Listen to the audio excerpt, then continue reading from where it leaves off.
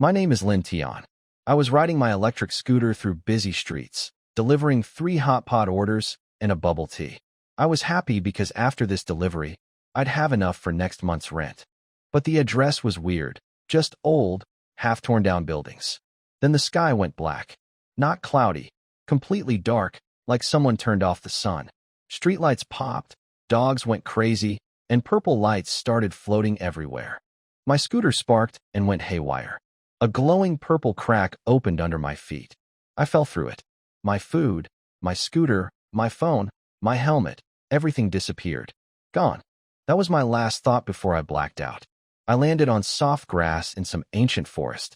Fresh air, tall trees, no city in sight. Still wearing my work clothes, at least. I found a glowing crystal nearby, and a voice spoke in my head.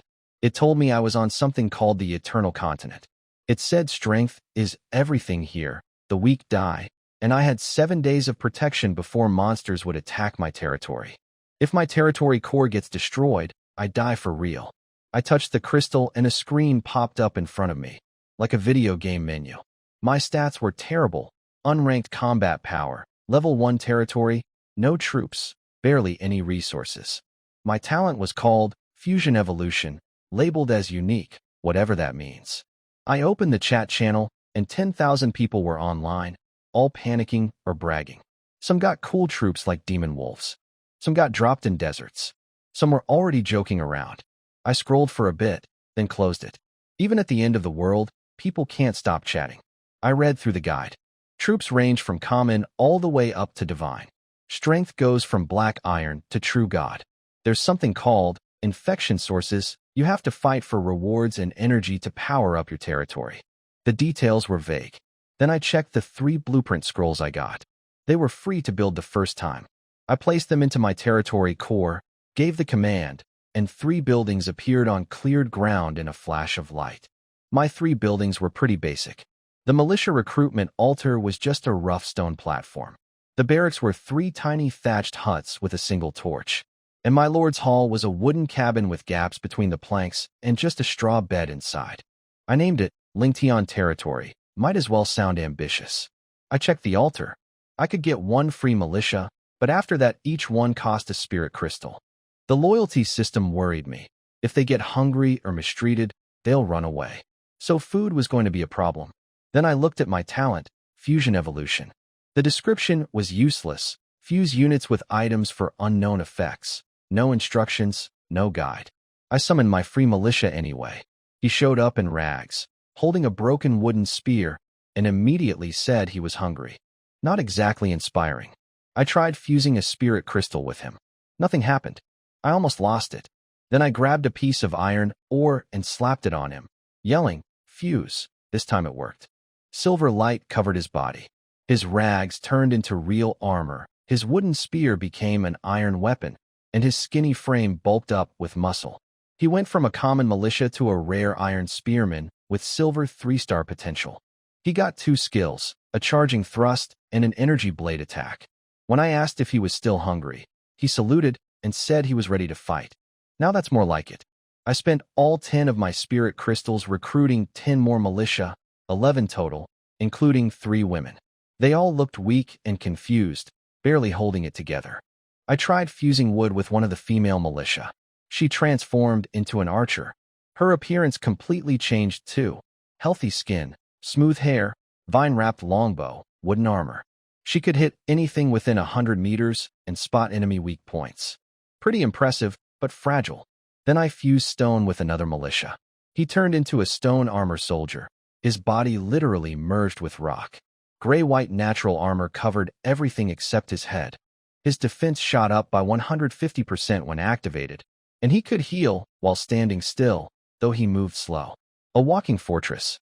With the materials I had left, I fused the rest. 3 more stone armor soldiers, 3 more iron spearmen, and 2 more archers. My little army was finally taking shape. My squad was ready: 4 rock soldiers, for iron spearmen, 3 archers. I felt like I had a cheat code. I looked out past the barrier into the jungle and decided to be careful. My territory was actually pretty decent compared to others who got stuck in deserts or frozen wastelands. At least I had water and trees.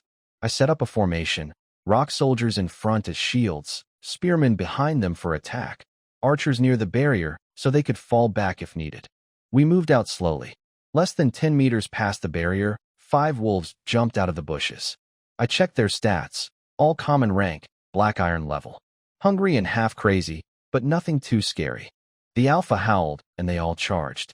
I told my rock soldiers to activate their skills. The wolves bit and scratched at the stone armor, but barely left a mark. Only the alpha managed to chip off a few pieces. My guys didn't budge. When the wolves slowed down, I sent in the spearmen. Their thrusts hit hard, twice normal power with the piercing skill. 2 wolves went down with deep wounds. Then the archers opened fire, nailing weak spots like eyes and throats. 1 arrow dropped a wolf trying to sneak around. Another finished off a wounded one. Soon only the alpha was left. It tried to run, but my archers blocked its path with arrows. 1 hit its back leg, and a spearman finished it off. We dragged the bodies back to base. I touched 1 and got a collection option: wolf hides, meat, and 6 spirit crystals, all stored in my lord's backpack. My soldiers were basically untouched, just a few scratches.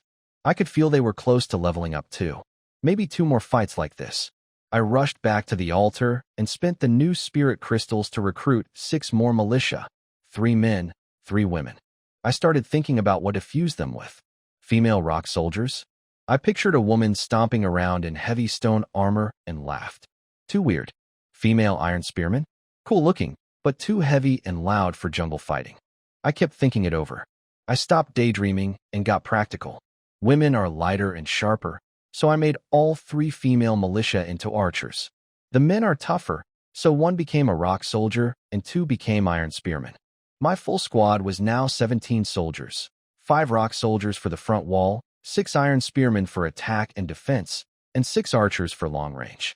All rare quality, even though they were only black iron level 1. Not bad at all. I decided not to push deeper into the forest. The wolf blood might attract something worse. Better to play it safe during the protection period. I sent the team to scout and clear the area within 500 meters behind my territory instead. While they were out, I checked my resources. Wood, iron, and stone were running low. 0 spirit crystals left. The wolves only dropped basic crystals, so I'd need to fight stronger monsters for better ones. Then I noticed something cool. My recruitment altar had changed. It was glowing now, and the blurry carvings had turned into 3 clear images matching my 3 troop types: rock soldier, iron spearman, and archer. The altar was evolving along with my army. Maybe it was connected to my unique talent. That got me excited about what else might change later. I sat by the altar and opened the chat channel to see how everyone else was doing. Turns out higher quality troops cost way more. Elite units cost 4 crystals each with limited free recruits. Rare cost 5 crystals with cooldown timers.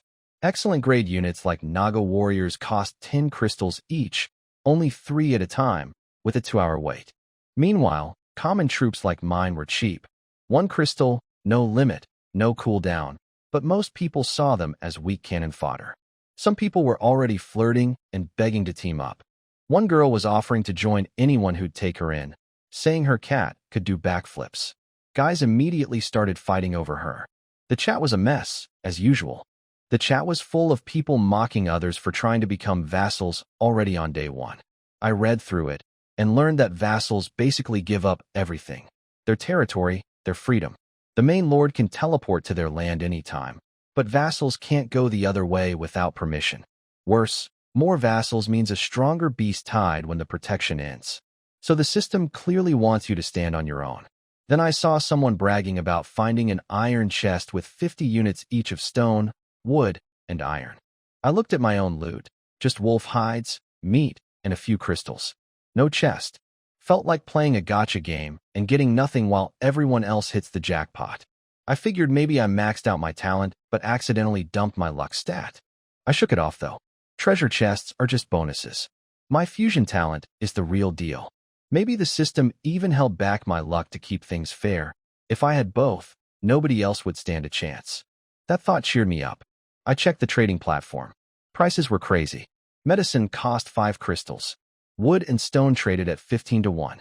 Everyone was spending crystals on soldiers first. I listed my 25 wolf meat for 50 wood, and the trade went through instantly. Sold the 5 wolf hides for 10 more wood. Better than making my soldiers chop trees when they could be fighting monsters instead. I closed the chat feeling confident. Lucky or not, I'd walk my own path and build my way up with fusion. Looking around my territory, the Lord's cabin was basic but solid enough. The barracks, though, 3 sad little huts made of sticks and mud, gaps in the walls, straw roofs shaking in the wind, one lonely torch in the middle. My brave soldiers were going to sleep in that. If the wind picked up, they'd have to huddle together just to stay warm. I checked the barracks panel.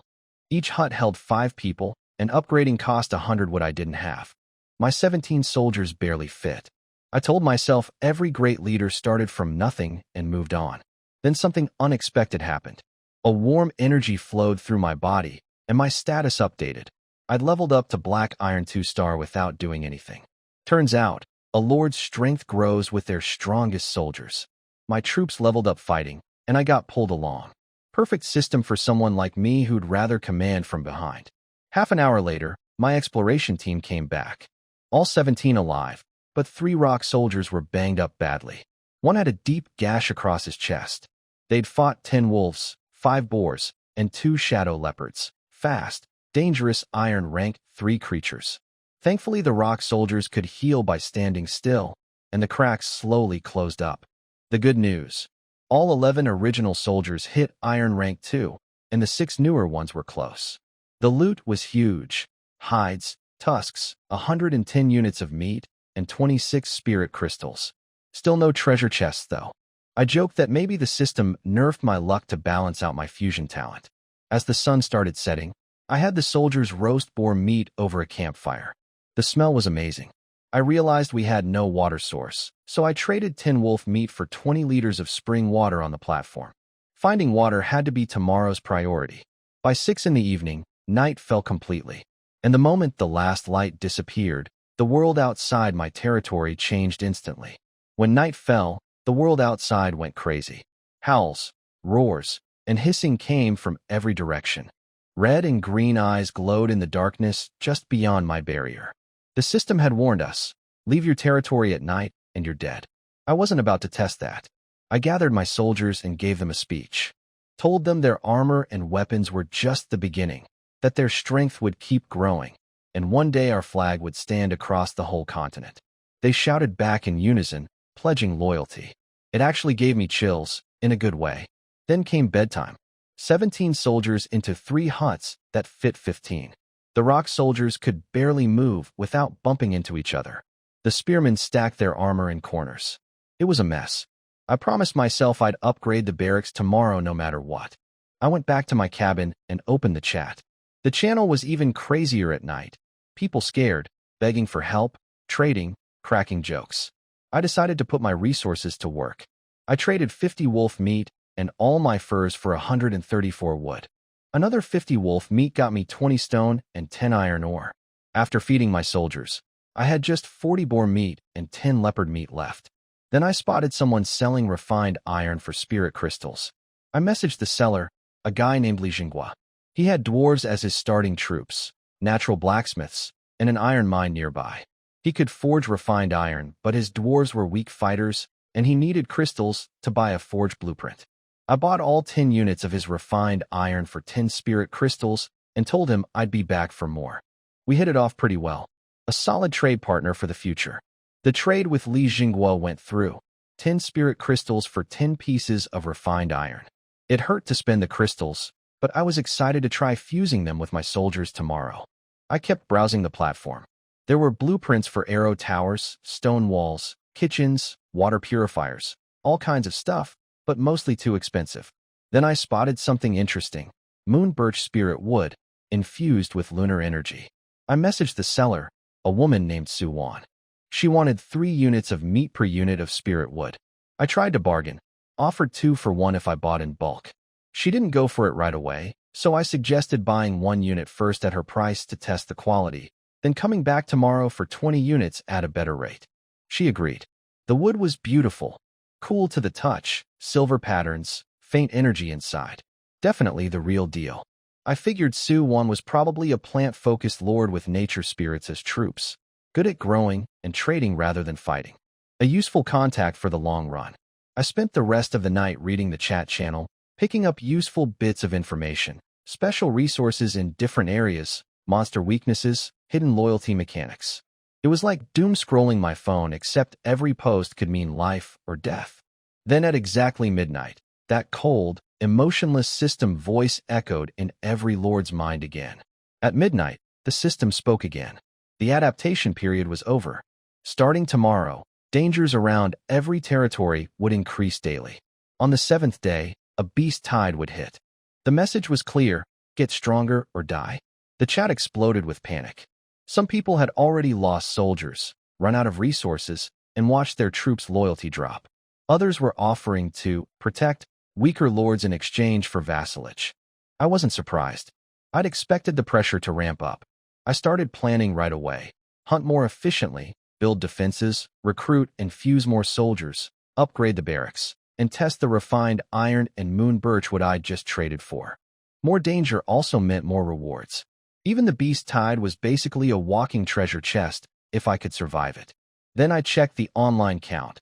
9,875 out of 10,000. On the very first day, with full protection, 125 lords had already died. Starved, killed by monsters, lost their troops, or wandered out at night and never came back. That number hit harder than any chat message. I was about to sleep when a terrified message appeared. A lord called Water Source Kid said a giant ape was standing right outside his barrier, 10 meters tall. Half its head was exposed bone with rotting flesh and insects, blue flames burning in its eye sockets. He couldn't even read its stats. Everything showed question marks, meaning it was at least silver rank, maybe gold. Way beyond anything an iron-level lord could handle. People argued in the chat. Some told him to become a vassal immediately. Others said don't give up your freedom over one scare. The kid couldn't decide.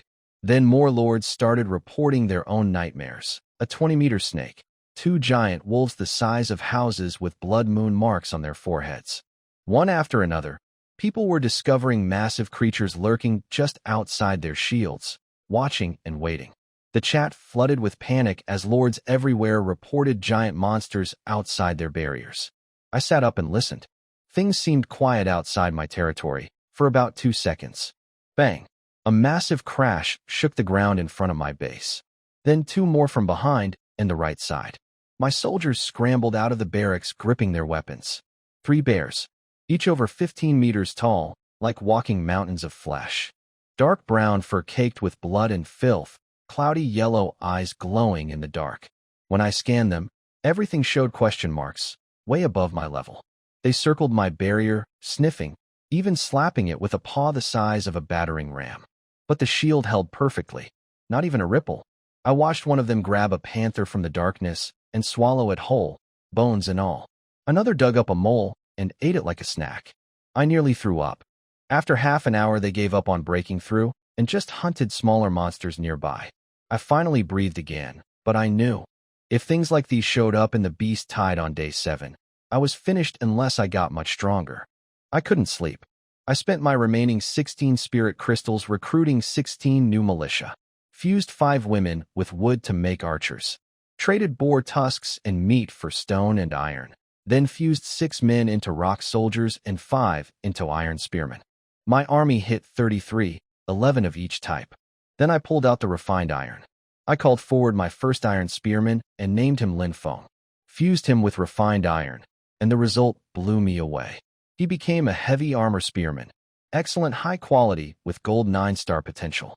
His armor turned smooth and thick, his spear became refined steel, and he got a new skill that ignored 50% of enemy defense.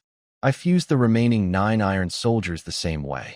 10 heavy armor spearmen standing in formation, shining like silver. Next I called my first archer and named her Linine. Fused her with the moon birch spirit wood. She transformed into a moon shadow archer, also excellent high with gold potential. Her armor became silk smooth with silver patterns. Her bow glowed with moonlight threads, and she got a triple shot skill plus a trait that boosted all her attacks by 50% under moonlight. She also got noticeably prettier, which caught me off guard for a second. I named squad leaders, Lin Feng for spearmen, Linine for archers, Lin Yin for rock soldiers. Then I spent 100 wood upgrading the barracks from leaky straw huts into proper wooden buildings with doors, windows, and room for everyone. I ordered all 33 soldiers to rest and told them to wake me at 7 sharp. Then I stood alone outside my cabin, looking at those 3 massive bears circling in the dark. The fear had settled into something harder, determination. 6 days to get strong enough to survive, or those bears would be the least of my problems. I went inside, shut the door, and forced myself to sleep. Tomorrow the Real race would begin. Lin woke me at dawn. My back ached from that wooden bed. Outside, all 33 soldiers were already assembled and ready. It actually looked like a real army now. I shared breakfast with everyone. Roast boar meat and the last of our spring water. Then I messaged Su Wan and traded 20 units of boar meat for 10 pieces of moon birch spirit wood. She refused wolf meat because it tasted terrible. Fair enough. I fused the spirit wood with my 10 remaining regular archers, turning them all into Moonshadow archers. Now I had a full squad of 11 elite ranged fighters. For today's exploration, I set up a 3-layer formation. Rock soldiers on the outside as shields, heavy armor spearmen in the middle for attack, and me in the center surrounded by all 11 Moonshadow archers. We stepped outside the barrier. The scene was horrifying. The 3 bears from last night had destroyed everything within 100 meters. Trees snapped in half, blood and torn flesh everywhere, claw marks gouged into rocks. Dead silent. No birds, no insects. Just the stink of death. We pushed past the wreckage and 100 meters in, ran into a wolf pack. Over 20 of them this time, led by a black iron 4-star alpha with red markings on its forehead. Way more than yesterday, and stronger too. But still common quality. I ordered tight formation. The rock soldiers activated their stone bodies and formed a wall. The wolves scratched uselessly at the rocky armor. Then my heavy armor spearmen struck. 11 spears with golden energy blades tore through the first wave of wolves. Right after, my Moonshadow archers unleashed triple shots. 33 arrows rained down, each one aimed at eyes, throats, or flanking wolves. The charge collapsed in seconds. Bodies piled up around our formation. I joked that my only job was being a battlefield atmosphere creator, but honestly my scouting ability and commands were what kept everything running smoothly. The alpha tried to run with the last few wolves. I told Lin not to let any escape.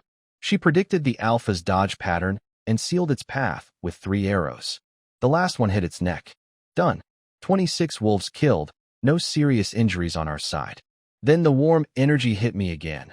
My original 11 soldiers reached Black Iron 3-star, the newer 6 hit Black Iron 2-star, and I leveled up to Black Iron 3-star too. I rushed back to collect everything. 130 wolf meat, 26 wolf skins, and 61 spirit crystals. Not bad at all for one morning fight. 61 spirit crystals meant 61 new militia. I rushed to the altar and recruited them all, 48 men, 13 women.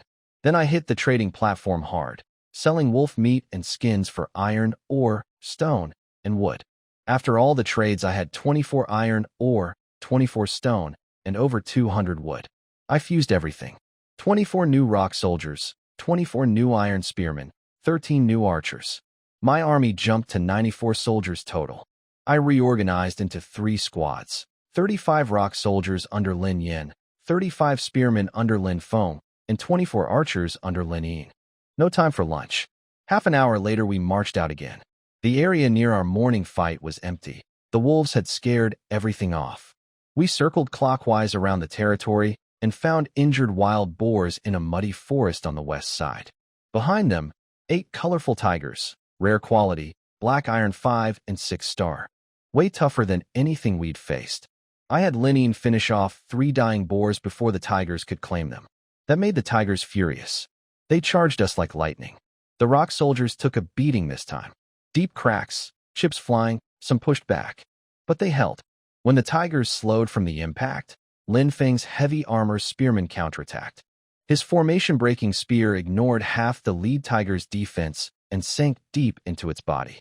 The Moonshadow archers focused fire on wounded tigers, targeting open mouths and exposed eyes. In 2 minutes, all 8 tigers were down. Then something amazing happened. 2 silver chests dropped. Actual loot chests.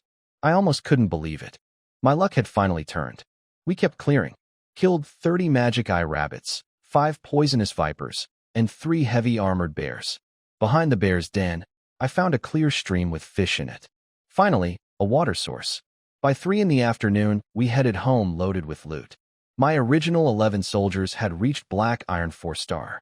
The next 6 hit 3-star. The rest were all at least Black Iron 2-star. My own Lord level climbed to Black Iron 4-star too.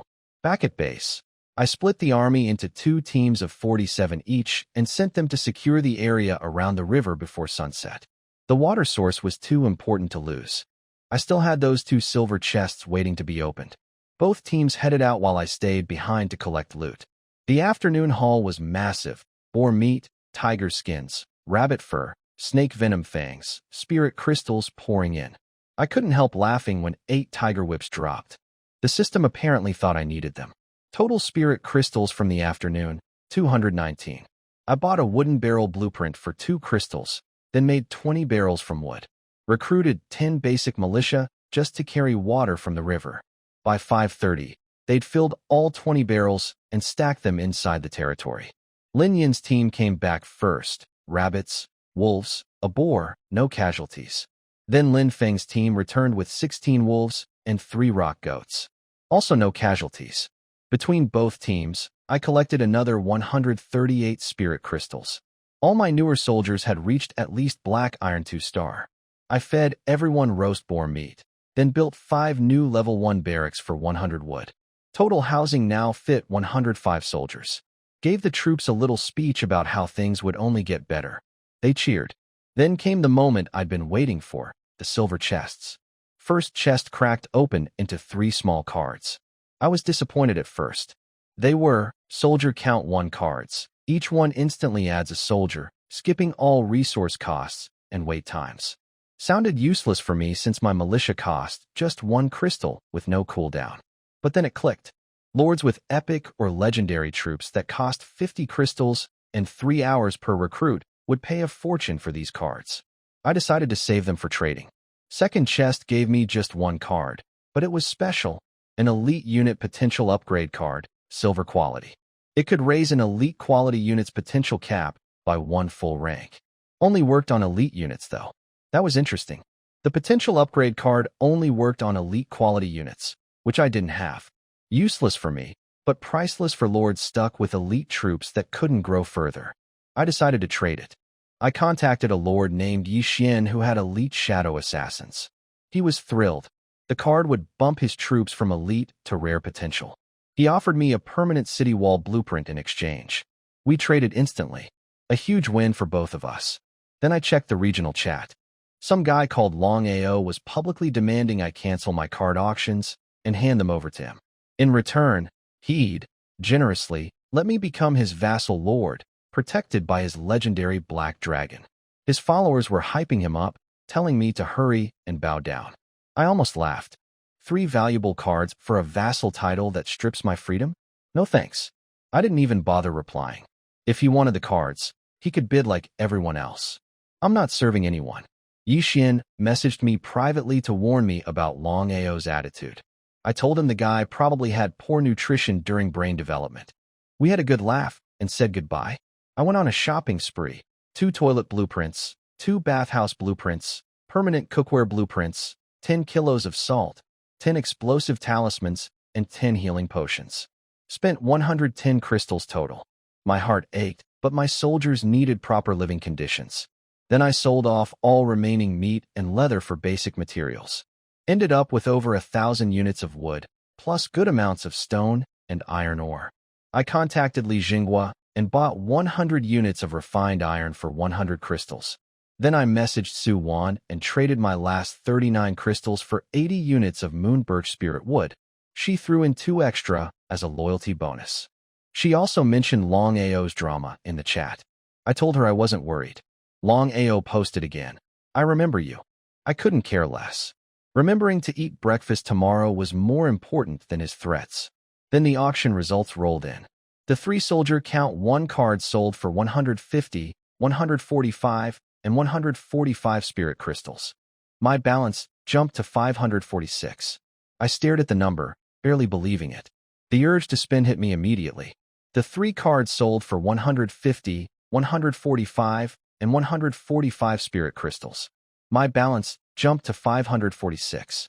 I found out later that Long Ao bought 2 of them, burning through most of his crystals just to spite me and grow his black dragon army from 3 to 5. A lord named Murong Qing, who had legendary angels, calmly snagged the 3rd card for 145. She played it smart while Long Ao played it emotional. Long Ao was furious I never replied to him, standing on his cold plateau, punching rocks, and swearing revenge. I couldn't care less. If he wants to fight, he can try climbing through the chat window. I spent my windfall fast, bought 50 more refined iron from Li Jinghua and 50 more moon birch spirit wood from Suwan. Then grabbed 100 iron ore and 100 stone from the market. That cost 220 crystals, leaving me 326. I plan to save 106 for recruiting tomorrow to push my army to 200 and use the rest on materials. I needed something special for my rock soldiers. They'd been my reliable shields from day one, and they deserved an upgrade. I searched the platform for a long time until I spotted something in a quiet corner, Xinhuang stone. 5 times harder than granite, good energy conduction, perfect for defense. The seller, Chen Hao, had a rare mining crew, great at digging but terrible at fighting. He only had 10 units at 1 spirit crystal each. I bought them all. The stones were dark, heavy, with a faint golden glow. Exactly what I needed. I asked about his daily output, about 100 units if his workers focused. I told him I'd buy everything he mined tomorrow, using the excuse that I was building city walls. He was thrilled to have a steady buyer. We shook on it. Between the refined iron, moon birch wood, and now Xinhuang stone, I had upgrade materials for all 3 troop types. Tomorrow was going to be a big day. I was already imagining my rock soldiers fused with Xinhuang stone when I finally fell asleep. But 3 hours later, loud pounding woke me up. I opened the door and counted.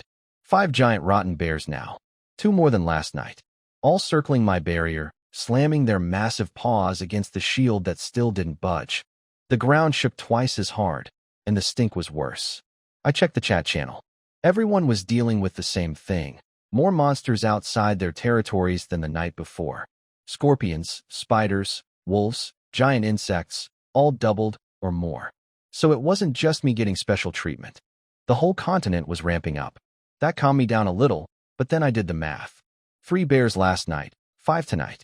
If the pattern continued, 7, 9, maybe 20 by the 7th day when the beast tide hits. And that's just the nighttime guards, not even the main attack force. I needed to move faster. More hunting, more resources, more troops, stronger defenses. Every hour counted now. I looked at the 5 useless mountains of flesh bumping against my unbreakable shield and shook my head. They couldn't get in, but a weaker lord watching this every night would be too scared to sleep, too tired to develop. I was glad I'd told my soldiers earlier to stay calm and rest through the noise. I went back inside, covered my ears, and forced myself to sleep. Fear wouldn't help. Only rest and action would. Lin Yin woke me at dawn.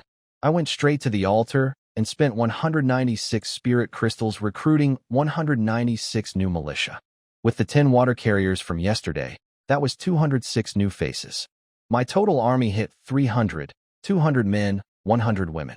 First, I called Lin Yin and the rock soldiers forward. I felt bad. The spearmen got refined iron, the archers got moon birch wood, but the rock soldiers, always in front, always taking hits, hadn't gotten any upgrades. I only had 10 Xinhuang stones, so only 10 could evolve today. I promised the rest would get there soon. Lin Yin said I didn't need to apologize. Protecting the team was their honor. The whole rock armor squad shouted together, no regrets. That hit me hard. I fused the first Xinhuang stone with Lin Yin. Dark gold light covered him. His gray-white stone skin turned deep yellow-brown with ancient patterns, like rock layers billions of years old. He became a mystic rock spirit guard, excellent high quality, gold 9-star potential. His new skill was incredible, giant rock spirit shield. He could summon massive shields from the earth, resize them, connect them together, even throw them. Perfect battlefield defense. I fused the remaining 9 stones with my best rock soldiers. 10 mystic rock spirit guards stood in formation like small fortresses. Then I went through the rest of the army. All 100 female soldiers became Moonshadow archers, first fused with basic wood, then upgraded with Moon Birch Spirit wood. Green and silver light everywhere. 100 archers with Moonlight bows, sharp eyes, lined up and looking deadly. The 130 remaining men split evenly. 65 fused with stone to become rock soldiers, 65 fused with iron or into iron spearmen. Then all the spearmen upgraded further with refined iron into heavy armor spearmen. The fusing took half an hour straight. When the last light faded, 300 soldiers stood before me. My army was finally real. 300 soldiers stood before me. 100 Moonshadow archers under Lin Yin on the left, 100 heavy armor spearmen under Lin Feng in the center, and 100 rock soldiers and mystic rock spirit guards under Lin Yan on the right. All eyes on me, full of fighting spirit. I split them into 3 teams of 100, each with a balanced mix of troop types. Lin Yin headed north, Lin Yan southwest, Lin Feng southeast. Orders were simple. Clear all monsters within 5 kilometers, gather resources, explore, and get back before dark. They shouted their response and charged out like a flood. I stayed behind to build up the base. First, housing. I built 5 new barracks and upgraded all 10 level 1 barracks to level 2. 30 wooden houses total, fitting all 300 soldiers. Wood ran out fast, so I traded 100 spirit crystals for 1,200 units on the market. Prices had dropped since more people were hunting now. Then I bought warehouse and kitchen blueprints, built the 2 toilets and 2 bathhouses from yesterday's blueprints. I set up the barracks in 2 rows with a training ground between them, warehouses and kitchen nearby. Made 10 iron pots, 500 wooden bowls, 100 buckets, wooden basins, iron shovels, everything we needed for daily life. The territory finally looked like a real settlement. Neat buildings, organized storage, proper sanitation. While I was inspecting the new toilet, notifications started flooding in. All 3 teams were fighting hard out there. They were running into way more monsters than before, bloodthirsty mice, mouse kings, all kinds of creatures.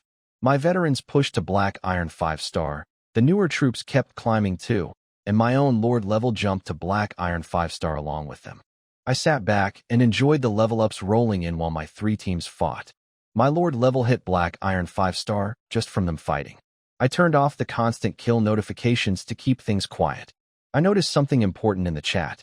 A lord described a new enemy called a pollution beast, covered in rotten flesh and exposed bone, doesn't feel pain, incredibly tough to kill. You basically have to smash it apart or cut off its head. Normal attacks barely work, but they drop double the spirit crystals. Soon after, my own troops killed one near my territory and got 10 crystals as a reward, instead of a normal drop. This was bad news for lords with weak troops. But my fusion army was built for this. Rock guards for defense, heavy spearmen for armor piercing, Moonshadow archers for precise kills. I felt okay about it, but the urgency to get stronger only grew. Around 5 in the afternoon, Lin Yan's team came back first. They looked rough, blood-covered, armor cracked and scratched, but everyone alive. They carried all kinds of prey plus some disgusting pollution monster remains. I told them going forward, just kill those things and leave the bodies. No point hauling back rotten flesh.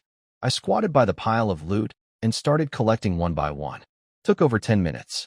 1,000 units of meat, 190 hides, 910 spirit crystals, and 6 black iron treasure chests. Solid haul.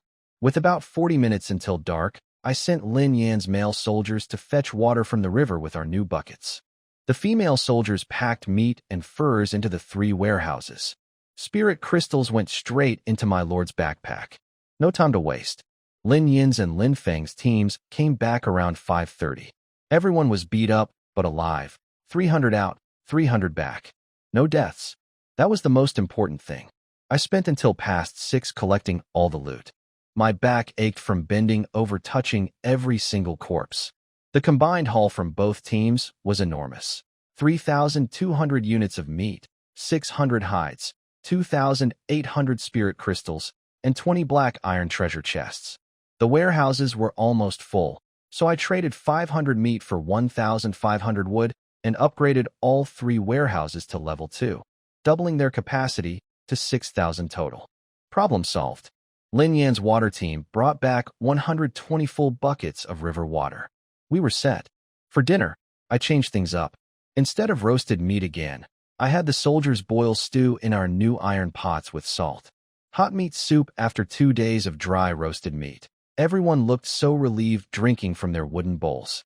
After dinner, I gathered all 300 soldiers. I gave them a speech, thanked them for their bravery, pointed out how their teamwork saved lives today, and promised that every resource they brought back would go toward making them stronger. I told them I couldn't promise zero danger, but I promised we'd grow stronger together until everyone remembered our name. They shouted back with everything they had. The sound shook the night air. I showed them to the new upgraded barracks, 10 proper wooden buildings, everyone getting a real bed. Apologized that hot baths weren't ready yet, but promised to fix it tomorrow. They went to their rooms tired but happy. I could hear them laughing and talking through the walls. Standing there watching the lights in the barracks, I felt it. This army wasn't just soldiers anymore. We were becoming something real. I stood in front of the warehouse looking at 2,400 units of meat and got to work trading. Swapped 900 meat for 300 iron ore, 500 meat for 1,500 wood, and kept 1,000 for tomorrow's breakfast. Bought 415 stone with 69 crystals to round things up to 500. Then I realized I'd upgraded everyone's housing except my own. My lord's cabin was still a drafty shack. I invested 100 stone, 200 wood, and 50 pelts into upgrading it. The flash of light turned it into a proper stone-and-wood building. 3 bedrooms, a living room, a bathroom, and a real bed with thick animal pelts. I jumped onto that soft bed and almost cried from happiness after 2 nights on wooden boards. I joked about the second bedroom being for a future lord's wife. The system apparently plans ahead. I checked my stats. Black Iron 9-star lord level. My top soldiers were also hitting 9-star. The army was 300 strong with solid gear across all 3 types. And I had 2,731 spirit crystals to spend. I contacted Chunhao first. He'd recruited 50 extra miners and dug out 290 units of Xianhuang stone today. I bought every single one. Then I called Li Jinghua for 239 units of refined iron. But he had a surprise. While mining deep underground, his dwarves found something called Crimson Sun meteorite iron. A meteorite fused with celestial fire, full of intense yang energy, perfect for forging top-tier weapons. Other lords offered only 100 crystals for it. He asked for 200. I didn't hesitate. The material was clearly special. If I fused it with the right soldier, it could create something far beyond anything I had. I bought it immediately. Li Jinghua said he'd give me first pick on any rare materials from now on. I held the meteorite in my hand. Dark red with a black crust, warm like it had fire inside, ancient patterns across its surface. This could be a game changer. I stored it carefully and went to bed excited about tomorrow. I bought 246 units of moon birch spirit wood from Su Wan. But then she surprised me. She'd opened a golden treasure chest today. A golden chest. I almost fell out of bed with envy. My 300 soldiers fought all day and only got black iron chests. The item was called Sacred Moon Ancient Wood. It could be fused into weapons or buildings, absorbed moonlight to recharge and repair itself, and dealt double damage to pollution monsters under moonlight. Incredible. Su Wan named her price. For 100 spirit crystals, information about my troop quality and level, and a promise to help her during the beast tide on the 7th night if she needed it. I asked how I'd even get to her territory, and she said she had a way, didn't explain further. That hinted at some kind of teleportation ability, which made me take her even more seriously. I agreed to the deal, but played it smart.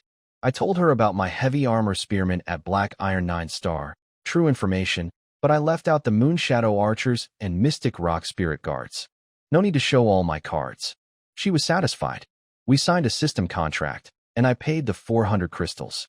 The Sacred Moon Ancient Wood appeared in my hands. Cool, smooth, with golden patterns that seemed alive. Just holding it washed away my tiredness. I stored it next to the Crimson Sun meteorite iron. 2 special materials, 2 future game changers. This deal felt like more than just a trade. Su Wan was testing me as a potential ally, and I'd passed. Whatever secret she was holding back about remote support, I'd find out eventually. I opened all 20 black iron chests before bed. No surprises: salt, toilet paper, cooking spices, a warehouse blueprint, an arrow tower blueprint, some sportswear, basic materials. Nothing flashy, but all useful. The salt and spices alone would make meals way better. Toilet paper? Civilization achieved.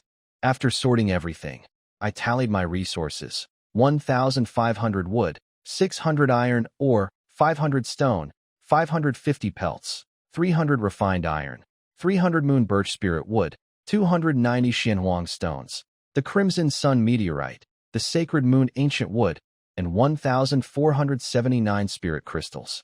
I plan to save 930 for recruiting tomorrow and use the rest for territory upgrades. Dawn of day 4. Linene woke me, and I went straight to the altar. Poured in 930 crystals. The light was blinding, nearly lit up half the territory. When it faded, 930 new soldiers stood there. 600 men, 330 women. A sea of pale, confused faces in rags. I climbed onto a platform and addressed them all.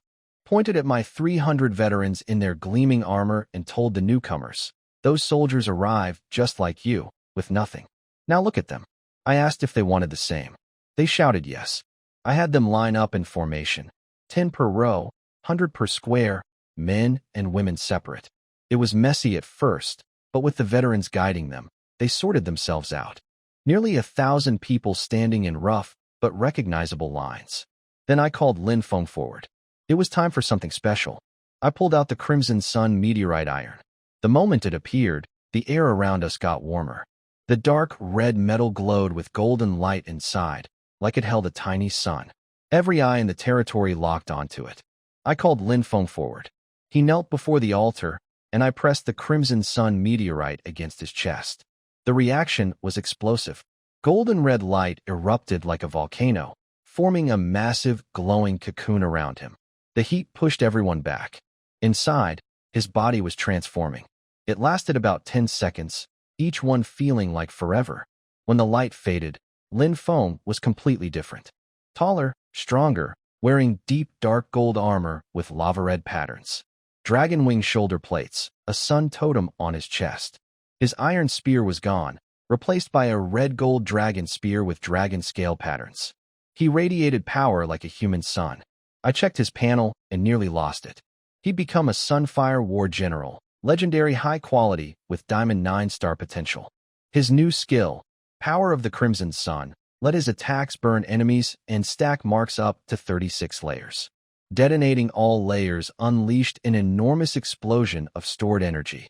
His other skill, Commanding 1,000 troops, could channel the combined strength of every soldier under his command into a giant war spirit to fight alongside him. The bigger the army, the stronger the spirit. I couldn't contain myself. My first legendary soldier.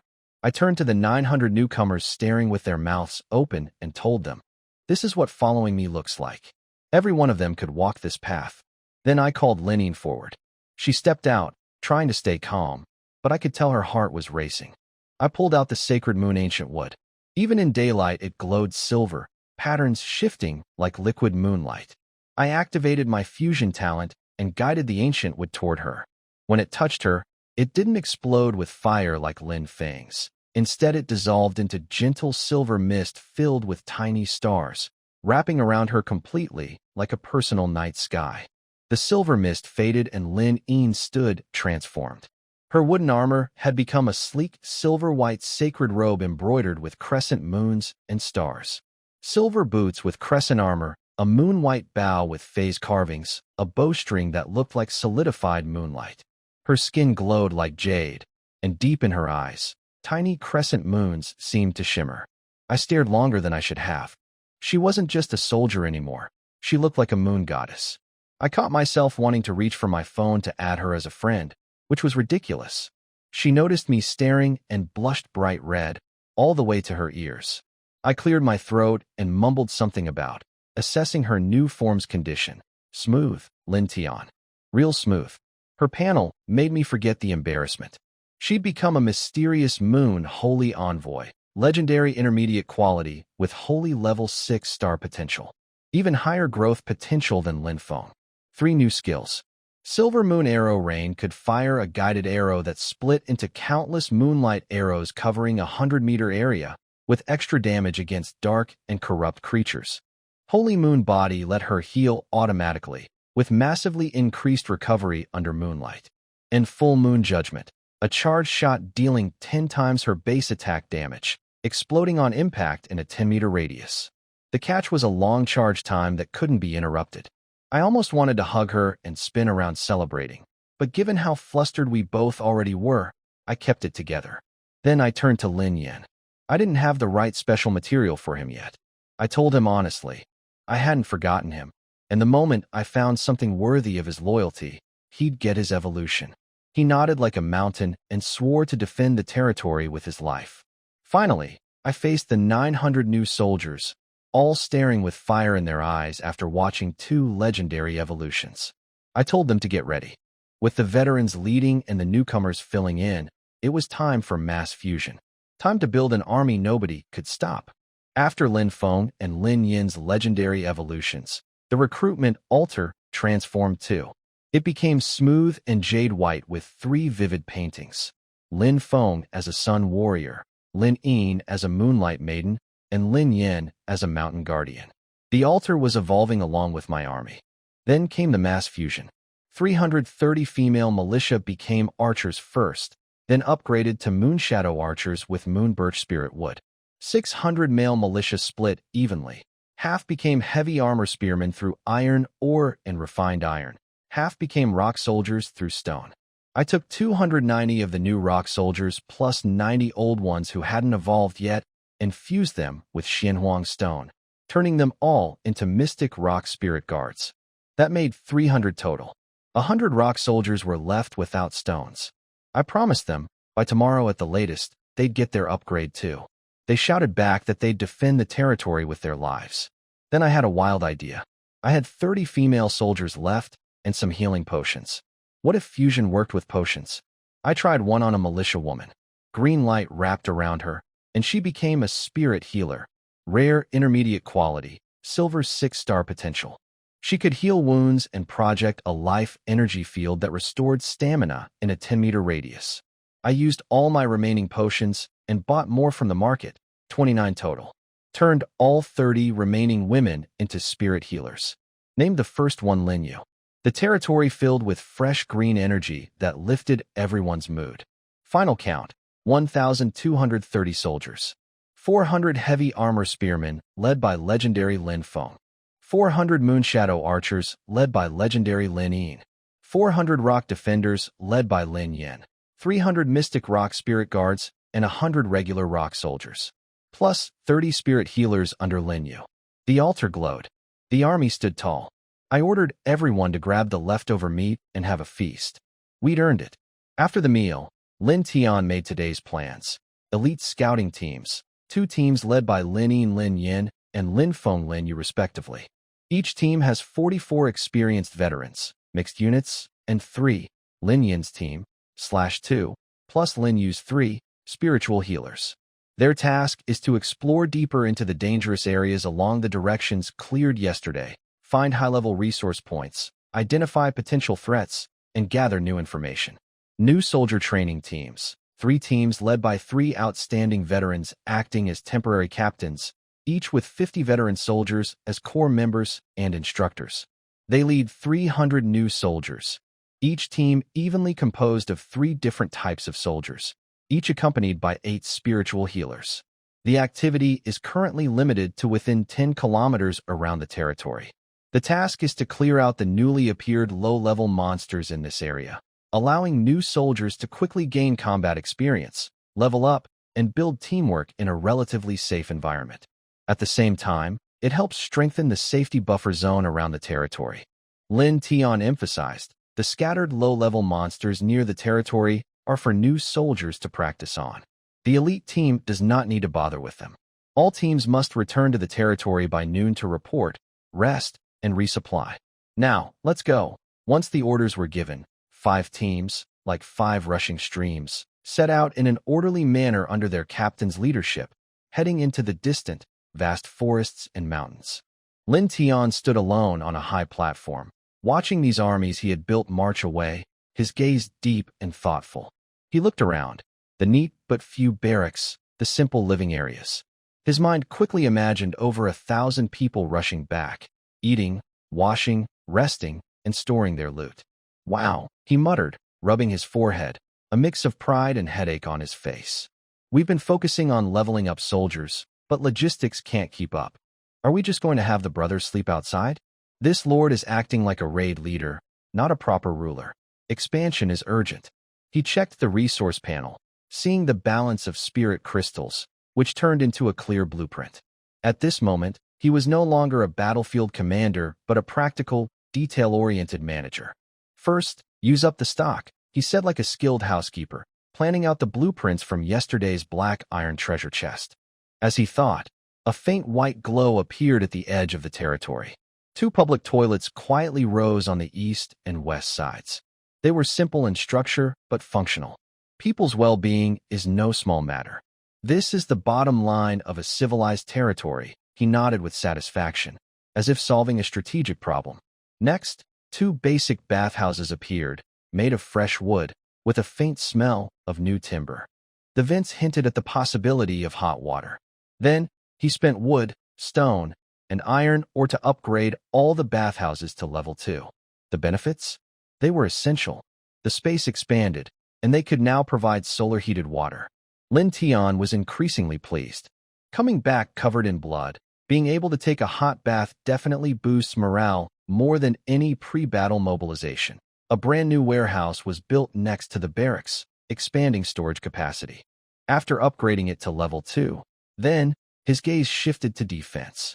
He had blueprints for 5 arrow towers, but judging by the size of his territory, it had expanded much more than just a little. He shook his head. 5? That's not enough. We can't even stand guard evenly. Without hesitation, he bought 5 more blueprints. The images of 10 arrow towers appeared in key areas of the territory. Under the infusion of resources, they quickly transformed from illusions into real structures. Rough but sturdy wood and stone built up rapidly, tall enough to overlook the surroundings. The shooting platforms and battlements at the top were already taking shape. Lin Tian imagined the towers standing like a forest under the moonlight, which made him feel safer. With the fences tight, wild dogs can't get in. However, the biggest challenge was housing. Seeing the 10 second-level barracks, he decided immediately, upgrade all of them to level 3. A flood of wood and some stone poured in, and the 10 buildings were enveloped in a bright glow of upgrading. Inside, he could hear the faint creaking sounds of structural expansion. In no time, the appearance of the 10 barracks became taller, more orderly, and stronger. Soon, 10 brand-new level 3 barracks stood before him. Each could hold 150 people, totaling 1,500 beds. Now it's spacious. Looks much better, Lin Tian said proudly, hands on his hips. Our service includes food, accommodation, and upgrades. We're definitely the most considerate lord in the realm. The warehouse also expanded. 4 new level 2 warehouses stood quietly, with a total capacity of 8,000 units, enough to handle the upcoming harvest. After all this, his stock of common materials was nearly depleted, and all the spirit crystals had been turned into wood. But looking at the 10 new arrow towers pointing to the sky, the neat sanitation facilities, the spacious barracks, and the warehouses, even though he was a bit exhausted from guiding the construction, he felt a strong sense of achievement. His territory was finally transforming from a crowded outpost into a fully functional, somewhat developed stronghold. The construction frenzy temporarily slowed down, giving him a moment to sit and habitually open the regional chat channel to see what his neighbors were up to. But the channel was filled with almost tangible panic and despair, like a bucket of cold water, instantly dousing his small pride. The screen was full of shocking pleas for help and cries. My spear troop squad was ambushed by a pack of corrupted hyenas and was wiped out. What should I do? Corruption. The wounds from the cursed monsters are rotting. Is there any way to treat them? How was it just scattered pollution monsters yesterday? And today they are starting to attack in groups. In the future, we won't be attacked by groups of pollution monsters like in zombie movies, right? The pollution giant spider swarm of the Black Iron 7 stars. My troops are surrounded. Does anyone have high-level troops? Please help me. A large outbreak of pollution monsters. Lin Tian's heart tightened, and his smile disappeared. My team. He suddenly remembered that he had blocked all the frequent battle notification messages yesterday to focus on building and planning. He quickly pulled up the detailed system records. When he opened them, the battle reports accumulated over nearly half a day, flooded in like an avalanche, with many messages marked with the glaring word, reward. His pupils shrank suddenly. Your troops killed the black iron 5-star pollution corruption dog. Reward, 10 spirit crystals. Your troops killed the black iron 7-star pollution pustule beast. Reward, 14 spirit crystals. Your troops killed. Reward. Similar records kept scrolling rapidly. His eyes immediately looked at the resource stats. Just the rewards alone, spirit crystal income was close to 2,000. And this was only from a little over 2 hours of battles. At the same time, a stronger, more solid sense of power surged within him. His lord level, bronze 1 star. Wow. Lin Tian slowly exhaled. After the shock, he felt a complex mix of thoughts. His newly transformed army was in an unknown distant place, experiencing what kind of intense battles? Behind these generous rewards was the heavenly path's high recognition of clearing pollution, also confirming the rapid deterioration of the external environment. His gaze returned to the regional channel. The number in the top right corner flickered coldly, 9120/10,000. In less than 4 days, nearly 900 people have died.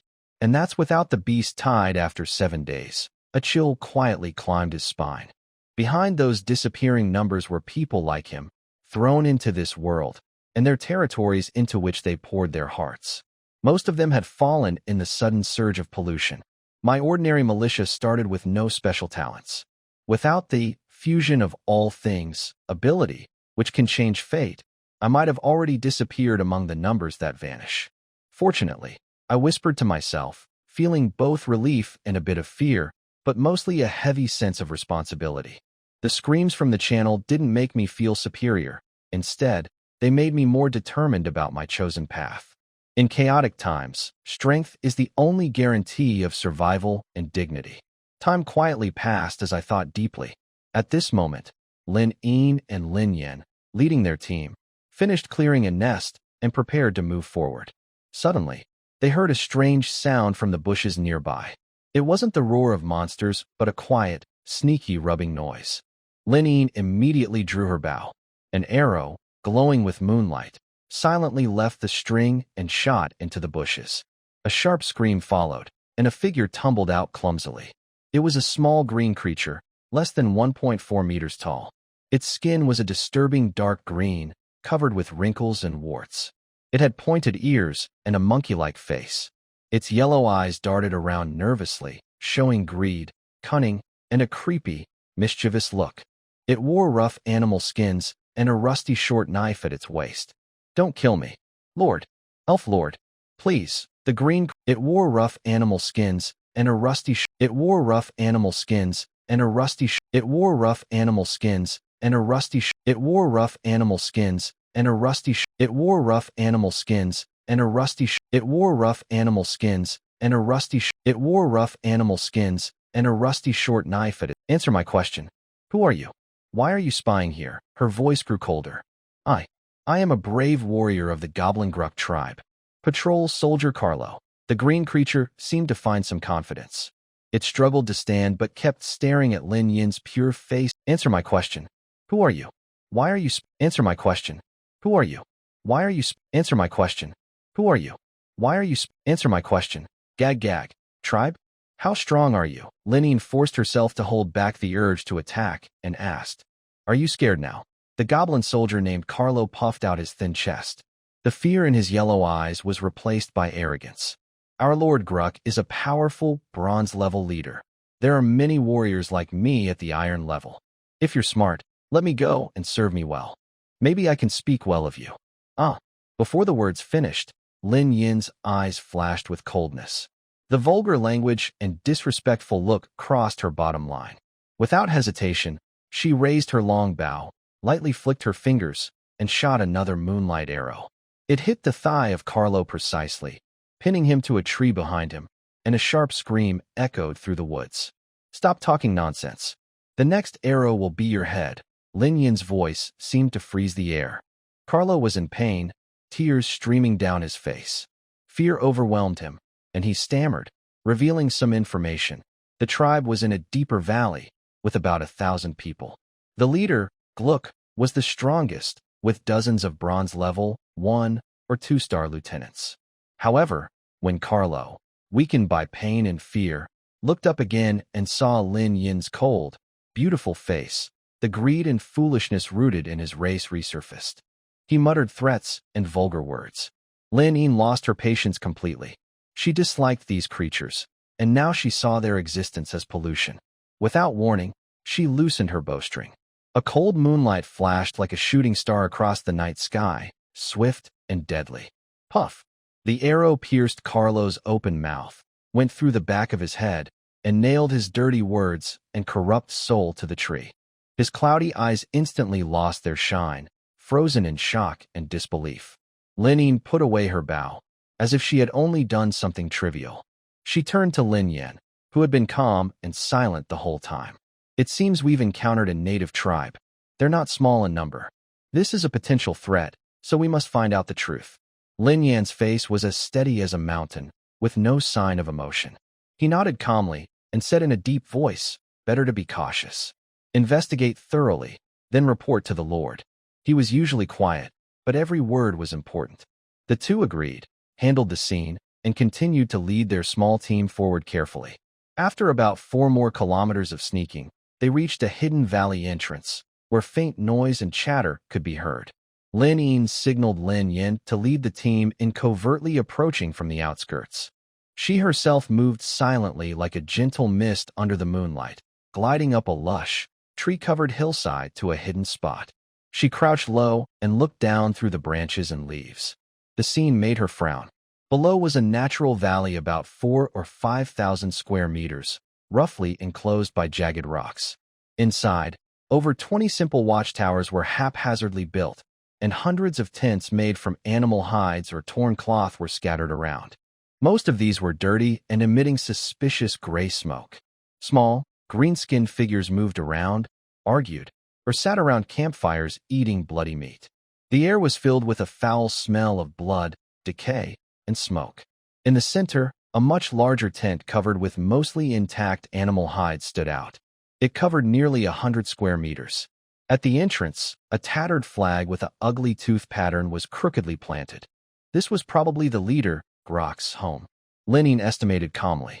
The number was about 1,500, just as the dead goblin had said. But upon closer look, most goblins were small and thin, moving chaotically with weak breath, mostly at iron level 5 or 6, like a disorganized mob. Only about 100 or so appeared stronger and better equipped, with a breath level reaching high iron or early bronze. They usually commanded more ordinary goblins, likely small leaders. Near the big tent in the center, she sensed a stronger aura, roughly at bronze level 3, which was probably Grok himself. Though they are many, their discipline is loose, and most are weak individually. Their high-level combat power is limited, Lin Yin quickly assessed. With our current strength, especially the powerful forces recruited by the Lord today, defeating them head-on should be easy. Following Lin Tian's instruction to be cautious and investigate carefully, she quietly withdrew without alerting the enemy.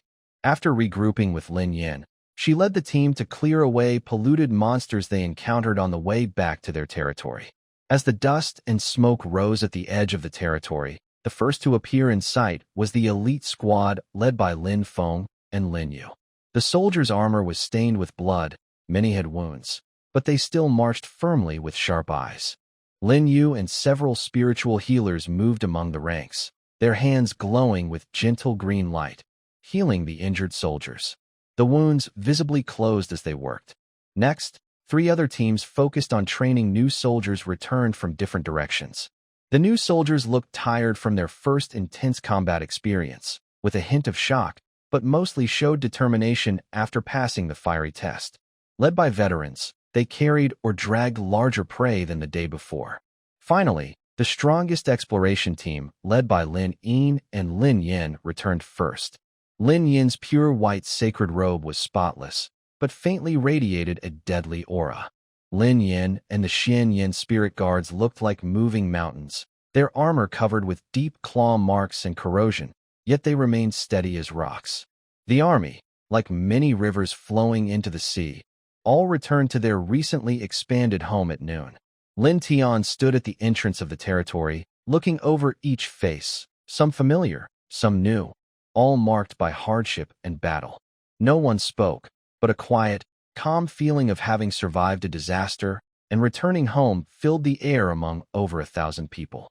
After a short rest and food supply, Lin Tian gathered the 4 team leaders to hear about the morning's exploration in detail. After half a day of intense combat training, even the new soldiers who just joined today had become much more solid in their energy.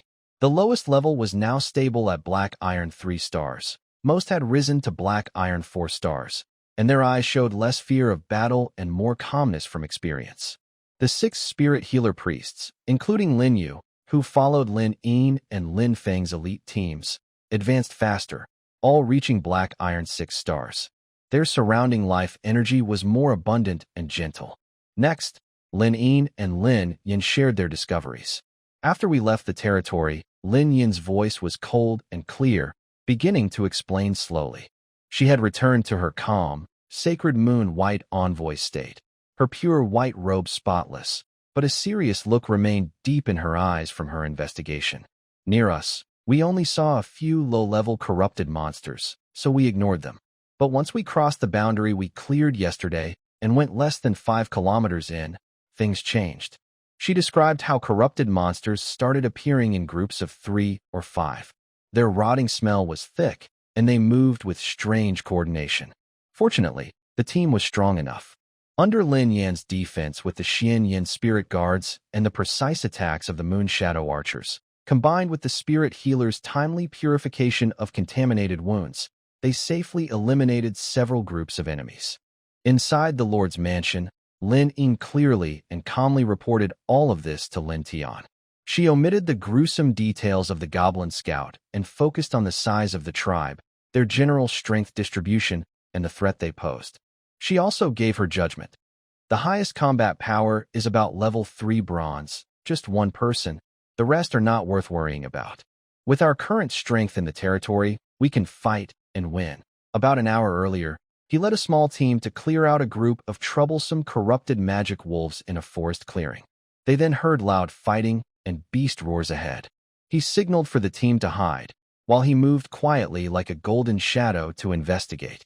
Pushing aside the last bush, he saw a messy open space. 5 strong minotaur warriors were fiercely fighting 3 thick-furred, black iron-level magic bears. The minotaurs were over 2 meters too tall, muscular, covered in dense brown-black hair, with large bull heads and sharp, curved horns. They wore simple but sturdy armor made of metal and leather, wielding huge double-edged axes or spiked hammers. Their roars were thunderous, full of primal strength. The fight was wild and powerful, each collision with the magic bears producing loud crashes, with wood and stones flying. Lin Feng watched calmly, quickly assessing in his mind. The leader Minotaur is about level 9 Black Iron Peak. The other 4 are around level 8 Black Iron. Their gear is rough but standardized, with clear signs of tactical coordination.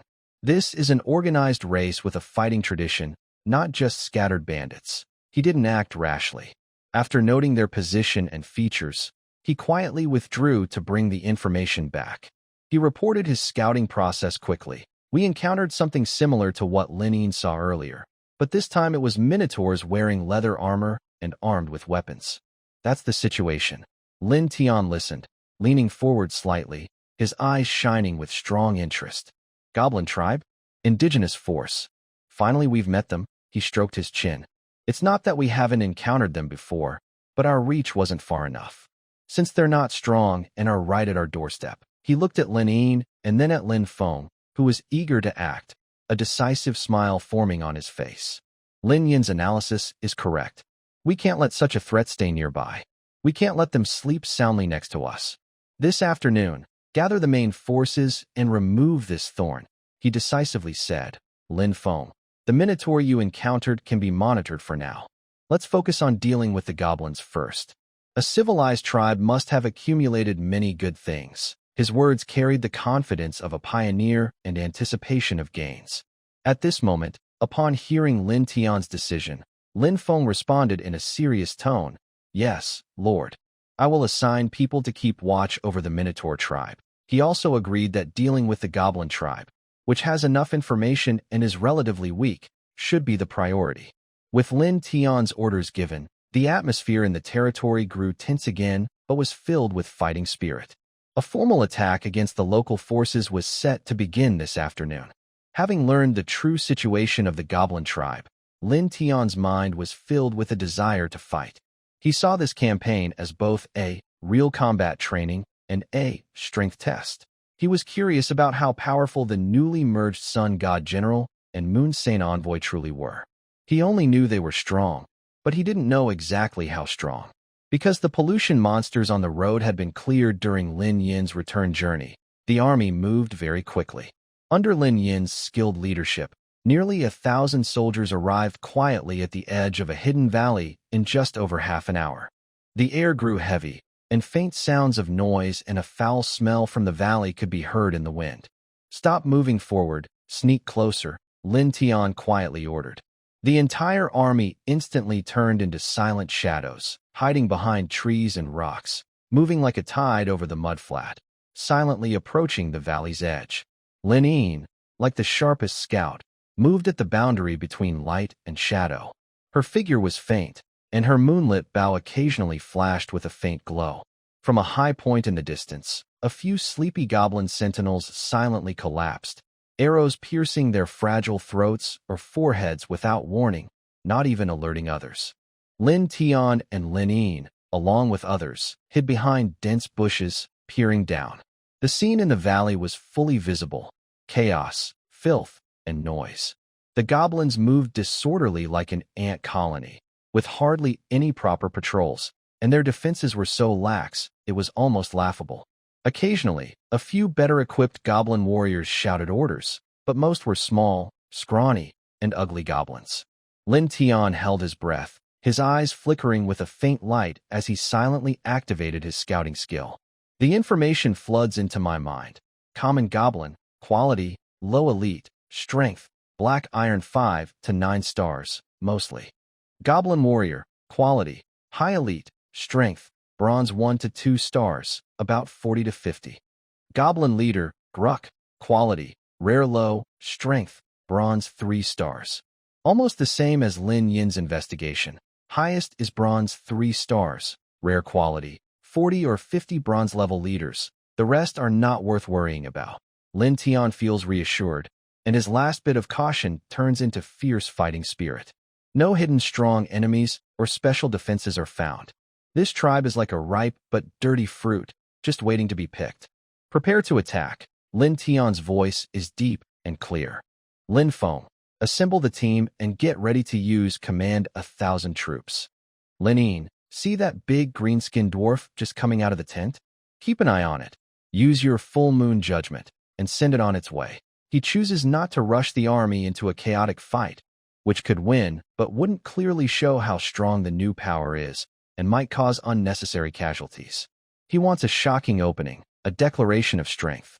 Yes, Lord, Lin Feng responds solemnly, his eyes burning with golden-red fighting spirit. Understood, Lord. Just watch and wait. Lin Yin turns her head and smiles at Lin Tian. That smile is like a frozen moon pond suddenly rippling, cold but with a rare hint of playfulness and confidence, standing out in the tense atmosphere before battle. Lin Tian is slightly stunned, thinking, this girl, after evolving, is really more and more charming. He quickly refocuses on the battlefield. Below the valley, Goblin leader Gruck is waving a rusty wooden stick, cursing a fallen slave with spittle flying, unaware that death is near. On the cliff, Lin Yin takes a slow breath, her aura instantly becoming ethereal and light.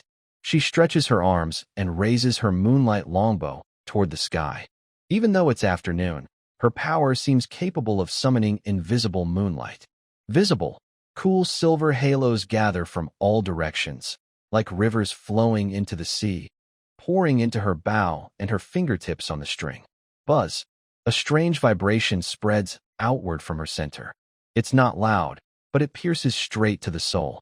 The light in her hand grew stronger and more intense, gradually forming into a huge arrow made entirely of sparkling moonlight.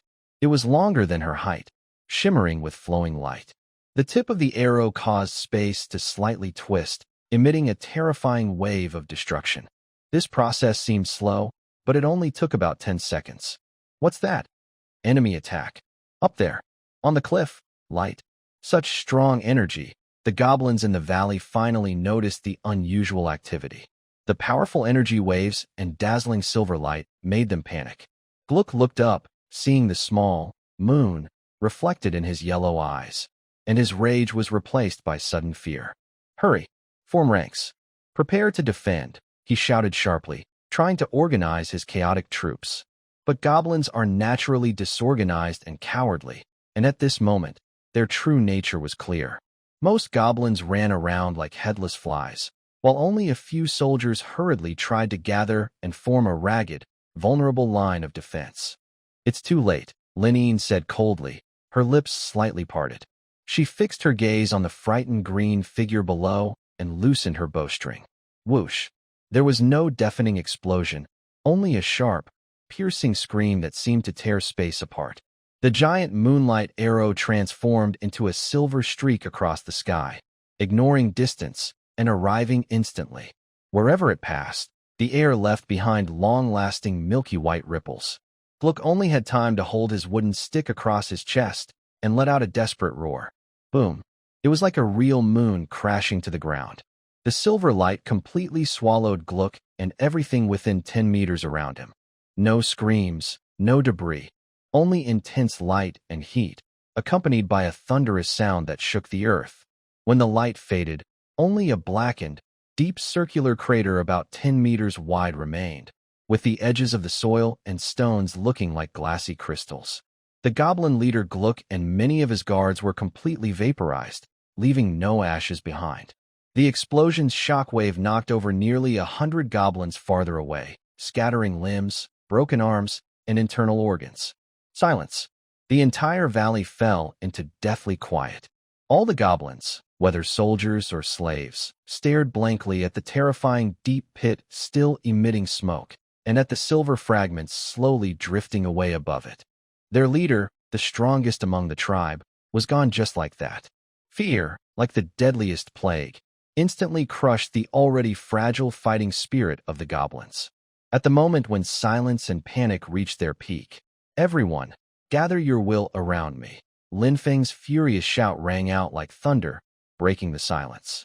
He stood in front of the spear formation, holding a golden dragon spear pointed straight at the sky. Behind him, 400 heavily armored spear soldiers roared together, their voices like a tide. Visible red energy and fighting spirit turned into hundreds of small streams, rushing wildly toward Linfeng. Command the army, forge the battle spirit. Boom. Linfeng's body burst into a bright golden-red glow like the sun. A huge, blurry shadow about 10 meters tall suddenly appeared above his head. The shadow's outline was vague, but it was clear that it wore fiery armor, wielded a giant flaming spear, and looked majestic like a divine figure, an enlarged version of the sun god general. In that moment, the battle spirit condensed, and a terrifying high-temperature shockwave spread out, causing plants and trees to instantly wither and burn. Slash. Linfeng's body and the shadow above his head moved in unison. He swung his spear, combining it with the fiery giant spear of the battle spirit, aiming at the goblin warriors below, those who had just barely gathered and were still terrified after their leader's sudden death. A long, tens of meters wide, solid-looking golden-red crescent-shaped spear light tore through the air, carrying scorching heat and unstoppable sharpness, cutting across the ground. Hiss! There was no loud collision sound, only a faint sizzling as the high-temperature cut through objects. Wherever the spear light passed, whether goblin warriors trying to block with shields, fleeing in panic, simple wooden fences, tents, or debris, all were instantly sliced, cut, and ignited. A deep, smoky black scar was left on the ground, flanked by 2 rows of charred or severed corpses and burning wreckage. In just this strike, over 200 goblins, including nearly 20 bronze-level warriors, were instantly vaporized or killed. The already chaotic defense line completely collapsed. The spear light faded, and the towering shadow of the sun god battle spirit slowly dimmed and disappeared. Lin Feng gasped slightly, but his eyes remained sharp as an eagle.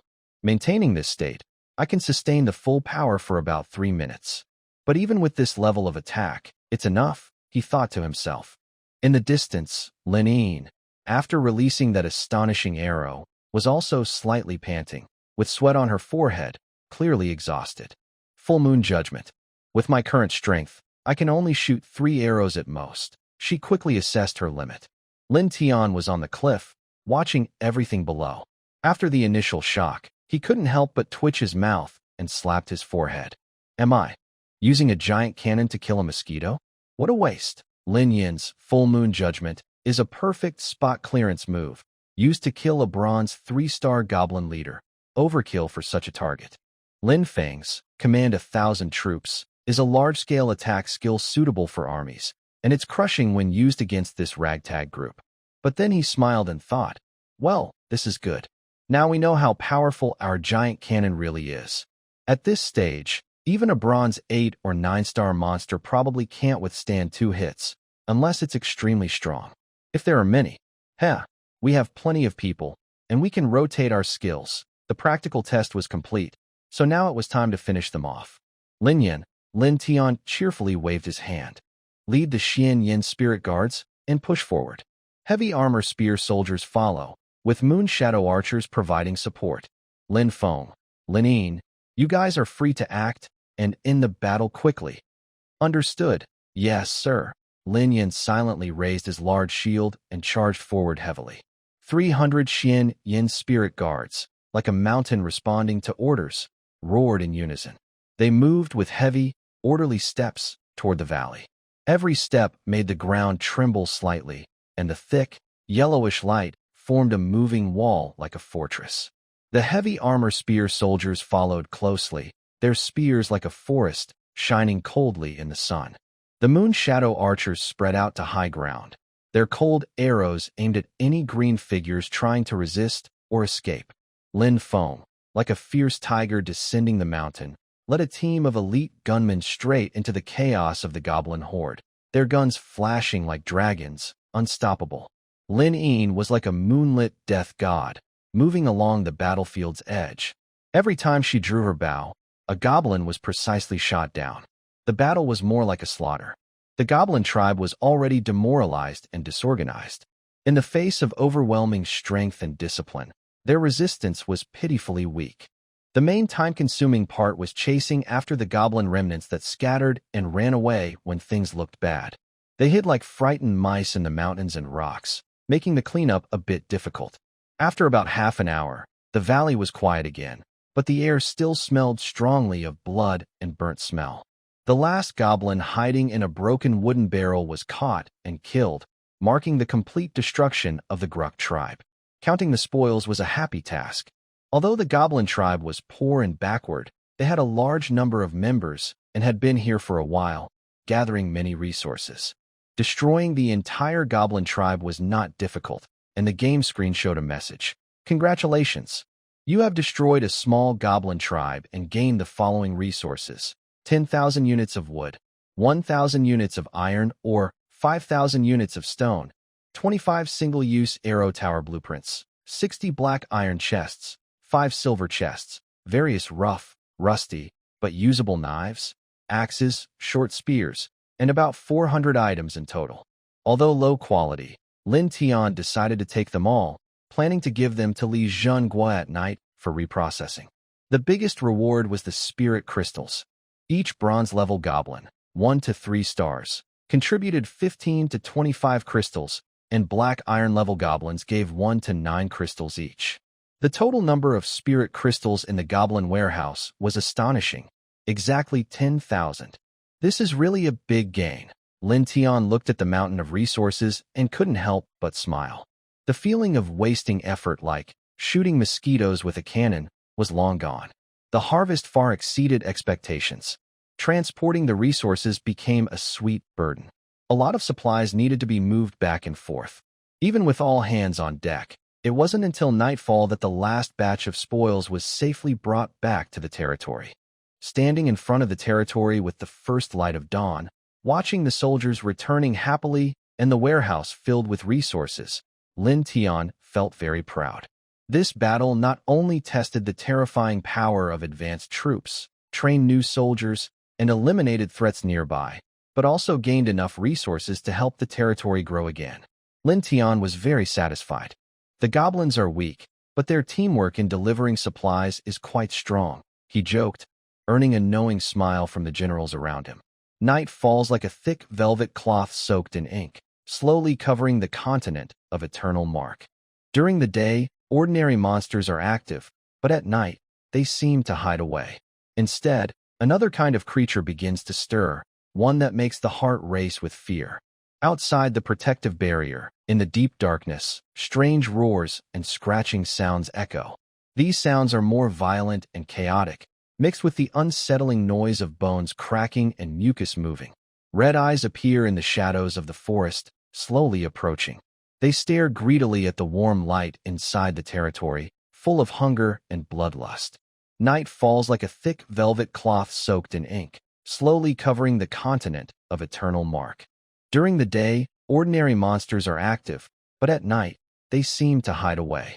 Instead, another kind of creature begins to stir, one that makes the heart race with fear.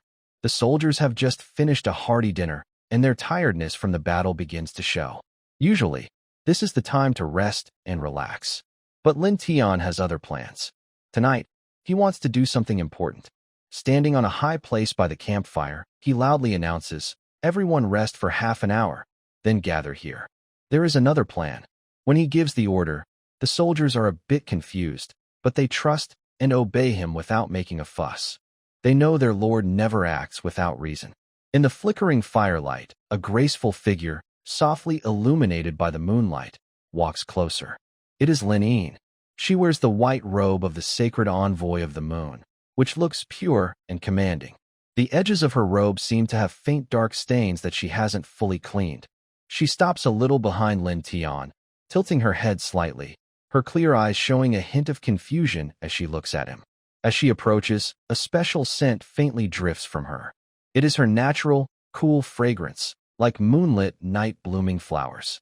But now, this cool scent seems to blend with a faint trace of blood and fire, remnants of the fierce battle during the day. It's not unpleasant. Instead, it forms a strange, commanding aroma that belongs to a battlefield hero, with a distant, serious feeling. Lord, her voice is softer than moonlight, but still steady like during the day's command. Tonight, what are the plans? The soldiers are tired after a long day. Should we? She doesn't finish her sentence, but her meaning is clear. Lin Tian, focused on the darkness outside the protective barrier, instinctively turns his head.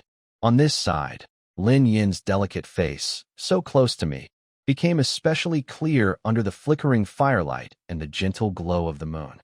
The serious, intense atmosphere from the daytime battlefield had quietly eased, but the sharpness in her expression that belonged to a strong person, along with a hint of tiredness, had not completely disappeared. That unique scent, a mix of fresh fragrance and faint blood aura, drifted softly with her breath. Lin Tian's heart unexpectedly skipped a beat, and he instinctively took a shallow, noticeable breath through his nose. This scent was complex and vivid, as if reminding him that this stunning holy envoy was also the fierce commander who would sweep the battlefield and defeat enemies with swift arrows today. This small movement, in such close proximity between them, was instantly amplified. Lin Yin suddenly stopped speaking. She was momentarily stunned, then her white, jade-like cheeks quickly flushed with a charming red. The redness even spread to her small earlobes. It was as if an invisible force had touched her heartstrings, causing her to lower her head hurriedly, her gaze nervously falling on her shoes.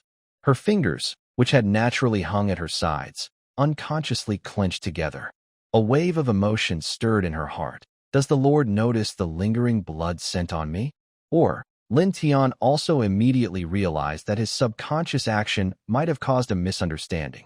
Feeling awkward, he cleared his throat, quickly adjusted his expression, and forcibly suppressed that strange feeling. He coughed lightly to bring his focus back to the main topic, trying to keep his usual calm and friendly tone.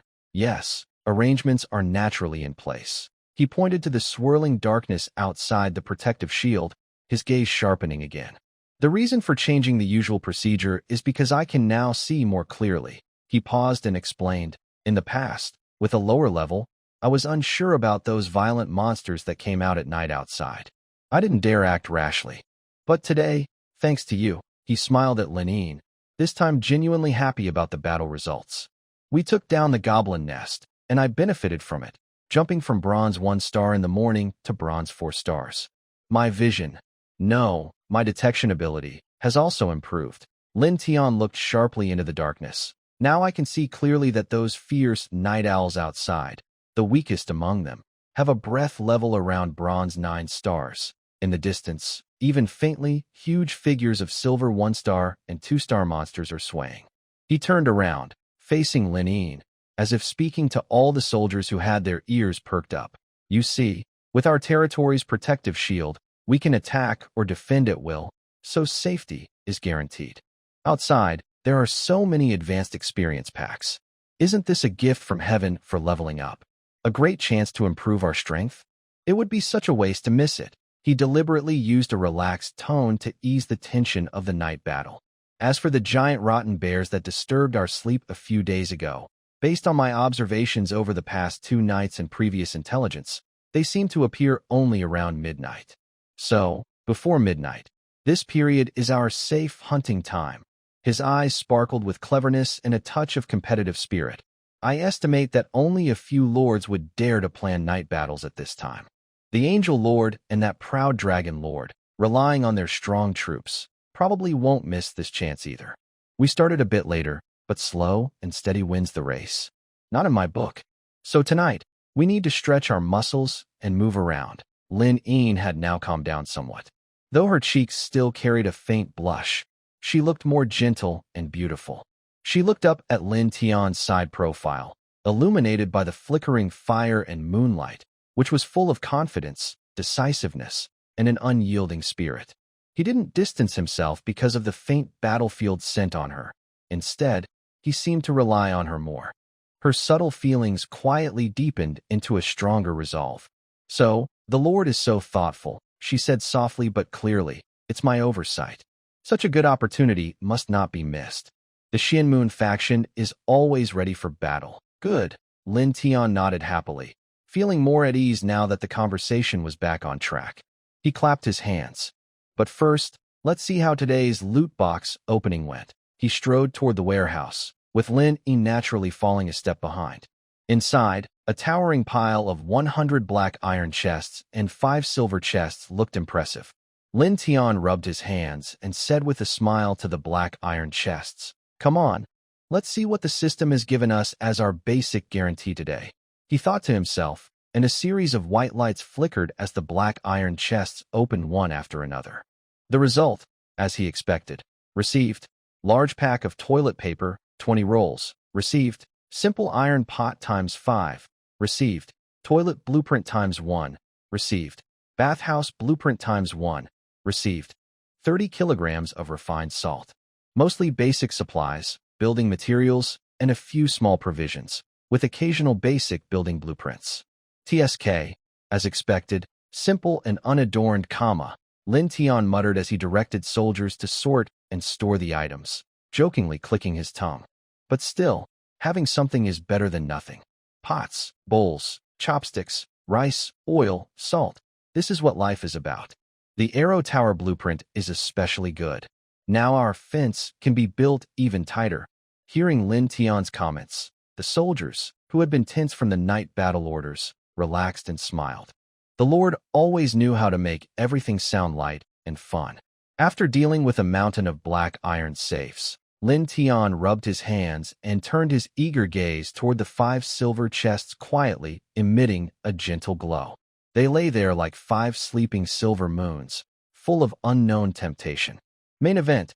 Let's start, he said excitedly, reaching out to touch the first one. A flash of silver, and the chest disappeared. Obtained, 3,000 units of wood. Basic supplies, not bad. Lin Tian nodded, looking calm. He opened the second chest. Another flash of silver. Obtained 3,000 units of stone. Well, that works. I need it for building the city walls, he said, scratching his chin with a slightly softer smile. He opened the third silver chest. Obtained 3,000 units of iron ore. Lin Tian's smile froze completely. His mouth twitched slightly as he looked at the large pile of basic minerals suddenly appearing on the ground. He was silent for 3 seconds. Hey, chest master, he said to the air, half complaining, half negotiating. I know you produce a lot, but 3 consecutive basic 3-piece sets. Is that a bit? 2. Solidifying the foundation. Can you give us a little surprise? Which officer can't handle this kind of plainness? Next to her, Lin watched her lord with a look of disbelief and helplessness. A faint smile flickered in her cold eyes, but she quickly suppressed it and quietly observed. 3 strikes and you're out. I don't believe it. Lin Tian took a deep breath, as if trying to dispel the shadow of bad luck. This time, he used both hands simultaneously on the last 2 silver treasure chests. Open it for me, Buzz. 2 brighter, more solid silver-white lights suddenly appeared, merging together and illuminating the corner of the warehouse like daytime. In the glow, it seemed as if complex rune images flashed briefly. Goods are coming out. Lin Tian's eyes lit up. This light effect looks extraordinary. At last, his bad luck wasn't sticking to him. The light faded, and 2 items floated in the air. The first was a small, intricately designed model of a tower, glowing with faint blue energy. It was about the size of a palm, with detailed features and a crystal-like core slowly spinning at the top. Obtained, special building blueprint, 1 time, warning tower. Lin Tian eagerly checked its information. Warning tower, a special detection building. It can detect enemy units within a certain range around itself and mark and warn about them. The detection range and accuracy improve with building level. It needs daily energy input, low-level spirit crystals, to operate. Construction requirements: 500 wood, 500 stone, 500 iron ore, 500 low-level spirit crystals. Level 1 attributes: detection radius of 100 meters. Can be upgraded. Radar. This is a territory radar. Lin Tian was overjoyed. Although it costs a lot to build and maintain, for a territory about to lose its protective shield, this device's strategic value is priceless. It's a bit expensive, but our family is big now. We can afford it. We must build it. Without hesitation, he chose an empty spot next to the Lord's mansion and invested resources. Soon, a tower about 10 meters tall, made of silver-gray metal and stone, with a large detection crystal embedded at the top, rose from the ground. The tower shimmered with quiet blue light patterns. He immersed his consciousness into the control core. Instantly, a semi-transparent circular map appeared before him. The inner circle was white, representing safety, while the outer circle was densely covered with glaring red dots. Those were the night creatures outside the protective shield, watching and waiting. Very useful, Lin Tian praised. In the future, anyone who wants to sneak in will have to ask our eyes for permission. After calming his excited mood, he looked at the second item. It was a thick leather blueprint edged with a silver-colored metal wire, giving off a cold, military feel. Obtained, permanent blueprint, City Defense Giant Crossbow, silver quality. City Defense Giant Crossbow, a large fixed defensive weapon with a very long range and great power. It can also break armor and push back enemies.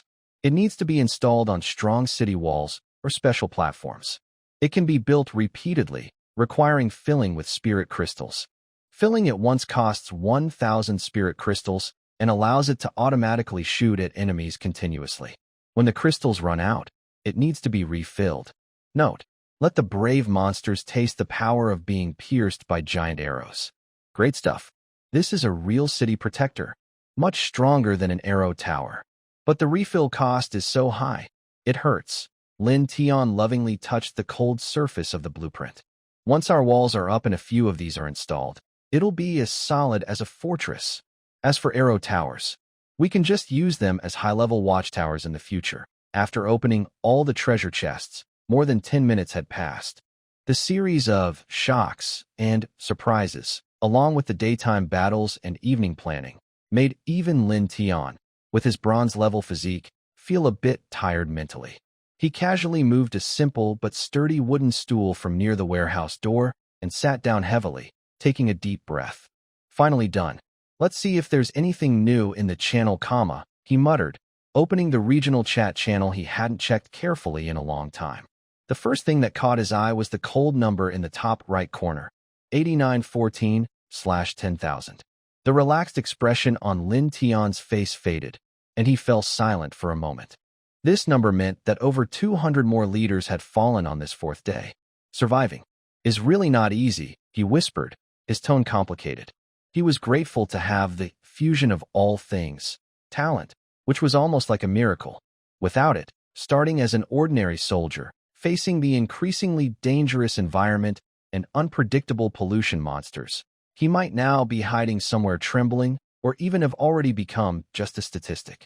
This gratitude made him cherish everything he had now even more and strengthened his resolve to keep growing stronger. Lin Yin had been quietly by his side, watching his lively expressions of disappointment or surprise during the unboxing, observing his focused look when checking the warning tower's functions, and noticing the fleeting seriousness and emotion when he saw the channel numbers. At this moment, it seemed he had finished his work for now, sitting quietly on a stool and gazing at the night sky. His always straight back, outlined by firelight and moonlight, appeared to show a faint, almost unnoticed tiredness. Her heart moved slightly. Without much thought, as if following a natural impulse, she slowly walked behind Lin Tian. After a brief hesitation, rare in her decisive fighting style, she gently lifted her slender, fair hands, tentatively, with a slight tremor, and placed them on Lin Tian's broad, tense shoulders. Lost in thought, Lin Tian suddenly felt a weight on his shoulders, followed by two soft, warm hands pressing gently but firmly. Then, a familiar scent of light fragrance mixed with a faint hint of blood aura quietly enveloped him from behind, clearer and closer than ever before. His body stiffened slightly in surprise. He turned his head slightly, with a tone of surprise and a hint of nervousness. Lin Yin, what are you doing? Lin Yin didn't stop immediately. Her fingertips applied just the right amount of pressure, gently kneading the stiff muscles, trying to loosen them. She lowered her head slightly. From this angle, her eyes could see Lin Tian's sharply defined profile and ear. Her voice was softer than usual, as if afraid of disturbing something. I see the Lord has been busy all day, fighting and planning. Opening the box just now must have been tiring. I want to help you relax your shoulders. Her words carried a cautious, almost imperceptible hope she hadn't realized herself. Tiring? I'm not tired. Lin Tian almost reflexively straightened his back and blurted out. Under the image of an all-powerful lord, he instinctively looked up. You're the ones fighting on the front lines. That's true tiredness. I just talk a bit behind the scenes. How could I be tired? He spoke cheerfully, as if the comforting sensation on his shoulders didn't exist. Hearing this, Lin Yin's hand paused slightly. She blinked, looking at his strained appearance, and a shy feeling suddenly flickered with a mischievous spark in her heart. She didn't immediately pull her hand back. Instead, she deliberately slowed her tone, with a rare, almost playful hint of teasing. She softly said, "Oh," and the pressure on her hand lessened, as if she was about to withdraw. So, Lord, you're not tired? Then, Lin Yin must have been too meddlesome. As she spoke, her delicate, reassuring hand seemed to make a gentle motion to leave his shoulder. In that instant, the relaxing pressure and soft touch on his shoulder were about to be taken away. An inexplicable feeling of emptiness suddenly washed over Lin Tianxin. Almost instinctively, his body reacted faster than his mind. He subtly leaned his shoulder back, as if trying to hold on to that warmth. He quickly forced a smile that mixed embarrassment and pleading, and his tone softened. Hey, don't stop. Don't stop. He hurriedly changed his words, with a shy laugh like, you caught me. Ahem. Well, just feel it carefully. It seems a bit sore. Yeah, the back of my neck. I've been looking at the warning tower screen for a long time today. It's been tiring for Captain Lin Yin. So, could you help me massage it? His words sounded quite adorable. Like, I didn't hide anything. Lin Yin's lips curled into a faint smile behind Lin Tian's back, like the moon emerging from clouds. That small, mischievous joy made her feel a touch of sweetness in her heart. Okay, she replied softly, with a hint of restrained amusement in her voice. Her hand movements became steady and gentle again. This time, she paid more attention, carefully pressing and circling the acupoints and tense muscles on his shoulder and neck with her fingertips. The unique aura of coolness mixed with faint blood energy caused by her actions subtly floated around, enveloping Lin Tian as if it was barely perceptible. Lin Tian no longer argued. He gradually relaxed his body and leaned back comfortably in the chair, closing his eyes. The feeling from his shoulder was just right, massaging away the soreness. The scent lingering in his nose was her complex yet reassuring aura, and in his ears, he seemed to hear her gentle breathing. The noise of the battlefield, the busyness of construction, and the pressure of the future all seemed to be temporarily cut off by this peaceful, intimate moment. He immersed himself in this rare tranquility. The flickering flames beside them cast their shadows long and gentle on the warehouse wall, occasionally intertwining. The blue light of the warning tower flickers steadily, like a guardian star adding to the night sky. Outside the protective shield, the monster's roars continue, but they seem like distant background sounds. Lin Yin concentrates on her task, but her gaze naturally drifts to Lin Tian's relaxed, closed-eyed side profile. The firelight illuminates his straight nose and clear jawline. His usual lively, decisive, and humorous personality has faded into calm exhaustion. A strange sense of satisfaction and gentle pity fills her heart. Besides fighting on the battlefield, the only thing she can do for him now is this brief, awkward moment of comfort. Despite his closed eyes, Lin Tian's senses are very sharp. He can feel every change in her fingertips' pressure, hear her subtle breathing adjustments, and even imagine her cheeks' slightly flushed and focused expression. A delicate atmosphere quietly spreads through silent physical contact and shared breath. It's not intense, but like a stream under the moonlight, flowing quietly and touching the heart. This brief moment of peace has nothing to do with the moon or stars, but it feels more than just a master and servant.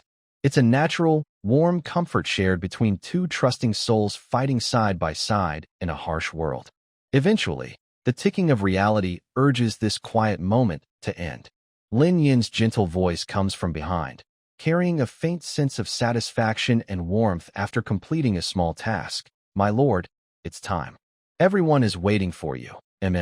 Okay, Lin Tian responds softly, his voice a bit husky from the comfort of the moment, with a hint of reluctance. He straightens his posture, the relaxing warmth on his shoulders fading away, leaving a subtle sense of emptiness. He stands up, turns to Lin Yin, and smiles at her. His smile shows gratitude in the efficiency of returning to his role as lord, putting aside their private moment. "Let's go." They walk to the front of the assembled army. 1,200 soldiers stand silently, their armor streaked with dust from the day's fierce battle and the night dew. Their eyes are sharper and brighter than ever.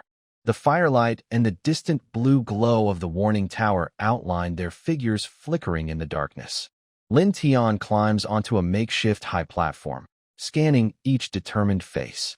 His voice rings out clearly and steadily in the quiet night, filled with unwavering resolve. "Brothers, in the past, at night, we would sleep peacefully, thinking that the protective screen would keep us safe through the night. But today, I want to tell you, and remind myself, that such security only has 3 days left."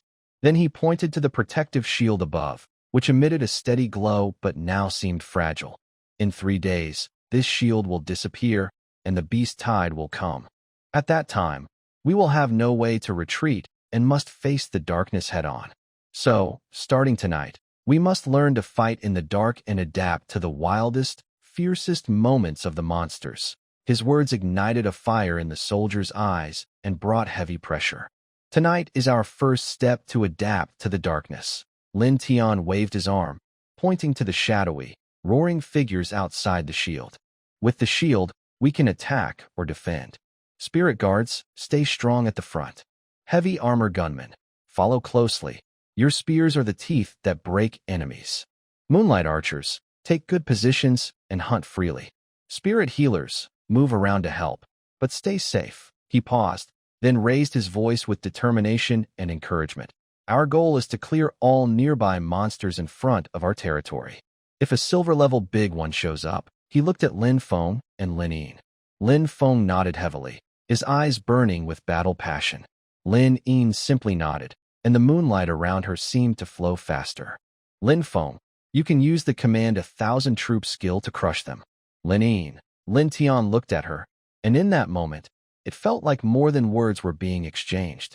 You are the main force tonight. As the moon slowly rises, your power will grow stronger. The tough monsters in the distance are yours to take down. Remember, as the night deepens and the moonlight becomes richer, your strength will only increase, and your recovery will be faster. Tonight, we will try to make our level shoot up like a rocket. Yes. The response was like a thunderstorm, tearing through the silence of the night and sounding the horn of battle. Lin Tian personally led the army to the edge of the shield. Just a thin layer of light separated them from the hellish scene outside. Countless twisted, foul-smelling monsters crowded outside, their crimson eyes fixed on the lively, blood food inside. Saliva dripped from their mouths. Claws and fangs scraped against the shield, making a grating noise that made one's teeth ache. Recently, several extremely large and battered demon wolves with missing fur and rotting muscles were snarling at Lin Tian behind the light screen. Their breath had reached level 9 of the bronze rank. TSK, if I didn't see their level, I'd really go out and give you a couple of punches myself, Lin Tian muttered humorously, clicking his tongue. Then he calmly ordered, heavy armor gunmen, move forward. Show them some color through the light screen. Remember, strike and retreat. Make good use of the light screen's one-way feature. Yes, the frontline heavy armor gunmen shouted together. Their steel spears turned into a cold, forest-like spear storm, suddenly stabbing through the light screen. An odd scene appeared. The soldiers' arms and spears could pass through the light screen without resistance. But the claws and teeth of the monsters outside couldn't penetrate even a little. In an instant, the demon wolves and other monsters at the front suffered. Sharp spears suddenly shot out from the wall, accurately piercing their eye sockets, throats, and hearts. Thud! Thud! The muffled sound of blades piercing flesh and the screams of dying monsters intertwined instantly. Blood splattered on the light screen, then was purified and slid away by an invisible force. In the first contact, dozens of monsters fell with screams.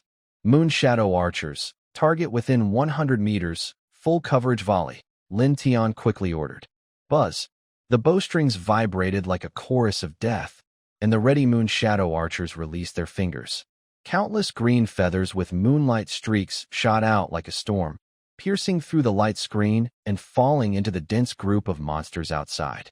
The arrows had strong penetrating power, often passing through 2 or 3 monsters before losing momentum.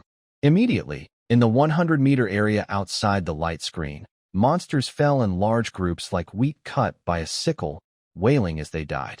Lin Tian walked over to Lin Yin's side. She had already knocked her bow, her eyes like a hawk searching for targets farther away. Moonlight flowed around her, and her aura, a mix of purity and bloodthirst, became even more intense amid the slaughter.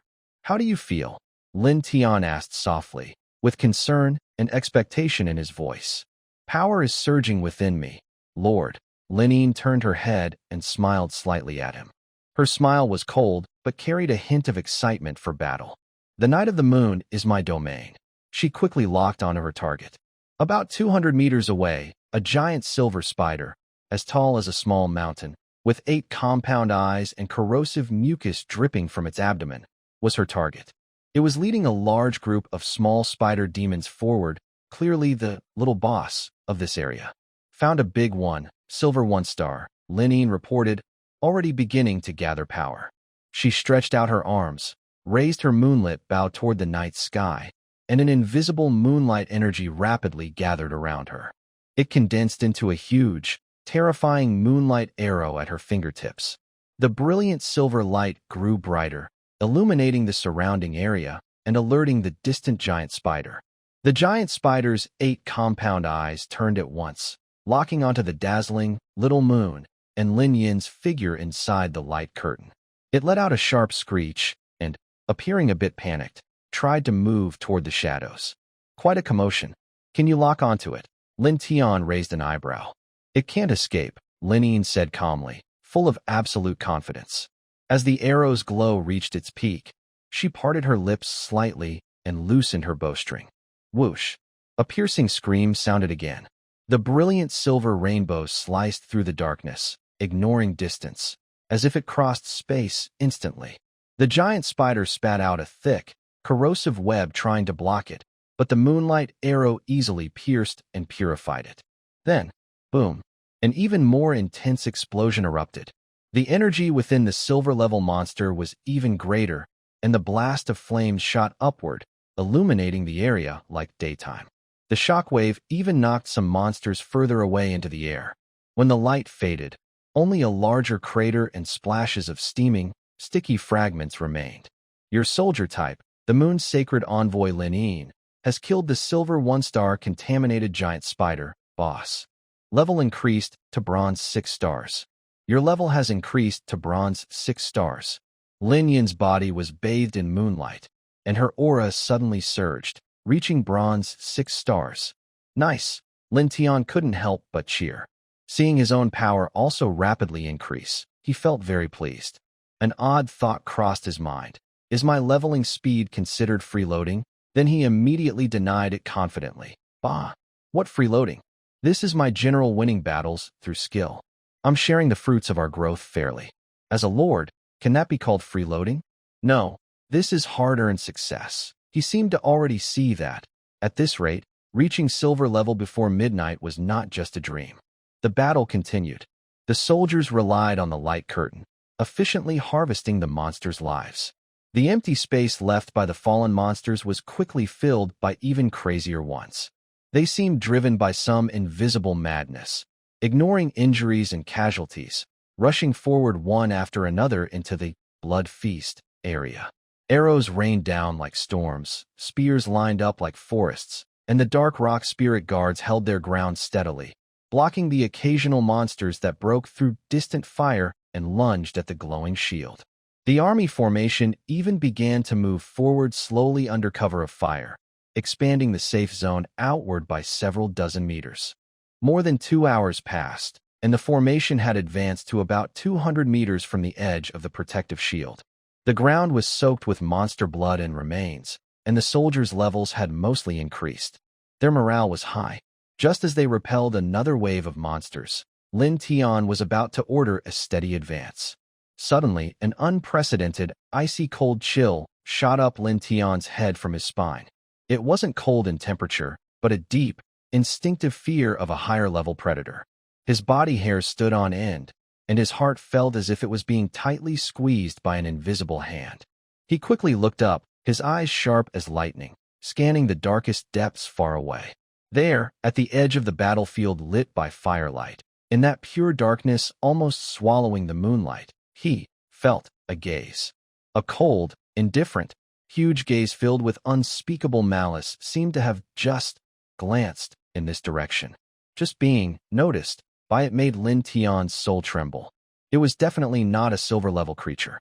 It was a higher level, as if the darkness itself had transformed into a terrifying being, attracted by ongoing slaughter and the aura of the Lord.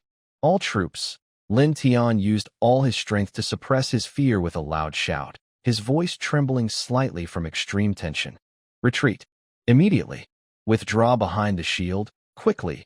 Without hesitation or time for explanation, the absolute authority built over long periods and the instinctive obedience to the Lord's orders saved his life at this moment. Lin Yin and others realized something was wrong almost as soon as Lin Tian spoke. They shouted urgently, retreat. Quickly, the well-trained army showed high discipline. The frontline Dark Rock Spirit Guards quickly formed a solid wall to cover the retreat, while heavily armored gunmen and Moon Shadow archers turned around without hesitation, rushing toward the glowing shield 100 meters away. Though there was brief chaos, they did not break apart. When the last Shinrock guard stepped backward into the light barrier, Lin Tian finally felt his heart settle a little. With his back against the glowing curtain, he stared into the darkness ahead, cold sweat covering his forehead. That unsettling feeling of being watched lasted for about a minute before slowly fading away, as if the terrifying presence had lost interest and turned its gaze elsewhere. Phew. Lin Tian finally allowed himself to breathe deeply, the lingering fear chilling him to the bone. As expected, I can't go too far from the protective barrier. Only 200 meters. He shuddered, realizing that the warning, leaving the territory at night means certain death, was no exaggeration. He had no doubt that if they had been a few seconds slower, or if the troops had retreated any later, the creature in the darkness would have rushed out and wiped them all out. Although the fright had been intense, the night's harvest was tremendous. The monsters in the area before the territory had been completely cleared. Only a few stragglers remained in the distance, and their numbers were much lower now. Thanks to her outstanding performance and the blessing of Moonlight, Lin Yin's level had soared to Silver 1 star. Lin Tian also benefited from this and stepped into the silver rank himself. Lin Feng had reached the peak of Bronze 8 star, and Lin Yin was now Bronze 7 star.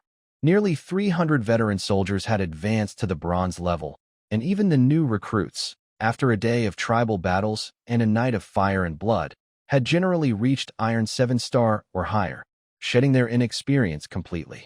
It's been another fruitful day, Lin Tian said with emotion as he looked at his soldiers. Tired but full of energy, their strength clearly improved. After arranging for everyone to take turns washing and resting in the newly built bathhouse, Lin Tian saw the long line outside and rubbed his chin. Then he turned decisively. All right, I'll let the brothers go first. As the Lord, I should also improve my quality of life a bit.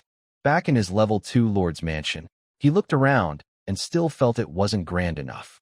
Now that we have enough resources, it's time to enjoy the treatment a lord deserves, he declared, opening the upgrade interface.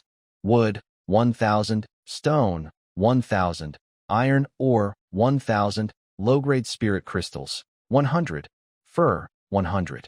A bright light enveloped the mansion, accompanied by the faint sounds of expansion and reinforcement. Moments later, a brand-new 3-story stone and wood villa stood in its place, spacious, elegant, and full of refined charm. The first floor has a spacious meeting hall, a study for official work, a fully equipped kitchen, and a clean bathroom.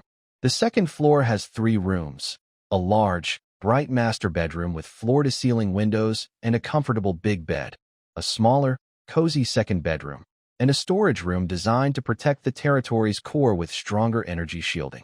The best part is that the second floor also has a bathroom with a wash basin, paved with smooth stone, which uses crystal energy to gather and heat water. The design is clever. Now this looks proper. Lin Tian happily inspected his new home, feeling tired fade away and his sense of humor return. Hard work is for a better life. The Lord should lead by example to improve living conditions. No problem. This is setting an example for the people, or rather, leading by example. He was feeling pleased and thought about taking a nice bath in his new bathroom. As for the long night outside and the darkness filled with fear, at least for now, this warm and sturdy little place kept those worries at bay. After upgrading the Lord's residence, Lin Tian felt relaxed and was about to step into his grand new villa to enjoy a comfortable bath as a lord. Suddenly, he heard quick, light footsteps behind him, followed by Lin Yin's slightly breathless and eager voice, sounding like she was trying to catch his attention. Lord, wait for me. Lin Tian paused, surprised, and turned around. Under the moonlight and the blue glow of the warning tower, Lin Yin was walking quickly toward him. Her long robe of the sacred moon envoy shimmered faintly in the night, though some dirt and blood aura still lingered. Her face seemed flushed from her bath, and her clear eyes looked at him with a mix of innocence and anticipation. Lin Yin, is something wrong? No rush, take your time. I'm right here, Lin Tian said softly, though he wondered inwardly. Was she here to report military matters? It was already so late. Lin Yin stopped in front of him, took a deep breath to steady herself, and blinked her sharp, eagle-like eyes, showing a rare hint of embarrassment and hope that belonged to a young girl. She pointed toward the distant bathhouse, where a long line still stretched and faint voices could be heard. Her voice was softer than usual. Lord, everyone has gotten quite dirty tonight. There are too many people waiting at the bathhouse. It might take a long time. I was thinking, your residents must have a place to bathe, right? She said this while quickly glancing at the elegant main building behind Lin Tian, then immediately looked back at his face. She added cautiously and with a hint of reassurance, just a quick use. I'll be done soon. I'll wash up and leave right away. I won't disturb your rest. Seeing her rare shy yet hopeful expression, Lin Tian felt a soft smile inside. Without much thought, he nodded and said, "Of course, go ahead and wash." He even instinctively made a joke in his mind.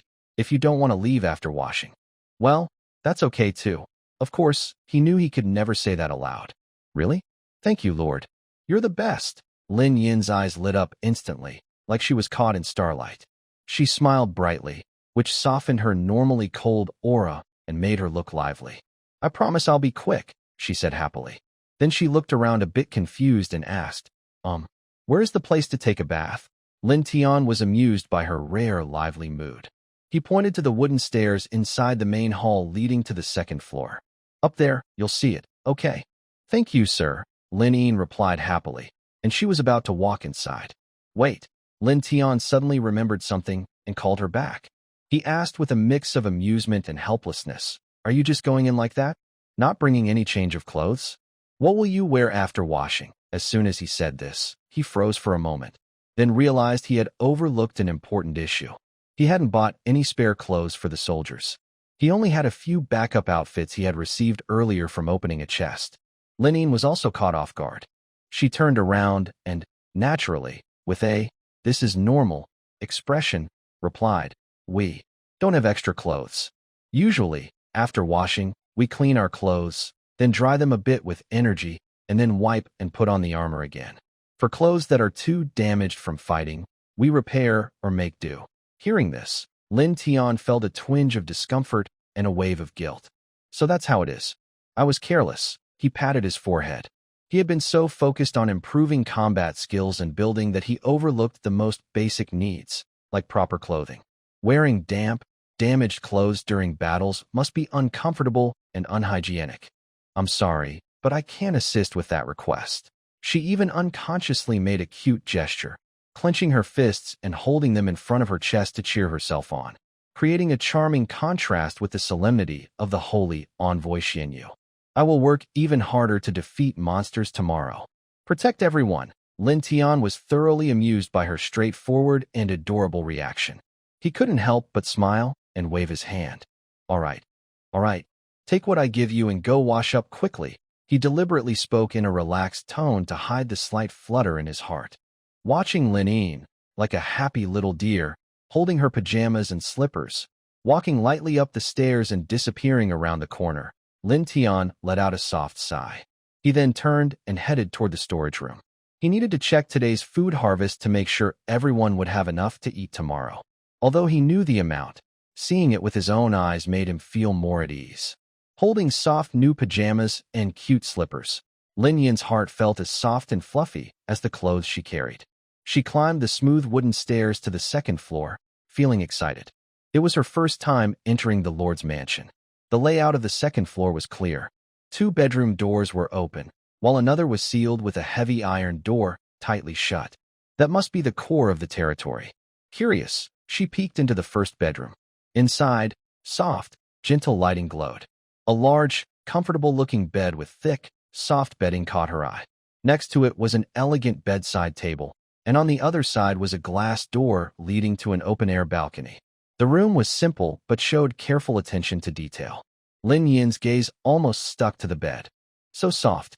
It looks so comfortable," she whispered in awe, feeling a sudden urge to jump onto it and try, but she quickly restrained herself.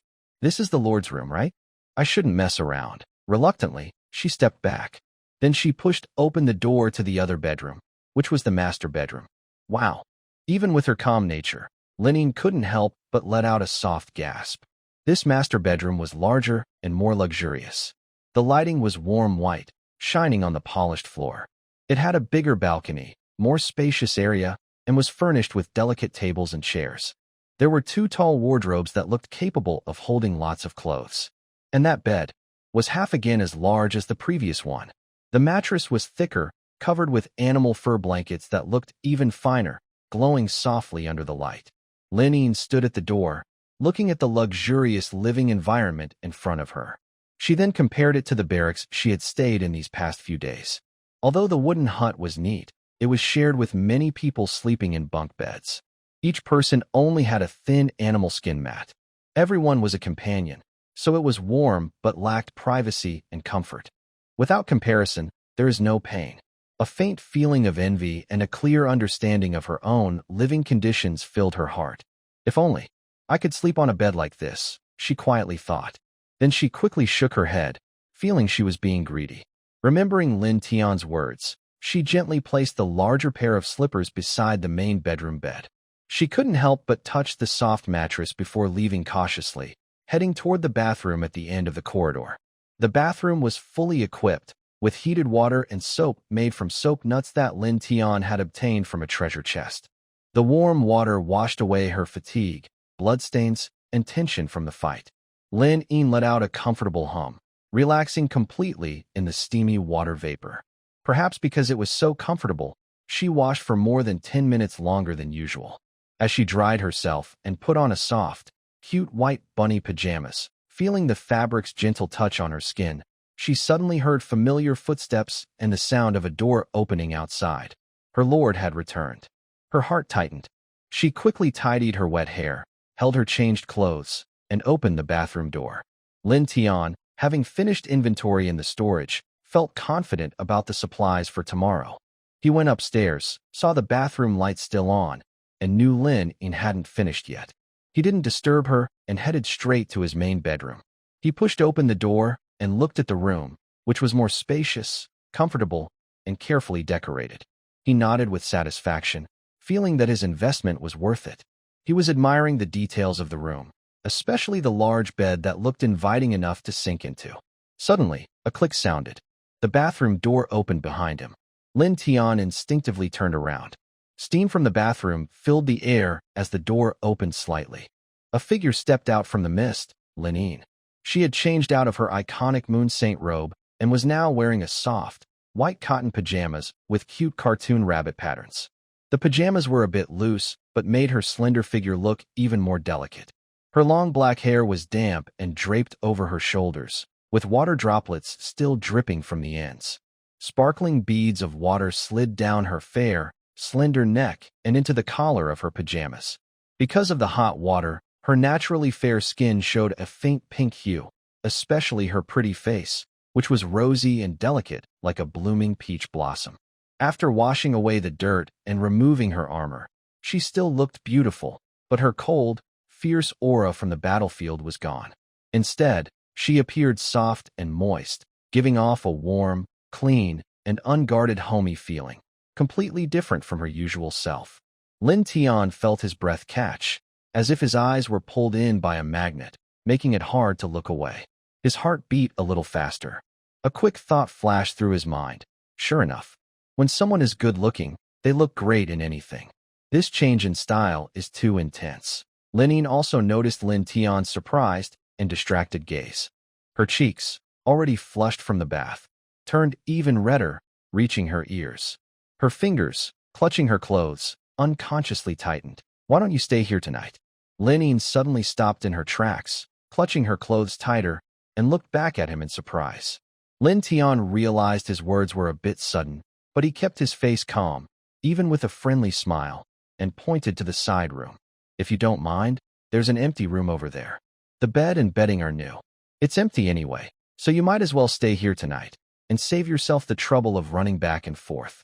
Lin Yin's eyes widened little by little, from shock to disbelief. She looked at the door of the side room, then at Lin Tian, her voice uncertain. Really? Really can I?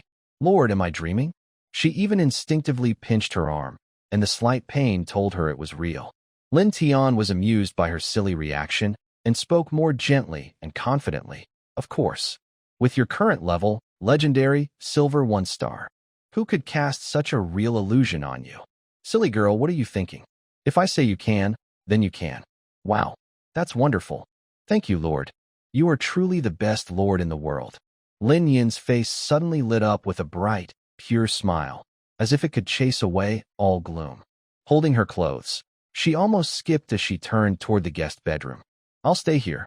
It's settled, okay? Yes, it's settled. Rest assured, you can stay, Lin Tian said with a smile, nodding as he watched her walk away. A gentle warmth filled his heart. After getting confirmation, Lin Yin cheered happily, grabbed her clothes, and rushed into the guest room, even forgetting to close the door. Inside, only a muffled, joyful sigh was heard, followed by rustling sounds. It seemed she couldn't wait to jump onto the soft bed, gently rolling and snuggling into the bedding. Her faint, almost inaudible self-talk could be heard, so soft, so comfortable, way better than the barracks beds. Listening to her playful, childlike excitement, very different from her usual calm demeanor, Lin Tian stood outside the door, shaking his head with a smile. His eyes held a gentle warmth he hadn't realized he had. Who would have thought that the cold, moon-like saint envoy of the moon sacred place, who fought fierce battles by day, could have such a cute, even slightly silly side? He raised his voice slightly and reminded her toward the guest room. Linine, remember to wake me up tomorrow morning, as usual. Got it. Lord, I promise to wake you up on time, came her cheerful, crisp reply, with a nasal tone, as if she had buried her face in the quilt. Lin Tian smiled softly, gently closing the door for her. Then he returned to the main bedroom, grabbed his change of clothes and another pair of slippers, and quickly took a shower. Night fell deep, and the Lord's mansion was quiet. Only the distant, weakened roars of monsters outside the window reminded everyone that the world was still dangerous. But inside this sturdy, warm stone and wood villa, on a soft bed, the young female general, after a day of fierce battles and surprises, was drifting into an unprecedented, gentle dream, a faint smile on her lips. At 10:30 p.m., Lin Tian finished his wash, dressed in comfortable pajamas, and returned to the main bedroom. He closed the door, sealing out the cool night air and a faint, subtle scent from the next room. Leaning against the bedhead, he didn't rest immediately, but opened his system panel again. First, he habitually glanced at the regional chat channel. The messages still scrolled by quickly, mostly survivors' cries, pleas for help, trade offers, and occasionally boastful claims or desperate curses, some of which might not be true. The number in the top right corner was still glaring. After about 10 minutes with little useful information, Lin Tian turned off the chat channel and looked at the trading platform. He opened his personal resource panel. The basic resources, wood, stone, and iron ore, were piled high. These are the foundation for future building, and he didn't plan to sell any of them. His eyes fell on the most exciting section, low-level spirit crystals times 50,500 mid-level spirit crystals times 50, even though he was mentally prepared. Seeing these numbers made Lin Tian gasp in surprise. Then a big smile spread across his face. This incredible wealth finally landed firmly on him. The big gains came from tonight's safe hunting under the protection shield. At night, monsters appeared. Some were normal but frenzied beasts, while many were disgusting, polluted monsters. Their levels were generally very high. The weakest was a level 9 bronze monster, and the strongest he hunted last night was a level 3 silver pollution lizard, shot by Linine. The harvest was rich. A level 9 bronze monster yielded 55 low-level spirit crystals, and pollution monsters of the same level doubled that, giving 110. Once reaching silver level, the spirit crystals gained were not low-level but mid-level. A level 1 silver normal monster gave 1 mid-level spirit crystal, and pollution monsters gave 2. At level 2 silver, normal monsters gave 2, pollution monsters 4, and so on. Lin Tian roughly understood that 1 mid-level spirit crystal contained about the energy of 100 low-level spirit crystals, but its purity and value were clearly higher. This is what you call getting rich overnight. Lin Tian thought happily, unconsciously tapping the panel. The city walls and giant defensive ballistas I once thought were out of reach. Now I finally have the confidence to start building them. He immediately pulled out another blueprint he had long coveted, Special City Gate Blueprint, permanent, comma. This item had been listed on the trading platform for a day and had caught Lin Tian's attention. The seller was asking for 500 spirit crystals, which had deterred many. Wealthy lords felt they didn't need such advanced gates at this stage, while those without money could only watch from afar. Moreover, building it requires an initial investment of 1,000 units of iron ore and 500 units of spiritual crystals. Upgrading it later consumes a lot of resources. However, it has a unique advantage: intelligent control. It can seamlessly blend into any wall and, as long as resources are available, it can be continuously upgraded and reinforced with high-level materials. This makes it a very special item with great growth potential. The seller clearly knows its value and prefers to keep it rather than sell cheaply. That's why they waited for our wealthy leader, Lin Tian. That's the one. Lin Tian immediately decided, spending 500 spiritual crystals to buy it. The blueprint felt heavy and full of a sense of the future. Next, he checked the city wall permanent blueprint again, carefully reviewing the details. For every 100 units of stone, you can build a 1-meter long, 10-meter high, 5-meter thick standard wall segment. The initial defense can withstand attacks below the silver level without damage. Later, it can be upgraded or reinforced by changing materials to make it taller, wider, or stronger. 100 stones for just 1 meter? 20 spiritual crystals for the cost? Lin Tian was surprised. He finally understood why building was so difficult before. It's a big resource drain. He planned to build a circular wall about 300 meters in diameter to protect his current territory. Calculating the total length needed, it would be about 1,000 meters of wall, requiring 100,000 units of stone. 100,000 units of stone. He suddenly felt a headache coming on. That's not a small amount. Relying on scattered purchases or mining himself would take forever. Lin Tian immediately thought of the material traders he had seen on the regional channel and trading platforms recently. These lords, or their soldiers, might not be suited for direct combat, but are skilled in calculations and resource turnover, buying low and selling high to make a good living. Everyone has their own skills and ways to make money. Lin Tian didn't look down on them. Now was the time to need their help. He quickly recalled some names that appeared frequently in auction and purchase notices recently. One ID stood out: Qian Duo. Qian Duo. Such a name. It's like it was made for business. Lin Tian smiled. It seemed he had just seen him complete a purchase of several thousand units of stone. He immediately sent a friend request to him and added a note. Lin Tian needs a large amount of materials, very large quantity. At this moment, in a small storage area filled with boxes and materials, a slightly overweight young man with a cheerful smile and sharp eyes, Qian Duo, had just finished a deal, earning 100 spirit crystals. He was happily counting his gains. Suddenly, he received a friend request. Seeing the name, Lin Tian, and the note, large quantity, he casually sneered, not taking it seriously. Lin Tian? Isn't he the one who sells troop cards? The one who was criticized in the chat? Wants a large amount of materials? How much could he really need? He thought to himself, unconcerned. But his business instinct told him not to ignore any potential customer, especially since the note emphasized a lot. After accepting the request, he immediately switched to a professional, enthusiastic tone. Qian Duo, Lord Lin, nice to meet you. I see you're looking to buy materials. What do you need? How much? Smiling face. Lin Tian was not in a hurry and replied simply, Lin Tian, stone. How much can you provide now? Qian Duo's eyes lit up. Seeing that Lin Tian was straightforward and seemed to have real demand, he quickly got serious, speaking confidently, but with a hint of caution. Qian Duo, stone? No problem.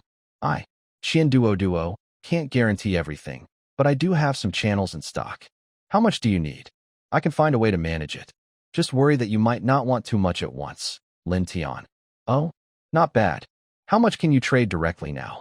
What's the price? Qian Duo thought for a moment and quoted a high price. Qian Duo. Honestly, I can supply 20,000 units from my warehouse right now. As long as you have enough spirit crystals, we can trade immediately. As for the price, it's easier to get spirit crystals now, but the production of basic materials is slow, so prices are rising. Currently, I offer 4 units of stone for 1 spirit crystal. Lin Tian. For :1? Do you think I'm a fool? Seeing the quote, he couldn't help but laugh angrily. The trading platform shows the market rate clearly. Qian Duo was clearly trying to cheat a newcomer. He didn't want to waste words and replied directly. Lin Tian. Since you, Qian, are not sincere, I'll look elsewhere. Qian Duo quickly sent a message. Hey. Lord Lin, don't be in such a hurry. Business is about trust, and prices are negotiable. Smiling face. If you really need over 10,000 units, I can make a deal at 5:1. That's my biggest sincerity. After all, you're buying in small amounts on the platform, which is time-consuming and troublesome. I can handle everything in one go, save you effort and worry. Seeing the other side agree, Lin Tian knew there was hope, but he still wanted to lower the price further. So he continued bargaining. 5:1? Still too high. It seems Boss Qian's channels cost quite a bit. The amount I want. I'm afraid your current skills can't handle it yet. 6:1 is acceptable, but if not, I'll walk away immediately. At this moment, Qian Duo stared at the 6:1 price on the chat panel, his brow furrowed. This was almost the lowest fair market price, with very thin profit margins. But he quickly calculated in his mind. If the volume was large enough, thanks to his business talent, trading expert, which gives him an extra 5% of the total transaction value in spirit crystals for each successful deal. Even with low profit per unit, the total extra reward from a large amount could be very good. He hesitated for a few seconds, but ultimately greed and confidence in his talent outweighed his dissatisfaction with the unit price. He gritted his teeth and decided to gamble on the volume. Lord Lin is very straightforward. With a small smile. If you can sell me all 20,000 units of stock, I'll trade with you at 6:1. How about that? Lin Tian saw the other side agree to the bottom price and felt a bit happy, but kept his expression unchanged. Then he dropped a heavy bomb. 20,000? Not enough. I want 100,000 units. 100,000. On the other end of the chat, Qian Duo suddenly jumped up from his wooden chair, his chubby face full of shock and joy. His eyes widened, and his breathing became a bit hurried. 100,000 units. At a 6:1 ratio, that's nearly 17,000 spirit crystals in total. With his talent, this single deal could earn him over 800 spirit crystals out of thin air. It was like hitting a jackpot. He suppressed his excitement, his fingers trembling slightly as he replied, his tone more eager and even respectful. Qian Duo. 10,000. With a shocked expression, Lord Lin, you're really making a big move. I admire you. This amount. No problem. Leave it to me. But I need some time to gather the funds. By tomorrow morning at the latest, I'll have everything ready for you. However, for such a large deal, you'll need to pay a deposit first, or we can complete the current transaction of 20,000 units first to show your sincerity and strength. That way, I'll be more motivated to gather the remaining 80,000 for you. Seeing the reply from the other side, Lin Tian felt reassured. Being able to handle a deal of 100,000 units showed that Qian Duo really knew his stuff. Let's first trade 20,000 units to let Qian Duo see his strength, so he can work harder to prepare the remaining stones. Lin Tian, okay, let's trade 20,000 now. Initiate the trade, Qian Duo. Sure. Lord Lin, as a big client, I must show sincerity. 2,000 units of stone, calculated at 6:1, is 3,333. Spirit crystals. I'll round down the extra, so it's 3,300 spirit crystals.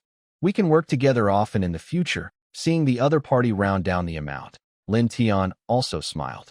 This businessman knows how to do business. Good, happy cooperation. A flash of light signaled the trade completion. Lin Tian's resource panel now shows 20,000 units of stone, and his spirit crystals decreased by 3,300. Qian Duo's spirit crystals increased by 3,300, and after his talent activated, he gained an extra 165 spirit crystals. This doesn't include the small profit from reselling the stones. Haha, big client. Truly a big client. Excitedly rubbing his hands, he looked at the crystals and talent rewards, then took 2 laps around his territory filled with goods. Lin Tian, this person's strength is growing rapidly, and he's so generous. I must hold on to this big opportunity. Future cooperation has huge potential. He immediately started busying himself, using all his channels and contacts to buy and allocate stones wildly, aiming to gather the remaining 80,000 units before morning. If this deal goes smoothly, the extra talent reward he'll get will be a big boost, speeding up his territory's development significantly. Looking at the 20,000 units of stone stored on his panel, ready to be used at any time, and the 80,000 units arriving tomorrow morning. Lin Tian nodded with satisfaction. With these resources, the city wall construction can begin tomorrow. Thinking about how soon his territory will be surrounded by tall, strong walls, equipped with warning towers, arrow towers, and future giant ballistae, his sense of security will greatly improve. Qian Duo. He's a good merchant, quite reliable. If this cooperation goes well, he'll be a good resource supplier in the future, Lin Tian thought quietly. In this world, having a dependable logistics provider is just as important. Night had fallen deep, but the lights in the Lord's mansion remained bright. Having secured the large stone deal with Qian Duo and solved the materials problem for the city wall, half of the burden in his mind was lifted. But he didn't stop. Development is like sailing against the current. Resources must be converted quickly, without delay. He opened his friends list and found the chat window with Chun Hao to send him a message. Lin Tian, Brother Chen Hao, are you asleep? Sorry to bother you again. Chen Hao, Brother Lin Tian. Not yet, not yet. I'm just counting today's harvest. You came at the perfect time. Today, I and the miner brothers finally found a rich ore layer, mining over 700 units of yellow-black stones. That's more than double yesterday's amount. Lin Tian. Great. Little brother, your efficiency is getting better. As usual, I want it all. Chen Hao. Wait, Brother Lin Tian. Today, not only was the yield high, but I also found something rare. Deep in the mine, inside a large yellow-black stone, there's a special glowing yellow stone. I used my detection spell and saw it's called the Earth Vein Yellow Mother Stone. It's said to gather Earth energy and was nourished by the Earth's power for over 1,000 years. It can be integrated into buildings, connect with the Earth veins, improve quality, and even repair itself and provide energy. I think it's incredible. Do you want to see it? On the screen, Chun Hao was holding a fist-sized strange stone with a heavy, steady yellow-brown glow and natural complex patterns on the surface that looked like earth veins. At the core of the stone, a small, solid yellow glow pulsed like a heartbeat, radiating a calming, powerful earth energy. He didn't understand all the details, but knew this must be a treasure. His first thought was to contact Lin Tian, a discerning and quick customer. Hearing the name Earth Vein Yellow Mother Stone, Lin Tian's heart moved. Connecting earth veins, automatic repair, energy supply. This was a dream material for defensive buildings. It could also be key to transforming the rock armor soldiers. He suppressed his excitement and asked calmly, Lin Tian, Earth Vein Yellow Mother Stone? Sounds like a good item. Brother Chen Hao, how do you plan to sell it? Chen Hao, well, Brother Lin Tian, I don't know much about the market, but from what I see, it's definitely not ordinary. How about 500 spirit crystals? What do you think? After quoting the price, he felt a bit nervous, worried it might be too high. Lin Tian almost didn't hesitate. 500 spirit crystals for a material that could create a powerful troop or core defense building was totally worth it.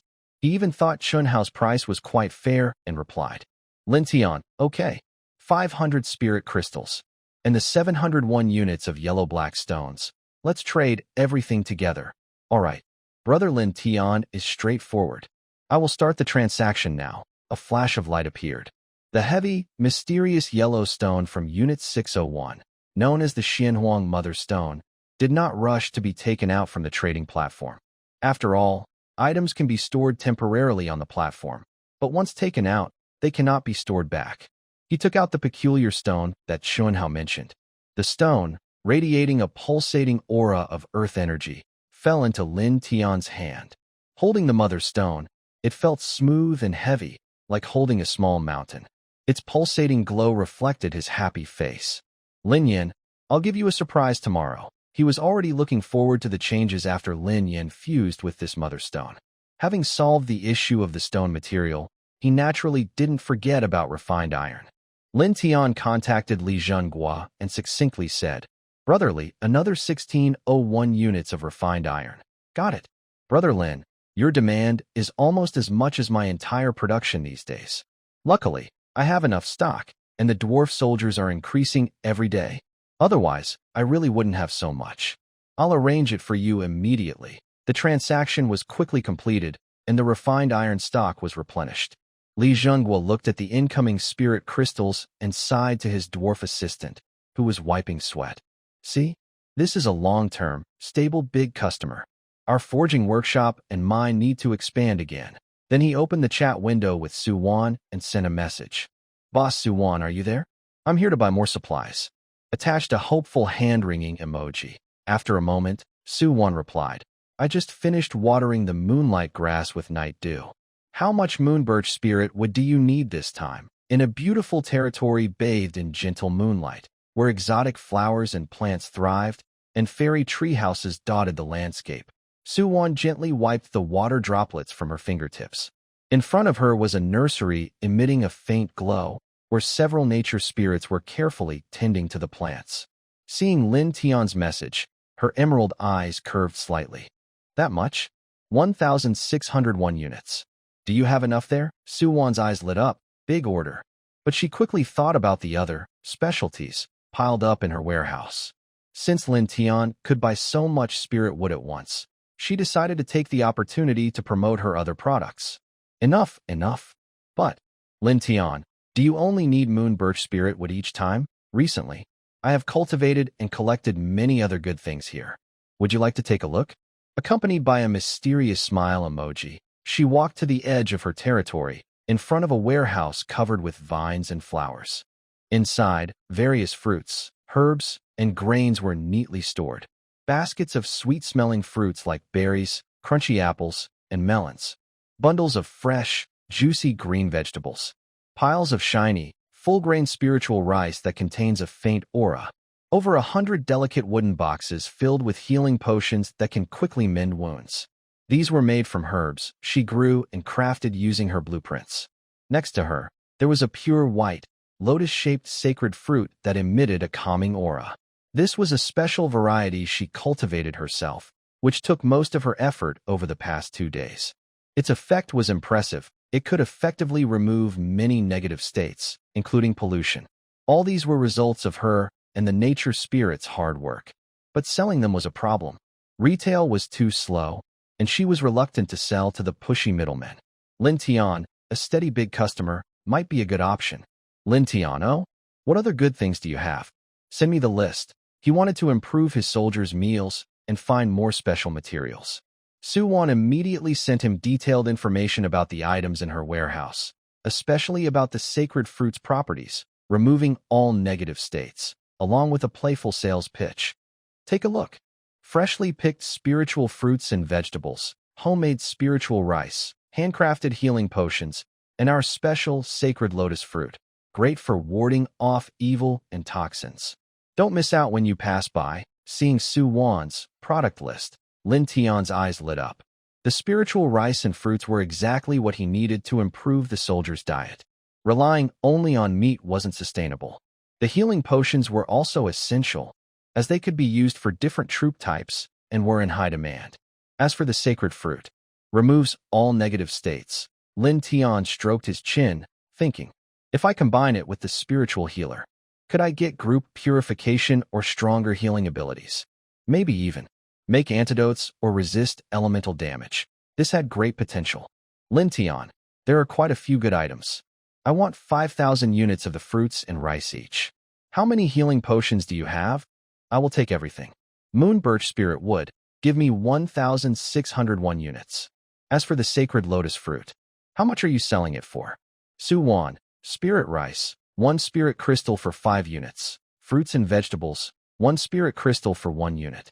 Healing potions sell for 3 spirit crystals each on the market. I have less than 300 bottles. The sacred lotus fruit is also scarce, with only about 300 left at 1 spirit crystal each. Does that work for you? The prices she offered were fair, even slightly below the market average, aiming to build a long-term partnership. After quickly calculating, I made my decision. Lin Tian, all right, let's go with that. I'll buy 271 bottles of healing potions and 301 sacred lotus fruits. I'll take the spirit rice, fruits, vegetables, and spirit birch spirit wood too. Let's trade everything together. Su Wan sighed in relief, a bright smile spreading across her face. She was worried Lin Tian wouldn't be able to handle so much, so she quickly sent him a message. Su Wan, great. Thank you, Lin Tian. This big order really solves my urgent problem. Otherwise, selling these items one by one would take forever, and the middlemen would cut prices too harshly. Sends a grateful emoji. Lin Tian, no need to thank me. It's all about mutual benefit. You provide good items, I pay fairly. Remember to come to me first if you have good goods in the future. Suwon. Definitely. Happy to cooperate. After the deal was done, seeing the suddenly full spirit crystal reserves, Suwon happily turned around and announced to the gathered nature spirits, "Ladies, I have great news. All the spirit rice, fruits, potions, and sacred lotus fruits stored in our warehouse have just been sold. We made a good profit." "Really? That's wonderful. Our Lord is amazing. We've been cultivating plants and making potions every day, and now it's finally paying off." The elves cheered happily. Although they weren't good at fighting, they had a talent for growing plants and making potions. Seeing their hard work recognized and rewarded with valuable resources made them feel proud and fulfilled. A young elf shyly said, "My lord, it's all because our fighting strength is too weak. We can't go hunting for spirit crystals like other lords' troops. We can only do logistics work." Suwon immediately stepped forward, gently but firmly patting her shoulder. "Don't say that. Every person, every elf in our territory is indispensable. Without the carefully cultivated spiritual plants and the potions you produce, we wouldn't have these special products to trade, and our territory couldn't develop. Fighting isn't the only way to survive. Our path is also bright. As long as we work together and do our best at what we are good at, our Moonlight territory will get better and better." The elves were inspired, and their fighting spirit was reignited. They responded in unison, "Yes, Lord." The gentle moonlight shone on this peaceful land. Although they lack strong military power, with their unique resources and a clever leader, they have firmly established themselves on the Eternal Scar continent and found a way to survive. After completing a large trade with Suwon, Lin Tian was pleased to see the mountain of food, valuable potions, and rare sacred lotus fruits he had acquired. With these, the soldiers' lives will improve greatly, and logistics will be more secure. Chun Hao is honest and reliable. Li Zhenghua has excellent skills. Qian Duo has many channels, and Suwon has abundant specialties. Lin Tian counted his harvest tonight, referring not only to resources but also to these initial stable allies. In turbulent times, fighting alone won't get you far. Making friends with capable lords helps my development go more steadily and quickly. All right, the shopping is done. It's time to rest. We have more work tomorrow. He stretched lazily, a tired but satisfied smile on his face, and walked toward the soft big bed. In the next room, Lin Yin's even breathing could be faintly heard, adding a touch of peaceful warmth to this busy night. Last night, after completing a large trade with several suppliers and turning spiritual crystals into real resources and future potential, Lin Tian carefully checked the panel. Recruiting new soldiers, upgrading buildings, paying off the remaining materials. A series of plans consumed most of his abundant spiritual crystal stockpile. That's good. Spending money is part of the fight. Keeping it in hand is just numbers, he thought happily, closing the panel. Just as he was about to slip into the soft bedding for a deep sleep, the familiar, heavy footsteps and deep beast roars outside the territory sounded again, just like the midnight bell. Here we go again. Lin Tian sighed helplessly, glancing at the time. It had just passed midnight. "These bear guards are more punctual than office workers," he muttered, but he no longer felt the tension and pressure from the previous nights. On a whim, he walked to the small outdoor balcony attached to the master bedroom. Holding the railing, he looked out beyond the protective cover at the large, swaying, beast mountains. In the night, their dark brown, decayed fur and cloudy eyes looked especially eerie. He suddenly had an idea and activated his exploration skill on the nearest decayed giant bear. In the past, the skill's feedback only showed a name followed by a string of unsettling, comma. But this time, clear information appeared. Corrupted beast, decayed giant bear quality, excellent level, silver 9 stars, silver 9 stars. Excellent quality. Lin Tian narrowed his eyes. Instead of feeling fear, he felt a sense of relief, as if a weight was lifted. A faint smile appeared on his face. As the old saying goes, monsters are not the scariest, the unknown is. As long as the health bar is visible and the level is known, it means I can kill it. There's no absolute despair. He calmly assessed the strength of both sides. Alone, with Lin Feng at peak bronze 8 stars and a high-level legendary quality, using the command 1,000 troops skill, he could unleash a power close to high-level silver. Maybe he could take down one beast. But the problem was, there weren't just one, but 10. 1 against 10? That's not possible now. Lin Tian shook his head clearly. Wait until the city wall is built, the new soldiers are integrated, and Lin Feng and Lin Yin's levels go up a bit. Maybe not even 3 days, or just a day or two of growth, and I'll have a good chance to wipe them all out. With a clear goal and a good understanding of their strength, the annoying roars and pounding sounds became less unbearable. Lin Tian even thought silently, all right, the Free Night Watchman is a bit loud and smells a little bad, but it's manageable. He turned back into the house, found something to block his ears a little. Honestly, upgrading the Lord's mansion was a good idea. The soundproofing was better now.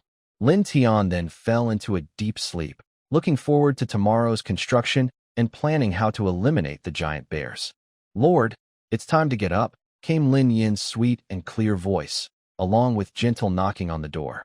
Her voice was softer than moonlight, dispelling the last bit of sleepiness. Okay, I got it, Lin Tian said, stretching lazily in bed. A good night's sleep made him feel energized. He quickly dressed and pushed the door open. Outside the door, Lin Yin was already waiting quietly. She had changed back into her pure and dignified Moon's sacred envoy robe, her long hair tied up, revealing a fair neck. She seemed to still carry the fresh scent of morning dew around her. The faint blood-like aura from yesterday had completely faded. However, she was holding the soft white bunny pajamas and a pair of fluffy slippers, as if she was planning to take them away. Seeing this, Lin Tian raised an eyebrow in surprise and asked playfully, "What? Is the guest room uncomfortable for you? Or is the mattress too hard and bothering you? Are you leaving just like that?" His tone was relaxed but caring. Lin Yin quickly shook her head at his teasing, a blush rising on her face. She whispered, "No, Lord. You only let me stay temporarily yesterday. This isn't my room. Once I rest enough, I should go back to the camp. I don't want to disturb you." As she spoke, she instinctively hugged her pajamas tighter, seeming a little reluctant to part with the soft feel, but her attitude was serious and respectful. Lin Tian looked at her, clearly longing but pretending to be sensible. He felt amused. He waved his hand and said casually, "So that's why? You don't need to take it back. From now on, that room is yours. Consider it the exclusive rest room for the Moon's sacred envoy, or a temporary residence for the Lord's Guard captain, whatever you want to call it. Anyway, it's empty now." Lin Yin suddenly looked up, her eyes widening. Her clear pupils reflected Lin Tian's smiling face, filled with unbelievable joy. "Really, Lord? This room? Will it be mine from now on?" She seemed afraid she had misheard or that this was just another of the Lord's casual jokes. She carefully confirmed again, her voice trembling slightly with anticipation. Seeing her excited and happy, as if she had received a great gift, Lin Tian's mischievous pride and compassion intertwined in his heart. He deliberately put on a serious face and said more confidently, "It's true. More real than gold. I, in my role as Lord, declare that the use of that guest room is permanently yours, Captain Lin Yin. Now, can you first put your belongings back?" "Yes." "Thank you, Lord." Lin Yin's face immediately lit up with a bright, pure smile that dispelled all coldness. With a cheerful response, she hugged her pajamas and slippers, then turned gracefully like a light butterfly and hurried back to the secondary bedroom. Carefully, she put away her clothes and gently touched the soft mattress, feeling satisfied before coming out. By the way, Lin Tian remembered the important task. Go to my room and take the yellow stone from the bedside table. Wait until I finish washing, then bring it down together. Yes. Dear Lord, Lin Yin was in a very good mood, even playfully using the word dear as a prefix. Although it might have been an unconscious gesture of closeness, she seemed a bit surprised herself, her ears turning slightly red. But her smile remained, and she quickly went into the master bedroom to retrieve the dark yellow mother stone, which radiated a calm and steady energy. After a short while, Lin Tian finished washing. The two of them went downstairs together. Stepping out of the Lord's mansion, The morning sunlight shone on the already refreshed territory. In front of them stood a well-organized army of over 1,000 soldiers. Lin Feng, Lin Yin, and Lin Yu had already stood at the front, with rows of soldiers behind them, silent and fierce, full of vitality.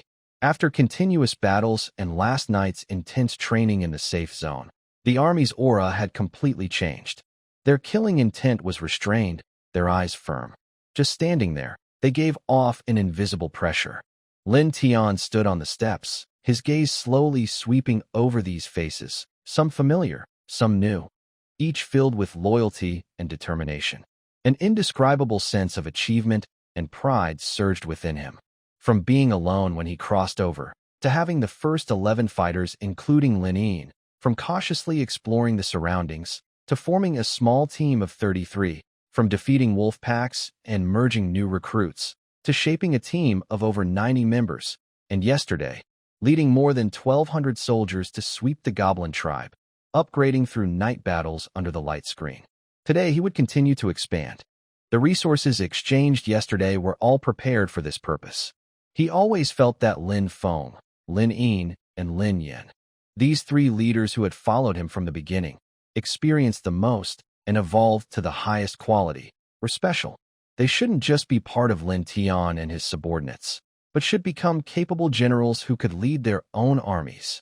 In the future, it should be Red Sun War General Lin Feng's Iron Cavalry, Xian Yu Holy Envoy Lin Yin's Arrow Formation, and Xian Yin Spirit Guard Lin Yan's Wall. This is not just for sounding good, but also reflects his perfectionist obsession, like a compulsive need for perfection, and his recognition and hopes for his core partners. So, yesterday, when exchanging resources, the extra 1,601 was meant to make them true generals in the army. Today, Lin Tian plans to fill each of the three main troop types, spearmen, archers, and Xianyan spirit guards, up to 2,000 soldiers. He also wants to expand the healing team with 300 more spirit priests, excluding Lin Yu, the team leader. Brothers, Lin Tian cleared his throat. His voice clearly carried in the morning breeze, full of optimism and high spirits. A new day begins. Yesterday, we gained wealth and improved our strength. Today, our task is even heavier. We need to build walls to protect our home, welcome new brothers, and continue exploring outside to eliminate threats. The morning sunlight shone on the mysterious, ancient-looking recruitment altar in the center of the territory. Its white surface shimmered with flowing light, and the patterns of different troop types looked vivid, as if alive. Lin Tian walked over. Today, he had a large recruitment plan. He gently pressed his hand on the icy altar surface, as usual, placing a spirit crystal and giving the recruitment command. But this time, the altar's response was completely different from before. It was no longer just energy surging after receiving commands. Instead, a gentle, lively, even somewhat indescribable emotion flowed through, tapping softly against his consciousness along his hand. It didn't speak in words but clearly conveyed a few options and messages. Recruitment quantity, customizable. Gender choice, available. Gender choice? Lin Tian was first surprised, then remembered a few days ago, when he stood in front of the altar and looked at the overly masculine, undermasculine new recruits. He had jokingly said, "System Big Brother, can you add a gender-specific option in the future?" It was just a casual remark back then, but now, the altar actually heard him and even updated this feature. Lin Tian stood there, his expression changing dramatically, from shock to realization, then to a mix of amusement and disbelief. Wow, this altar has become sentient, huh? It really can listen to user feedback and actively update features. He whispered softly to the altar, as if talking to a living object. Last time I asked if I could recruit for free. Why didn't you update together? The altar naturally did not respond, but the shimmering light seemed to flicker slightly, whether by coincidence or some kind of silent reply. All right, progress is always good.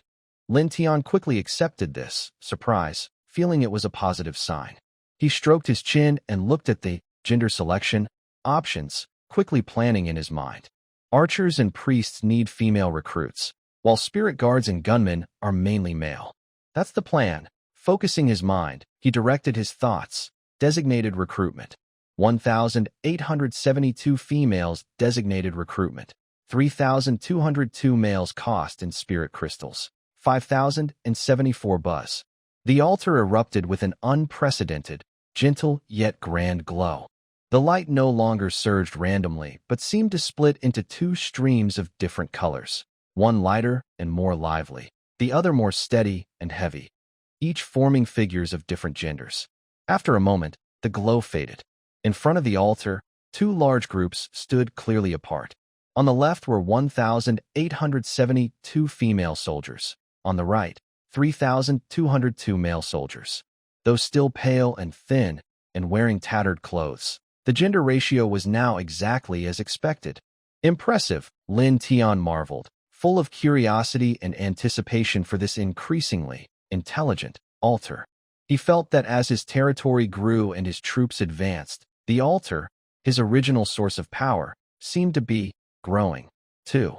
But there was no time to explore the altar's secrets now. More important matters lay ahead.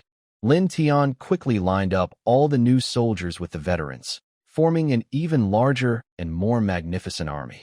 The sunlight shone on over 6,000 people, and a tense, expectant atmosphere filled the air.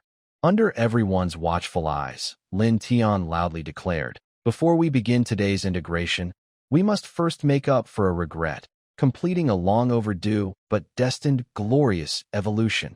His gaze turned to the front of the formation, where a steady figure stood like a mountain. Lin Yin stepped forward, clad in a heavy, dark yellow spirit guard armor. Lin Yin walked out with firm, silent steps. He knelt before the altar, facing Lin Tian, with his back to the army. His stone-like face was calm, but his clenched hands revealed a hint of inner emotion. Lin Tian walked up to him and carefully took out the yellow mother stone of the earth vein. As soon as the stone appeared, the surrounding air seemed to grow heavier. A vast, ancient earth energy filled the air, carrying the weight of all things. The mysterious veins and glowing core of the stone drew everyone's attention. Lin Tian's voice was steady and strong, spreading throughout the scene. Yesterday, the red sun shone brightly, and the mysterious moon soared in the sky. Only you guarded the front line, but you did not undergo evolution together. It's not that I forgot, but ordinary things do not match your strongest defenses. I promised to find the most suitable treasure for you. Last night, I found this strange stone, the yellow mother stone of the earth vein. It gathers 1,000 years of earth energy and carries the weight of mountains and rivers. He paused, looked over the army, and finally focused on Lin Yin. Today, I give you this precious earth treasure to give you new life and forge a forever guarding general of the mountains and rivers. Sorry for making you wait last time. Lin Yin looked up, his eyes behind the rocky face firm as a mountain. His voice was deep and steady, without any resentment, only absolute trust. My lord, you speak too highly. I believe in you. No matter when evolution happens, I and the Earth Guard behind me will always be the strongest shield at the front of our territory. His words were few but powerful, reflecting his usual silent, tough, and loyal character. Good. Lin Tian no longer spoke much. Using his mental connection, a white light appeared in his palm, gentle yet irresistible. It wrapped around the yellow mother stone of the earth vein and slowly pushed it toward Lin Yan's chest. This time, the scene of fusion was very different from Lin Feng's fiery one or Lin Yan's pure one. At the moment the mother stone touched Lin Yan's chest armor. Thump! A deep, grand heartbeat sounded from deep within the earth, echoing in everyone's hearts. It was not heard with ears but directly affected the soul, making people feel a reverence for the earth that came from their bloodline. Centered on Lin Yan, the ground beneath his feet suddenly lit up with a complex, shimmering large formation in a yellowish-brown glow. The pattern was ancient and vast, like a natural mountain and earth vein map. Then, pure, heavy, solid earth energy, like a summoned dragon, rose from the edges of the formation and deeper into the earth. It spiraled and wrapped around, quickly forming a thick, over 3-meter-wide cocoon of earth energy, with flowing veins of light and shadow. On the surface of the light cocoon, the shadows of mountains and rivers, as well as the patterns of the earth, flickered uncertainly. Inside, A deep rumbling sounded like rocks growing and rubbing against each other. The powerful energy of the Earth's veins surged wildly, not only enhancing Lin Yan's strength, but also seeming to deepen his connection and bond with the land beneath him. A sense of standing firm like a mountain, supporting all things, spread out, making everyone who saw this feel a strange sense of peace and stability. This process lasted about 10 seconds, each second feeling like it was filled with immense force. Finally, the energy from the Earth's veins began to settle. The light cocoon turned from solid to transparent and slowly faded away. A new, taller, and more majestic figure stood proudly. Just as Lin Tian was fully focused, using his innate power to guide the fusion of the Earth's yellow mother stone with Lin Yan, a very subtle and fleeting strange feeling appeared. It was like ripples on a calm lake caused by a small stone, gently stirring his soul deep inside. This feeling did not come from the powerful energy of the Earth's veins, nor from the vibrations caused by Lin Yan's transformation. It came from within himself, from the core ability that had been intertwined with his life since he arrived on the Eternal Scar continent, regarded as his foundation. It was as if something invisible had changed. But this feeling was so faint amid the grandeur of the fusion ceremony and the energy tides that it was almost overlooked. Until Lin Yan successfully completed his evolution, the overwhelming energy of the Earth's veins gradually calmed down. The cheers and shock of the army subsided slightly. Lin Tian's mind relaxed from his intense focus. That strange, correlated difference, like a new shape revealed after the tide receded, became clear and distinct. Lin Tian frowned slightly, instinctively sensing his talent. He checked his personal panel, and the description of his talent had suddenly changed. Talent, fusion evolution, intermediate, unique, intermediate, upgraded. Lin Tian was first surprised, then filled with curiosity and excitement. When did that happen? How did it upgrade? He immediately began to recall and analyze what he had done recently. Number of fusions? He quickly dismissed this idea. Since crossing over, the number of fusions had already reached hundreds or thousands. If it was just about the count, it should have upgraded long ago, not now. Quality of fusion materials? He pondered this. Red sun meteorite, sacred moon ancient tree, earth vein mysterious yellow mother stone. These are all top-quality materials far beyond ordinary. Especially the recently completed fusion of the mother stone, which triggered the vast earth veins. It's very likely. High-level materials caused a deep resonance, promoting the growth of my talent. Or, is it my own level increasing? Lin Tian thought about how he had just recently reached the silver level. Talent is linked to the soul and strength. As the Lord's level rises, talent also improves. This seems to be the most reasonable explanation. Also, he didn't feel any difference when he advanced to silver yesterday. Today, when he used his mind to fuse his talent, he suddenly happened to notice it. Most likely, it's because of the level increase, which makes the fusion more stable and noticeable at higher levels. Lin Tian quickly reached this conclusion, a smile of understanding appearing on his face. Looks like this talent isn't fixed or dead. It can grow with me. Nice, very growth-oriented. I like it. Lin Tian calmed his mind and carefully sensed the subtle changes. At first, it seemed that the energy was more pure and the fusion process might be smoother, consume less, and have a higher limit.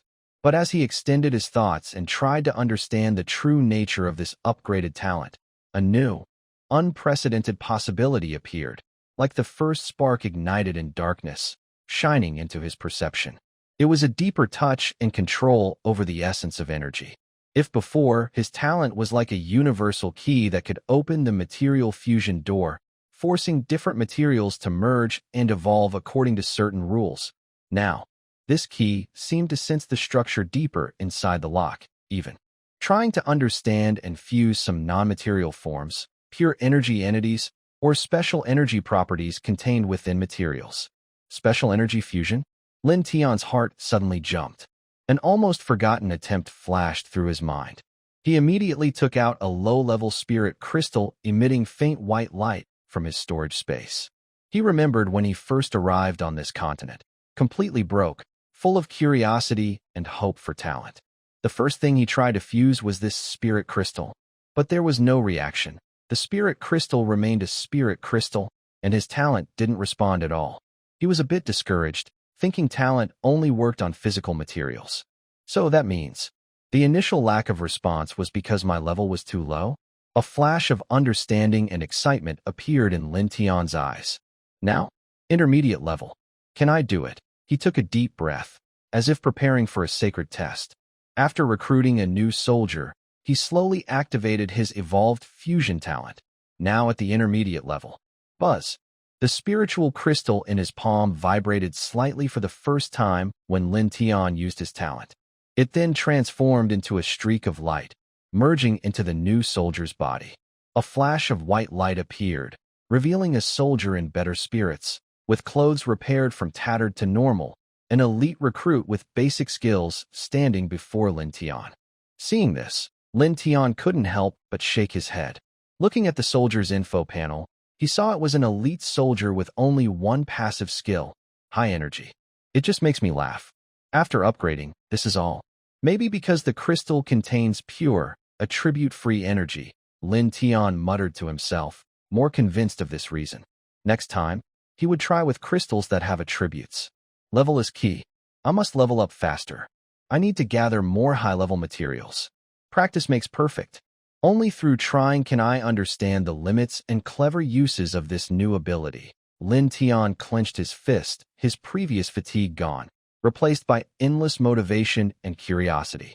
But you eat one bite at a time and walk one step at a time, he quickly calmed down. For now, he decided to check on the mighty General Lin Yan. He saw that Lin Yan's build seemed even more robust, nearly 2 meters tall. His armor, once the Xinyan Spirit Guard armor, had transformed into a more ancient, heavy, and powerful Zhanyu spirit armor.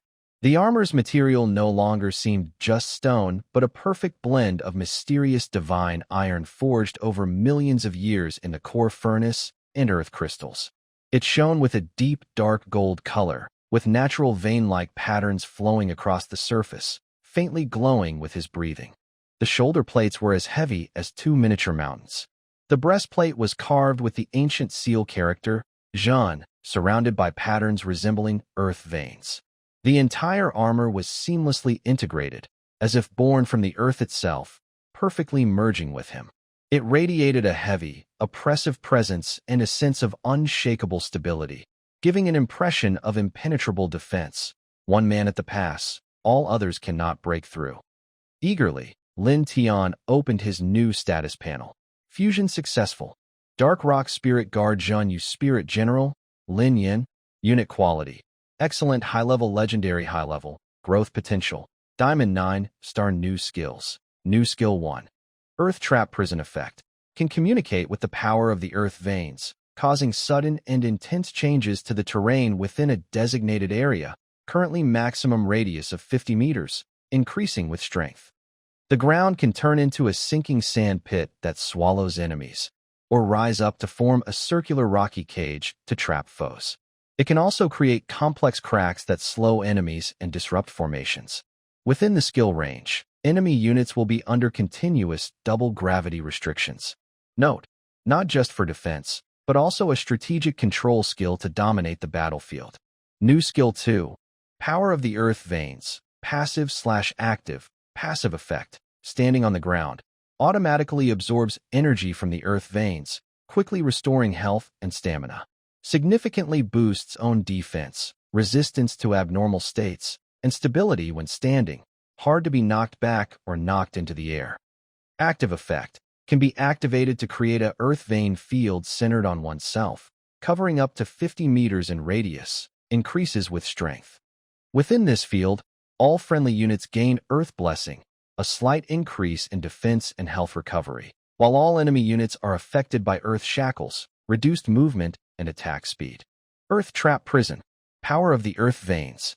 Lin Tian, after hearing the skill description, was overjoyed. This is not just an ultimate personal defense, but also a tactical core for army battles. Control, buff, heal. Lin Yan is now a moving super defense tower and terrain controller. He couldn't help but laugh out loud, patting Lin Yan, who had just completed evolution and whose earth vein aura was still settling. Good. Excellent. Zhanyu Spirit General. truly deserving of the name. From now on, the city walls of our territory will rely on you to stabilize. Who dares to shake the mountains and rivers of my Lin Tian territory? Feeling the mighty new power resonating with the earth within his body, Lin Yan's stone-like face, rarely, showed a slight twitch of the mouth, perhaps a smile. He bowed deeply, his voice deeper and more steady than before, filled with absolute reassurance. Yin will not disappoint the Lord. Wherever the mountains and rivers are, that is my land.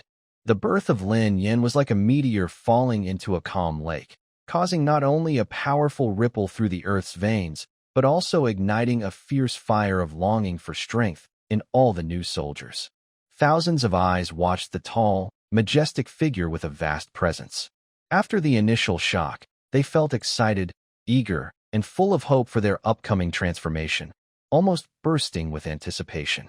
The air was filled with a silent noise, an eager anticipation fermenting. Lin Tian observed all of this clearly. He wanted this effect. He didn't want the waiting to last too long, nor did he want the excitement to cool down. From the high platform, he looked over the crowd below, dark and dense, but already beginning to stir with energy. His voice, sharp and powerful like a drawn sword, rang out. Can you see it? This is power. This is the future. And now, he waved his arm, pointing to the mountain of materials, shining metal ore, flowing moonlit wood, and heavy yellow stones. It's your turn now. Fusion and evolution start now. The grand fusion feast officially began. There was no need for tedious individual steps. Lin Tian communicated mentally with his newly promoted intermediate talent, which looked more lively and deep. His vast mental power spread out like an invisible net, precisely locking onto each new soldier and resonating with the piled materials. In an instant, the center of the territory seemed to turn into a legendary forge. Although many people were involved, under Lin Tian's control of his talent, everything was orderly and efficient. The light flickered continuously, following a certain rhythm. In less than half an hour, this massive fusion involving over 5,000 people was completed. When the last light faded and the dust settled, what appeared before Lin Tian and a few key generals was a completely transformed army of 5,300 soldiers, full of energy, well-equipped, and full of momentum. They stood quietly, but the vigor of new strength and the anticipation of testing it out was like a volcano about to erupt, brewing silently. Looking at this mighty force, Lin Tian smiled with satisfaction. But he was not finished. He remembered the special fruits he had obtained yesterday from his deal with Su Wan. With a gentle thought, a fruit shaped like a lotus seed, pure white, and emitting a faint aura of purification and a gentle fragrance, appeared in the palm, the sacred lotus fruit. His gaze turned to the 300 healing priests standing quietly nearby, dressed in light green dresses and holding short staffs, as well as their leader, Lin Yu. During the previous battle, the important role of these healers was clear. Their presence greatly reduced casualties and helped maintain the army's fighting ability. Lin Tian called softly. Lord? Lin Yu looked up with a bit of confusion, her clear eyes full of questions. She saw the strange fruit in Lin Tian's hand, which radiated a calming aura. She had a faint guess, but wasn't sure. Come out, Lin Tian beckoned her. Lin Yu quickly stepped forward and stood in front of Lin Tian. She couldn't help but glance again at the sacred lotus fruit. Last night's battle went very well.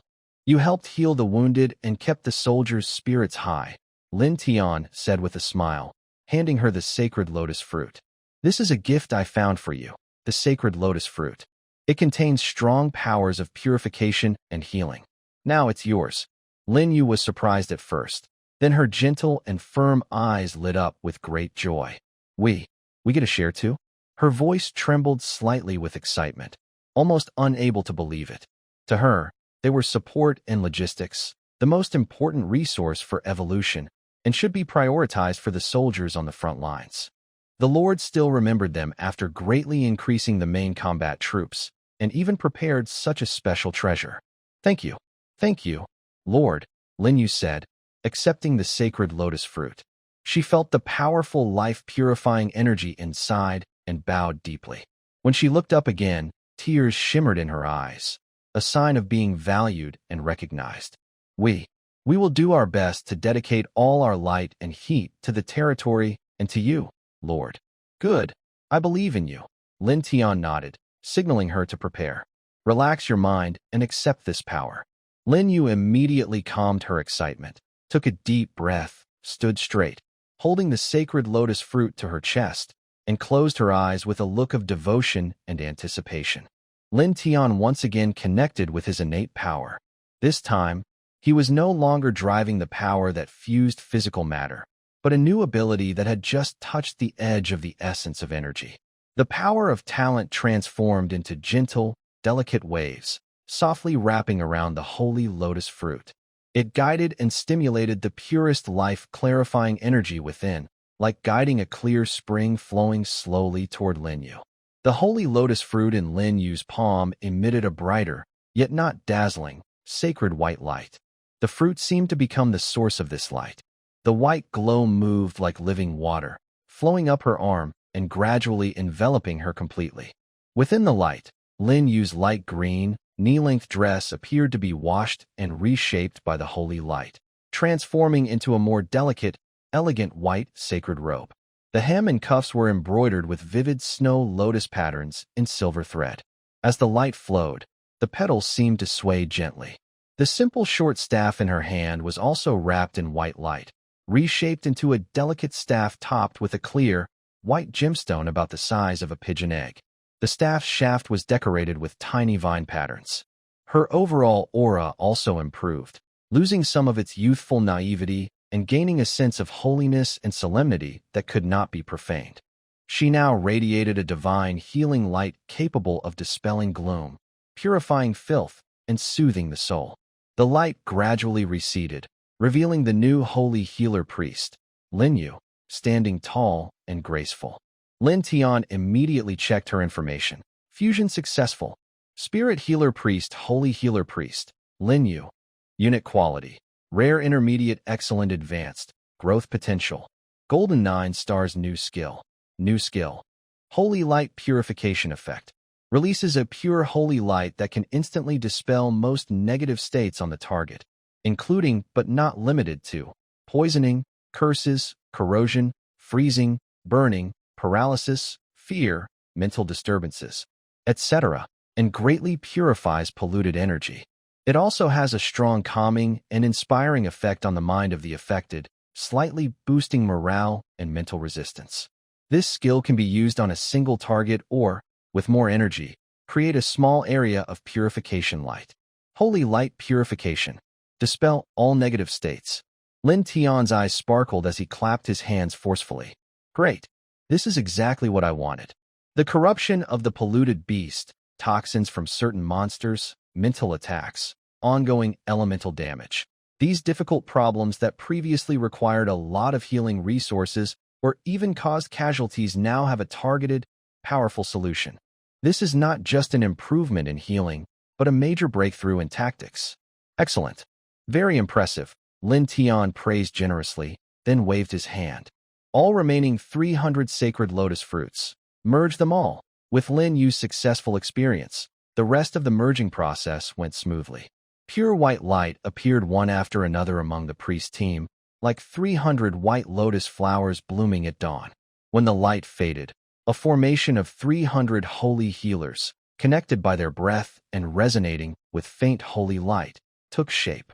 They stood there, like an invisible shield of purification and life for the entire army.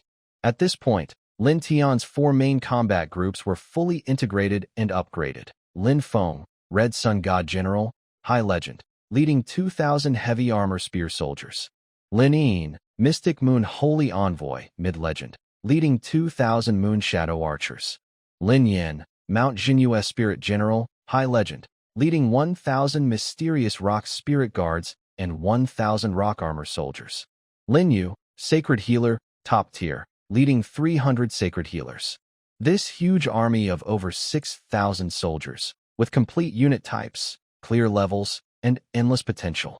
More importantly, these numbers are not just figures. They represent a powerful force forged through blood, resource investment, and core upgrades. Next, he asked Lin Yin and the others to bring out the fruits, vegetables, and hunted meat they exchanged yesterday. After everyone finished breakfast together, he ordered all the generals to continue exploring and clearing in the same direction as yesterday. He watched as Lin Feng, Lin Yin, Lin Yan, and Lin Yu each led their armies of over 2,000 soldiers, like four streams of steel rushing into the forests in four directions, starting a new round of hunting and exploration. Especially after instructing Lin Feng to pay attention to the minotaur and try to gather intelligence, Lin Tian's territory suddenly became less crowded, with only the unfinished buildings remaining. All right, brothers, go out and earn money to support the family. As the head of the household, I also need to finish building the house. Lin Tian stretched lazily, but his face showed no relaxation, only excitement for a big effort. He had already planned the core task for the 5th day, building the city. Money was abundant, and the 80,000 units of stone had already been stored by the system. Lin Tian pulled up the blueprint for the city wall, permanent, took a deep breath, and began precise planning. He centered his design around the Lord's mansion and the main altar, drawing a perfect circle with a diameter of 300 meters in his mind.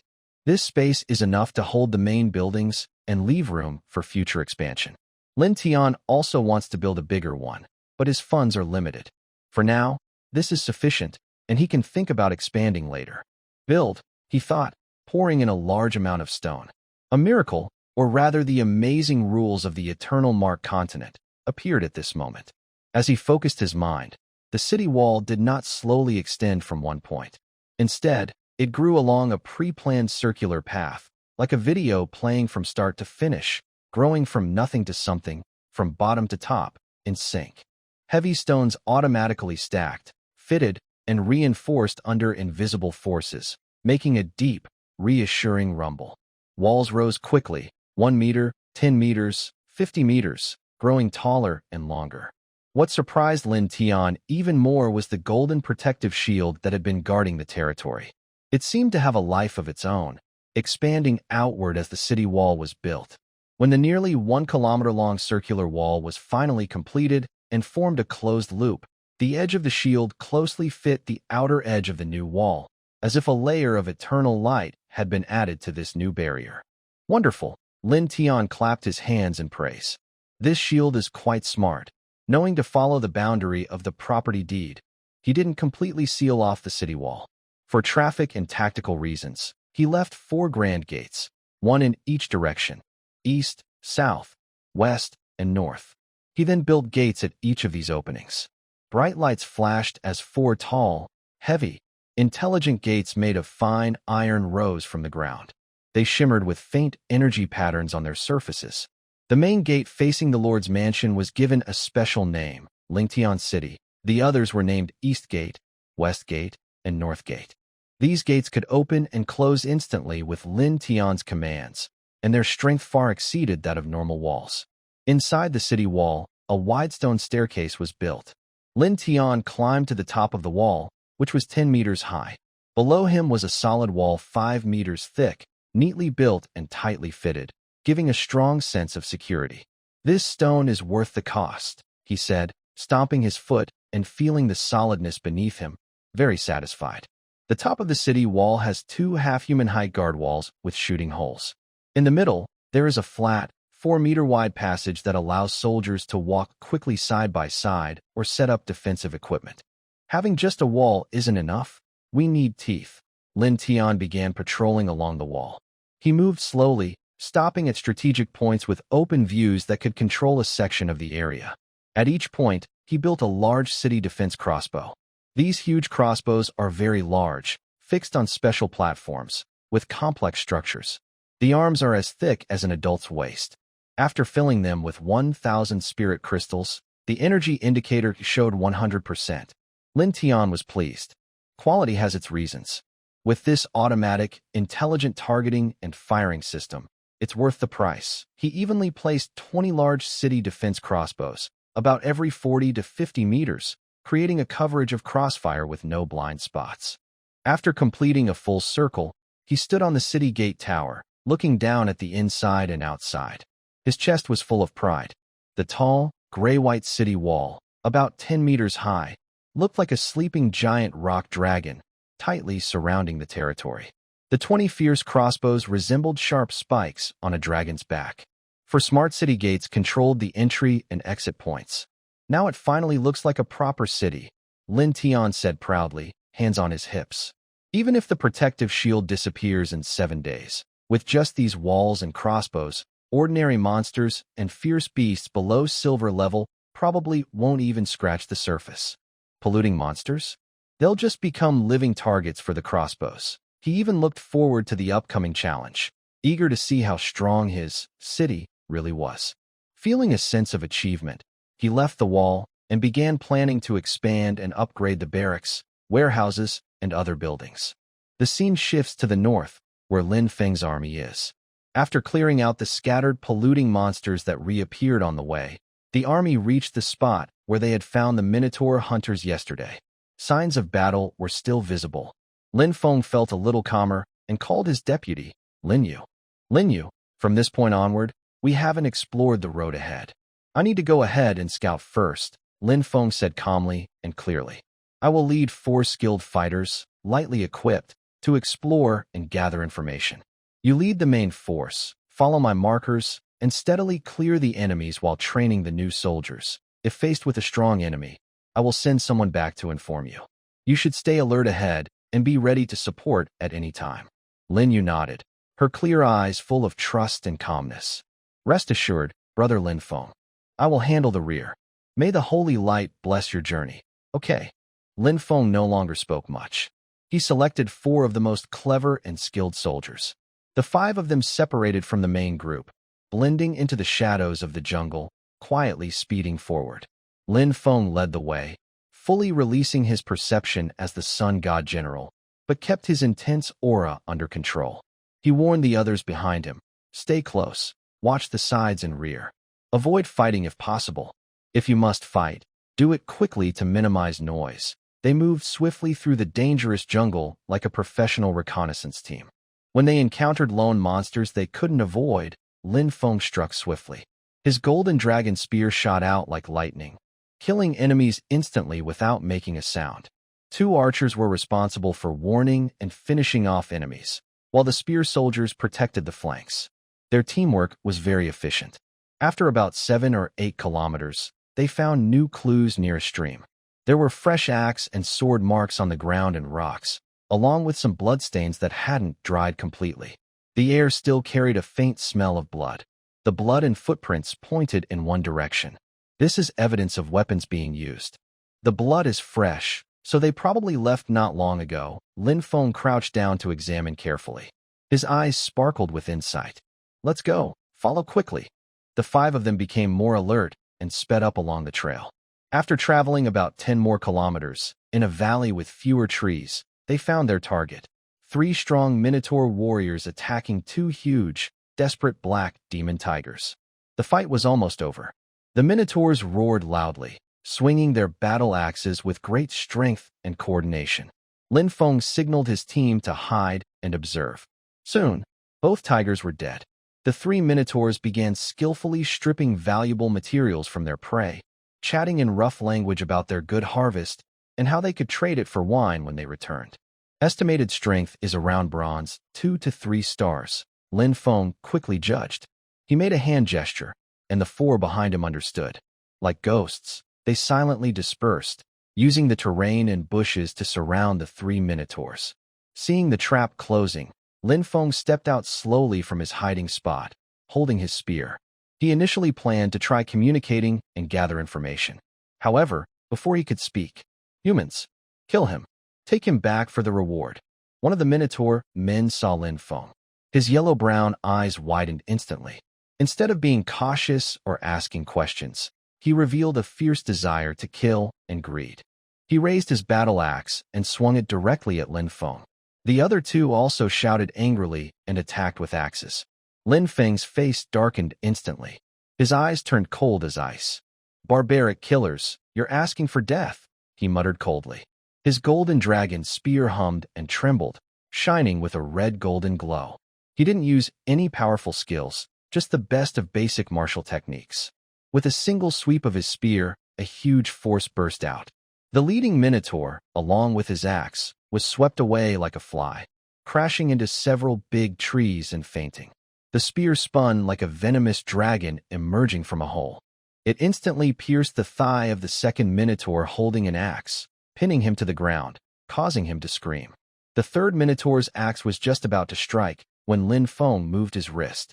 His spear traced a perfect arc and hit the side of the axe blade precisely. With a loud clang, the minotaur felt an unstoppable, intense heat. His grip on the axe broke, and the weapon flew out of his hand. Lin Feng kicked him in the chest, knocking him flying to the ground. His spear followed like a shadow. The cold tip was pressed against the minotaur's throat, piercing the skin and drawing blood. The minotaur froze, not daring to move. At this moment, hidden soldiers quickly appeared, restraining the two other minotaur men who had been knocked out and injured. Lin Feng's spear tip trembled slightly. His voice was icy. "Answer my questions. What is your tribe? Where's this place? Where is your main camp?" The wounded minotaur, whose thigh had been pierced, was tough. He roared through the pain, "You despicable humans. We are the brave warriors of the Kumo tribe. Our chieftain will crush you. You'll be made into jerky soon." The other captured minotaur also cursed and threatened vaguely. Kumo tribe. Lin Feng noted the name, but didn't get any more useful information. He was about to continue asking when his sharp eyes caught a subtle movement. The first minotaur, who had been knocked flying and seemed unconscious, blinked his eyelids very slightly. His breathing also showed tiny changes. Playing dead, Lin Feng thought quickly. He immediately made a plan. He waved to the soldiers guarding the pretending to be dead minotaur. "Come here, both of you. I have something for you." The two soldiers, trusting him, released their hold on the pretending to be dead minotaur and turned toward Lin Feng. Just as they turned, roar! The pretending to be dead minotaur suddenly surged forward with incredible speed, rushing headlong in a single direction without looking back. He was filled with joy inside. "Haha! Foolish humans. I, Aru, am indeed the smartest. Crow, Mondo, go ahead without worry. I will bring news to the chieftain, make a great contribution, and enjoy wine and female cattle. Later, I will bring the army to avenge you." The remaining soldiers were startled and prepared to chase. "There's no need to chase," Lin Feng said calmly, a cold glint flashing in his eyes. He swiftly thrust his spear like lightning, quickly ending the lives of the two worthless minotaurs beneath him. Then he quickly ordered his 4 subordinates, "Immediately return and meet with Commander Lin Yu to report what happened here. I will track the one who escaped and find their hideout. Rest assured, I will return safely. Be careful, Commander." The 4 soldiers trusted Lin Feng's strength completely. Without hesitation, they saluted and quickly retreated along the path they came. Lin Feng's figure flickered, transforming into a faint golden shadow, silently following behind. He did not immediately kill Aru, but instead, like a patient hunter, kept his distance, using the trees and terrain to perfectly hide his presence, his gaze fixed on the frantic but seemingly purposeful green figure. "Hope you can lead me to where I want to go," Lin Feng silently thought. Just as Yaru was about to break through the last patch of bushes and step into the relatively open warning area, Lin Feng no longer hesitated. He increased his speed to the maximum, rushing out like a red streak of light. The terrifying sound of breaking air behind him made Yaru turn back in shock. He saw a flash of golden-red spear light rapidly enlarging in his eyes. No, his last consciousness was filled with despair over his shattered dream and horror at the terrifying speed of the humans behind him. Suddenly, a spear pierced through his throat precisely. Lin Feng flicked his wrist, lifted the corpse, and quickly dragged it into the dense bushes nearby to hide it. His movements were clean and quick, making little noise. He lowered his body, staying close to the ground like a rock, and slowly moved toward the orc camp. When he was about 200 meters away, he had to stop. A large number of patrol soldiers appeared ahead. A team of well-equipped, fierce-looking orc warriors marched heavily along a fixed route, crossing and patrolling. Their aura was at least at the level of bronze. Occasionally, more well-equipped, stronger subleaders appeared to give orders or change patrol routes. Lin Feng felt their strength was close to level 9 of bronze. Quietly, Lin Feng retreated and found a high ground with a great view. He used rocks and vegetation to hide himself perfectly and began a 1-hour observation.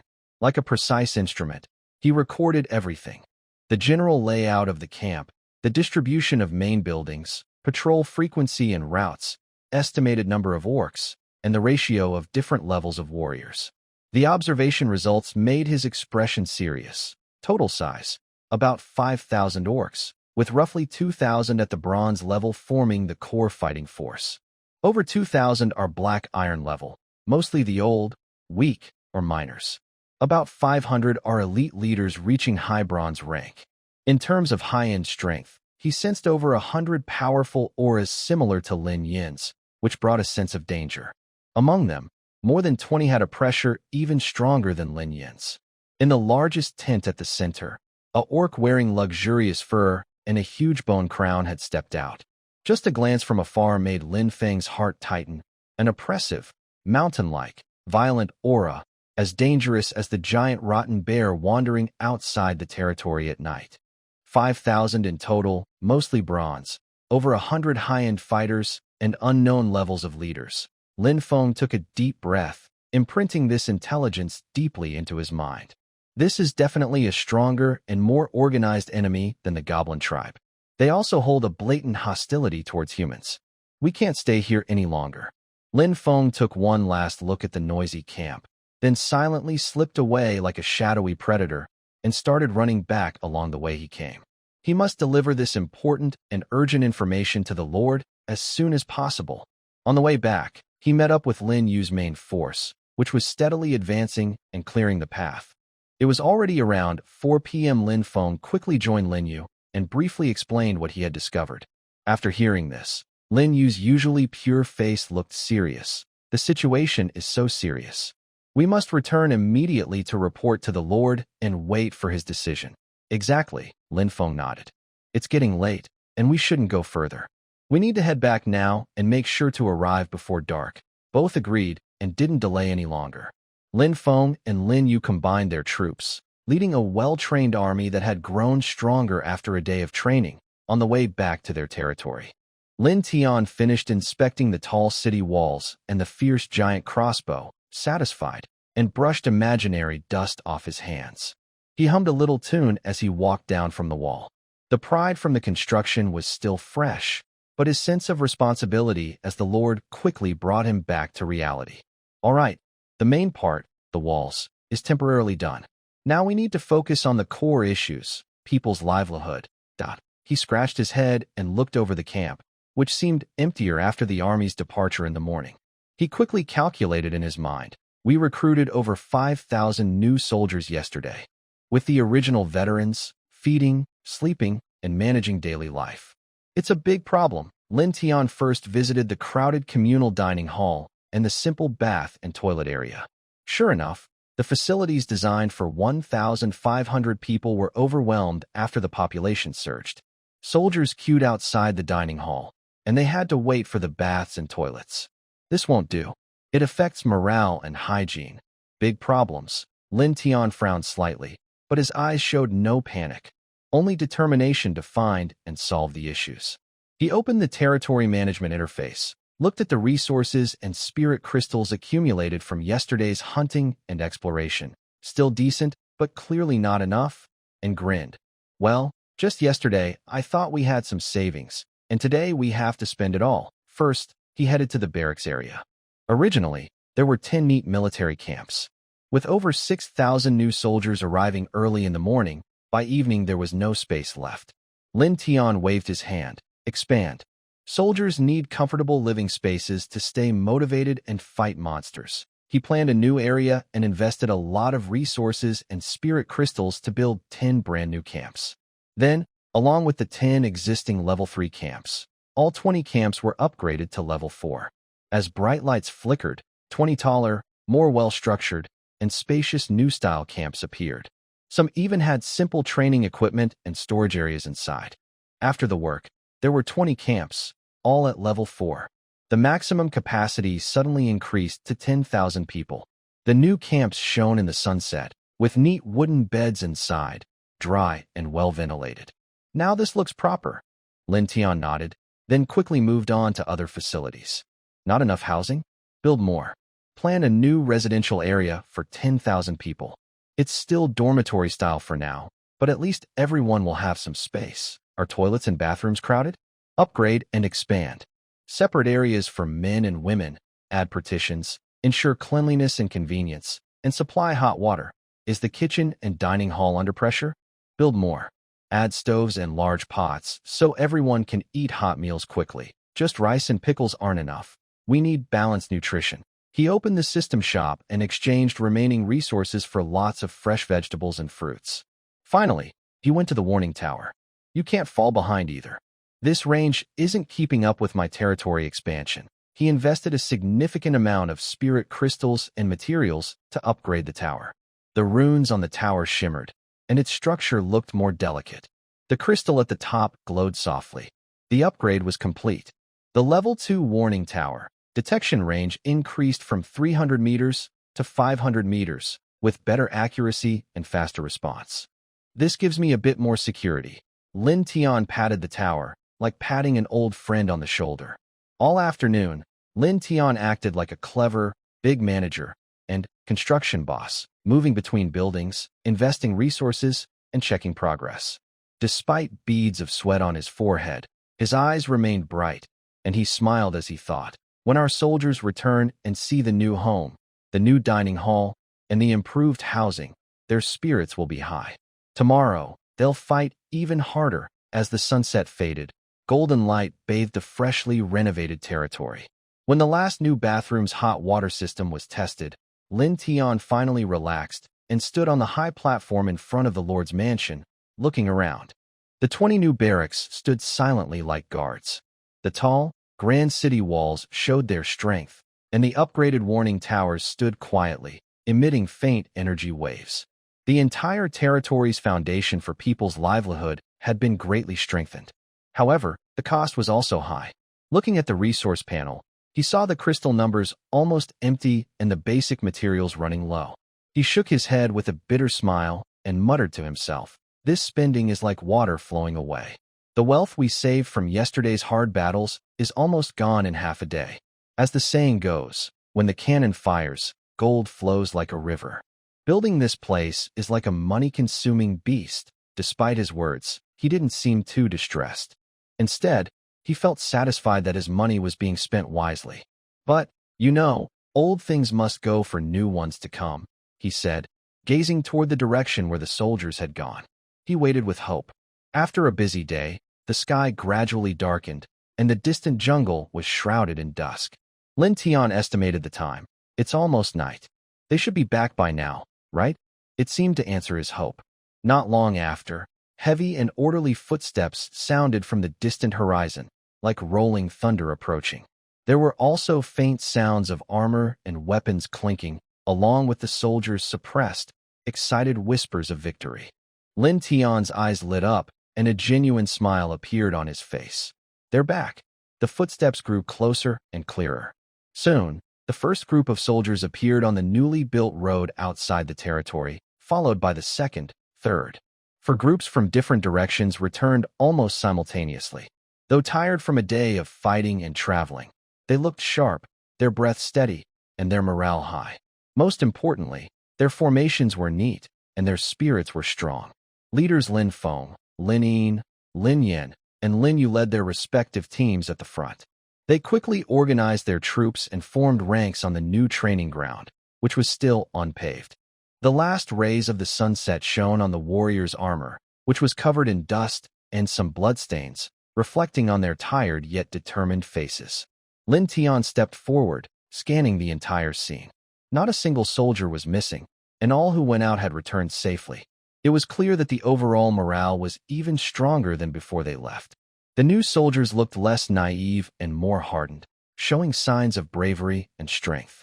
Looking at the disciplined army of 6,000, their armor dusty but their spirits high, with no one absent, Lin Tian felt a deep sense of pride and satisfaction. His gaze moved over the young, resolute faces, now more calm after experiencing fierce battles. He couldn't help but feel proud inside. This team, this spirit, on the entire Eternal Scar continent, which Lord has such a strong and well-trained army. Not only are there many soldiers, but each one is a top fighter, reliable and strong. Wow, with this rapid growth, I'm even impressed with myself. His eyes focused on the four figures at the front of the team. Linian still wore a pure, white holy robe, spotless and clean. But her cold aura seemed sharper after intense battles, like a polished, icy moon, radiating a quiet but powerful energy typical of a 2-star silver rank. Lin Feng wore a fiery red armor. Even if he tried to hide it, his fierce and hot energy was still obvious. Standing tall like a pine tree, his gaze sharper and calmer than before, like a finely forged weapon. His silver 1-star strength made him look like a sharp blade ready to strike, with a faint glint of danger. Lin Yan's change was the most obvious. His heavy black and yellow armor shimmered under the sunset, heavy as a mountain. Just standing there, he gave a feeling of stability and safety, like a solid rock. He was now at the peak of bronze 9-star, just one step away from silver rank. His aura was steady and grounded, as if he had merged with the land beneath him. Lin Yu, the youngest, was still at bronze 2-star. Though lower in rank and slightly weaker than her legendary peers, her pure healing light was very strong. Standing in the team, she was like a warm, firm shield, making others feel safe. For her, this progress was already excellent. As for the soldiers under his command, the lowest was at Black Iron 4-star, and the overall strength had greatly improved. Looking out, the scene was dark and dense, with shining armor and high morale. It truly lived up to the saying, many soldiers and many generals, brave commanders like clouds. Good. Very good. Lin Tian openly expressed his praise, nodding to the 4 leaders and all the soldiers. After a day of fighting and training, the results were impressive. Next, the soldiers piled up today's spoils in a designated open space. Soon, a mountain of loot, made of various monster corpses, took shape and kept growing taller. However, as he looked at this increasingly impressive pile, almost like a small mountain, Lin Tian's smile started to stiffen. A bead of cold sweat appeared on his forehead, even though it wasn't real. Is this too much? He muttered, feeling a bit overwhelmed by memories of the boring and exhausting task of collecting everything by hand, one by one. If it were still like before, bending over and crouching next to this pile of bloody, furry mess, picking each piece up. How long would that take? No way I can sleep tonight. While he stared at the mountain of loot, grumbling inside and even thinking about setting up a quick collection line, something amazing happened. His gaze fell on the pile of monster corpses, and suddenly, a clear, semi-transparent prompt appeared in his view. Collectible targets. Group monster remains X several. Would you like to perform area badge collection? Note: after the Lord's level reaches silver, basic resource quick processing functions will be unlocked. Lin Tian was stunned. Then his eyes widened in disbelief. He blinked a few times, then carefully looked at the prompt again. Area badge collection? A new feature unlocked at silver level. In the next second, a huge burst of joy exploded in his mind like fireworks. The long-standing problem that had troubled him, making collection a hellish chore, was suddenly solved? Heaven helps me. No, it's my own effort to level up that did this. Lin Tian almost couldn't hold back his laughter, his previously worried face replaced by a bright smile. He couldn't help but give a big thumbs up to the of the Heavenly Path system of Eternal Mark Continent, wanting to write a long review praising it. This is more like it. A truly humanized update. Now it understands how to care for us hard-working lords. Before, that was just the beginner's torture period. He couldn't wait, and, filled with excitement like witnessing a miracle, strode quickly toward the pile of spoils. He took a deep breath. Then, like a general inspecting troops or a wizard about to cast a spell, he waved his hand confidently at the small mountain of loot, focused his mind, and confirmed, "Collect everything." Buzz, a soft, wide-ranging white light, like flowing mercury, instantly covered the entire pile. Wherever the light touched, all the monster corpses seemed to be erased by an invisible eraser and disappeared quickly. In their place, a stream of system messages flashed before Lin Tian's eyes like a waterfall. Collection successful. Gained 15 low-level spirit crystals. Collection successful. Gained 20 units of black iron level demon wolf meat. Collection successful. Gained 5 units of damaged wolf pelt. Collection successful. Gained 2 black iron level poison fang of the corrupt dog. Collection successful. Gained 1 black iron treasure chest. Collection successful, and so on. The messages kept flashing so fast it was dizzying, like a game with cheat codes enabled. Lin Tian only glanced at them briefly before feeling dizzy. Stop. Stop. No more flashing. I know you're capable, but no need to report so detailed. He quickly thought to himself, opening the settings and finding the new option, hide detailed group collection info, then decisively checked it. Instantly, the world became quiet. The whole process lasted about a minute. When the white light finally faded, the mountain of loot had vanished without a trace, leaving only some signs of battle and bloodstains. Meanwhile, Lin Tian's resource panel and storage space received another big boost. With a feeling like opening a mystery box, he quickly counted his main gains. 30,000 low-level spirit crystals, various meats, piled high, enough to last several days, furs, bones, and special materials. 50 black iron treasure chests. 1 silver treasure chest. Seeing the treasure chests, Lin Tian's smile faded a little. He stroked his chin, showing a look of realization and self-mockery. 50 black iron, only 1 silver. My unlucky aura is still shining brightly. Forget it, just accept the black iron. Even a small amount is still valuable. It's good to build basic supplies and improve the homeland. Why bother with fancy things? But soon, he adjusted his attitude. After all, crystals and food are the most important. Treasure chests are just extras. After counting everything, he turned to the 4 leaders waiting nearby and ordered, Lin Feng, take some people and select the freshest, most delicious meat for tonight's feast. Let's reward the brothers. The rest, move everything into the warehouse and organize it. Yes, Lord. The 4 replied together, their faces showing happiness from the harvest. Soon, the soldiers started working in order. Some moved food, others cleaned the area. Their shadows stretched long in the sunset light, reflecting on the new city walls, creating a lively and hopeful scene. Lin Tian watched everything, stretched lazily. Though tired, he felt motivated and satisfied. Resources are coming in, the army is stronger, the walls are built, and living facilities are upgraded. Another busy and fruitful day. Tonight, I'll take everyone out for some extra training to gain experience. Perfect. The last glow of sunset painted the sky in warm gold. Smoke rose from the new dining area, mixing with the aroma of stew and rice, filling the entire territory. Most soldiers sat on the designated dining area, some gathered around campfires, enjoying rest and hot food after a day of battles. Laughter, the clinking of dishes, and lively chatter filled the air with warmth and camaraderie. In front of the Lord's mansion, on a spacious open ground, Lin Tian ordered a sturdy wooden table to be set up with 5 wooden stools. He also brought out some more refined dishes from the kitchen, a large fragrant stew, a few plates of green stir-fry, a steaming bowl of spiritual rice, and even a small jar of clear fruit wine. The aroma was similar to the communal meals, but the arrangement showed a different meaning. Lin Feng, Lin Yin, Lin Yin, Lin Yu, come over here and eat with us.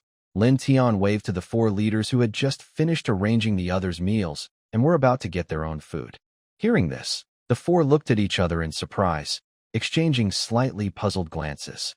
In the past, although the Lord was approachable, he usually dined with soldiers or ate alone at the Lord's residence.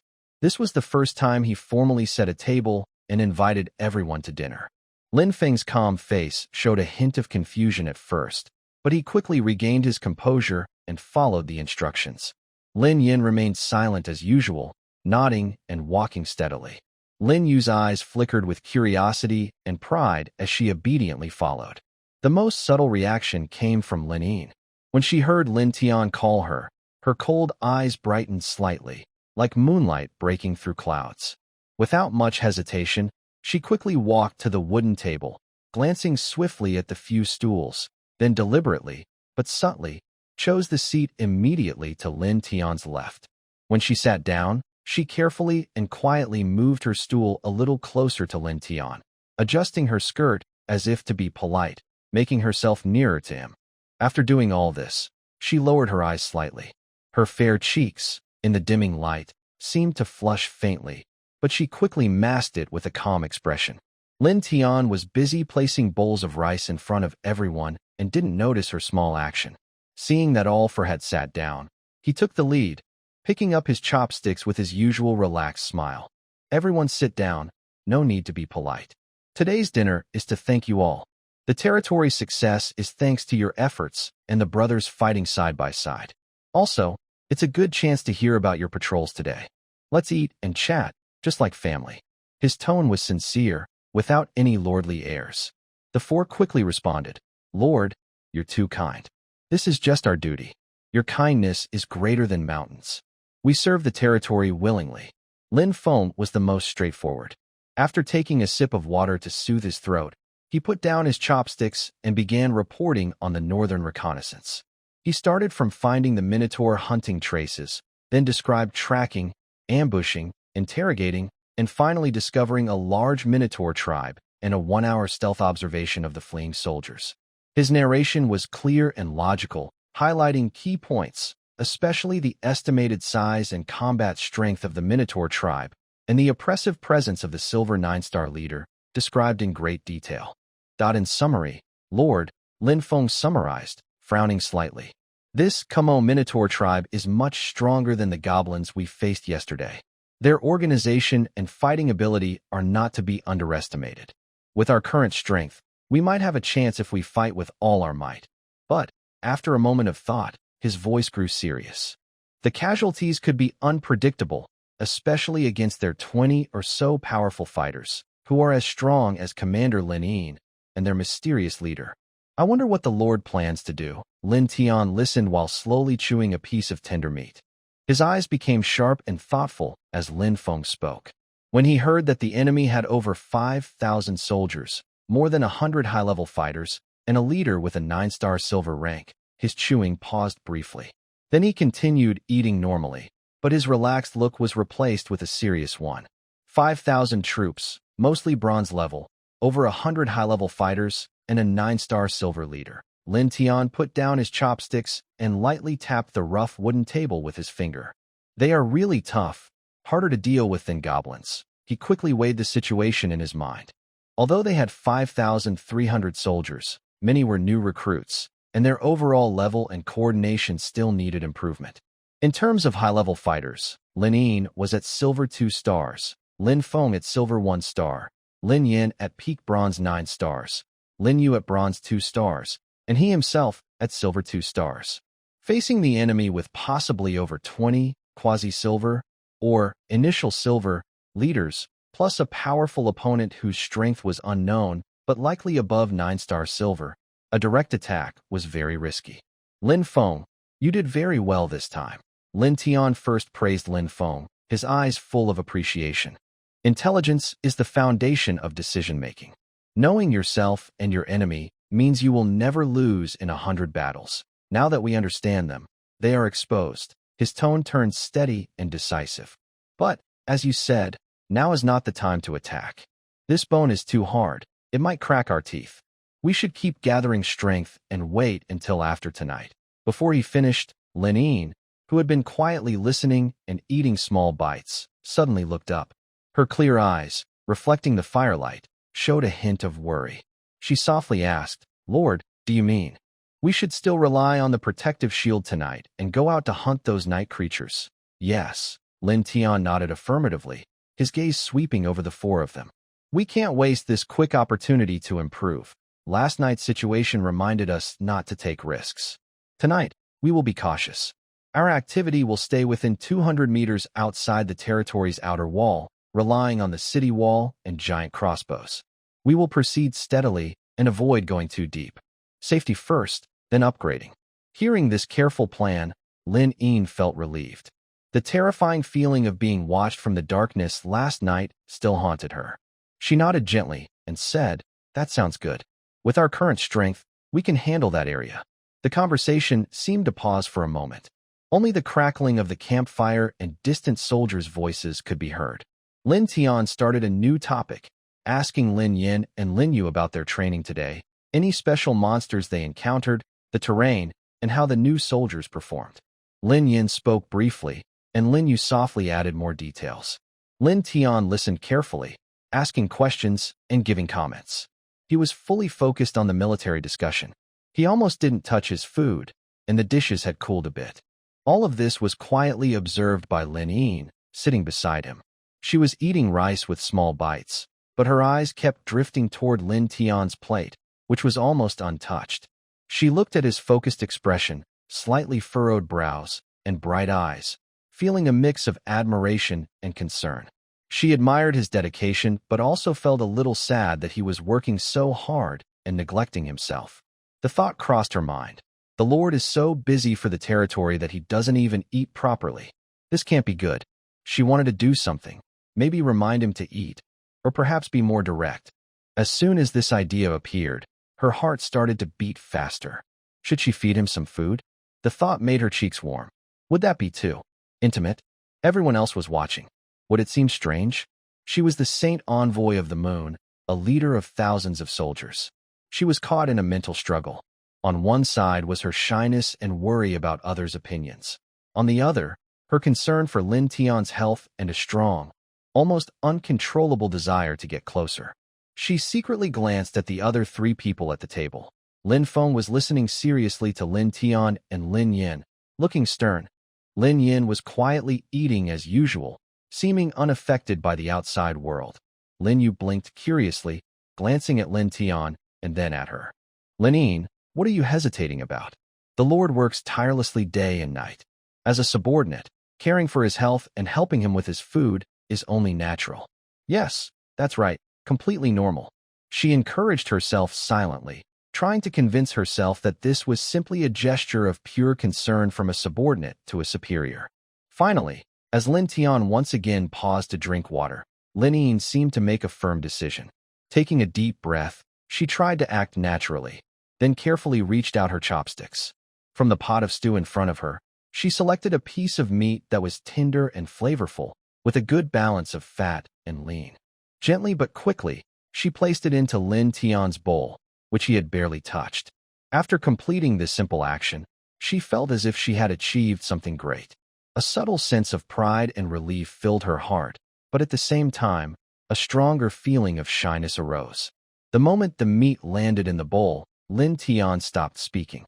He looked down in surprise at the extra piece of meat in his bowl, then followed the direction of the chopsticks back to Lin Yin. Meanwhile, the other three at the table also noticed this small movement. Lin Feng paused his report. Lin Yin hesitated mid-chew, and Lin Yu widened her eyes, curious about what was happening. All three turned their gazes at Lin Yin, Lin Tian with confusion, Lin Feng with understanding, Lin Yin with calm, and Lin Yu with curiosity. In an instant, Lin Yin's cheeks flushed with a bright red, spreading from her face to her ears like a sunset glow. Her fingers tightened slightly on the chopsticks. The usually cool and composed Sacred Moon envoy now looked a little flustered. Facing Lin Tian's curious gaze, she looked away nervously, her voice trembling as she explained, I saw that the Lord was talking so much that he didn't eat much. So I thought. Her voice grew softer and softer, almost inaudible, and she lowered her head slightly, wishing she could hide somewhere. Seeing this, Lin Feng's eyes flashed with understanding, but he remained calm outwardly. He thought to himself, it seems Lin Yin cares about the Lord. That's a good thing. The Lord should have someone to look after him. Maybe I can find a chance to subtly help her speak up. Lin Yan's thoughts were more straightforward. The Lord works hard. Helping with the food is only right. He didn't think there was anything wrong. Instead, he believed Lin Yin was right, and even considered whether he should also give a piece to the Lord. Lin Yu's eyes sparkled as she looked at her sister Lin Yin, whose face was red like an apple, and then at the somewhat stunned Lord. Her heart was full of blessings and a little excitement. Sister Lin Yin is so wonderful. Only someone as talented and beautiful as her deserves to stand beside the Lord. Keep going, Sister Lin Yin. Feeling the four different but all focused gazes on her at the table, Lin Yin's cheeks felt hot, and her heart pounded like a drum. She couldn't sit still anymore. She quickly put down her chopsticks and whispered hurriedly, I'm full. Today, I didn't encounter anything special, so I'll go prepare for tonight's plan. After saying this, she almost like a startled deer, quickly stood up and fled from the dinner table that felt like her social death. Her white holy robe's hem drew a hurried arc as she turned. Watching Lin Yin's almost panicked escape, figure, Lin Tian was stunned for a few seconds. Then he stroked his chin and slowly smiled, a mix of amusement and warmth on his face. That girl, he muttered softly, shaking his head, feeling strangely pleased inside. It seems I, as the Lord, am quite popular. Even during meals, someone is thinking of me. He didn't think too deeply about it, simply attributing her behavior to her affection and care for her leader, himself, the considerate, wise, and brave Lord. But he felt it wasn't a bad thing. This small incident seemed to lighten the heavy atmosphere brought by the Minotaur tribe. Lin Tian withdrew his gaze and looked back at the 3 remaining people at the table. His face returned to his usual cheerful expression. All right, everyone understands the situation with the Minotaur. Just remember it for now, and we'll discuss it later. For now, let's eat well and fill our stomachs. He picked up his bowl and fed the piece of meat Lin Yin had given him into his mouth, chewing it with a particularly delicious taste. Then he said to the 3, after eating, take half an hour to organize your troops. Tonight at 8 o'clock, meet at the West Gate, and we continue the night shift. Our target, 200 meters outside the wall. Eliminate all who can move. Yes, Lord, the 3 responded loudly. Lin Feng's eyes flickered with fighting spirit. Lin Yin nodded seriously, and Lin Yu answered obediently. The bonfire crackled, and the aroma of food still filled the air. A simple dinner intertwined with military reports, future plans, and a subtle, unnoticed warmth beginning to grow. After dinner, at the camp, the bonfire was still burning, and the voices gradually quieted. The soldiers hurried to pack their equipment, preparing for the upcoming night battle. Lin Tian stood on the steps in front of the Lord's mansion, his gaze casually sweeping the edge of the territory. There, a graceful figure outlined by moonlight stood quietly, gazing at the darkness outside the protective shield. It was Lin Yin, thinking of how she had carefully picked at her food and then hurried away just now at the dinner table. Lin Tian couldn't help but smile softly, a gentle and amusing ripple in his heart. That girl, he whispered to himself, but his steps unconsciously moved toward her. As he approached, he saw leaning slightly, tilting her head back, moonlight shining on her fair face, casting a gentle glow. Her long eyelashes cast faint shadows beneath her eyes. She seemed lost in her own thoughts, unaware of Lin Tian's approach. It wasn't until the familiar presence surrounded her that Lin Yin suddenly snapped back to reality and turned her head. When she saw it was Lin Tian, the blush on her face, which had already faded, spread even faster, burning from her cheeks to her ears, clearly visible in the moonlight. Lord of the land? She said nervously, quickly looking away. Her voice was softer than usual. Why are you here? I've eaten enough, so don't worry. She tried to hide her nervousness, unconsciously clutching the corner of her robe. Seeing her adorable attempt to hide her feelings, Lin Tian's playful side grew stronger. He deliberately put on a serious face, speaking in a tone that was serious but with a hint of teasing. Of course I had to come check on my top general. After all, tonight's night shift depends on you showing your strength. If I caused any disturbance that made the noble Moonlight Saint upset or affected your performance, I'd feel guilty and wouldn't be able to sleep. Hearing his teasing tone filled with a smile, Lin Yin was momentarily stunned, then quickly realized he was joking about the dinner incident. A small feeling of shyness in her heart was suddenly eased by a tiny sense of defiance. She blinked and looked back at Lin Tian, a hint of cleverness flashing in her eyes. Her voice returned to its usual clear tone, but she deliberately stretched her words. Oh, so the Lord is here to care for his subordinate? Then, what kind of care do you plan to give? Surely, just a few words, right? She tilted her head slightly, moonlight reflecting in her eyes, giving her a rare playful look. Really? Lin Tian raised an eyebrow, surprised that this usually cold girl would turn the tables on him. He stroked his chin, pretending to think, while his eyes sparkled with a smile. Yesterday, someone worked hard to give me a shoulder massage. As a return, how about I give you one today? Caring for your soldiers' health and well-being is also an important duty of a lord. He spoke seriously, as if he had made a well-considered decision. That's not allowed, Lin Yin blurted out instinctively, her small cleverness from earlier instantly replaced by panic. She kept waving her hands, her face turning redder. Lord, it's my duty to worry about you. I can't let you do such things for me. If other soldiers see, it might affect your reputation. Before she finished, Lin Tian chuckled and shook his head, stopping her. Reputation? His tone was light, but carried sincere certainty. I've never thought about acting like a lord in front of you, or showing off. Linine, you fought alongside me all this time. You're not just a subordinate, but a comrade I can trust with my back. You're like family. Among family, we look out for each other. Do we need to worry about these things? Family. Those words gently struck Lin Yin's heart, making her heartbeat skip. A warm feeling mixed with more complicated emotions surged inside her.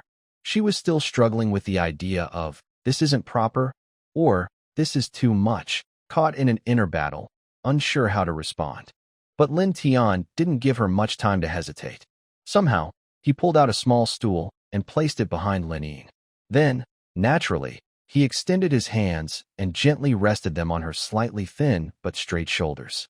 Good girl, listen to me. Sit down. Lin Tian's voice sounded above her head, softer than the moonlight, with a calming magic. You've worked all day, your shoulders must be sore.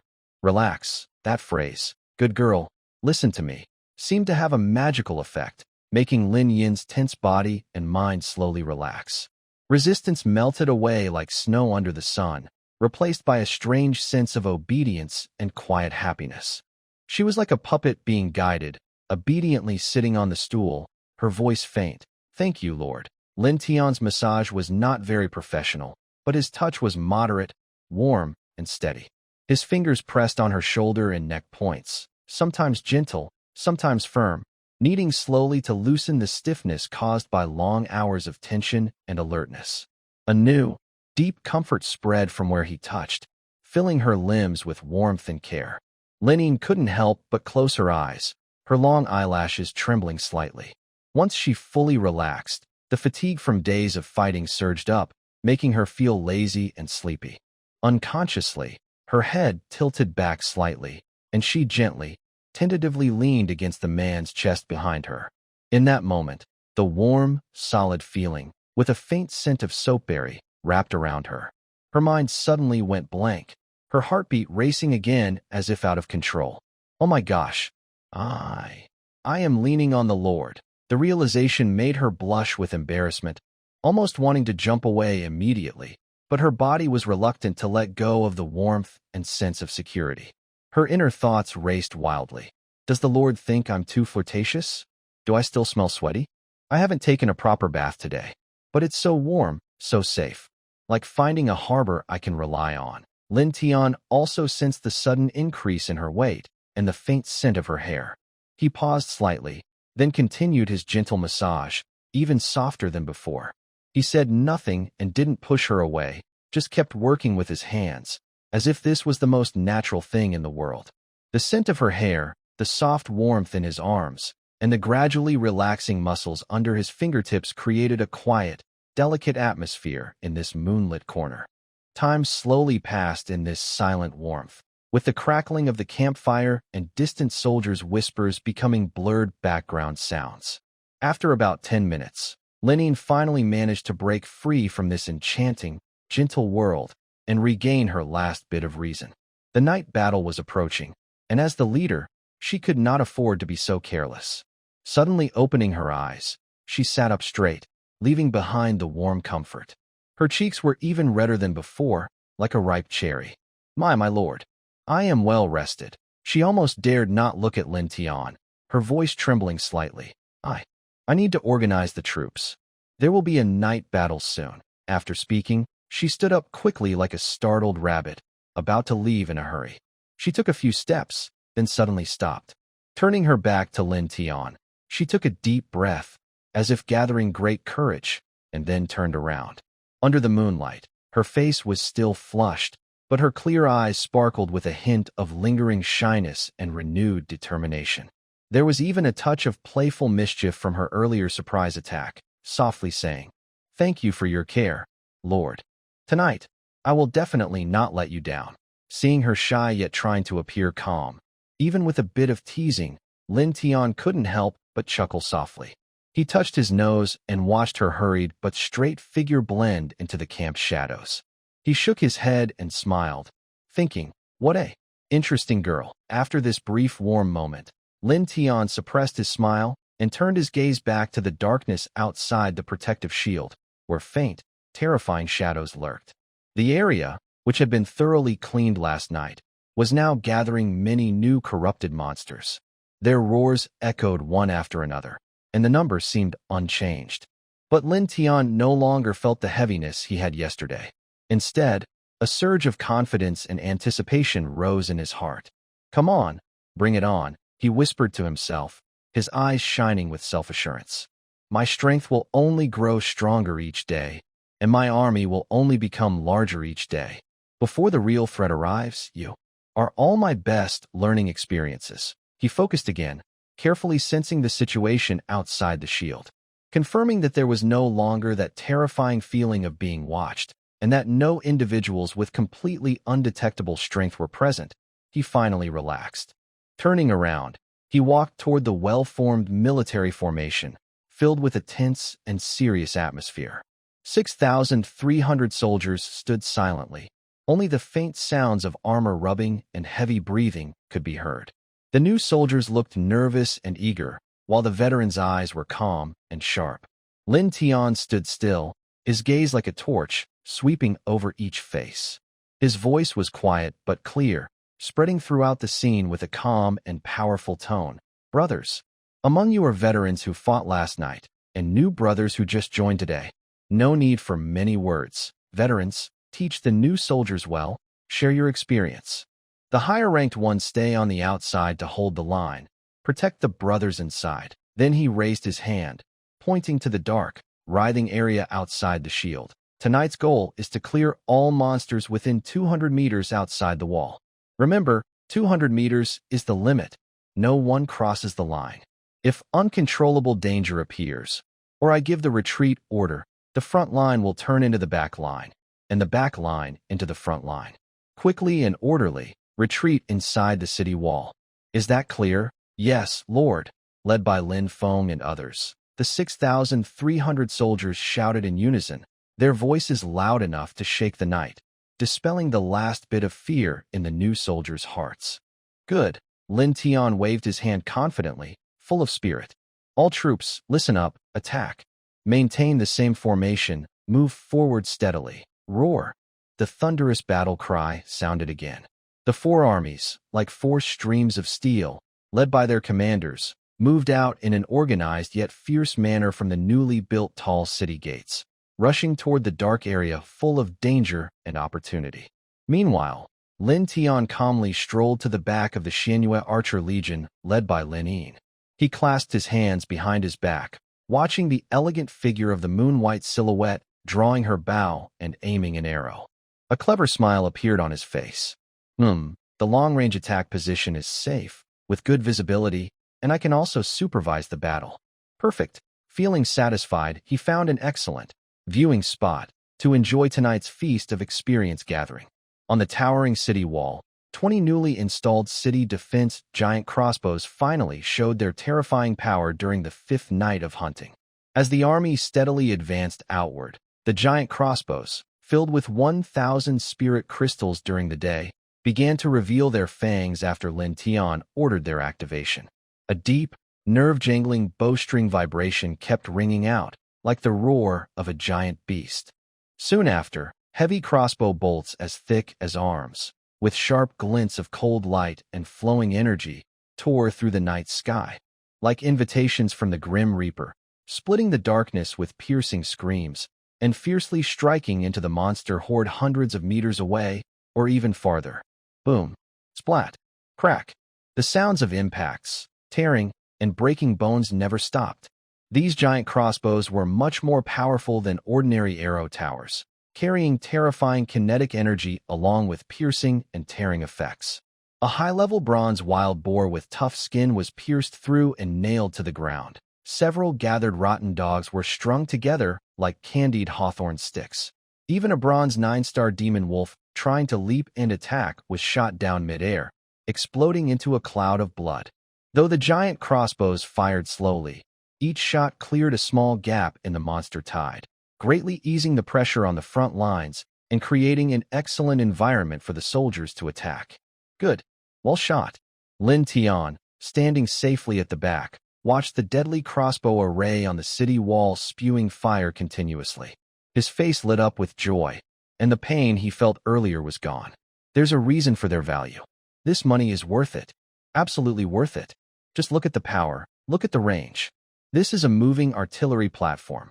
He even started imagining a future where, with more resources, the city wall would be filled with dense crossbows. Thanks to the strong support from the city wall crossbows and the increased strength of the army, the advance was much faster than last night. In less than an hour, the army had steadily pushed the front line to the 200-meter limit Lin Tian had set. However, the darkness outside the shield seemed endless, with endless waves of polluted monsters howling and rushing from deeper within, charging forward wildly and crazily. Although the pressure was not as suffocating as during the initial exploration last night, Lin Tian still felt a deep fear of the seemingly endless dark monsters. Strictly following his rules, he ordered the army to build a defensive line at 200 meters and not to push forward recklessly. Looking at some especially large and fierce creatures among the distant monster horde, and then at the current powerful and elite soldiers under his command, a sudden thought crossed his mind. Lin Feng, he called out to the frontline commander, the Red Sun Divine General, who was directing the spear formation like a steady mountain. Stop just poking at the little monsters. Come, let's warm up your command of 1,000 armies. Aim at the biggest lizard in the distance. Then point to a silver 8-star pollution giant lizard leader. Fire with all your might, and let me see what our combined effort can achieve. On the front line, Lin Feng heard this, and his eyes suddenly burned with fierce fighting spirit. Understood, he replied in a deep voice, his words clearly transmitted through some kind of power. He raised his golden dragon spear, voice like a bell. Heavy armor spear soldiers, listen up. Gather your strength around me. Charge. 2,000 heavy armor spear soldiers roared together, their voices shaking the surroundings. Visible red blood, fighting spirit, and some power, like rivers flowing into the sea, turned into 2,000 streams rushing toward Lin Feng. Command the army, condense the battle spirit into form. Boom.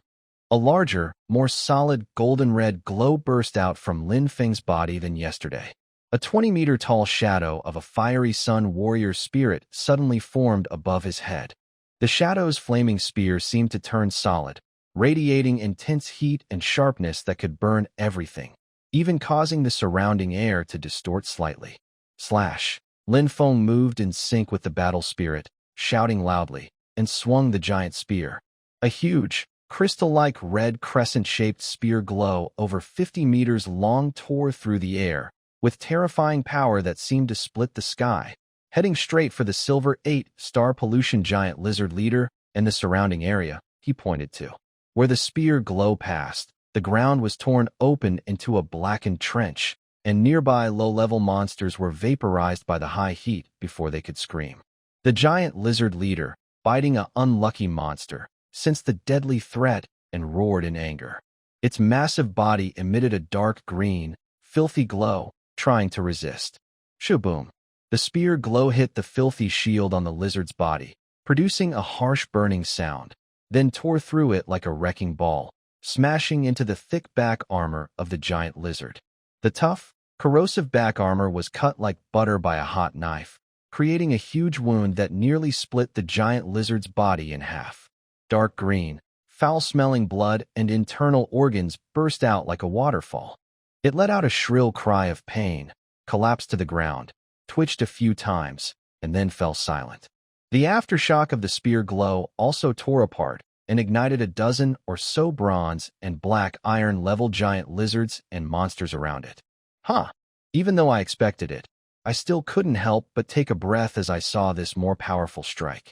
My eyes were full of surprise. Silver 8-star, one-shot kills. Its power. Even a silver 9-star would probably fall after 2 hits. Nice. Very impressive. This command 1,000 troops is truly a team strategy skill. While I was cheering for Lin Feng's strength, suddenly a very focused, cold, and powerful energy wave appeared nearby. Turning my head, I saw Lin Yin had already drawn her bow. Her moon-white robe floated without wind. Cold moonlight, like a summoned tide, gathered around her, rushing toward her bow and fingers. It quickly formed into a huge, glowing moonlight judgment arrow that made my heart race. Her gaze was cold and focused, locked onto a distant corrupt magic ape that was pounding its chest and giving off a silver 7-star aura. Haha, I immediately understood. This girl's competitive spirit was triggered, and she wanted to prove herself by aiming at a silver 7-star enemy. I watched with interest, but didn't stop her. Lin Yin's charging time seemed shorter than before, and her arrow formed faster. The glow was more concentrated and solid. When the arrow's light reached its peak, she slightly opened her lips and said, "Go." Swish.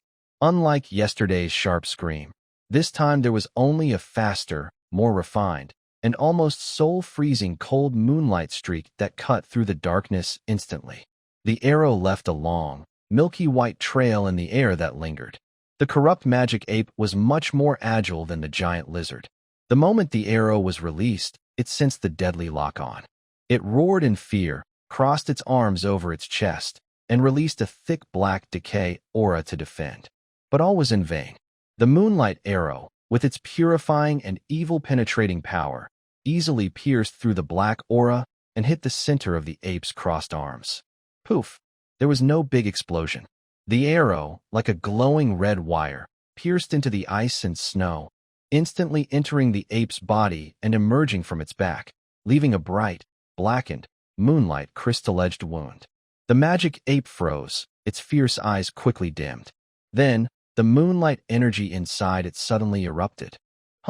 Amid a deep rumble, the ape's body was torn open from inside by the pure moonlight, purified, and turned into a quickly dispersing pile of ash. The arrow that pierced through continued with great force, piercing several more monsters behind it before exploding loudly. Cold moonlight covered an area of over 10 meters, and all the monsters within were either dead or injured, with blue smoke rising from their bodies as they were purified. Your soldier, the moon's sacred envoy Lin Yin, has defeated a silver 7-star corrupt demon ape. A message only Lin Tian could see flashed across, and at the same time, Lin Yin's aura surged strongly under the moonlight, reaching the peak of silver 3-star level. After killing the strong enemy, Lin Yin slightly turned her head. The moonlight reflected her delicate side face and her slightly raised chin. She didn't speak, but her clear eyes looked at Lin Tian, clearly showing the words "praise me" with a hint of pride and a little arrogance, as if saying, "See? I'm not bad either."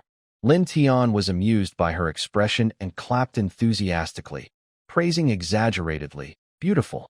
Well done. That shot was fast, accurate, and fierce. No wonder you're my moon's sacred envoy.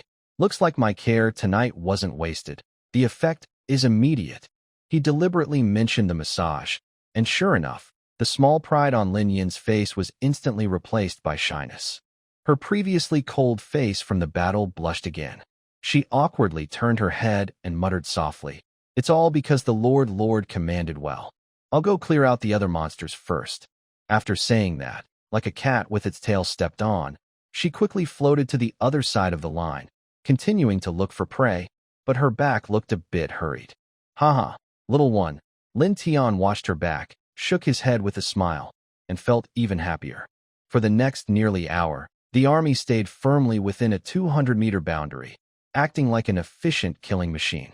With the support of the city wall's giant crossbows from afar, they kept defeating and killing wave after wave of polluted monsters.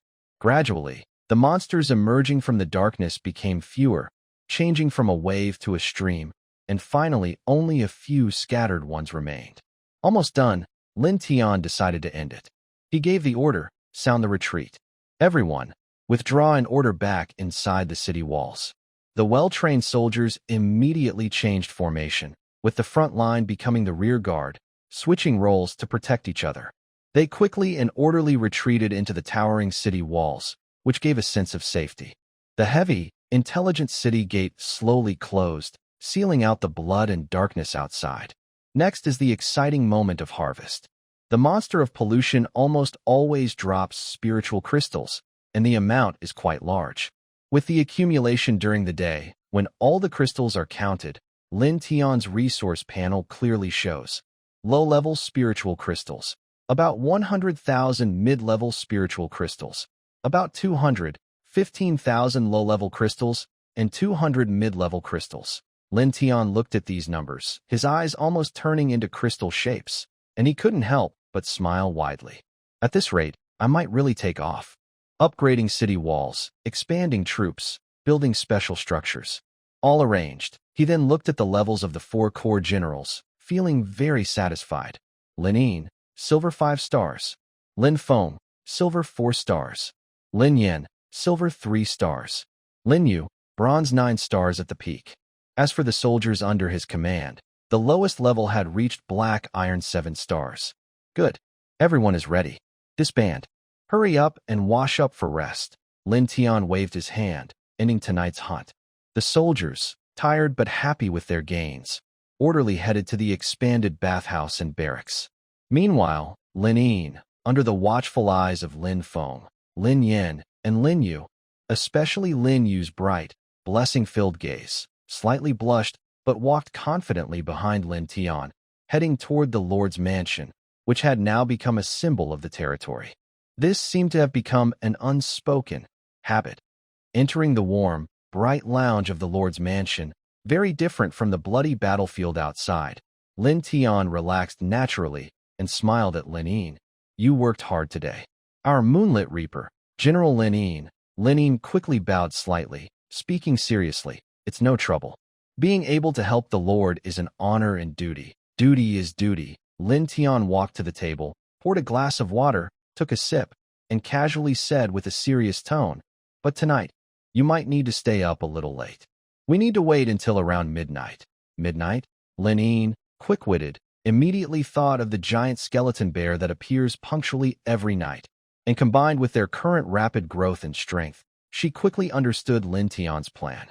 Is the Lord planning to deal with those giant bears outside? Her tone carried a hint of excitement. With her silver 5-star strength and the full moon at midnight, the Moonlight was at its strongest, maximizing her power. Defeating a white 9-star giant bear was no longer impossible. Smart. Lin Tian praised her with a glance. Exactly. They've disturbed our peaceful sleep for days. It's time to settle the score. But before that, he changed the subject with a teasing tone. Don't rush to take a bath now. If you get dirty again, it could be troublesome. Go back to your room and rest well to regain your strength and energy. If any part still feels sore.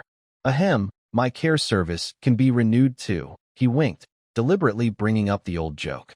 Lin Yin's cheeks instantly flushed with a familiar blush, clearly visible under the bright living room lights. She struggled internally. On one hand, the fatigue from the daytime fight and the comfort from the massage made her reluctant to leave. On the other hand, her rationality and shyness told her she shouldn't delay her Lord's plans. In the end, her sense of duty won. She slightly lowered her head, avoiding Lin Tian's smiling gaze, and softly but firmly said, No need, Lord. I am not tired. I will go back to my room to rest and wait for your orders. After speaking, worried Lin Tian might say something that would make her heart race again. She quickly bowed and turned away, swiftly running upstairs to her cozy, warm bedroom, gently closing the door. Leaning against the door, she could hear her heartbeat pounding like a drum. Her face was still warm, but a faint smile appeared on her lips. Outside the window, the night was deep. In the first floor of the Lord's mansion, Lin Tian put away his playful expression. Feeling pleased after teasing Lin Yin, Lin Tian hummed a little tune and strolled over to the storage room, which had been expanded but was still packed with various supplies. In the corner, a pile of glowing treasure chests shimmered under the wall lamp, looking especially tempting. Come on, let's see what surprises the system has prepared for me, the chosen one today. Lin Tian rubbed his hands with a smile and approached the mountain of mainly black iron-colored chests. He quickly opened dozens of these black iron chests, like autumn leaves swept away by the wind. The white light flickered repeatedly, and then, received 100 units of iron ore, received 30 rolls of large toilet paper, received 50 simple ceramic bowls, received 30 kilograms of refined salt. All basic supplies, building materials, and common resources. No blueprints, no special materials, and only a few bottles of healing potions. Well, Lin Tian looked at the pile of plain supplies on the ground, his mouth twitching slightly. He shrugged with a calm acceptance in his tone. As expected, the unlucky streak remained steady. Fine, better than nothing. At least my brothers won't have to worry about bowls, salt, or daily supplies. Finally, his gaze settled on the only silver treasure chest emitting a gentle glow. It sat alone, as if silently mocking his previous army that only produced one silver commander, just one more. After saving up for so long, it should finally trigger a big reward, right? Lin Tian took a deep breath, as if preparing for a ritual. With a final flicker of hope, he reached out and touched the chest. The silver light flashed, and the chest disappeared. Received 5,000 units of wood. Lin Tian's expression froze for a few seconds. He stared at the suddenly appeared pile of basic wood on the warehouse floor, blinking twice. Ha ha, ha ha ha. He suddenly chuckled softly, then laughed louder, ending with a mix of helplessness and self-mockery. He laughed and shook his head. Wood. 5,000 units of wood. Great. Very good. System, you are so thoughtful. You know I'm about to start large-scale construction, and I need wood, right? You just sent it to me. My unlucky aura must be following me across the entire Eternal Scar continent, becoming my signature talent. Huh. After laughing and wiping away a tear of emotion, he quickly regained his composure. Forget it, forget it. Unlucky or not, at least what you give is real, not cheating. Wood is hard currency, so no loss. He quickly pushed aside this small setback and started planning his next move. He sat down cross-legged, leaning against a bag of grain, and opened the trading panel. The midnight shopping spree had begun. The first stop was an old friend. He opened the chat window with the blacksmith master, Li Jinghua. Lin Tian. Brotherly, still not resting at this hour? Sends a peeking emoji, Li Jinghua. Ah, brother Lin. No, not yet. I'm here with the dwarves finishing the last batch of work. What's up? Here to support my business again? How much refined iron do you need this time? Lin Tian, of course. You're my most reliable supplier of refined iron. Whenever there's good business, you're the first person I think of? Li Jinghua sends a proud but modest emoji, enough flattery. Tell me, how much do you need this time? I have to say, your demand keeps shooting up like a rocket. I'd better check my stock first to see if I can handle it. Lin Tian looked at the message and couldn't help but sigh. His growth really was like a wild horse running free. Resources were being used up fast, but it was both painful and satisfying. Painful, because his spirit crystals and materials were disappearing like water. Satisfying, because his strength was improving every single day. After thinking for a moment, he gave a number. Lin Tian, brotherly, this time I need quite a lot. 10,000 units of refined iron. Do you still have enough in stock? The firelight reflected on Li Jinghua's widened eyes and stiff face. The small hammer in his hand fell onto the anvil with a clang. T-10,000. He gasped, almost thinking he had read it wrong. At this stage, 10,000 refined iron? Was he building an iron mountain or giving every soldier a full set of armor? Even if it was the latter, that would still be a huge army. He held back his curiosity and replied with a bitter smile. Li Jinghua, brother Lin, you've really given me a tough one this time. 10,000 units. Even if I melt down all my stock, I still can't reach that number. Sends a wry smile emoji. To be honest, I only have 5,000 units ready right now. Even if all the dwarves work through the night, by sunrise we can only make another 3,000 at most. That's 8,000 total. That's already the limit. Any more, and even if you threw me into the furnace, I couldn't make it happen. Lin Tian sighed softly as he read the message. Refined iron wasn't like raw ore. It needed smelting and forging, and production was limited. 8,000 was still short of his goal, but it was already the best he could get for now. He had to accept it. Lin Tian, brotherly, you're too modest. 8,000 units is already amazing. At this stage, I am the only person I know who can reliably supply such a large amount of refined iron. So, let's set the price at 8,000 units. We'll make the trade tomorrow morning, with the usual rate of 1 spirit crystal per unit. How does that sound? Li Jinghua relaxed after reading the chat message, wiped the sweat from his forehead, and finally felt relieved about securing this big client. He quickly replied, Deal? Brother Lin, you're quick to agree. So it's settled. See you tomorrow morning. I need to hurry and help those little dwarves work. or we won't be able to deliver the goods by morning. Li Zhenghua, Brother Lin. You're really putting me in a tough spot. 1,000 units. Even if I melt down all my stock of iron ore, I can't reach that number. Smiles wryly. Honestly, I currently have only about 5,000 units in stock. Even if I get all my dwarf brothers to work overnight, by morning, we might manage to gather at most 3,000 more. That's a total of 8,000 units. That's the limit. Any more? And even if you put me in a furnace, I couldn't produce it. Seeing the reply, Lin Tian sighed slightly. Refined iron is not like raw ore.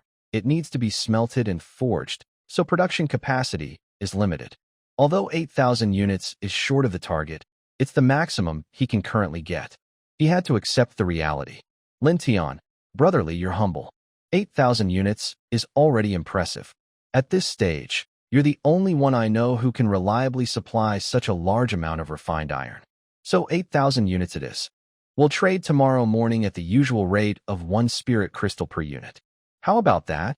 Li Zhenghua, relieved, wiped his sweat and quickly replied. Deal. Brother Lin, you're quick. So it's settled. See you tomorrow morning. I need to rush and help those little dwarves work, or we won't be able to deliver the goods on time. After ending the call with Li Zhenghua, Lin Tian immediately contacted Chen Hao. He hadn't held much hope for the yellow and black stones, as mining such special stones was more difficult. Lin Tian, Brother Chen, are you asleep? How was today's harvest? Chen Hao, Brother Lin. Not asleep yet. Just finished dinner with the miners. Today was lucky. We found a rich mineral vein and mined quite a bit of yellow and black stones. Lin Tian's face lit up with joy. It seemed there was an unexpected gain today. He quickly asked, how much? I want it all. Chen Hao. Today, we mined 4,000 units. That's quite a bit more than yesterday. I've kept it all for you. 4,000 units. When Lin Tian saw this number, his eyes lit up immediately. It greatly exceeded his original estimate of 1,000 or 2,000 units. This was a pleasant surprise. Although Chen Hao was not very talkative, he was skilled at mining and was a straightforward person who never hiked up prices. Lin Tian, great. Brother Chen Hao, you're really my lucky star. 4,000 units, I want it all. At the old price. Chen Hao, got it. I'll prepare the transaction now. After securing the special stones and metals, the next step was a large amount of basic building materials. Without hesitation, Lin Tian contacted the all-purpose money lender, Qian Duo. Lin Tian, Boss Qian, sorry to bother you late at night. Big business is coming. Qian Duo, Lord Lin. You're too kind. I'm always here to serve you, anytime. What do you need this time? How much? Lin Tian, wood, 20,000 units. Iron ore, 20,000 units. Stones, 120,000 units. Qian Duo, Lord Lin. Your order is quite large. Sweating, wood and iron ore are easy. I have stable channels. No problem with 20,000 units, and the price will be at market rate. But these stones, to be honest, due to yesterday's large purchase, the price has gone up quite a bit.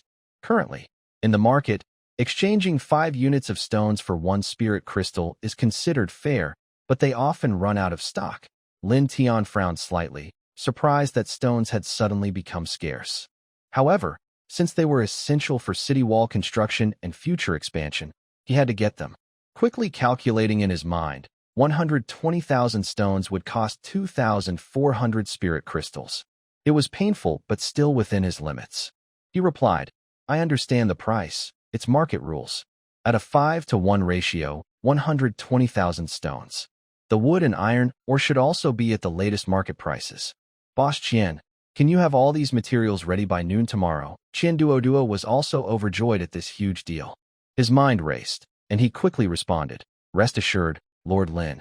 You are my VIP customer, even if I have to go all out. Ahem, I promise to deliver all the materials you need by noon tomorrow. Otherwise, my name, Qian Duo, will be written backwards. Lin Tian was amused by his vow. Good. I trust your credit, Boss Qian. Let's finalize it. Full payment and delivery by tomorrow morning. Qian Duo, got it. Just wait and see. After finishing the negotiation with Qian Duo for large purchases, Lin Tian felt more exhausted than after a battle. He rubbed his forehead, then firmly looked at the next name on his friend's list, Su Wan. This lady, the leader of the Moonlight territory, was not only his reliable supplier of high-quality wood, potions, and food, but also had a lucky, noble aura and seemed to focus more on logistics, which complemented him perfectly. It's time to do a big deal with her again and prepare enough supplies of food and medicine for the future, Lin Tian thought as he opened the chat window. Lin Tian. Boss Suwan, are you there? I have a big order. Attached a wishing for good luck emoji. Suwan. Lin Tian? Perfect timing. I was just about to contact you. I have an important matter to discuss. Soft moonlight shone through the crystal-clear window, illuminating the strange token in Suwan's hand. It was neither gold nor wood, and its surface shimmered with a mysterious whirlpool-like glow. This was her latest lucky find. An ancient realm challenge token, single use, obtained from another golden treasure chest. The token info showed it could be used solo or in a duo to challenge an unknown secret realm. The difficulty adjusts automatically. Rewards are unknown, but since it's from a treasure chest, it's definitely high quality. The key point was, death in the challenge wasn't real death, just a temporary setback until the challenge ended.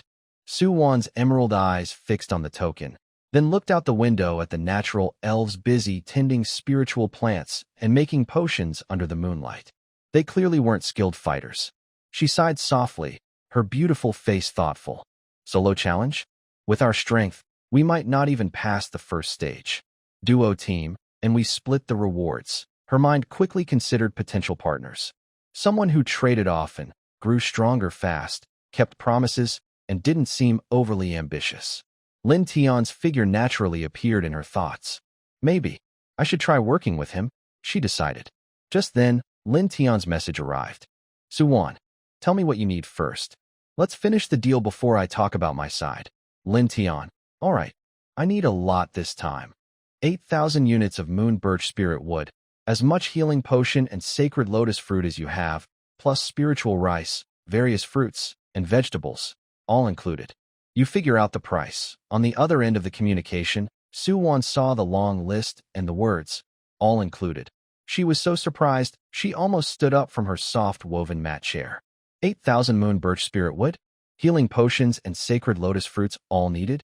Food included too? Such a big gesture. It was like they were about to empty her warehouse. Lin Tian. How far has he developed? His resource intake. Suwan was deeply shocked and re-evaluated Lin Tian's strength once again. At the same time, her resolve to form an alliance with him for the Secret Realm Challenge grew stronger. Having such abundant resources and troops made him a powerful ally. Calming her mind, she quickly checked her inventory and then replied, Suwan, Lord Lin, you really opened my eyes this time. A funny expression of kneeling to the boss. 8,000 moon birch spirit wood. About 1,700 units each of healing potions and sacred lotus fruits. The rest of the spirit rice, vegetables, and fruits. Let's pack everything for 5,000 spirit crystals. Total is 19,800 spirit crystals. Does that work for you? Lin Tian replied cheerfully. No problem. We can trade now. All right. Now tell me about your situation. Seeing Lin Tian so straightforward, Suwan no longer hesitated. Today, I was lucky and opened a golden treasure chest again. Another golden treasure chest? Lin Tian's eyes twitched sharply at those words, and the joy from the recent big deal froze for a moment. He looked up at the warehouse beams, internally complaining wildly. Another? Another golden treasure chest? I lead thousands of people daily, risking life and death, and I rarely see silver treasure chests. Yet she farms and gardens, and golden treasure chests keep coming? Is there no justice? Is there no law? Is my unlucky bloodline really stuck in my genes? A faint feeling of envy, jealousy, and resentment welled up, but it quickly turned into self-mockery. Forget it. Everyone has their fate. I don't understand the world of lucky ones. Maybe my luck has already been used up with my fusion talent. Thinking this way, I feel more balanced. Shaking off that small disappointment, she looked at the item information sent by Suwan. Secret Realm Challenge Token, single use. Can be used for solo or duo challenges. Difficulty adapts automatically. Rewards unknown, produced by the golden treasure chest. No real penalty for death during the challenge. Rewards are split evenly in duo mode. Secret Realm Challenge? Duo? Rewards split evenly, Lin Tian stroked his chin and quickly analyzed the situation. The item was definitely valuable, and the risks seemed manageable, not life-threatening. But then the problem arose. Lin Tian, the token is a good item. But how can I go to your territory and use it with you? This involves teleportation and trust issues. How can we ensure safety in each other's territory or in the secret realm? Su Wan, no need to worry about that. Remember last time when I traded for the Sacred Moon Ancient Tree? I mentioned I had a way to support you. Now I can tell you. She then sent information about another item, the Alliance Contract Scroll. Gold allows up to 5 lords to form an equal alliance. Members can authorize teleportation to each other, with consent. The contract is protected by rules. Members cannot harm each other, and violating the core agreement will be punished strictly. An alliance contract? Equal alliance? Enforced peace? Lin Tian's eyes lit up as he carefully read the scroll's description. He had heard of such items vaguely in the regional chat, but never expected Su Wan to have one. As expected, the bag of the lucky one is deep and mysterious. Items that can establish stable and safe cooperation are probably more valuable than simple battle treasures. He had only heard of subordinate lords, unequal, forced master-servant contracts. But this kind of equal alliance contract perfectly solves trust and interaction issues. It's like a magic tool for cooperation among lords. Although teleportation has a limit, up to 500 at a time, and requires mutual consent, this actually makes both sides feel more secure. Lin Tian, I understand. You want us to form an alliance with this scroll, then I teleport over, and we use the secret realm token together, Su Wan. Yes. Only with a protected alliance can we fight side by side and share opportunities. This is the only way I can think of to ensure our safe cooperation. What do you think? Without much hesitation, Lin Tian agreed. He had worked with Su Wan before and trusted her reputation. The supplies she provided were crucial. Now, they had a chance to explore the secret realm together and gain rich rewards, with the rules ensuring safety. Why not? He immediately replied, All right, I agree. I'll form this alliance. Let's sign the contract now. I'll bring my people to meet you tomorrow morning and use the token. Su Wan finally felt a weight lift from her heart, and a relieved smile appeared on her face. Great. I'll initiate the contract now. System prompt. Lord Su Wan invites you to sign the alliance contract. Do you accept? Lin Tian. Accept. A flash of light appeared in Lin Tian's mind, as if an invisible thread of rules connected him to a distant point. He opened the panel and saw that beside the friends list, there was now an allies list with the name Su Wan hanging alone. He examined the teleportation feature and found the limits on the number of people and the need for the other person's approval. He nodded and said, That makes sense. Everyone can feel safe. Lin Tian, the contract is signed. Su Wan is now an ally. See you tomorrow morning. Su Wan, see you tomorrow, Lin Tian. Looking forward to our first cooperation. After finishing the conversation with Su Wan, Lin Tian leaned against a grain bag and took a deep breath. Tonight was truly a night full of new information and great gains. He had secured the core materials for future army expansion, refined iron and mysterious yellow stones, stocked up on basic building supplies, prepared enough food, medicine, and special wood. Now, he also had a strong ally with good luck, capable of producing rare items, and they were about to explore a mysterious territory together. Indeed, more friends mean more paths, Lin Tian sighed. Unknowingly, it was nearing midnight. Almost time. Lin Tian's eyes sharpened, losing his lazy expression and replacing it with fierce determination. He stood up, brushed off the grass from his clothes, and stepped out of the warehouse. The night sky was clear, with a bright moon hanging high. Cold moonlight bathed the new city walls, giving them a silver edge. Outside the protective shield in the distance, the familiar, unsettling heavy footsteps and growls seemed to be approaching. Lin Tian did not return to the Lord's mansion to rest.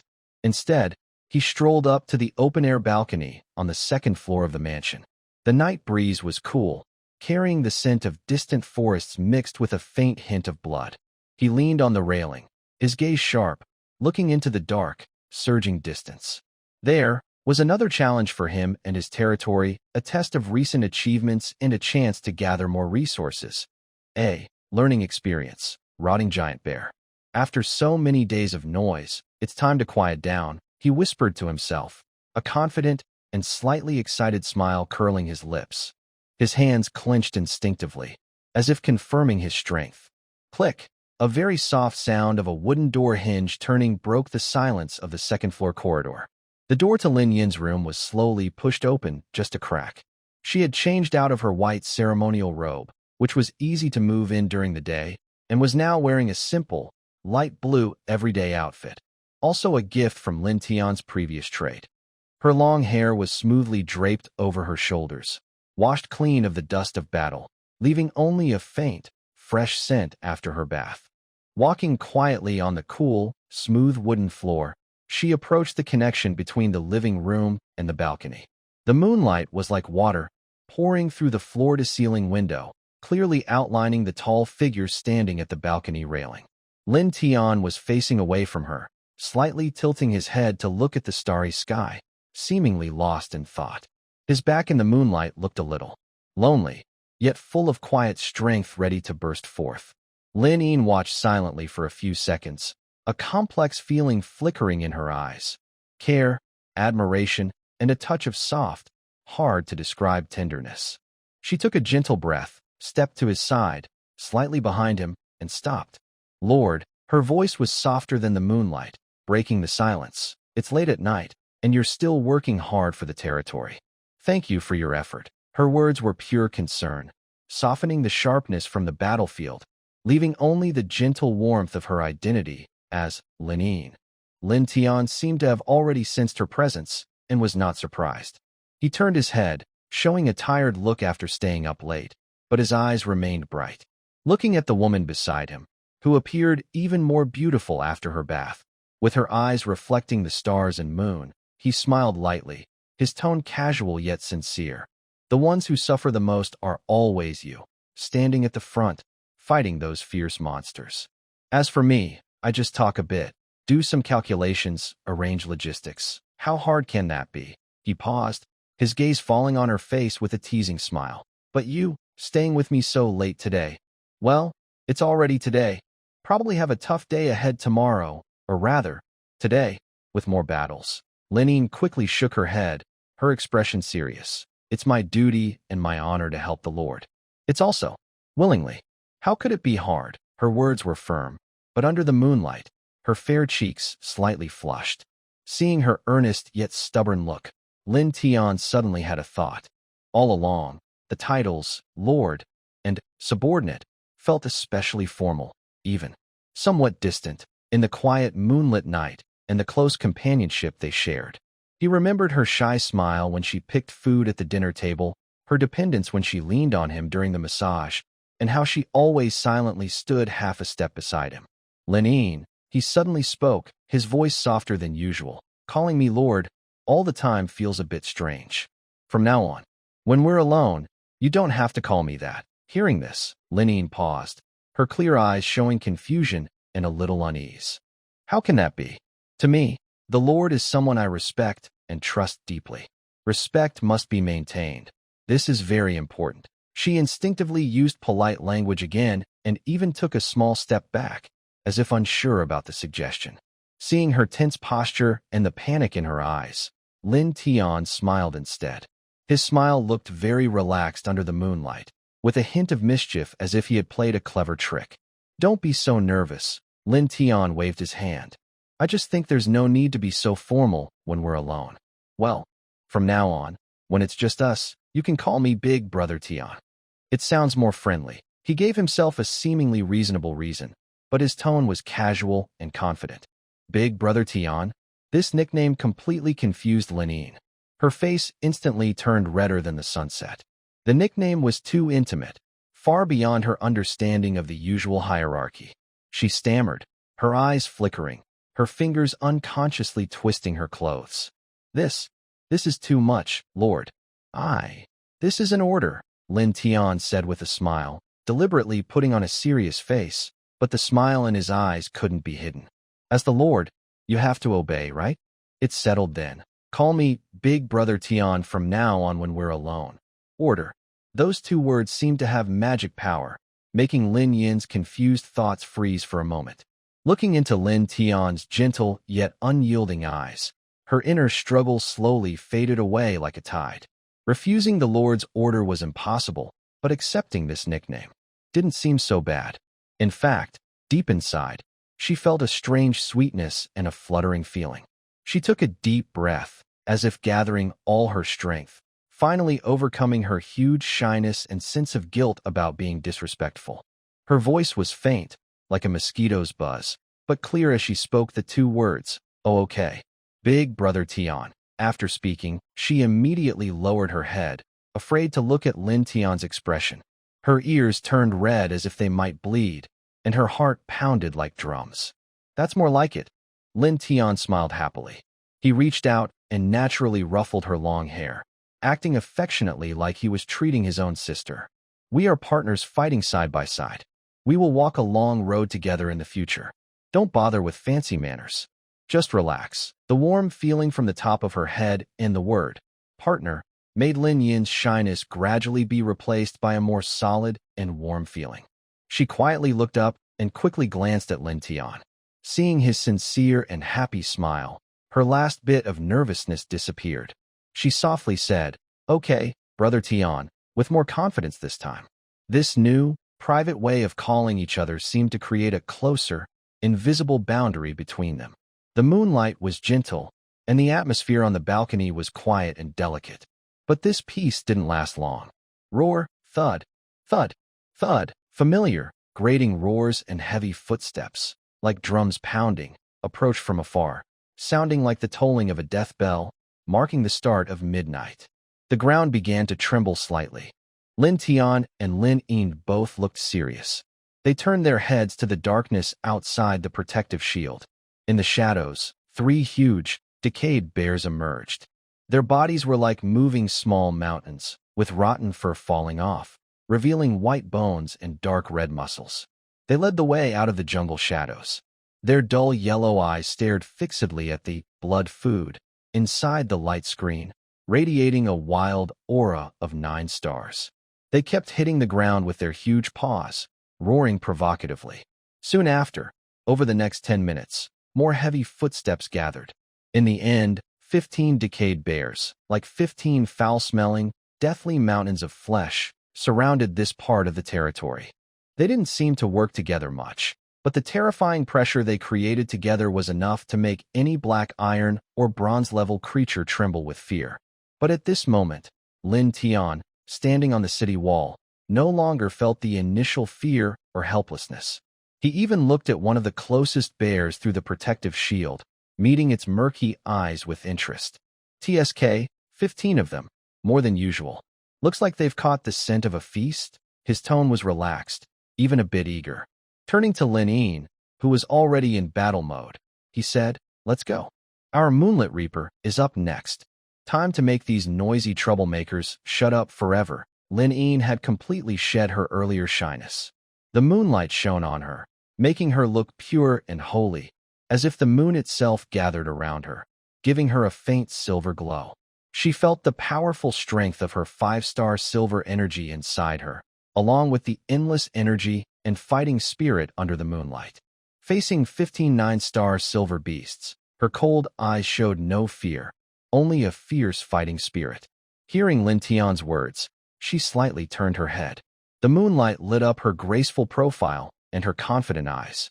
She raised her chin, her voice clear and firm, with a new sense of closeness and promise. "Brother Tian, just watch here.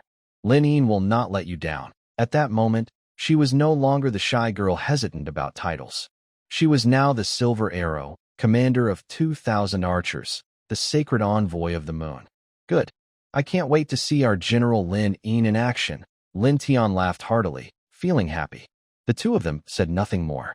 They turned and walked down the balcony side by side, through the Lord's mansion, along the wide new stone stairs, and up to the towering city wall, 10 meters high, glowing with a cold gray-white under the moonlight. On the wall, the night wind howled. Lin Tian stood behind the battlements, hand on the cold stone, calmly looking down at the 15 huge beasts roaring and smashing against the light screen. The faint protective shield now looked to him less like a fragile barrier and more like a dividing line between life and death, a boundary controlling the battlefield. Lin Yin silently drew her Moonlight longbow. An arrow shining with cold light quietly knocked on the string. She stood half a step in front of Lin Tian, the hem of her sacred robe fluttering in the night wind. Her tall figure resembled a bamboo under the moon, subtly protecting Lin Tian behind her. She slightly squinted her eyes, reflecting the moonlight and the giant bear below, fully entering sniper mode. 9-star silver? Once a nightmare that seemed unreachable, now in her and her lord's eyes, it is just a prey that must be taken seriously. It is a test of strength, a noise that disturbs their peaceful night, which must be silenced. Lin Tian watched beside her as Lin Yin, focused and brave, prepared herself. He also looked down at the restless giant bear below the city wall. A cold, expectant smile appeared on his face. The hunt begins. Brother Tian, watch me, she said softly, tilting her head slightly. Her voice was quiet but full of confidence. Under the moonlight, her fair face was clear and focused. Before she finished speaking, she slowly drew her long bow, which seemed made of moonlight. There was no harsh sound of the bowstring tightening, only a strange, faint hum that felt like the space itself was resonating. The moonlight on the city wall, centered around her, seemed to be pulled by an invisible hand, growing thicker and more lively. Thin strands of cold moonlight, visible to the naked eye, like iron filings attracted by a magnet, separated from the night sky, clouds, and even the reflected glow of the wall, rushing toward her wildly.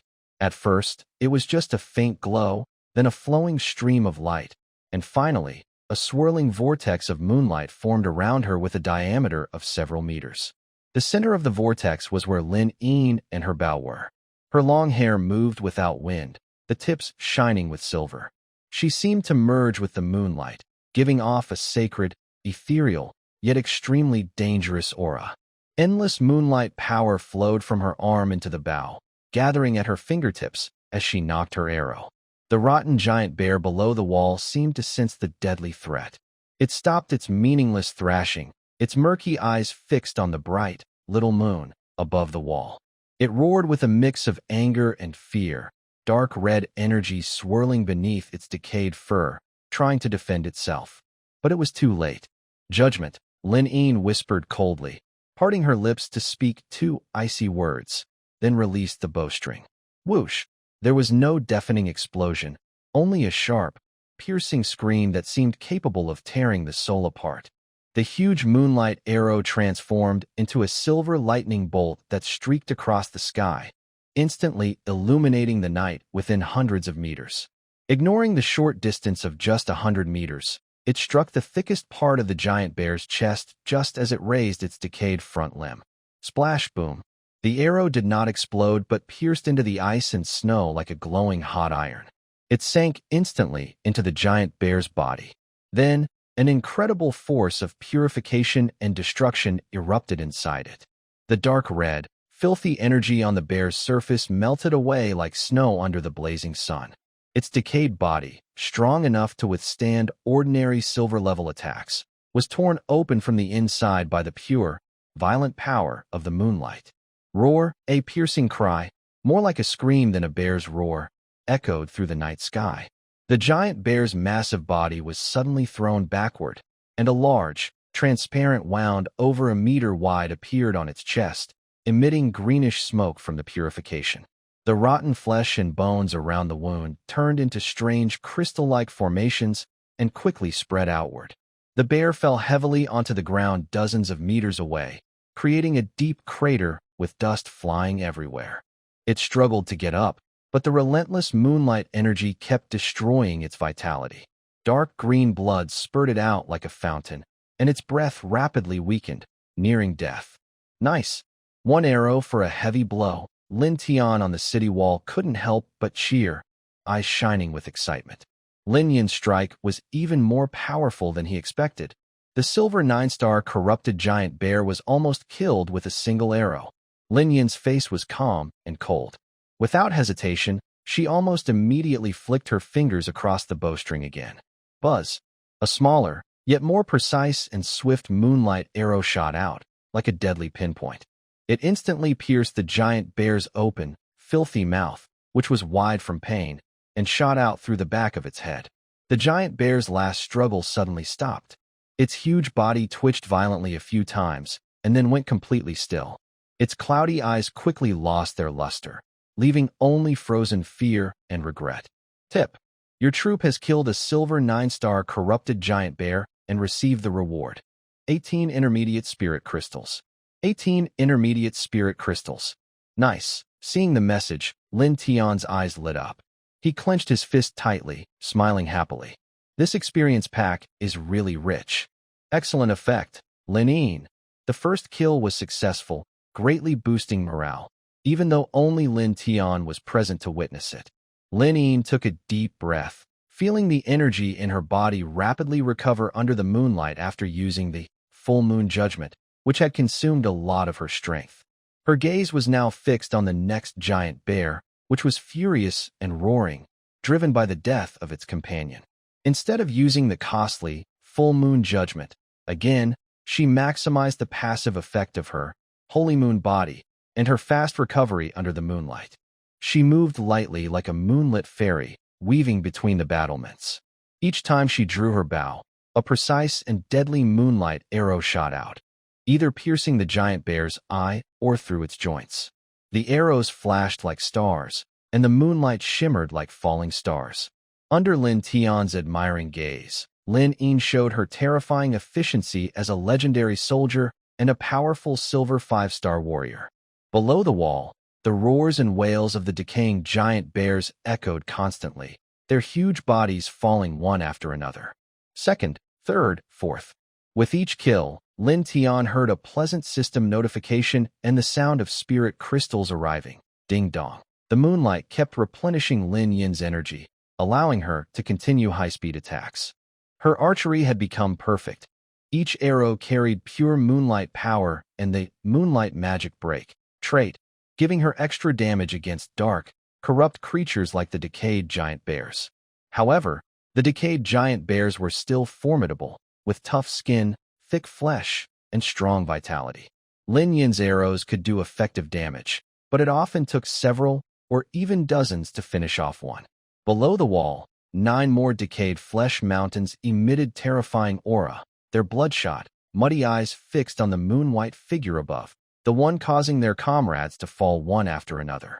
Seeing Lin, sweaty from continuous high-intensity shooting, with strands of damp hair sticking to her smooth forehead, her right arm trembling slightly from holding the bow, and her face pale from the rapid energy drain, Lin Tian's initial joy from the rich spirit crystals was instantly replaced by deep concern and pity. He quickly stepped forward, blocking her from the wall's edge, speaking with a caring and gentle tone. Stop. Rest first. You've done more than enough. There's no rush now. Take your time. Safety always comes first. Lin Yin's chest rose and fell slightly as she tried to steady her somewhat chaotic breathing, attempting to make her voice sound calmer. She gently wiped away the sweat that was about to slide into her eyes with her weak, trembling arm. With effort, she forced a smile at Lin Tian, even adding a rare, spirited touch of playfulness in her current state. She pointed to the bright, near-approaching moon overhead. Brother Tian, I'm really fine. Look, the moonlight is so bright. I'll recover quickly. Her eyes, shining under the moonlight and sweat, looked especially clear, but her deep exhaustion was still visible. Watching her, clearly exhausted and trembling but still trying to comfort herself, Lin Tian felt a gentle smile and a bit of amusement. Without saying more, he took a step forward, completely ignoring the glistening sweat on her forehead and neck, as well as her slightly disheveled appearance. He reached out with a gentle but firm touch, softly ruffling her damp hair. I know the moonlight can help you, his voice lowered, like a night breeze brushing past her ear. But recovery also takes time. Listen to me. You're much more important than those clumsy big guys down there. Once we recover, we can continue without delay. The soft, warm touch on her head made Lin Yin's body stiffen slightly, almost imperceptibly. A wave of shyness, panic, and a secret flicker of joy instantly enveloped her. Instinctively, she wanted to step back, having just fought fiercely, soaked in sweat, and probably smelling with sticky hair. How could she let the usually clean and noble lord touch her? It felt too rude, too improper. But deep inside, her craving for this closeness, her desire for this warm touch, tangled around her feet like vines, anchoring her in place, unable to move. She could feel her cheeks heating up rapidly. Fortunately, the darkness in her post-battle blush helped hide it. Lin Tian, however, didn't think much about it. As he got closer, the scent wafting from her wasn't the expected sweat, but her unique, faint fragrance, like snow pine under the moon mixed with cool night dew. Even after intense activity, this scent remained, more vivid with the heat, spreading clearly and carrying a clean, calming freshness. This unexpectedly stirred a strange ripple in his heart. Then he was a bit amused at his own absurd thoughts. What am I even thinking? Indeed, when someone is good-looking, even sweating seems to carry a natural fragrance. What kind of strange logic is that? Quickly, I need to bring my wandering thoughts back on track. To ease the awkward moment and help her relax her tense muscles, he naturally withdrew his hand from her hair.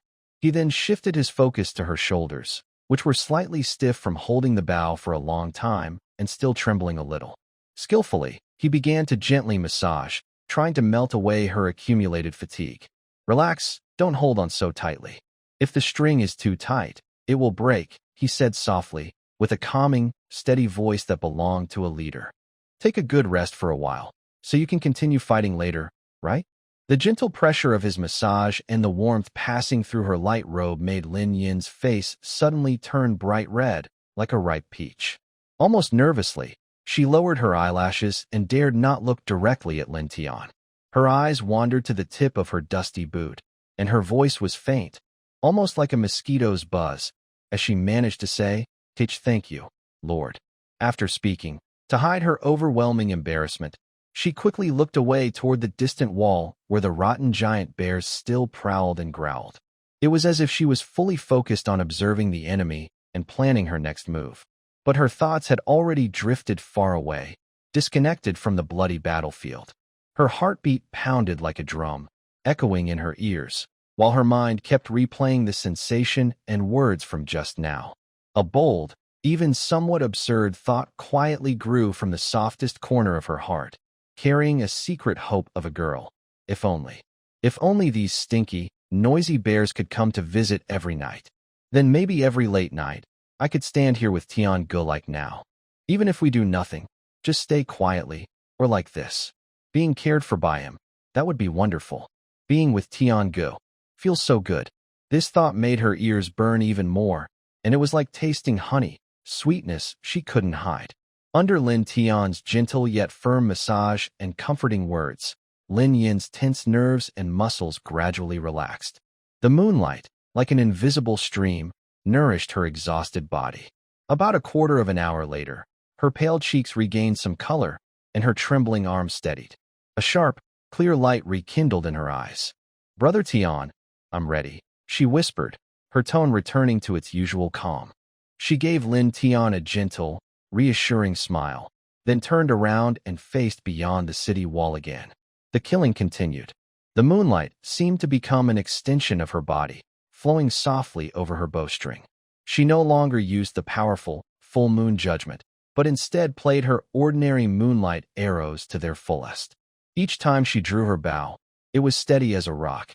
Each release was quick as lightning. The arrows sliced through the air with a faint buzzing, accurately piercing the eye sockets, throats, or joint areas of the decayed giant bear. The beast with 9 silver stars roared repeatedly, releasing filthy energy that quickly dissipated under the purifying power of the moonlight magic. Finally, after several sharp, even dozens of precise arrows, it howled and collapsed in defeat. Below the wall, 3 more giant bear corpses lay. When Lin Yin locked onto the 4th one, her arrow tip gathered moonlight, ready to strike a deadly blow. Roar, a deep roar, impossible to describe with words, suddenly erupted from the distant, dark depths. This sound was not deafening, but carried a terrifying power that seemed to pierce the soul and shake the heart. It was not like a beast's cry, but more like an ancient horror awakened from sleep, or a warning from some indescribable presence. As the sound passed, Even the air seemed to freeze and turn cold for a moment. The torch flames on the wall flickered violently, almost going out. Both Lin Tian and Lin Yin shivered violently. Lin Tian felt a wave of cold rush from his tailbone straight to his head, as if his heart was seized by icy hands, stopping suddenly for a beat. His breath caught, and he felt as if his life force was being crushed by an overwhelming force, an instinctive, deep fear. He froze in place, pupils shrinking, his mind blank. Only the echo of that roar kept reverberating inside his skull, shaking his soul to its core. Lin Yin was struck like lightning. Her fingers loosened on the bow, and the gathered moonlight dispersed quietly. Her face turned even paler than when she was exhausted, and her hand holding the bow trembled uncontrollably, not from fatigue, but from pure shock. The roar contained endless violence, chaos, and a desire for destruction, making her, the Moonlight holy envoy, feel an unprecedented chill. What was even more frightening was the change beneath the city walls. The 5 remaining corrupted giant bears, upon hearing the roar, did not retreat. Instead, as if they heard a king's command or a tribal leader's call, they stopped their pointless charging all at once. They lifted their fierce heads toward the direction of the roar and let out a short, awe-filled howl. Then, without hesitation, they turned around, took heavy steps, broke trees along the way, and quickly disappeared into the dark forest at an incredible speed. In the blink of an eye, they vanished from Lin Tian and Lin Yin's sight, leaving behind chaos and a quickly fading stench. Everything happened too fast. From the roar to the bears retreating, only about 10 seconds passed. On the city wall, everything was silent. The night wind blew, bringing the deep, dark atmosphere from the distant forest. Lin Tian took a deep breath, finally breaking free from the freezing shock that seemed to freeze his soul. Cold sweat covered his back. He leaned on the cold battlements, looking toward where the giant bears had disappeared, then at the dark abyss from which the roar came, an abyss that seemed capable of swallowing all light. His brow furrowed tightly. Did they leave? Were they summoned away? He whispered, his voice slightly dry and hard to notice. It seems there's something even more terrifying behind these bears. Is it the true ruler of this area at night? Or some unknown existence we can't understand? A heavy pressure weighed on his heart. He remembered the terrifying gaze he caught during the night retreat earlier, and he suspected it was connected to the owner of that roar. This secret, most of the lords hiding inside their protective shields at night probably don't know it at all. He shook his head, trying to calm his chaotic thoughts. Focusing on himself, a surge of powerful energy suddenly flowed through his limbs. The system's clear prompt showed that the intense hunting earlier had caused him and Lin Yin to both level up to Silver 9 stars, just one step away from reaching the gold rank. This strong power, like a warm current, eased some of the coldness. Lin Tian clenched his fist, feeling the surging energy inside him, far beyond what he had before. His eyes became sharp again. Whatever kind of monster or demon it is, Lin Tian declared to himself, as if addressing the endless darkness, strength is the real rule. As long as I become strong enough, build the walls solid enough, and have a large enough army, no matter what monsters or demons come, I will have to think carefully about them. Time quietly passed past 1 a.m. The exhaustion and fear after the fierce battle, along with the excitement of leveling up, mixed together. I looked at Lin Yin beside me. She had just recovered from her shock, her face still a bit pale, but her eyes were clear again, even more determined than before. Instead of looking at Lin Tian, she stared deeply and seriously in the direction of the roaring sound. The moonlight in her eyes seemed to turn to ice. After a long moment, she slowly turned to face Lin Tian. The moonlight lit up her delicate side face, which showed signs of tiredness, but also a strong, unshakable resolve. Brother Tian, she spoke softly, her voice clear and firm, like a vow. I will become stronger, 10 times, 100 times stronger than I am now. Then she paused, her gaze steady as she looked at Lin Tian. No matter what is hidden in the darkness, I swear in the name of Xianyue, as long as I am still alive, I will never let it hurt you or damage our territory.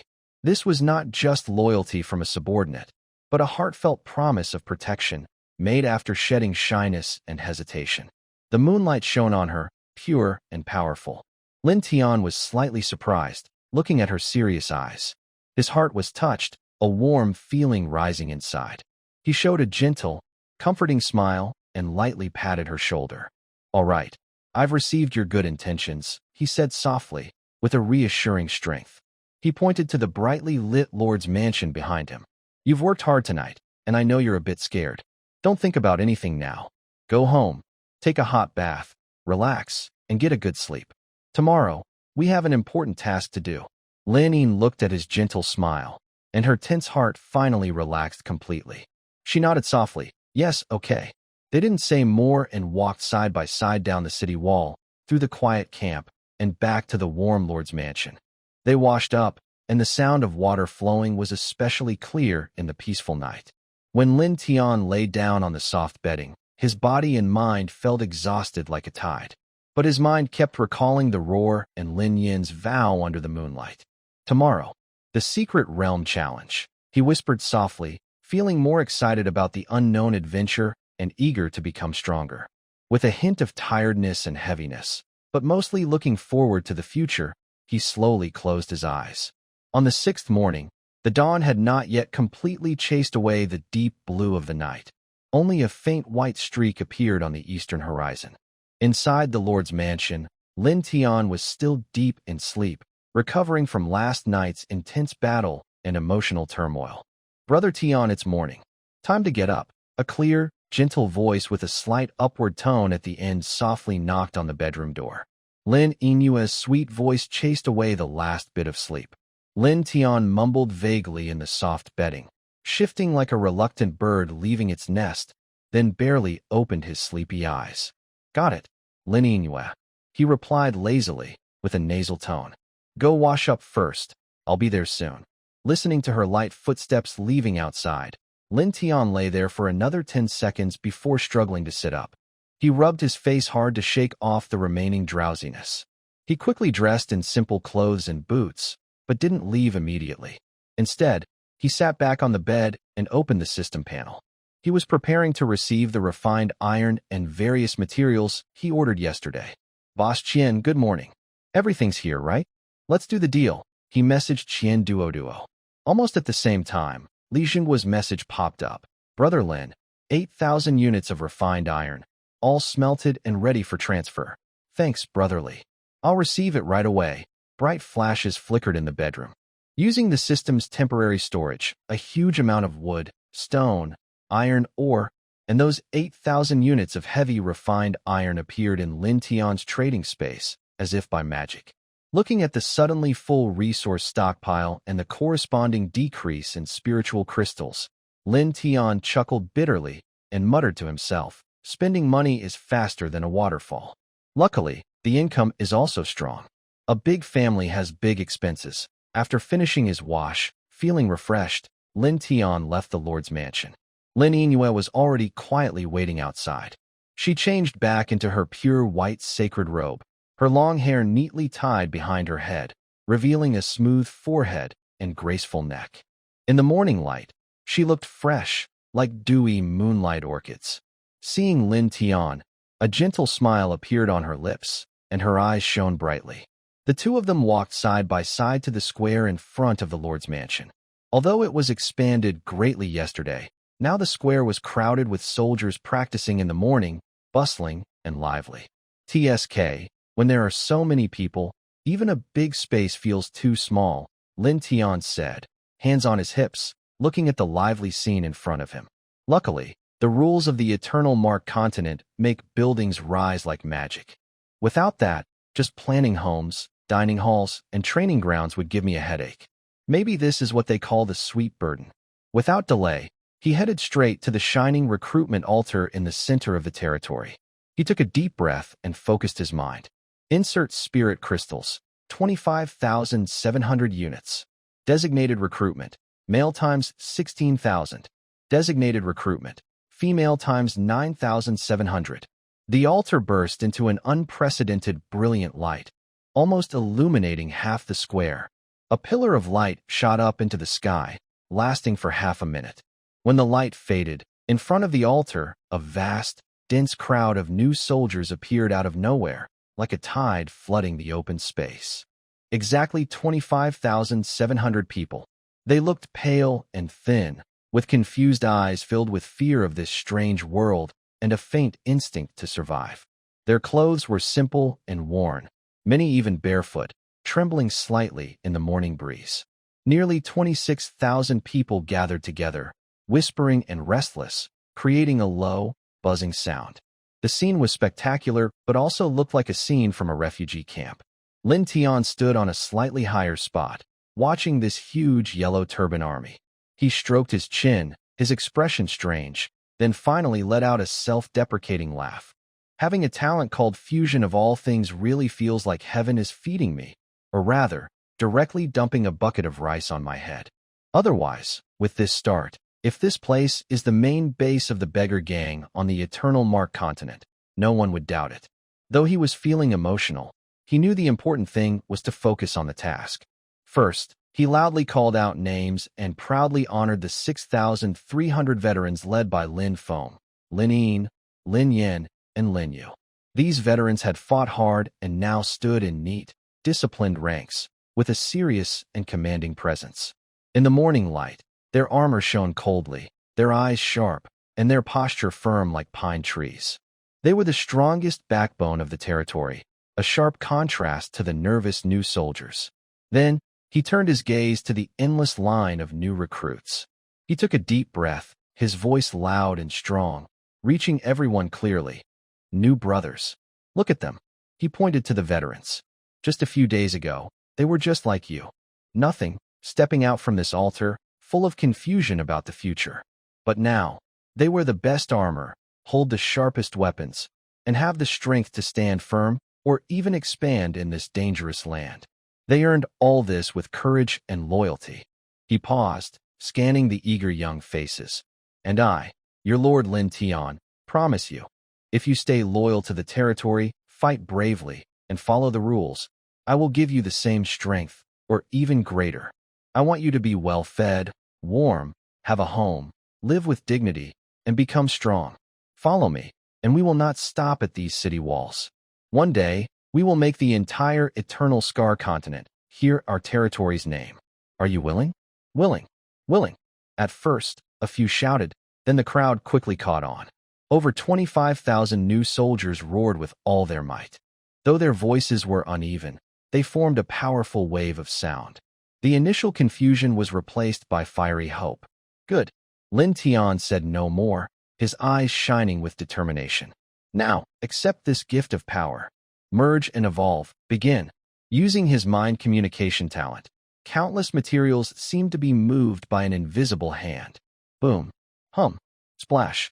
Different colored lights, alive and vibrant, split into several huge streams of energy, rushing into the new soldiers' ranks. On the left side, a large area burst into blazing gold and red light. The sound of clashing metal filled the air.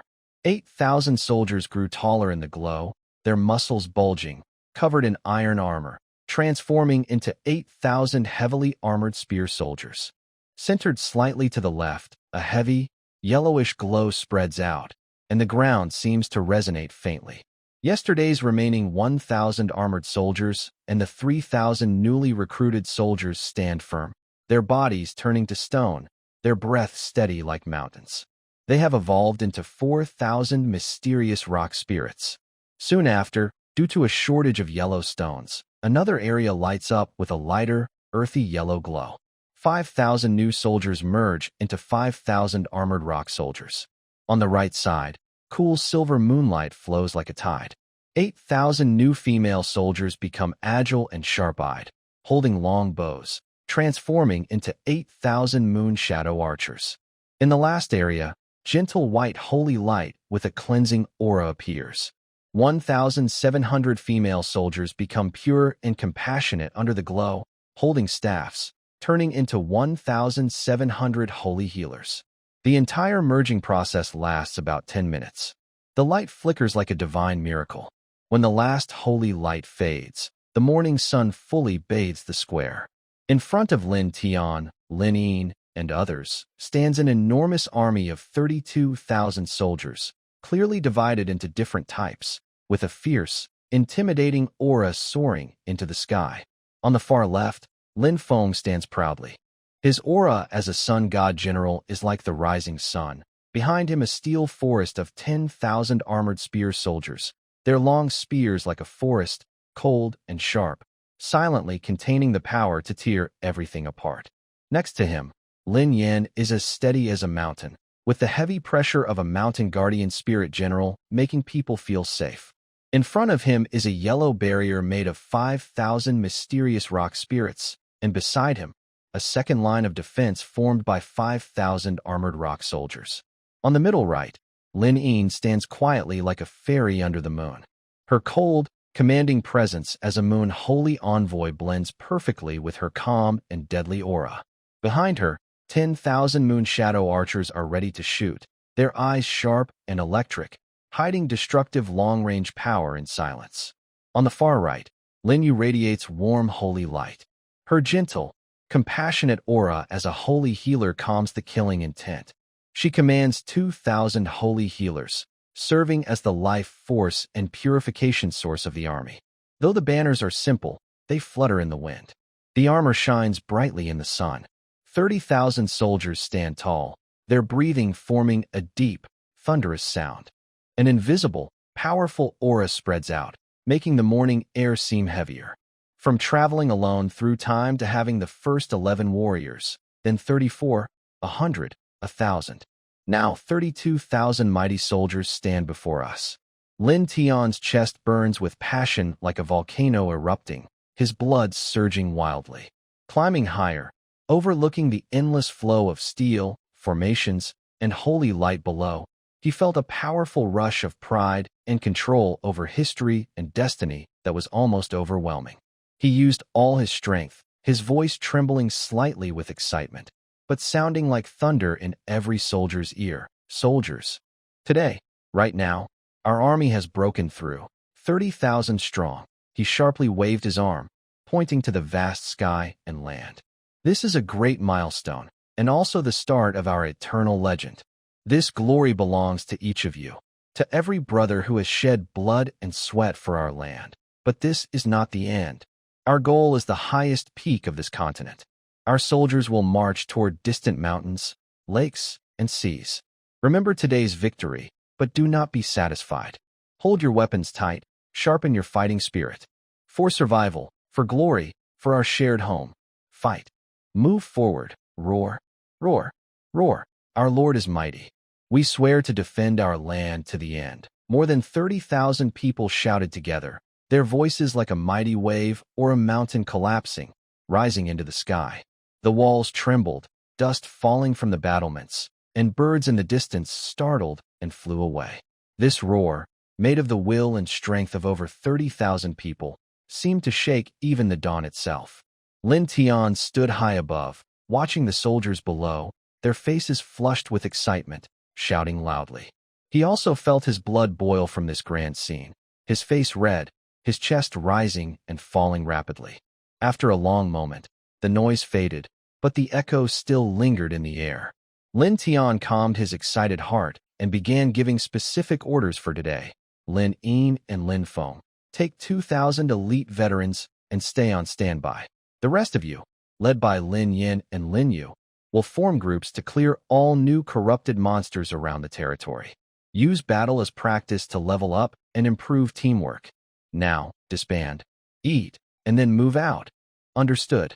Lord, the four commanders replied in unison, their voices loud and clear. The army dispersed in order, heading to the dining halls, smoke rising higher.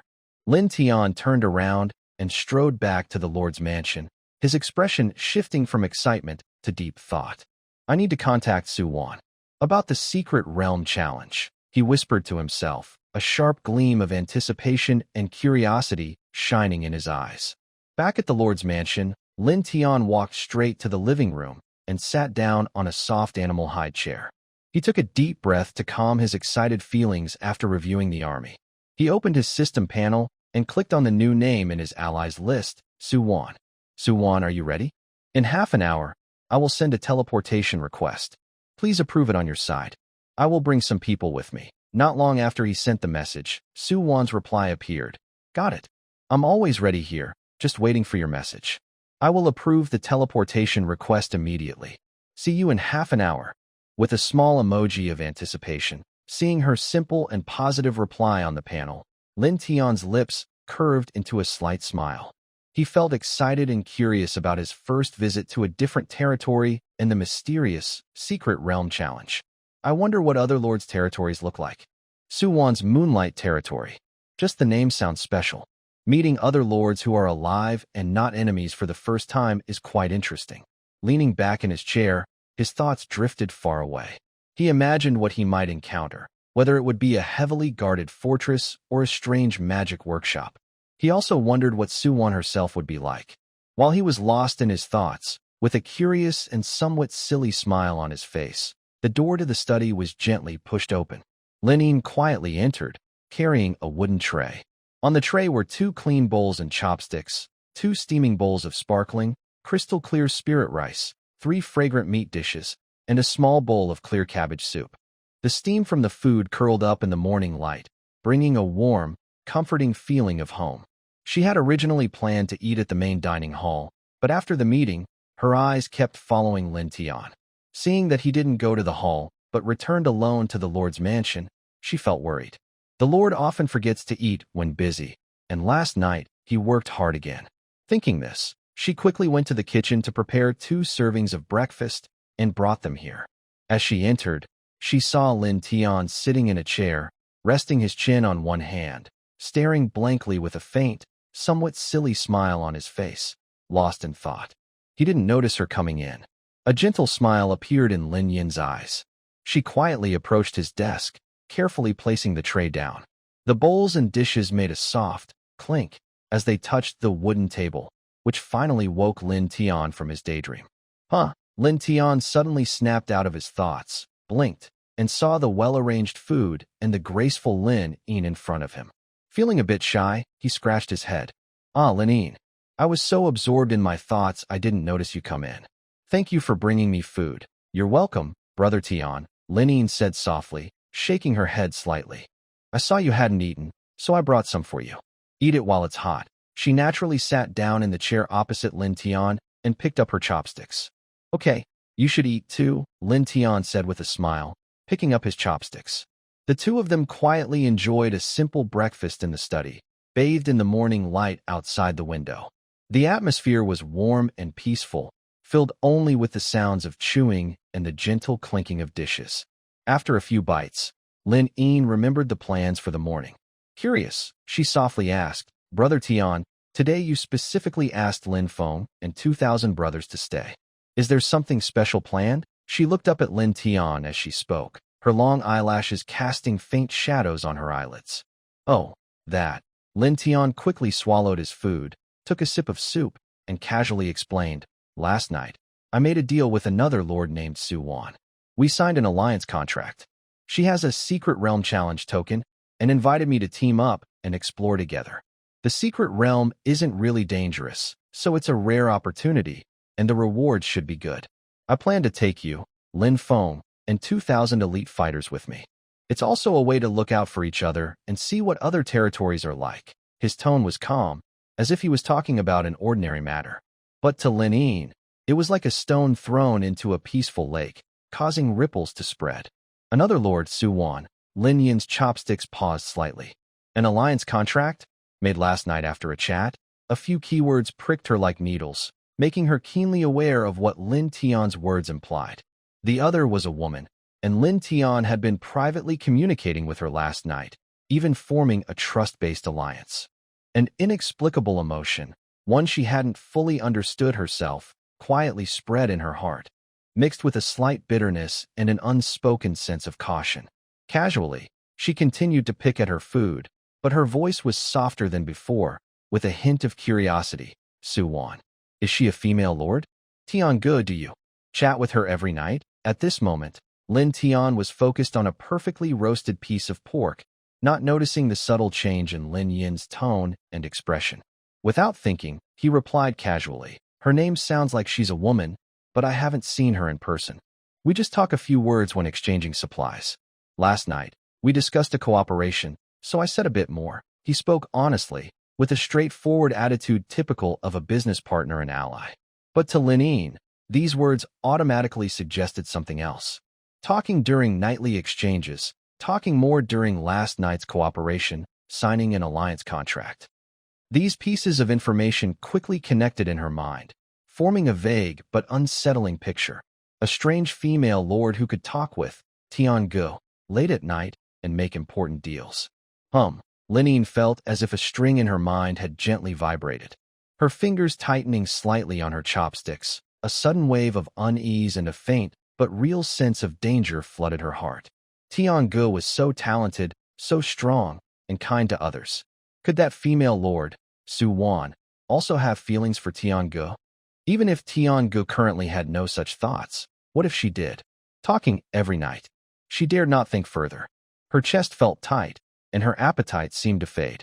Although she tried to keep calm, a faint, unnatural blush slowly crept onto her ears and cheeks. She lowered her head, staring at the rice in her bowl, as if it were some mysterious symbol. Linine, what's wrong? Are you zoning out? Hurry up and eat. The food will get cold.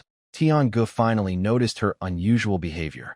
Seeing her holding her chopsticks without moving, her gaze wandering, and her cheeks still red, he chuckled and waved his hand in front of her face. Did I get rice on my face? Why are you staring at me like that? And no, nothing. Linine was startled by his voice and gesture. She suddenly looked up, her blush deepening, a flash of panic in her eyes. She quickly made an excuse. I was just thinking about last night's battle. I got a bit distracted. Sorry, Tian-gu. She said this and hurriedly took a few bites of rice to hide her embarrassment. Oh, so that's what you were thinking about, Lin Tian said confidently, thinking she was affected by last night's terrifying roar. He softened his voice to comfort her. Don't be afraid. The Secret Realm challenge is said to be quite safe, so nothing serious will happen. As for that ghostly thing from last night, we'll figure it out together and deal with it. Rest assured, with me here, you're safe. He patted his chest, showing a reliable look. Yes, I believe in you, Brother Tian, Linine whispered, but secretly she made a firm decision. She needed to become stronger, stronger than anyone else. Strong enough to clear all obstacles in Brother Tian's path, including anyone or anything that might have bad intentions toward him or pose a danger. His safety and happiness were her responsibility to protect. Once this thought took root, it grew quickly. When she looked up at Lin Tian again, her confusion and panic were replaced by a deep, steady, gentle resolve. It was as if she had made a firm decision. She kept offering him dishes with chopsticks, piling up braised pork, fried cutlets, tender greens. Soon, Lin Tian's bowl was filled with a small mountain of food. Hey, that's enough, Linine. You should eat too. Don't just feed me, Lin Tian said, amused and a little helpless as her bowl overflowed. But inside, he felt warm. She was especially caring today. He reciprocated by offering her a few pieces of meat. Eat more. We might have a tough fight today, so you need to save your strength. Thanks, Brother Tian, Linine said, blushing as she looked at the extra food in her bowl. Her heart, which had felt a strange sourness, was now softened into a gentle warmth. They continued to feed each other in a somewhat humorous way. Though they didn't say much, the atmosphere suddenly became warm and peaceful again. After about 10 minutes, breakfast was over. Linine quickly cleaned up the dishes, and Lin Tian tidied his robes. The morning light was like golden silk, softly spreading over the wide square in front of the Lord's mansion. As Lin Tian and Lin Yin walked side by side, they saw a scene of strict order and discipline. 2,000 elite soldiers had already gathered under Lin Feng's command. They weren't standing in their usual formations, but were divided into 4 tight squads of 500 each, spaced a few meters apart, all neat and orderly. These soldiers are true veterans who have survived the elimination of goblin tribes, multiple night battles, and especially last night's ordeal against the giant rotten bear. Though they stand silently, the fierce energy and killing intent that have been forged through blood and death ripple like invisible waves in the air. Their armor gleams coldly in the morning light, and their long spears form a dense forest. A sharp, ready energy seems to fill the air. Lin Feng stands at the front of the 4 formations like a spear. He has changed into a full set of Sunfire armor. Even without activating his skills, the dark gold armor naturally glows with a faint warm light, shining with the morning sun and adding to his commanding presence. He calmly surveys the line, occasionally whispering instructions to his deputy to ensure everything is perfect.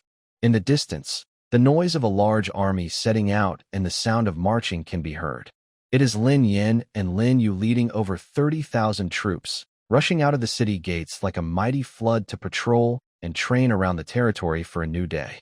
Lin Tian nods with satisfaction, secretly praising Lin Feng's efficiency and strict discipline. He steps forward, briefly talking with Lin Feng and explaining simply that they will soon go to their ally Su Wan's territory to undertake a secret realm challenge. Lin Feng listens calmly, his face showing little emotion, just nodding firmly and replying simply, "Understood. I will ensure the safety of Lord Lin and Commander Lin Yin." Internally, he already regards this mission as an important diplomatic and military task, feeling the weight of responsibility. After giving instructions, Lin Tian turns around and faces the 2,000 elite soldiers standing silently before him. He clears his throat, his voice clear and steady, carrying his usual calm, confident tone with a touch of humor. "Our destination is the territory of another lord, our new ally." Lin Tian continues, speaking casually. "As for what we're doing, well, think of it as going to a special training ground to test ourselves. It's a bit dangerous, but they say no one will really get hurt, and there are good rewards for winning. It's a great chance to see new things and improve your skills." He pauses, then looks over the 4 formations. "The rules are simple. Do you see the teleportation gate beside me? When it lights up, follow your current groups, 1st to 4th formation, and enter in order, 500 people each time. Keep your formations and don't break ranks." "Understood, Lord Leader." The 2,000 soldiers shout back in unison, their voices powerful. "Good." Lin Tian clapped his hands and said, "Check your gear and stay ready. When the light gate shines, we leave immediately." After the order was given, the soldiers quickly checked their weapons, armor, and snacks for the last time. They moved smoothly and skillfully, with only the faint sounds of metal rubbing and leather tightening. Lin Tian walked back to Lin Yin. In the morning light, her moon-white robe was spotless. Her long hair was tied up, showing her graceful neck. Her side face looked especially delicate in the sunlight, but her clear eyes were slightly lowered, looking at the ground somewhere. Her long eyelashes cast a small shadow on her eyelids, as if she was lost in thought. Her fingers, holding the moonlight bow, gently stroked the bow unconsciously. "What's wrong?" Lin Tian asked softly, with concern. "Are you thinking about last night? Or worried about the secret realm?" He thought she might be nervous about the unknown challenge or still bothered by the terrifying roar from last night. Hearing this, Lin Yin quickly looked up, hiding a flicker of complicated emotion. She gave Lin Tian a light, perfect smile. "No, Brother Tian. I'm fine. I just need to adjust my state." Her voice was calm and gentle, with no sign of anything unusual. But when her gaze swept over Lin Tian's smiling face, it softened a little more. Deep inside, there was a faint but firm resolve, as if she had made a decision. She slightly turned her body, casually fixing Lin Tian's neat collar. Her movements were natural, but carried a subtle intimacy and a sense of possession. Then she took half a step back, drew her bow again, and stood straight. Her eyes focused on where the teleportation gate would appear. She looked like a drawn bowstring, ready for battle. Her straight back and slightly tense lips showed she wasn't entirely calm inside. In her mind, she silently said, "No matter who Su Wan is or what her purpose is, this time I must stay by your side, Brother Tian. Your safety and everything about you are my duty to protect." As Lin Tian confirmed the teleportation request to Su Wan on the Alliance interface, almost instantly, the status changed from waiting to approved. Then, on the open square in front of Lin Tian, the space rippled like water disturbed by a stone, creating visible waves. Countless tiny, soft, milky white light spots, containing the power of space rules, emerged from the void and gathered together. They emitted a deep, pleasant hum, quickly forming a large, intricate, and mysterious circular teleportation array over 20 meters in diameter. The array spun steadily, its glow gentle and not dazzling, yet it radiated a reassuring, strong aura of a high-level contract. The milky white teleportation array kept spinning smoothly, producing a deep, soothing hum, like a calm undercurrent beneath a peaceful lake, touching the hearts of every elf present. In the center of this beautiful land, softly covered by natural light, where exotic flowers and herbs grew abundantly and delicate treehouses hid among the trees, a completely identical milky white teleportation array was slowly rotating and solidifying. Around the array, more than 500 elegant, light-footed elves with pointed ears and bright green eyes watched nervously. They were about to connect two worlds through this gate of light. Most of them held wooden staffs filled with vitality or short bows made of spiritual wood. They wore armor woven from vines and fresh flowers, their faces showing worry about the unknown. Leading the elves was Commander Alia. She couldn't help but step forward, her emerald eyes full of concern. She softly spoke to her lord, Suwan. "My lord, are you sure there won't be any problems? Letting a completely unfamiliar army enter our Moonlight forest. What if there's a flaw in the contract, or they?" Her gaze swept over her fellow elves, who were delicate but clearly not skilled in battle, and her worry deepened.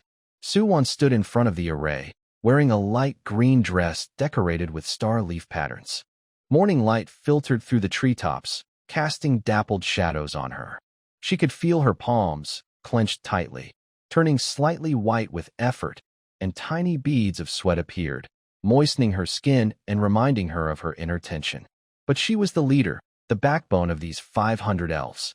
She forced herself to relax her hands, letting them hang naturally at her sides.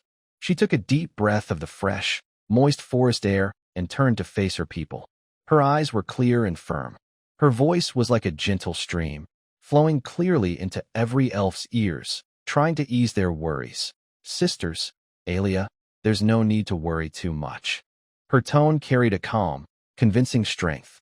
"I have signed an equal alliance contract with the upcoming Lord of the Forest Sky, witnessed and protected by the highest rules of the Eternal Mark continent.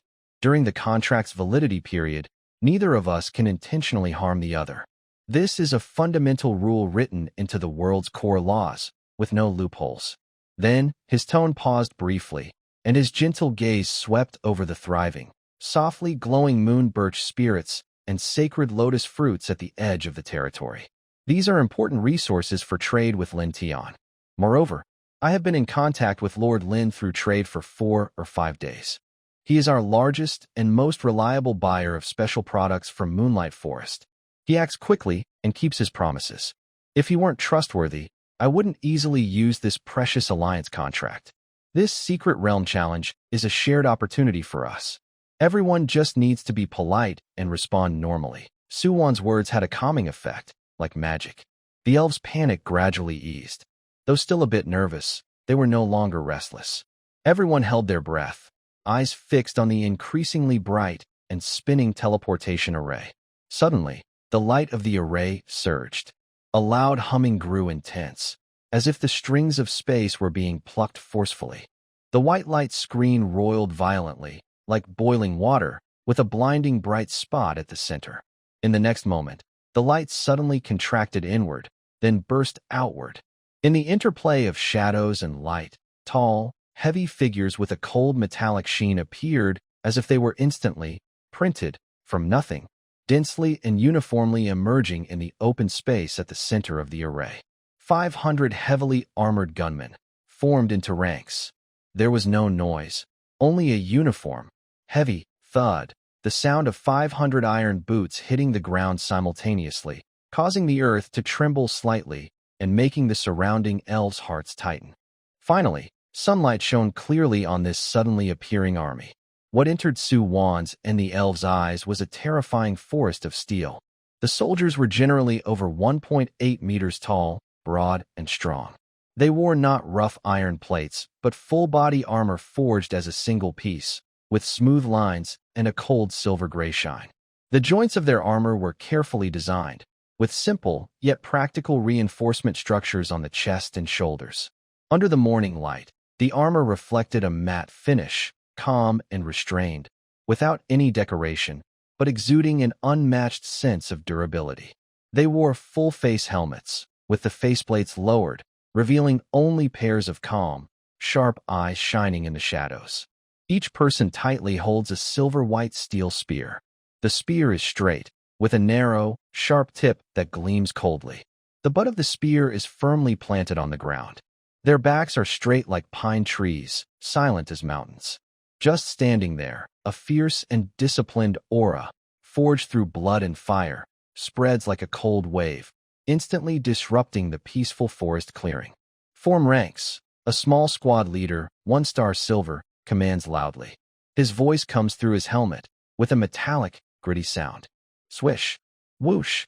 Without hesitation, 500 heavily armored spear soldiers move as one. Their actions are quick and precise. The armor squeaks in unison, producing a sharp, rhythmic sound that is both pleasant and powerful. Centered around the teleportation array, they quickly spread out to form a perfect circular defense. The outermost row squats slightly, with spears pointed outward. The second row stands upright, holding their spears level. The inner circle soldiers keep their weapons ready, watching the sky and the inside of the formation. The whole process is smooth and swift, taking less than 10 seconds. A perfect, all-around steel hedgehog formation is formed, protecting the teleportation array at the center. They remain silent. Only their vigilant eyes behind helmets scan the surroundings, along with the cold armor that slightly rises and falls with their breathing. A muffled gasp and intake of breath come from the elves. Many young elves instinctively step back half a pace, clutching their wooden staffs as if facing not a human army, but a group of steel golems that suddenly invaded their secret realm. Even the older elves, like Elia, look extremely serious. The equipment, discipline, and fierce fighting spirit of this army far surpass their expectations. Suwon's pupils also shrink slightly, her heart pounding uncontrollably. She knows Lin Tian is powerful and has a large army, but seeing such elite, well-equipped soldiers still shocks her. It's completely different from the nimble but fragile elves in her territory, or the ragtag troops she imagines other lords might have. Is this his army? Suwon is amazed inside, but she maintains her composure as a lord. Her hands, originally clasped, quietly fall to her sides and form fists. Before she can step forward to ask Lin Tian where he is, less than a minute passes. The teleportation array flashes again, with bright light. The second team of 500 heavily armored spear soldiers appeared in formation, shining brightly. Expand the formation. Connect to the left flank, the new commander shouted. Yes. The new soldiers quickly merged with the first team, enlarging the circular defense formation and making it stronger. Then, the third and fourth teams arrived one after another. With each flash of light, 500 silent steel warriors appeared. Every time the formations merged, the powerful, intimidating presence grew even more intense. In just a few minutes, a total of 2,000 heavily armored spear soldiers appeared in the center of the moonlit forest, forming a terrifying sea of steel. They stood silently, long spears pointing in all directions. Their cold armor formed a dark gray wave, creating a stark contrast with the lively, glowing forest of elves around them. The once spacious clearing now felt crowded. 2,000 cold eyes scanned the unfamiliar surroundings and the frightened elves through their helmets. Apart from the occasional sound of armor rubbing and heavy breathing, there was no other noise. This silent strength was more oppressive than any roar. The elves behind Suwon had fallen silent. Many looked pale. Without trust in Suwon and understanding of the contract rules, they might have panicked. This army was so powerful it exceeded their understanding. Suwon forced herself to calm her racing heart. She quickly looked over this overwhelming army. Then, she silently used her lord's skill, the probing spell. As her vision expanded, information flooded into her mind. The results made her tremble slightly, and her emerald eyes filled with disbelief and shock. Heavily armored spear soldiers, level, black iron 7 stars, silver 1 star, quality, excellent, advanced. High-level black iron is common, hundreds of bronze, and some even. Silver level, Suwon felt her understanding being challenged. While she and most other lords were still struggling to acquire a few mid-level bronze troops, silver level was already considered top-tier combat power. Lin Tian's army has already advanced to high-level black iron, with a full formation of bronze-grade soldiers, and even some core members at silver level.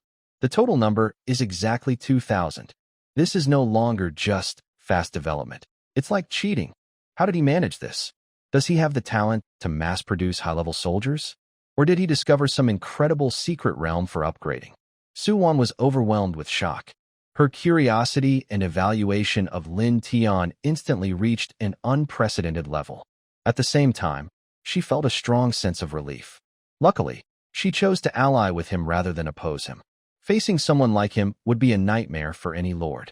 When the last soldier disappeared into the light gate, only Lin Tian, Lin Yin, Lin Feng, and the quietly spinning teleportation portal remained on the territory square. "All right, it's our turn," Lin Tian said with a smile, moving his wrist with anticipation, ready to step inside. "Brother Tian, wait," Lin Yin suddenly called out. She quickly stepped forward, her slender yet firm arms slightly raised to block the way between Lin Tian and the magic array. The moon-white holy robe fluttered without wind. Her beautiful face was full of undeniable vigilance. Her clear eyes, always reflecting moonlight, now sharp as an eagle, closely watched the light gate as if to see through it and understand every inch of the land beyond. Lin Tian paused, looking at her tense profile with some confusion. Lin Yin didn't look at him. Her gaze remained fixed on the magic array. Her voice was cold and quick, with the decisiveness of a battlefield commander. "Lin Feng, protect the lord behind you. Brother Tian, walk in the middle of us." She turned her head quickly, glancing at Lin Tian, a firm look in her eyes that left no room for argument. "The teleportation might have some delay, and we need to be cautious in unknown territory. The contract is still in effect, but better safe than sorry. I'll lead the way, you stay in the middle, and Lin Feng will cover the rear." Lin Feng heard her words without hesitation. He immediately moved steadily, positioning himself half a step behind Lin Tian. Seeing Lin Yin so alert, protecting him tightly at the center, Lin Tian was initially stunned. Then a warm feeling surged in his heart. This girl was protecting him in her own way, shielding him completely. Lin Tian found it amusing, but also felt very reassured. "There's no need to be so tense, Lin Yin," he spoke in a relaxed tone, trying to ease the mood. "Su Wan has a contract protection, so nothing will go wrong. We're here to help and explore, not to challenge anyone." "I know the contract is valid," Lin Yin replied, turning to look at Lin Tian. Her eyes showed caution, but also some complicated feelings. Her voice was softer, but the contract only protects against intentional harm. If there's an accident or dangerous environment, just trust me, Brother Tian. Her last words were almost gentle, but carried a strange, compelling strength. Seeing her unwavering concern and determination, Lin Tian's playful thoughts completely disappeared. He understood this was her special, almost stubborn way of protecting. He smiled, no longer insisting, and nodded obediently. "All right, I trust General Lin Yin.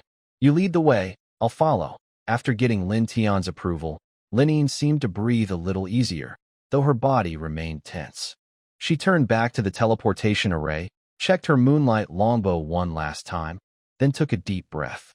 Without hesitation, she stepped into the milky white teleportation circle. "Let's go, Lin Feng." Lin Tian signaled to the person behind him, then followed Lin Yin's steps into the array.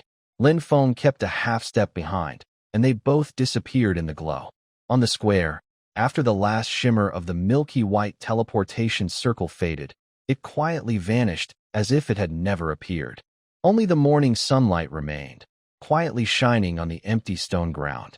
At this moment, Su Wan took a deep breath, trying to calm her restless mind. She was about to approach the army's commander to ask about Lin Tian's arrival, but just as she was about to move, the glow of the teleportation circle lit up once more, this time softer and steadier.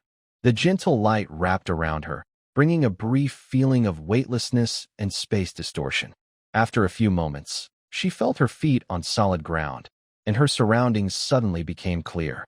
Lin Tian found himself in a mysterious forest area very different from his own territory.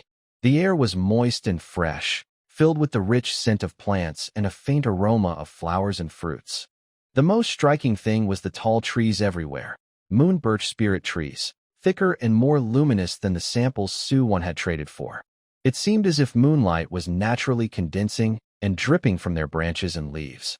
Not far away, several uniquely shaped trees held glowing sacred lotus fruits that emitted a gentle white light, like natural lanterns decorating the scene.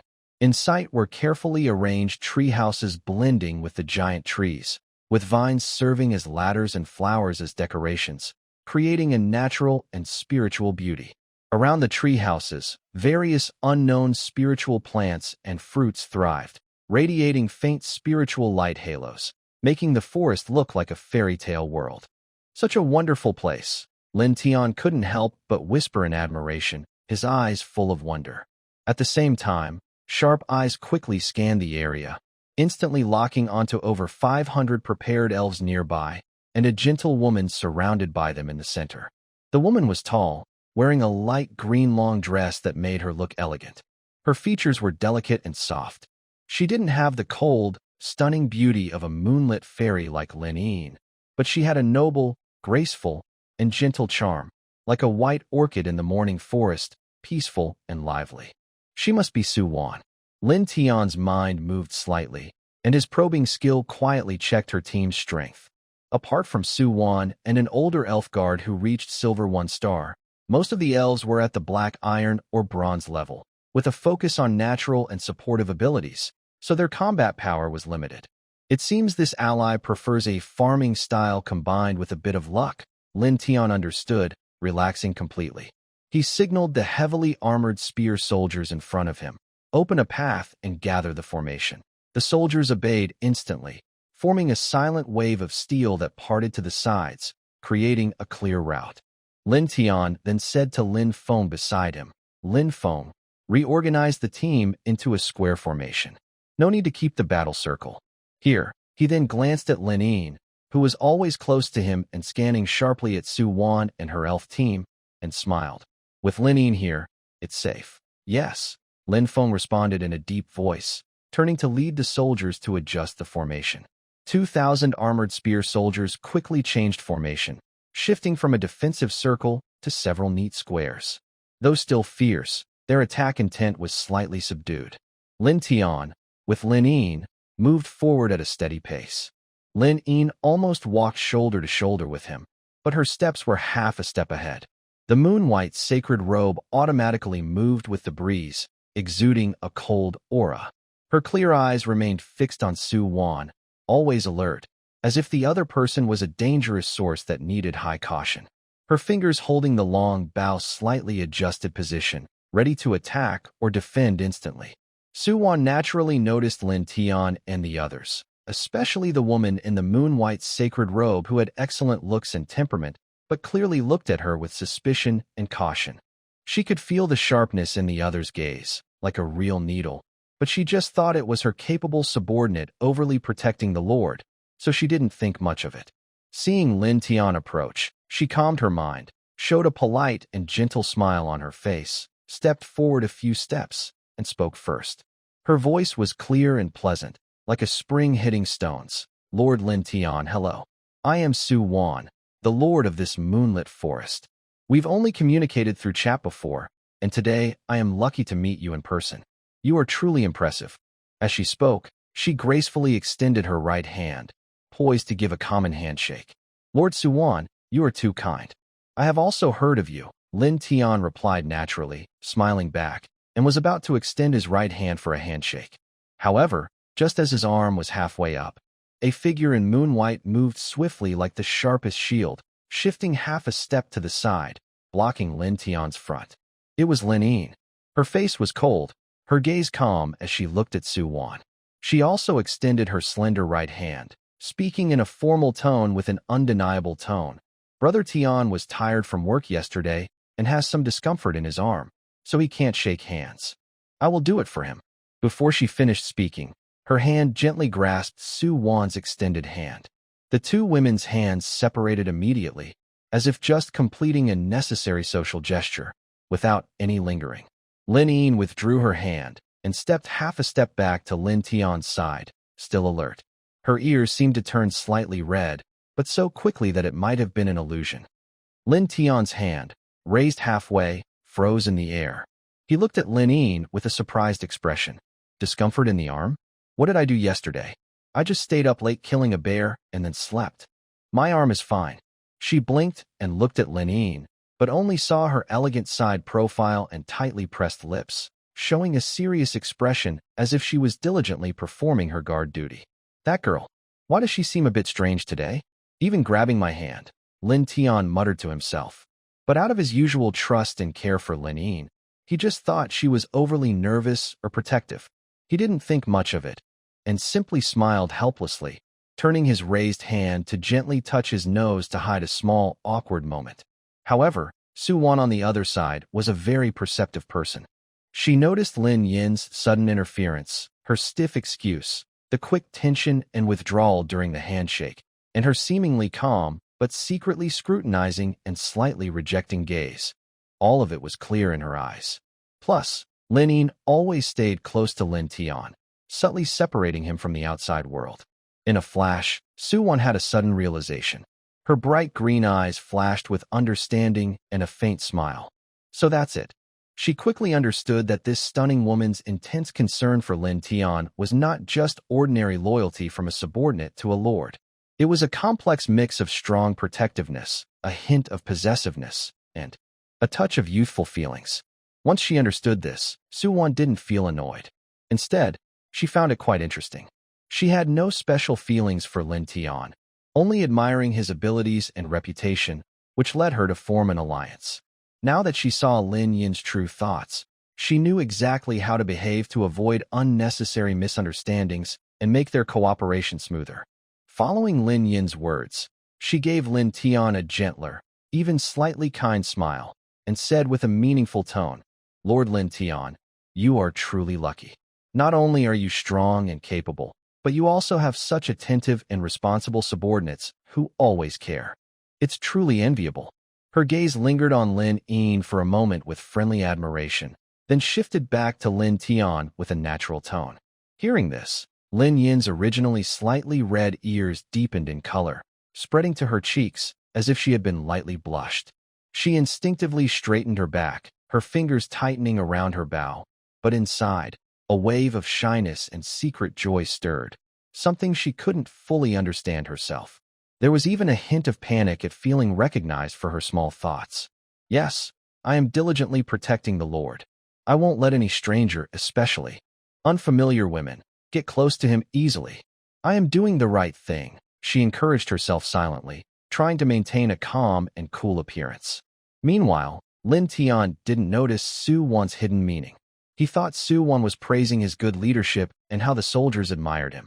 He quickly waved his hand with a slightly embarrassed smile, showing a cheerful and proud expression. "Lord Su Wan, you're too kind. I just see them as family and friends. If you put yourself in their shoes, they naturally want to follow me and protect this home. Since we've been chatting for so long, you know a bit about me. Don't worry about this secret realm challenge. With our teamwork, I promise you'll gain a lot, and it won't be a wasted trip." Seeing Lin Tian so unaware and still showing off his unity and friendship among his troops, and also noticing the saintly envoy beside him, who was trying to stay calm but had a blushing face and kept sneaking glances at him, Su Wan's smile deepened. She found their dynamic quite interesting. She nodded calmly and said smoothly, "Lord Lin Tian, I trust your strength and reputation. With your elite help, I am confident we will succeed in this challenge." She flipped her wrist, and the token glowing with mysterious whirlpool light appeared in her hand. "Let's rest for a bit, then start the secret realm challenge. How does that sound?" "Good," Lin Tian nodded, his eyes full of anticipation for the adventure ahead. Sunlight filtered through the branches of the moon birch spirit wood, casting dappled shadows on the forest clearing. The strength of steel and the beauty of nature intertwined here, and some subtle feelings quietly grew in unnoticed corners. While Lin Tian and Su Wan happily discussed the possible forms of the secret realm, reward distribution, and team coordination, Lin Yin, standing half a step beside Lin Tian, looked as if the bright moon gradually covered by clouds, her face becoming more somber. Her posture remained straight like a bamboo, dressed in a spotless moon-white holy robe. But her eyes, which always reflected clear light, were now slightly lowered, long eyelashes hiding the turbulent emotions inside. Her lips unconsciously pressed into a straight line, and her fingers, which naturally hung at her sides, unconsciously clenched the soft fabric of her robe, gripping tighter and tighter. The conversation between Lin Tian and Su Wan was actually very serious, mainly about battle plans and resource sharing, with occasional polite compliments about each other's territories. Su Wan spoke gently and politely, acting appropriately, and seemed like a reliable ally. But to Lin Yin, her soft, smiling voice, the admiring and curious looks she occasionally cast at Lin Tian, and Lin Tian's rare, open, cheerful smile and confident talk when talking to an outsider, all felt like tiny needles gently pricking her heart, bringing waves of indescribable sourness and frustration. Brother Tian and she seemed to get along very well. This thought suddenly appeared uncontrollably, making her feel tight in her chest. When she saw Lin Tian listening carefully and nodding while Su Wan spoke, and when she saw the right amount of surprise and admiration in Su Wan's eyes as Lin Tian recounted last night's bear hunting experience. These normal scenes of interaction, seen through her filtered eyes, all took on a disturbing hue. Humph, he's just good at planting some flowers and grass, maybe with a bit of luck, Linny muttered quietly and somewhat irrationally in her mind. She quietly glanced between Su Wan's delicate, gentle face and her own cold reflection in her armor, and a vague sense of comparison, one she wasn't fully aware of, quietly grew. So, over the next 10 minutes or so, Lin began to play the roles of interrupter and reminder diligently. Whenever Lin Tian and Su Wan's conversation paused or the atmosphere seemed too harmonious, Lin Yin's cold voice would insert at the right moment. Lady Su Wan, what is the maximum range of your elves' healing? We need precise data to plan our formation rotations. Brother Tian, are you thirsty? I have some water here. She then took a water pouch from her bag and handed it to Lin Tian naturally, with a subtle but undeniable insistence.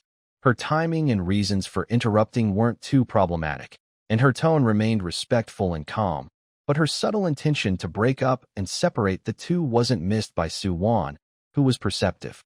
Every time, Su Wan would smile patiently and answer Lin Yin's questions, or smoothly steer the conversation back to the main topic, but her calm, knowing smile and gentle teasing became more obvious.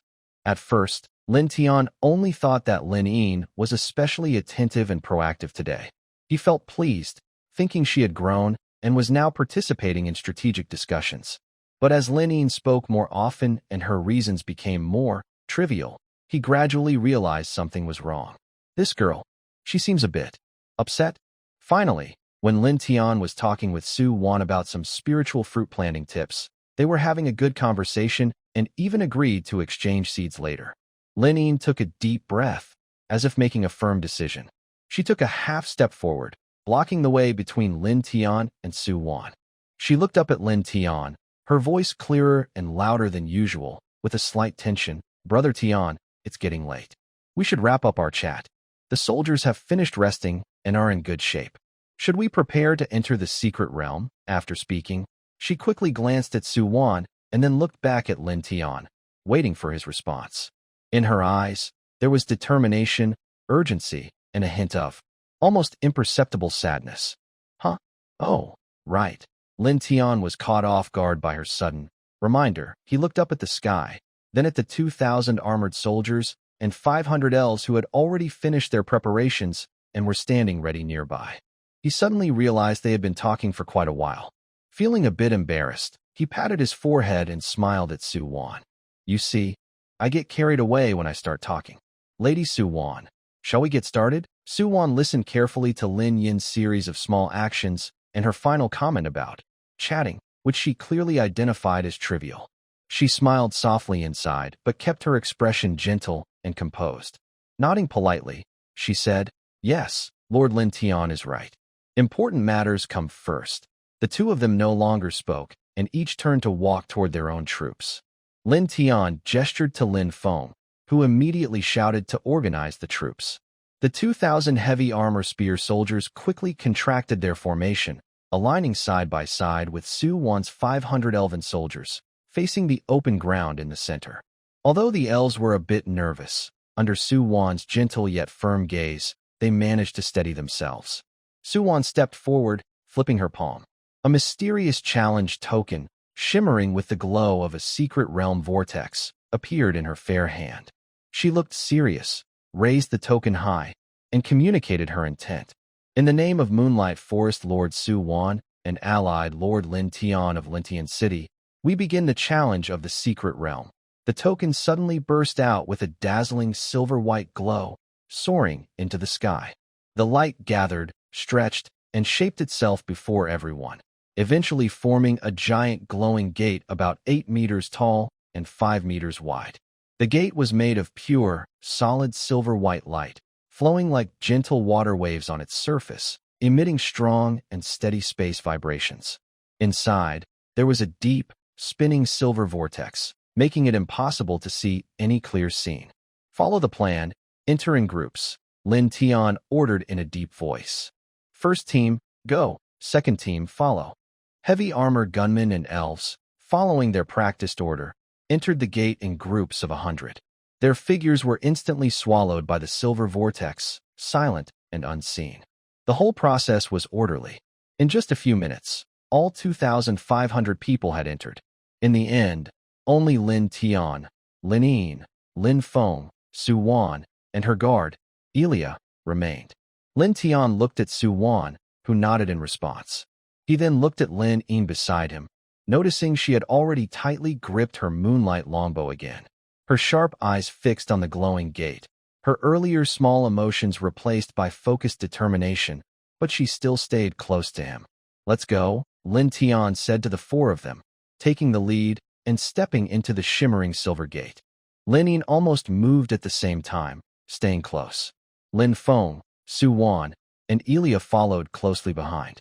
A brief but stronger sense of space shifting hit them, as if they had instantly crossed endless distances. When they felt solid ground again, their surroundings had completely changed. They appeared on a vast, endless green plain. Beneath their feet was soft, lush grass stretching to the horizon, meeting the clear blue sky. The air was filled with a fresh, earthy scent, strangely tinged with a faint, oppressive feeling. Apart from the 2,500 people who had just entered, the plain was empty and eerily quiet. "Is this the inside of the secret realm?" Lin Tian looked around, surprised. Lin Yin quickly moved to his side, scanning the plain in all directions like a hawk, her bowstring slightly tense. Lin Feng immediately ordered the troops to quickly set up defensive formations, protecting Lin Tian, Su-won, and others at the center. Under Elia's command, the elves began to softly chant, casting natural protection and enhancement spells on the front-line armored gunmen. Just as everyone steadied themselves and started observing the surroundings, a grand, ancient voice, as if coming from the heavens or resonating deep within each person's soul, suddenly echoed across the plain. "Welcome to the Secret Realm Challenge Space." The voice was calm and steady, carrying an undeniable sense of authority. "Here are the challenge rules. 1. There are 9 levels, to be completed one by one. 2. After each level, there is a half-hour rest period. 3. Upon passing a level, the reward for that level will be immediately granted. 4. During the challenge, you may choose to give up and leave at any time. 5. If any level is failed, all challengers will be instantly teleported out of the challenge space. Now, the first level, surrounded on all sides, begins. Boom! As soon as the commanding voice finished, at the far ends of the plain, north, south, east, and west, black smoke and dust rose up simultaneously, covering the sky. Next came terrifying roars and stomping sounds, like thousands of drums beating or countless beasts rushing, approaching from afar and growing louder, like a tide of death sweeping toward the center of the plain from all directions. Everyone looked toward the noise and saw that each direction was filled with dense, strange-shaped, filthy, and frenzied corrupted monsters. There were rotting giant wolves, deformed magic panthers, swollen decay worms, and crawlers wielding bone spikes. Their eyes were crimson, saliva dripped from their mouths, and they looked like a black flood bursting forth. The number was staggering, enough to make one's scalp tingle. Estimates suggested each side had over 2,500 monsters, totaling more than 10,000 across all 4 directions. What was even more frightening was that these monsters' auras were generally quite strong. Using detection magic, their quality was uniformly rare, with levels ranging from 5 or 6-star black iron to high-level bronze. The leading dozen or so monsters, especially fierce-looking, had auras reaching 1-star silver. 10,000 rare-quality corrupted monsters surrounded the area from all sides. Even the seasoned elite under Lin Tian's command felt some pressure facing such numbers and strength, especially with this classic, surrounded on all sides, deadly situation. However, in the middle of this suffocating encirclement, Lin Tian, after the initial shock, suddenly ignited a fierce fighting spirit in his eyes. Instead of fear, he licked his dry lips and showed a smile that mixed excitement and determination. Surrounded on all sides? Haha, perfect. Let's see who's stronger, their teeth or our blades. Lin foam. Here, form a circular formation. Defend, Lin Yin. I'm here, Lin Yin's cold voice responded.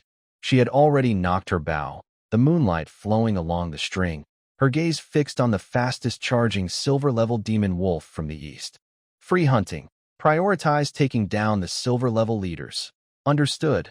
Lady Su Wan, please ask your elves to focus on healing and removing negative effects. Got it. Su Wan also put away her gentle demeanor, her expression becoming serious and focused. The wooden staff in her hand glowed with a soft green light. The battle was about to begin. Is this only the first level? And already so intense, he muttered, quickly scanning the monsters that emitted foul energy and roared fiercely. Fortunately, their quality is only rare, mostly black iron and bronze levels, with few silver leaders. If the later levels increase at this rate, it was hard to imagine how terrifying the 9th level would be. Probably filled with gold-tier monsters everywhere, and platinum-level ones as common as dogs. He instinctively glanced at Su Wan beside him. This gentle Lady Lord's face was slightly pale, her emerald eyes full of seriousness and fear. She tightly gripped her nature staff, overwhelmed by the deadly traps surrounding them and the terrifying roar of tens of thousands of monsters, far beyond her expectations. She had anticipated some danger in the secret realm, but reality still hit her hard. Fortunately, I chose to ally with Lin Tian, rather than rashly use the token alone. Su Wan felt a wave of relief, even a shiver of fear. If only she and 500 elves, who were not good at fighting head-on, had entered, they would have struggled to resist the first wave of the beast tide and would have been overwhelmed instantly. Wasting this precious gold treasure chest token, or even suffering heavy losses, would have been inevitable. Looking ahead at the silent, mountain-like, heavily armored spear soldiers and the 2 imposing figures standing at the front, she felt for the first time how precious the sense of security brought by a strong ally truly is. On the battlefield, there is no room for overthinking. Lin Yin had already drawn her bow and was standing near the center of the formation. Her white holy robe fluttered gently in the plain breeze. Her stunning face showed no fear of the thousands of enemies, only calm and focus like a frozen lake.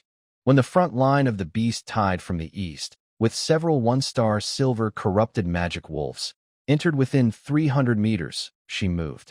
She did not use the costly, full moon judgment.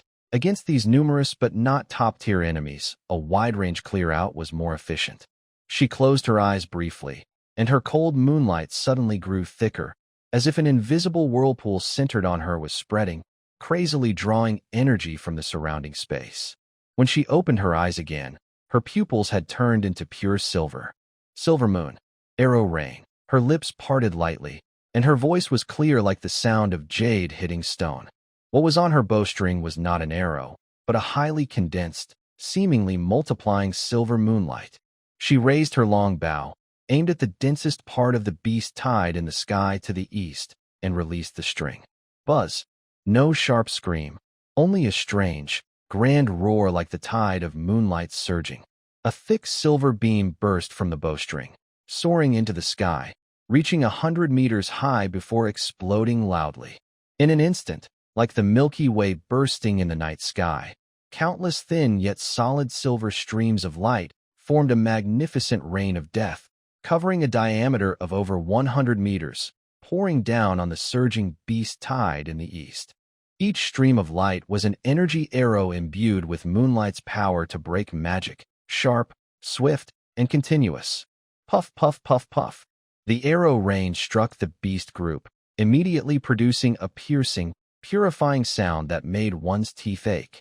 With just this strike, the front line of the eastern beast tide was cleared in a large area, causing the charge to slow down.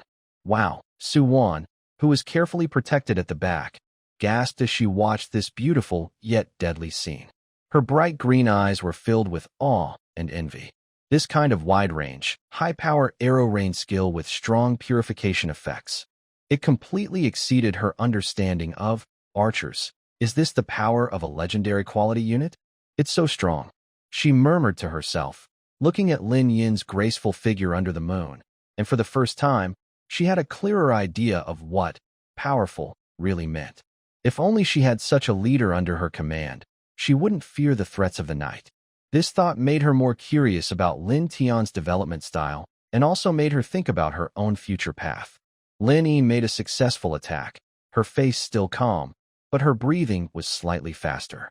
Without stopping, she moved lightly like a fairy under the moonlight within the limited space of the formation. Every time she drew her bow, a silver moon arrow rain covered the most pressured area, greatly easing the encirclement from all sides. Her arrow rain was not only deadly, but also effective at purifying the pollution released after the monsters died, preventing it from continuously damaging the soldiers in the battle. On the other side, Lin Feng was like the most solid rock. He didn't use the costly, command 1,000 troops skill, but instead played to the strengths of his sun god general. Holding a golden dragon-shaped spear, he stood like a war god at the southwest corner of the formation. As he swung his spear, the golden-red spear glow surged like a dragon leaping, with a hot and fierce aura that specifically countered the filth. Any monster that broke through the arrow rain and spear formation and got close would face his mighty strike. Often, one spear could knock away or pierce several monsters at once. Thanks to their perfect teamwork, one attacking from afar, the other close up, with heavy armor and solid defense, plus the seamless rotation of the spear soldiers and the healing and natural armor cast by the elves in the back, the seemingly dangerous, surrounding attack was successfully handled. It gradually turned in favor of the human alliance.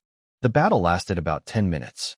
When the last mutated bronze high-level corrupted beast was pierced through its core by Lin Feng's spear and turned into black smoke, the entire plain, which had been noisy and chaotic, suddenly fell into a deathly silence. Looking around, centered on the circular formation, the grassland within a few hundred meters is densely covered with the bodies of various polluted monsters slowly dissipating in bloodstains. The air is thick with a strong smell of blood and the lingering aura of moonlight and fiery sun energy. A small part of Lin Tian's heavy armor gunmen are injured, their armor covered with scratches and dirt, but the formation remains intact. Most of the wounded are only lightly hurt and, with the elves healing, are now fine. In contrast, Suwon's elf troops, though well protected, still lost more than 20 elves to the monster's long-range corrosive sprays or chaotic attacks. Suwon's eyes showed deep regret. The first challenge is past. The grand ancient voice sounds again, emotionless. At this moment, a brilliant golden light appears in the center of the plain, forming and slowly falling in front of Lin Tian and Suwon. When the light fades, 100 strange crystals about the size of a fist appear. They are pure, transparent, golden yellow, with what looks like liquid sunlight flowing inside. Reward: golden crystal times 100. Item description: contains pure gold element power. Golden crystals? Great stuff. Lin Tian's eyes light up. Although the quantity isn't large, earning such rare materials in the first challenge shows this secret realm is truly rich. Suwon also sees the properties of the golden crystals, and her beautiful eyes flash with happiness. Rest time, 10 minutes.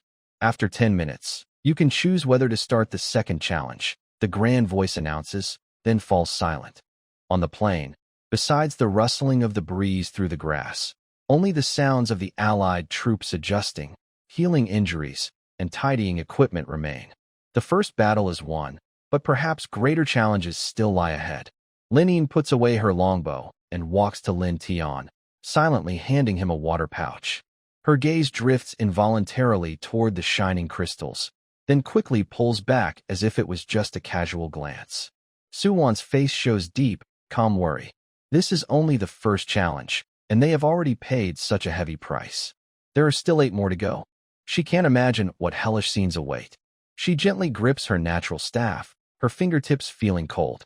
However, when her eyes turn to the silent but reassuring steel army beside her and the tall figure protected subtly behind the mysterious moon saint, a strong sense of relief washes over her, easing her worries. Walking over to Lin Tian, her voice became softer than usual, filled with sincere gratitude. Lord Lin Tian, I really owe you this time.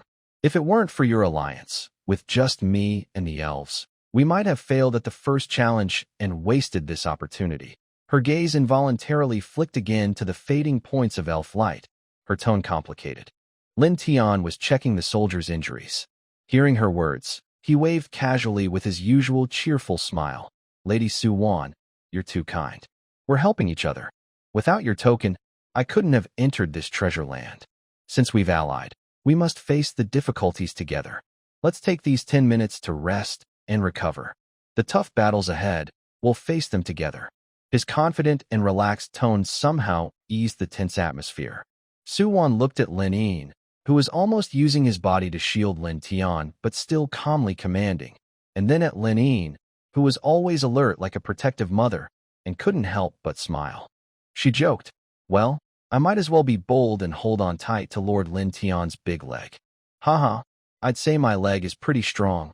Lin Tian chuckled, patting his thigh, which made a few nearby soldiers smile knowingly, lightening the mood a bit.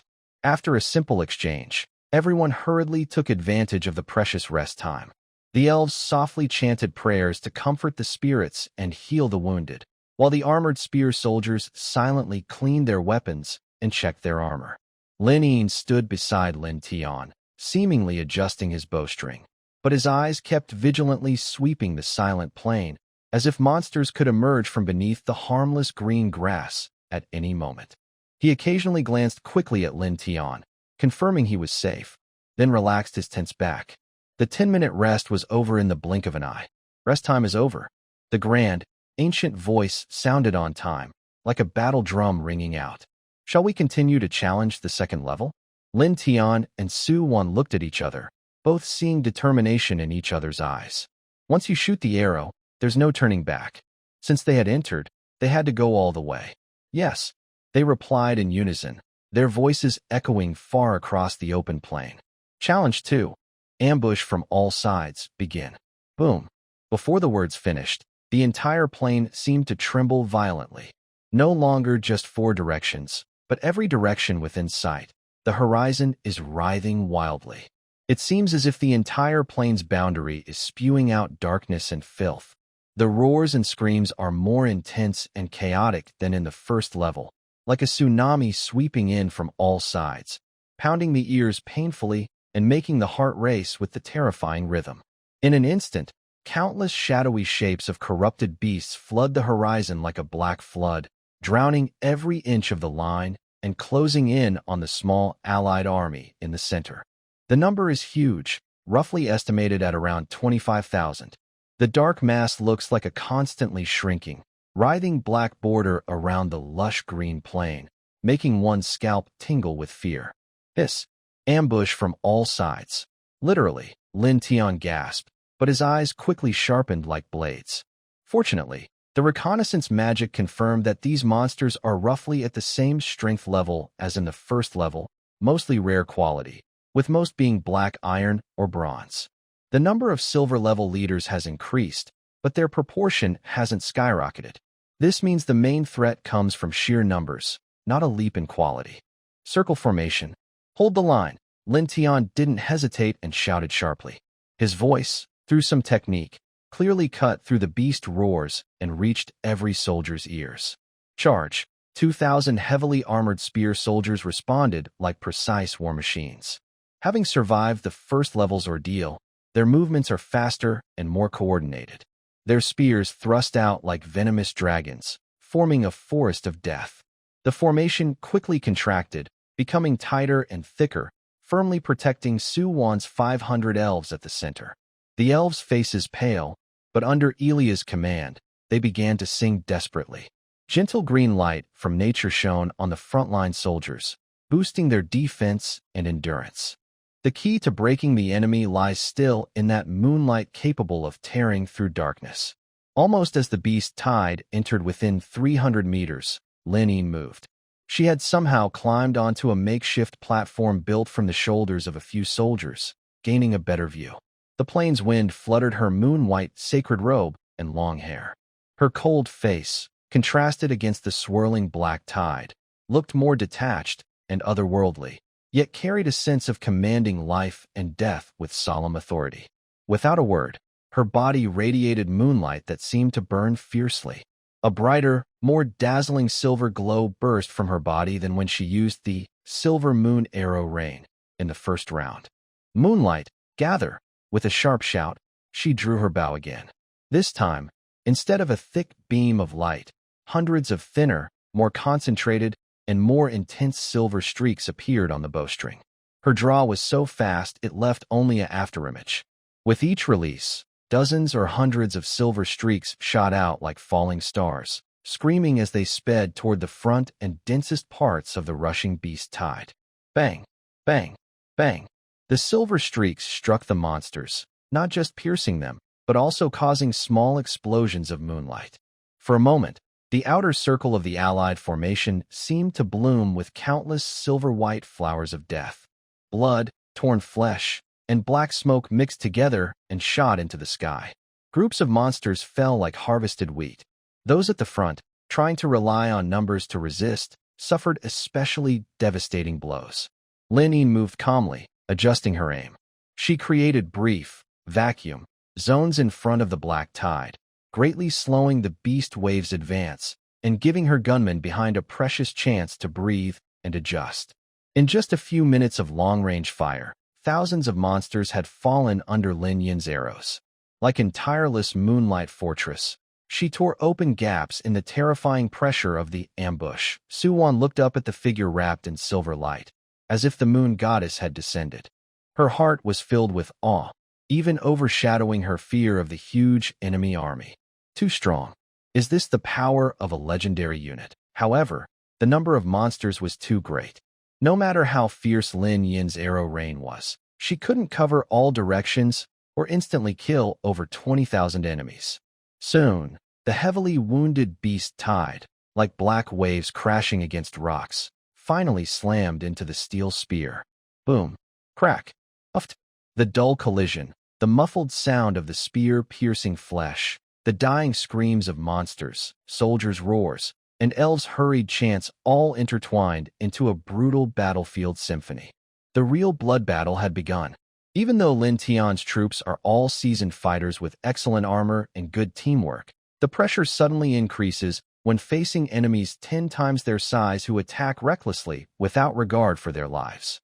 Sharp spears keep stabbing and pulling back, splattering blood, but new monsters quickly rush forward over the bodies of their fallen comrades. Corrosive acid, terrifying screams that disturb the mind, and claws carrying plague-like germs attack from all directions. Sometimes, heavily armored gunmen are pushed back after several strong hits, only to be attacked by multiple monsters. Although their teammates' spears rescue them quickly, deep claw marks remain on their armor, and some are splashed with corrosive liquid, groaning in pain. The elves' healing green light flickers like fireflies, constantly healing wounded soldiers, removing corrosion, closing wounds, and boosting morale. They are a vital part of holding the line. The battle becomes a brutal war of attrition. Every second, some monsters fall, but soldiers are also injured, and the defense line faces immense pressure. Lin Tian's face is serious as he watches the battle closely, giving orders to shift defenses to different areas as needed. Lin Feng has already fought at the most intense part of the battle, wielding a golden dragon spear that transforms into a deadly golden dragon, targeting the silver-headed monsters and large enemies trying to break through the line. Wherever he strikes, blood splashes, easing the pressure on the defense. Lin Yin, after clearing the most dangerous waves of distant threats, switches to precise shooting, aiming to eliminate the most dangerous special monsters and commanders. Time slowly passes amid the bloody fighting. Every minute feels especially long. When the last roars of beasts fade and the few remaining fierce monsters are killed, the entire plain is once again shrouded in exhaustion and thick blood. The circular formation still stands, but it is no longer as neat as before. Almost every heavily armored gunman is wounded, with scratches and dents on their armor. Over 10 are badly hurt, lying in the formation, being treated urgently by the elves. Though their lives are safe, they have lost their fighting ability. Nearly 100 soldiers are lightly injured and exhausted, but still hold their weapons tightly. Suwon's elven troops were well protected this time, with no casualties, but almost all elves look pale from overusing their mental strength. A new challenge has been passed. A grand voice rings out, cold and indifferent.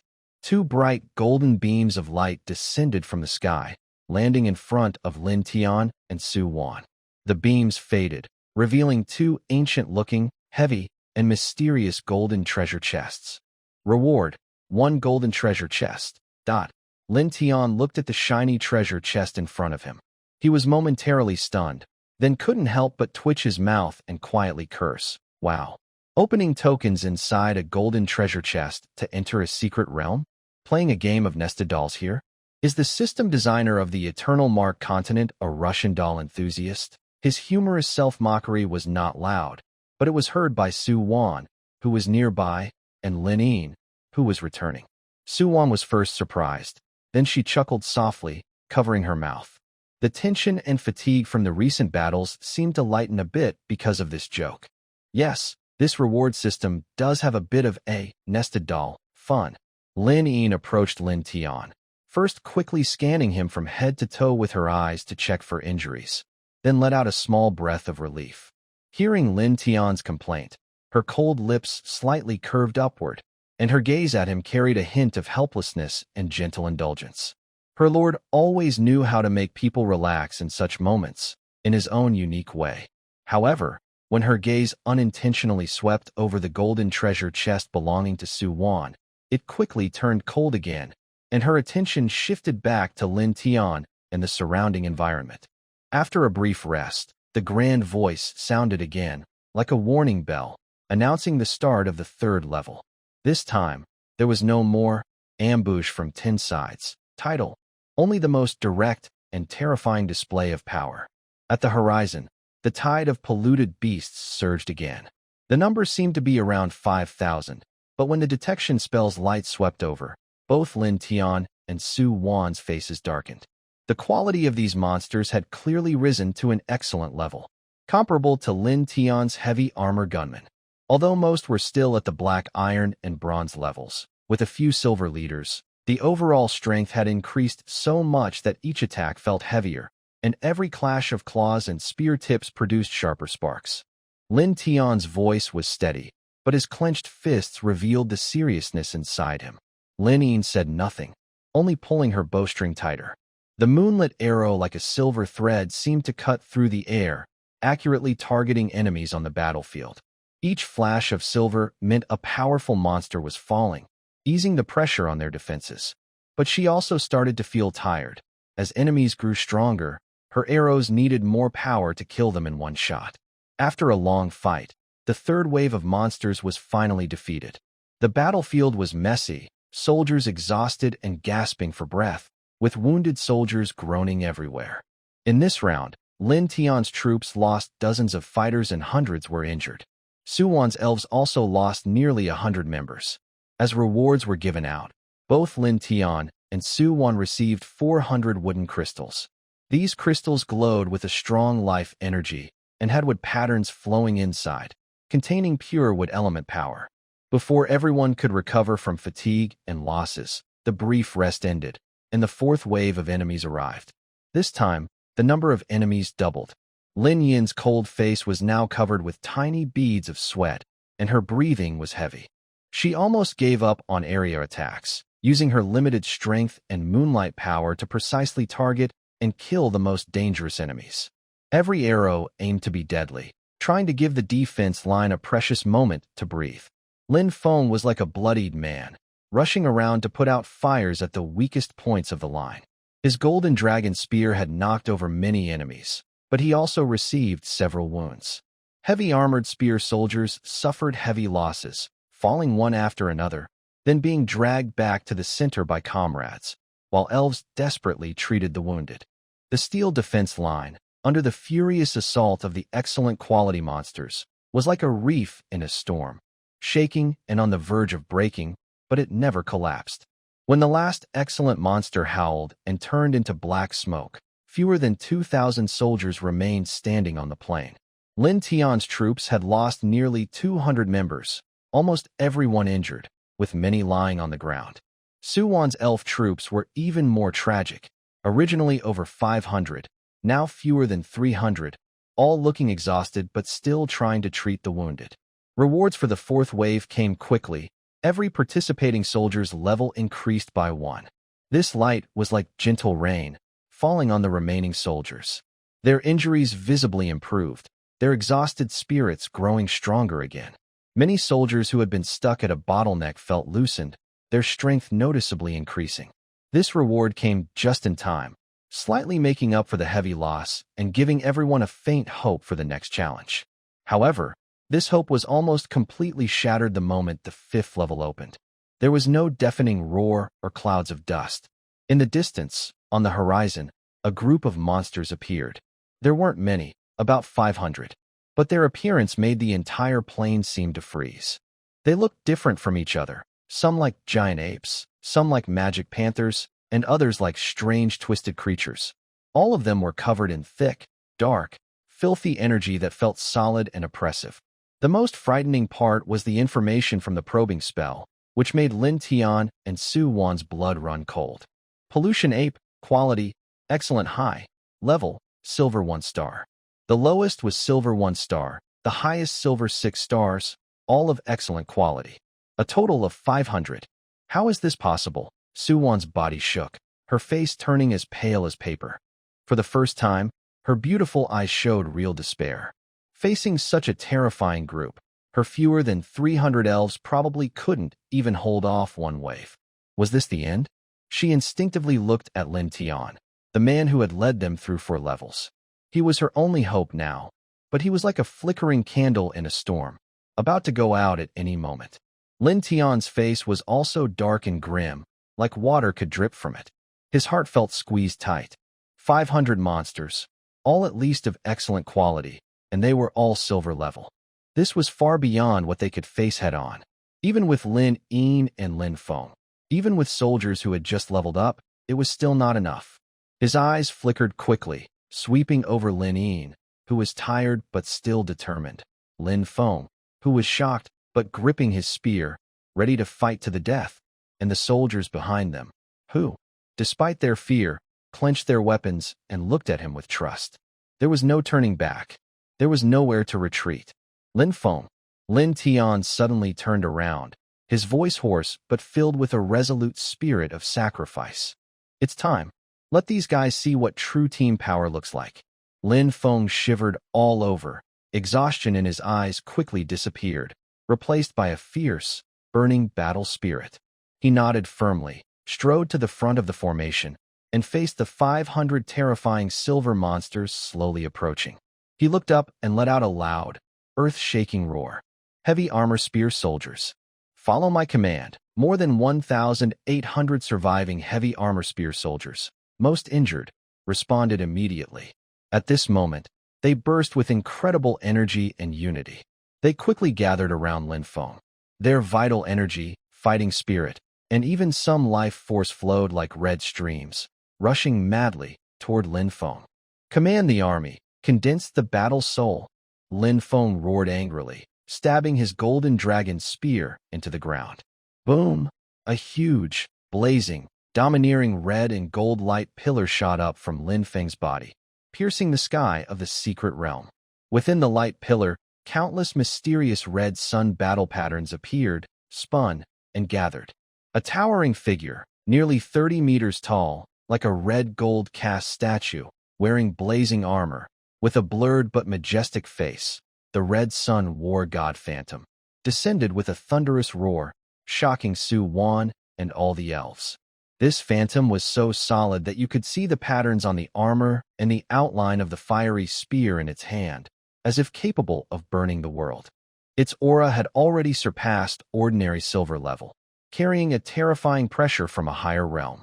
Just standing there, it seemed like a red sun descending to earth, dispelling most of the filth and coldness on the plain, and illuminating the nearly extinguished hope in Su-Wan's eyes. This is... Su-Wan's mouth opened slightly, unable to speak clearly from shock. She guessed Lin Tian was hiding his strength, but she never expected it to be so deep.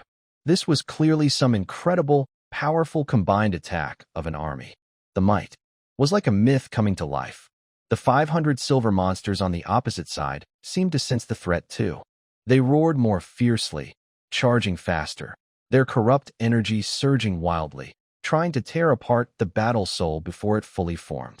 Anyone who harms my master shall die. Lin Feng and the Red Sun War God Phantom moved in unison. Amidst the roar, the fiery spear in the Phantom's hand, forged from molten lava and shining light, swept fiercely toward the charging silver monsters. A wide, over 100-meter, extremely refined, space-cutting golden red crescent-shaped spear glow tore through the atmosphere with terrifying power, as if it could cut space itself. It carried a destructive force capable of burning everything and destroying all things, and fiercely struck into the monster swarm. Snick! Boom! Boom! Boom! Where the spear glow passed, the space seemed to twist and wail in pain.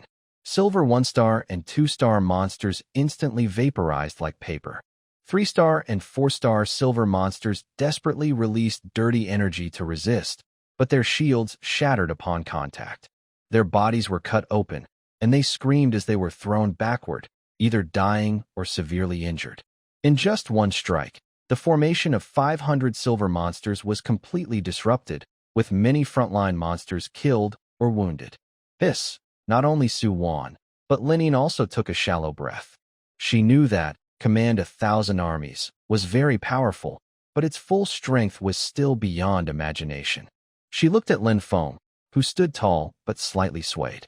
A faint worry flashed in her eyes, but it was quickly replaced by a more determined light. Then she drew her bow, gathered Moonlight, and prepared to deliver a deadly attack to help Lin Feng when his old strength was exhausted and his new strength had yet to emerge. The shadow of the Sun God War Spirit did not stop. Under Lin Feng's control, it swung the giant flaming spear again, stabbing or sweeping, each strike powerful and heavy. With the combined might of the Legion, it swept up the remaining silver monsters, one by one, purifying them. This power was earth-shaking, and the consumption was extremely terrifying. Lin Feng's face turned pale at a visible speed, his forehead veins bulged, and his muscles trembled. Every swing of his battle soul attack seemed to burn his life and the strength of all soldiers. But he gritted his teeth and persisted, his eyes sharp as blades, locking onto the most stubborn legendary monsters. Finally, just before the shadow of the Sun God War Spirit became blurry and started to dissipate, the last 5-star silver, twisting devourer, exploded in a burst of flames from the giant spear and the arrows Lin Yin added, turning into a cloud of black smoke. All 500 lowest-level silver monsters were wiped out. Ugh! Almost simultaneously, Lin Feng suddenly spat out a mouthful of blood, his body swaying unsteadily. The shadow of the Sun God War Spirit let out a mournful cry and dissolved into countless golden red light spots. Behind him, nearly half of the heavily armored spear soldiers also collapsed to the ground, exhausted and losing their fighting ability for a short time. This strike used up the last and strongest card of the Allied forces, as well as most of their remaining strength. On the plain, silence returned once again, filled only with the strong smell of burnt food, the fresh air after purification, and heavy breathing after surviving the ordeal. Challenge of the 5th level completed, a grand voice rang out, seeming to carry a faint, barely noticeable fluctuation. 2 brighter beams of light descended. Reward.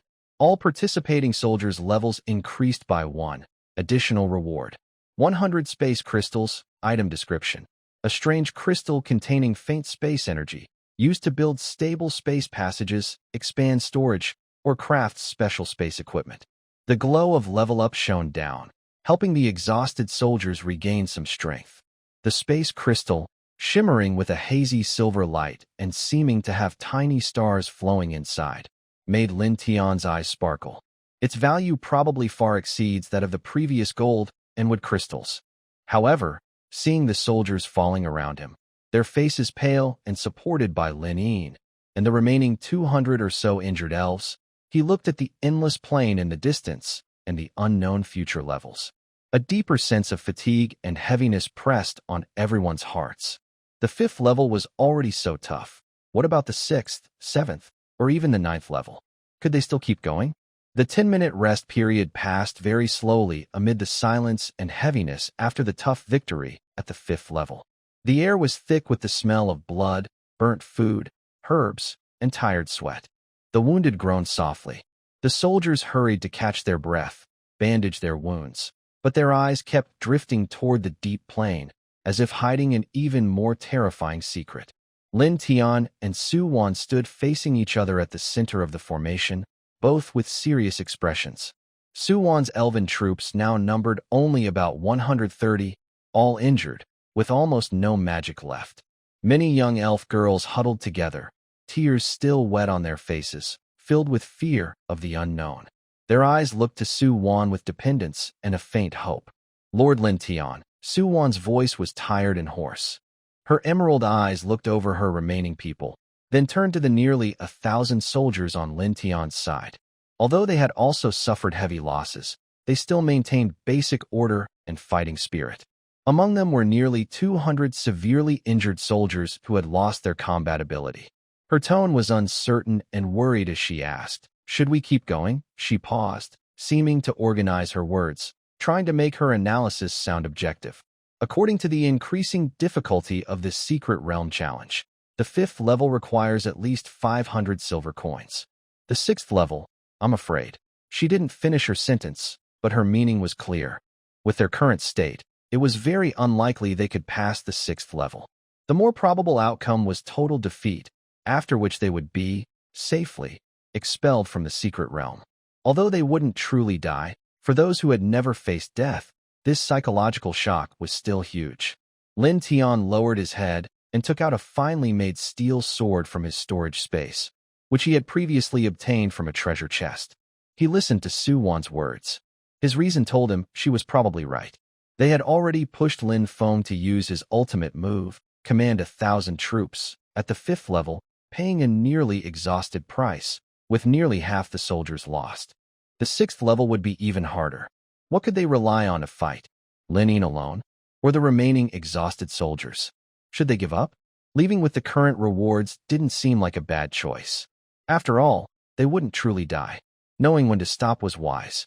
But he looked up and glanced around. Lin Yin was quietly holding the Moonlight longbow, carefully wiping the bow arm with a clean cloth.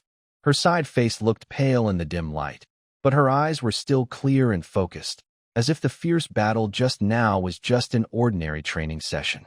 Lin Feng was sitting cross-legged nearby, resting. His face still looked bad, but his back was straight. Farther away, the injured and exhausted soldiers, though fearful, showed more determination and unconditional trust in their lord. Giving up like this feels a bit frustrating, Lin Tian thought, struggling inside. The chance to challenge the secret realm was rare, and the rewards for the next 3 levels would definitely be even richer. And as he had said before, they wouldn't truly die. At worst, they'd be kicked out for failing the challenge. Maybe they could try again. What if the difficulty of the 6th level wasn't as crazy as it seemed? What if there is a chance for a turnaround? This risky idea, mixed with a bit of hope and a desire to see the mountaintop view, made it hard for him to decide. Finally, he took a deep breath, looked at Su Wan, and forced a slightly stiff but trying to be relaxed smile. His tone was gentle, like asking for a favor. "Lady Su Wan, I understand your worries. But since we've come this far and are risking so much, it feels a bit wrong to give up now. The worst that can happen is we get politely asked to leave, and we won't lose much. How about we try one more time? Just one. If the 6th level really has no hope, we'll give up immediately. What do you think?" He said this while unconsciously rubbing his fingers, looking a little embarrassed, as if making a selfish request. Suwon looked at Lin Tian's eyes, which showed a mix of frustration, hope, and a hint of youthful daring. She paused for a moment. She understood Lin Tian's frustration. He had put in more effort and achieved better results. And he was right. He wouldn't really die. Maybe. He could still try one more time. But looking at the frightened faces of the remaining elves behind her, she still felt a deep reluctance. Just then, Lin Yin, who had been quietly standing beside Lin Tian and seemed to blend with her long bow, suddenly lifted her head. She didn't look at Suwon but directly at Lin Tian, her cold eyes shining with an undeniable determination. Her voice was calm but clear. "Brother Tian." Lin Tian turned his head at her words. Lin Yin took a half step forward, almost shoulder to shoulder with Lin Tian. The edge of her moon-white robe brushed lightly against his arm. She slightly raised her face, her eyes clear and firm, as if stating an undeniable fact. No matter what happens in the 6th level, no matter how dangerous it is, her tone was calm but carried great strength. "I will protect you. I will never let anything hurt you." Her words were firm and decisive, without boastful promises, but more moving than any oath. She wasn't asking to fight or making a vow. She was declaring that her very existence was Lin Tian's strongest shield. After saying this, she returned to her cold demeanor, but her grip on the long bow seemed a little tighter. Lin Tianxian was momentarily stunned, then a warm feeling filled his heart. The irritation caused by worry and pressure instantly eased a lot. Looking at Lin Yin's serious side profile, he couldn't help but reach out. Gently, like treating his own sister, he stroked her hair. His movements were natural and affectionate, and a warm, happy smile appeared on his face. "Got it. Lin Yin is the most reliable." "Thank you." Lin Yin tilted her head slightly from his touch, a faint blush appearing on her face. She didn't avoid it, just lowered her eyelashes. Her long lashes fluttered gently, and she softly said then stopped talking. But her tense body seemed to relax a little quietly. Next to them, Suwon watched this close and caring moment between master and servant. Seeing Lin Tian's open affection and trust for Lin Yin, and observing Lin Yin's seemingly cold appearance but focused attention on Lin Tian, almost with a special meaning, her envy grew again. Having such a loyal subordinate and such friendship was rare. Maybe that's why Lin Tian dared to challenge the impossible again and again, with such a partner by his side. She sighed softly, as if making a decision, nodded to Lin Tian, and her voice became calm again. "All right, Lord Lin Tian. Since you insist, we will. Try one more time. But if things really go wrong, we'll give up immediately. Deal?" Lin Tian's spirit lifted, and he nodded firmly. The 10-minute break ended amid serious discussion and firm resolve. "Break time is over. Do you want to continue challenging level 6? A majestic voice sounded on time. Lin Tian and Suwon looked at each other, then answered in unison, "Yes." Challenge level 6. Defeat the mirror image. Begin. Defeat the mirror image? Both Lin Tian and Suwon felt a flicker of doubt. What kind of challenge was this? Defeating their inner demons? Or some illusion? But the answer soon revealed itself in a way far beyond their imagination, and it was chilling. Thud, thud, thud, thud. A steady, heavy, rhythmic sound of footsteps came from another direction on the plain. The sound was so familiar. It was the clanking of heavy armor boots on solid ground, the unique rhythm of Lin Tian's heavy armored spear soldiers marching. Everyone looked over in surprise and confusion. In the distance, on the horizon, the first thing that appeared was a gleam of silver gray reflected by steel. Next, rows and lines of soldiers dressed in shiny silver heavy armor, holding long steel spears, marched in perfect, disciplined formation. Their steps were so uniform they seemed almost mechanical, like figures stepping out of a mirror, slowly coming into view. 2,000 heavy armor spear soldiers. Their numbers, equipment, and even their quiet, stern aura matched those of Lin Tian's strongest army at its peak. Behind this formation of 2,000 armored soldiers, there was a lively patch of bright green. 500 elves, wearing vine armor, holding wooden staffs, with pointed ears and bright green eyes, followed lightly. Their faces showed a calm, hollow expression. This is... Suwon covered her mouth, her eyes full of shock and disbelief. Lin Tian's pupils shrank suddenly, and his heart beat faster. But this was not the end. Under the protection of the 2,000 heavy armor spear soldiers and 500 elves, more familiar figures slowly moved to the front of the line. On the left was a tall young man in dark gold armor with intricate patterns, holding a golden dragon spear with a serious and calm face. Lin Feng. His eyes were empty, but he radiated a steady, mountain-like presence similar to the real Lin Feng, even with a faint fiery battle intent. In the middle, slightly to the right, was a woman dressed in a moon-white sacred robe, with a stunningly beautiful face, holding a moonlit bow. Her aura was cold and serene, like the moon. Her stance, the way she drew her bow, and her gaze, all were exactly like the real Lin Yin. But her eyes were emotionless, cold, and indifferent. Next to Lin Yin stood a young man with a gentle smile, a playful yet confident look, Lin Tian. He wore simple, practical clothes like Lin Tian's current outfit, with the same style sword at his waist. His face wore a relaxed smile, just like Lin Tian's usual expression, but the smile was fixed, and his eyes looked empty. On the other side of Lin Tian was Su Wan, dressed in a light green long dress, with a gentle, elegant demeanor. She had a soft smile on her lips and looked kindly at her army, her expression almost identical to the usual inspiring look of the real Su Wan. 5 mirrors and 2,500 mirror soldiers appeared alive and well on the other side of the plain. They had almost the same strength and equipment as Lin Tian's allied army, facing them from afar. Besides the mirrors, with their stiff, doll-like faces and hollow eyes, and the cold, mechanical, lifeless feeling they emitted, they were almost perfect copies of Lin Tian's army. Defeating the mirror images. Is that what it means? Lin Tian gasped, feeling a chill run from his feet to the top of his head. Are they enemies? Enemies of his army, his generals, or even enemies of himself? After the initial shock, Lin Yin instinctively and swiftly took a step back, once again standing firmly in front of the real Lin Tian. She quickly raised her moonlight longbow, the string shimmering with moonlight, locking her arrow onto the expressionless self across from her. Her cold eyes flashed with sharpness and alertness like never before. It was as if the existence of that, Lin Yin, was the greatest insult and threat to her.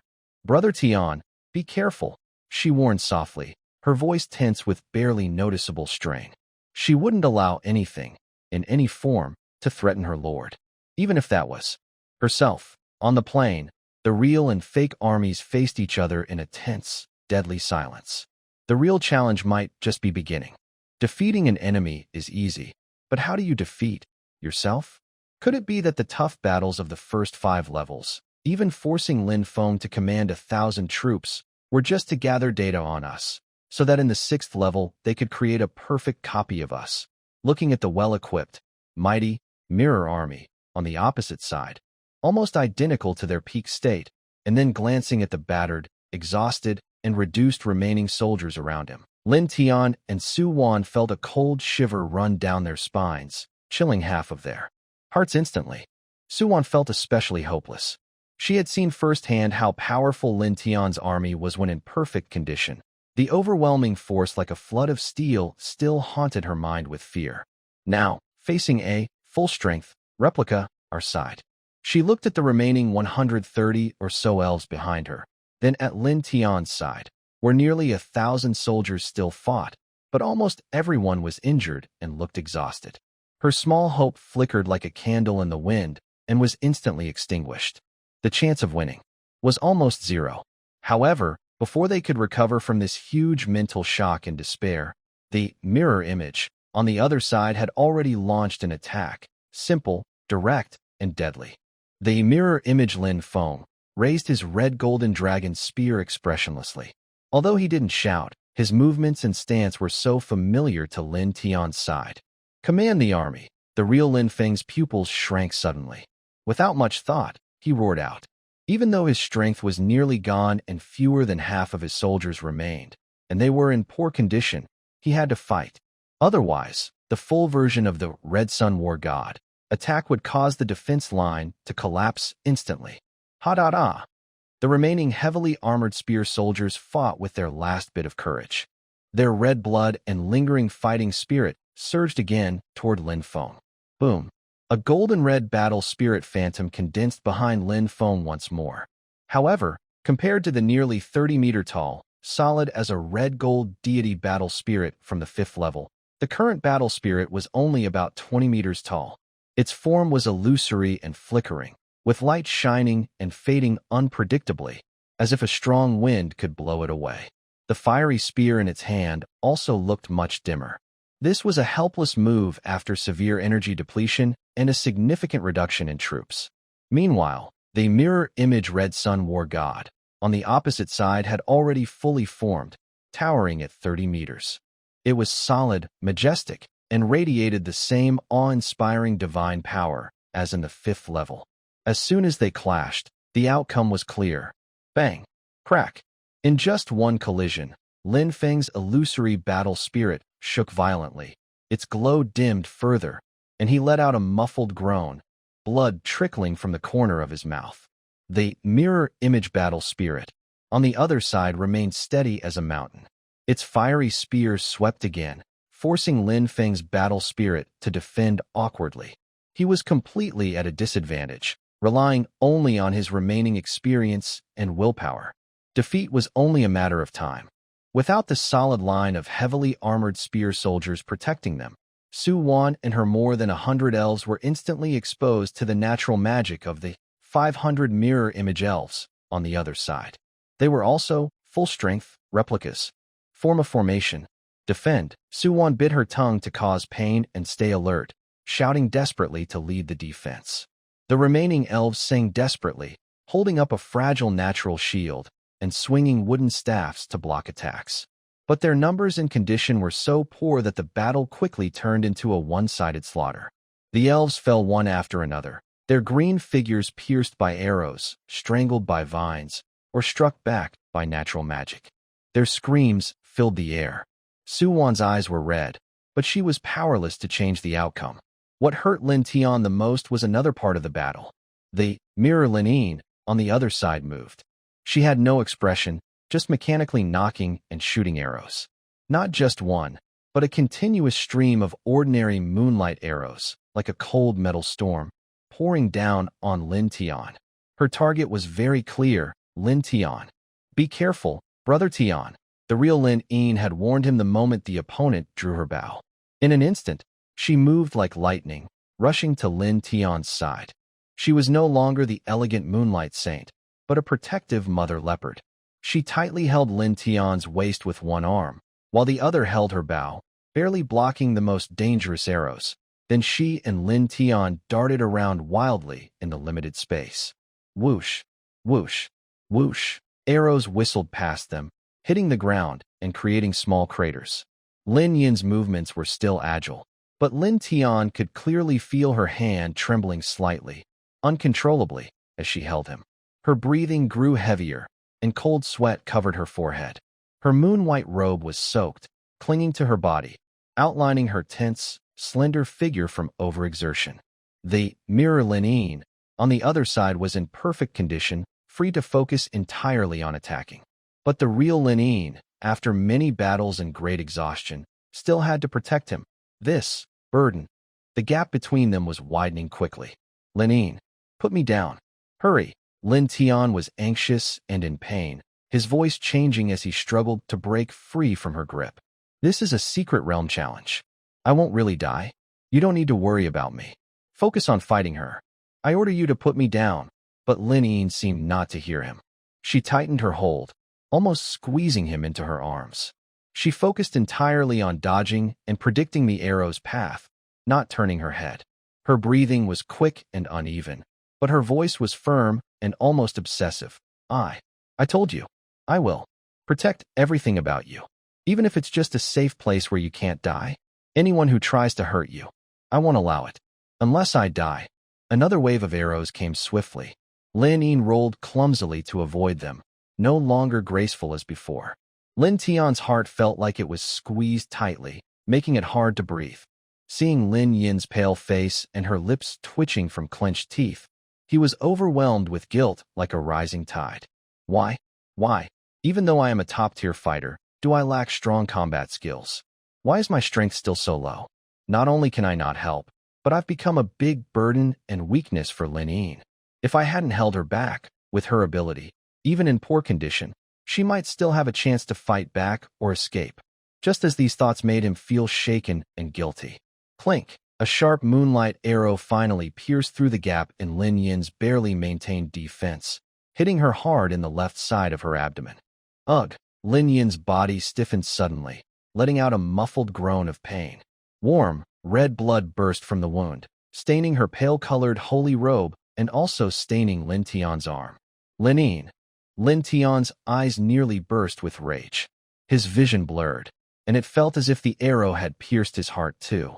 He ignored all commands and safety. With all his strength, he broke free from Lin Yin's embrace and shouted hoarsely, "Don't worry about me. Focus on fighting." He turned around and ran desperately in the opposite direction of Lin, trying to distract the mirror Lin and buy her a moment to breathe. But he underestimated the speed of the arrows and overestimated his own condition. He hadn't run 10 meters. Thud! A cold moonlight arrow shot through his left shoulder with precision. The impact threw him forward, and he fell heavily onto the grass. A searing pain tore through his shoulder. Blood spurted out like a fountain, soaking half of his clothes instantly. Darkness filled Lin Tian's vision, and a buzzing sound echoed in his ears. Every breath pulled at his wounds, causing sharper pain. He struggled, using his healthy right hand to support himself on the ground, trying to stand up, but his body was weak from blood loss and intense pain. "Brother Tian!" Lin Yin's sharp cry came from behind, full of fear, pain, and despair, completely different from her usual calm demeanor. Lin Tian barely turned his head and saw Lin Yin clutching her bleeding abdomen with one hand, her face pale and streaked with tears, rushing desperately toward him. Opposite her, the mirror Lin seemed to judge this was a final chance and stopped her normal rapid fire. She made the familiar yet terrifying opening move, arms stretched out, gathering and compressing the majestic moonlight. It was a silver moon arrow rain, and it was aimed at the immobile Lin Tian on the ground. "No, she can't activate it," Lin Tian desperately shouted in his mind. But Lin was faster than him. "No." Just before the mirror Lin relaxed her string, causing countless silver streams to pour down like a storm, Lin unleashed her last, most resolute strength. She pushed her speed to the limit, leaving a shadow in the air, and instantly threw herself in front of Lin Tian.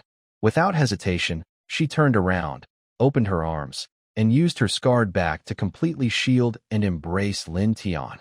"Lin, no!" Lin Tian roared with a broken voice, tears mixed with blood blurring his sight. Desperately trying to push her away, trying to turn over and protect her, he was held tightly and couldn't move. Next moment, puff, puff, puff, puff. A series of piercing sounds, like whispers from death itself, echoed in Lin Yin's back. Most of the over 100-meter-wide silver moon arrow rain struck her fragile back. Her white sacred robe was instantly soaked with blood and torn flesh. Her delicate body trembled violently, like fallen leaves in autumn wind. The arrow wounds on her abdomen were pierced and enlarged by new arrows. The arrow rain stopped. Lin still held Lin Tian in her arms, but the strength in her arms was rapidly fading. With great difficulty and little by little, he lowered his head to look at Lin Tian, who was crying uncontrollably and covered in blood. His blood-stained lips moved slightly, as if trying to give him a reassuring smile, but only more blood foam came out. In broken, almost inaudible but persistent voice, he said to him, "Sky, brother Sky, unless I die, no one can hurt you." Each word felt like a hot knife stabbing into Lin Tian's heart, then fiercely twisting. "No, Lin." Lin Tian roared like a beast, overwhelmed by intense pain and guilt that almost tore him apart. "It's all my fault. It's my greed. I kept challenging. I caused this. I did." Suddenly, he lifted his head with his last strength and shouted in despair toward the empty sky. "I give." A soft hiss interrupted his unfinished word. A precise arrow of moonlight, shot from the direction of mirror Lin like a deadly kiss, pierced through the chests of Lin Tian and Lin, who were tightly embracing. Time seemed to freeze at that moment. Lin Tian clearly felt the cold metal tearing through muscle, penetrating bones, and smashing internal organs, followed by an overwhelming, all-consuming pain that surpassed all previous injuries. Life rapidly drained from his huge wound in his chest like a bursting flood. A cold, dark, suffocating shadow of death, like thick ink, instantly swallowed him completely. His vision blurred and darkened quickly, his hearing faded away, leaving only his heart's weak, unwilling last beats, and a sense of soul being pulled away in pain and emptiness. Is this what death feels like? In his final consciousness, there was endless darkness and a deep, unforgettable regret and heartbreak. Linine, I'm sorry. It was me. I'm sorry for you. Uncertain how long he floated in the endless cold and darkness, it felt like a century had passed. A suppressed, muffled groan, and Lin Tian suddenly opened his eyes. The blinding daylight made him instinctively squint. The sensation beneath was soft and bouncy, warm with a faint, familiar scent of cool springs and fresh flowers, lacking any harshness and filled instead with peace. Turning his stiff neck slightly, his gaze gradually focused. What came into view was Lin Yin's beautiful face, full of worry and anxiety, her eyes red and tears still glistening on her lashes. She was looking down at him, her clear eyes blinking steadily, as if afraid that blinking might make him disappear. He himself was resting on her long, rounded, and resilient thigh. Lin Tian could feel his thigh muscles tense slightly from nervousness, and through the thin fabric, he could sense the warmth and softness of her skin underneath. Brother Tian, you're awake. You've finally woken up. Seeing Lin Tian open his eyes, Lin Yin's face lit up with great joy. Tears of happiness streamed down her face again. Carefully, almost trembling, she reached out her hand, as if to touch his face to confirm he was real, but worried about hurting him. In the end, her hand hovered in midair, and her voice choked with emotion. That's wonderful. We're back. Lin Tian blinked blankly, memories flooding back, images of battles, arrows, piercing pain, death, and finally, endless darkness and regret. Suddenly, he sat up quickly, looked down at his chest, and saw his clothes were intact, with no wounds. He hurriedly looked at Linine. Her moon-white sacred robe was spotless, as if new, and her abdomen and back. Those terrifying wounds seemed never to have existed. Yes, the secret realm challenge. Death was not real. They had been kicked out, returning to Su Wan's moonlit forest. Are we really back? Lin Tian muttered, his voice hoarse. He raised his head and looked around. Not far away, Su Wan, along with all the elves, watched them with complex expressions. Further away, Lin Feng was silently organizing the heavily armored gunmen, who looked exhausted and dazed, despite being resurrected. Everyone was alive, but the shadows and fear from the secret realm's death still lingered on their faces. Yeah, we're back, Brother Tian, Linine whispered. Seeing his confused and helpless look, her eyes filled with tenderness. After a moment of hesitation, she reached out and gently took Lin Tian's trembling hand resting on her knee. Using her palm's warmth, she slowly melted away the coldness at his fingertips, as if confirming their true presence. It's okay now, everything is over. The warmth and real touch from her palm finally woke Lin Tian completely. He tightly grasped Lin Yin's cool hand, as if holding on to a life-saving straw or trying to keep her close. The relief of surviving, mixed with deep gratitude for Lin Yin's selfless protection, fear, and unspoken feelings, surged fiercely in his chest. Looking at Lin Yin's face so close, seeing her eyes full of concern and lingering tears, he couldn't find the words. In the end, only a long, complex sigh escaped, along with a barely audible apology. Thank you, Linine. And, I'm sorry. Linine gently shook her head, didn't speak, but held his hand tighter. Sunlight filtered through the trees, casting dappled light on them, quiet and warm, as if the fierce, hopeless scene of death was just a vivid nightmare. But some things had quietly changed between life and death, leaving deep marks in their hearts that could never be erased. Lying on Lin Yin's soft, resilient thigh, feeling her faint, calming scent at his nose, Lin Tian's heartbeat was still a bit chaotic. His mind kept replaying the sharp pain and cold suffocation from the final arrow, and the image of Lin Yin's back pierced by silver moon arrows, blood flowing, yet stubbornly protecting him in her arms. Every time he remembered, his heart clenched painfully, his fingers grew cold. He instinctively moved, wanting to sit up, as if that could escape the shadow of death that seemed to follow him. "Brother Tian, don't move." A cool but firm hand gently pressed his shoulder, with a gentle force that refused resistance, and carefully kept him resting on her lap pillow. Lin Yin's voice came from above, trembling slightly, but trying to stay calm. "Rest a little longer, okay? You just." She seemed unable to finish, her fingers tightening slightly on his shoulder. Lin Tian looked up, his gaze meeting Lin Yin's lowered eyes. Her eyes, always clear like a cold pond under the moon, still showed traces of redness and shock. She stared at him almost greedily, as if trying to confirm that every part of his skin and every breath he took was real. Sunlight filtered through the branches of the moon birch tree, casting tiny shadows on her long eyelashes and illuminating the deep concern and almost sacred attachment in her eyes. Being watched so intently, Lin Tian's fear and coldness caused by the thought of death surprisingly eased a little. He lay there, gazing at her without blinking, as if trying to remember her current look deep in his heart. Lin Yin felt a bit uncomfortable under his gaze. Her fair cheeks slowly turned a tempting shade of red, like white jade glowing with sunset light. She blinked awkwardly, wanting to look away but unable to, so she slightly turned her head, revealing her graceful neck and red-tinged ears. Her voice was soft, like a tiny insect. "Brother Tian, what are you looking at?" Lin Tian didn't answer immediately. His gaze grew more serious and deep. He reached out and gently held her cool hand that was resting on his shoulder, wrapping it in his warm palm. "Silly girl," he said, his voice a little hoarse from shouting earlier, but filled with sincerity and care. "From now on, don't do that again, understand?" Lin Yin's body stiffened slightly, as if she wanted to pull her hand back, but Lin Tian held it tighter. "About what just happened," Lin Tian continued, his eyes fixed on hers so she couldn't avoid him. You could have let go of me and handled it yourself, or anyway, you can't use your life. No, even the life that isn't truly gone, to exchange for my safety. I don't want to see you hurt again, especially because of me." His tone carried a hidden, suppressed pain he didn't realize he had. God knows how much he hated his own helplessness when he saw her pierced by arrows in her back, and how terrified he was that it might truly be the end.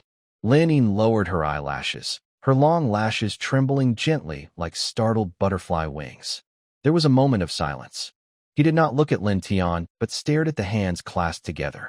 His voice was soft, but carried a familiar, almost obsessive sense of determination.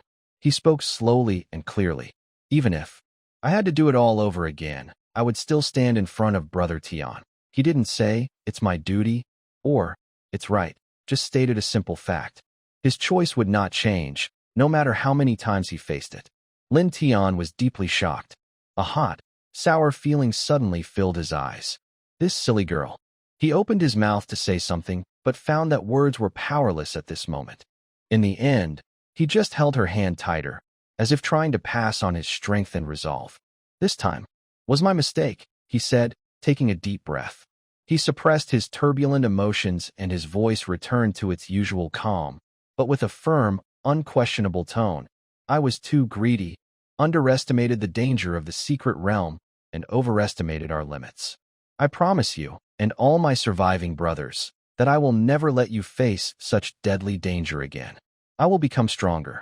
Our territory and army will also grow stronger, strong enough to face any challenge, not using your lives to fill the gap." When he said this, his eyes shone brightly. It was a promise to Lin Yin and a reminder to himself. The helplessness in the secret realm and guilt toward Lin Yin and others had deeply affected him. Becoming stronger was urgent. Lin Yin listened to him, feeling the warmth and strength from his palm. Her worries and fears seemed to ease a little with his firm promise. Finally, she looked up at Lin Tian and nodded gently. Her lips tried to form a faint, tender smile. "Yes, I believe in you, Brother Tian." They stayed silent for a while, enjoying the rare peace after the danger, each other's company. When Lin Tian felt his body and mind had recovered enough, he gently patted Lin Yin's hand to signal her to let go. He then sat up. He stretched, checked that his body was fully recovered under the rules of the secret realm, and felt no discomfort. Only the mental exhaustion and the shadow of the death experience still needed time to heal. He turned around and looked towards Su Wan nearby. This gentle elven lady lord has just recovered from the shadow of death. She is leaning against a moon birch spirit tree, her face still pale, with wide, emerald-like eyes showing lingering shock, but she is trying to maintain her noble demeanor. Around her, many remaining elves gather closely, leaning on each other silently, seeking warmth and comfort. Lin Tian walks over, and Su Wan lifts her head. Their eyes meet, and they see similar lingering fear and emotion in each other's gaze. Lady Su Wan, Lin Tian speaks first, his tone sincere and full of regret and fear. I didn't expect this secret realm to be so dangerous. I won't truly die, but the injuries and the feeling of death were very real.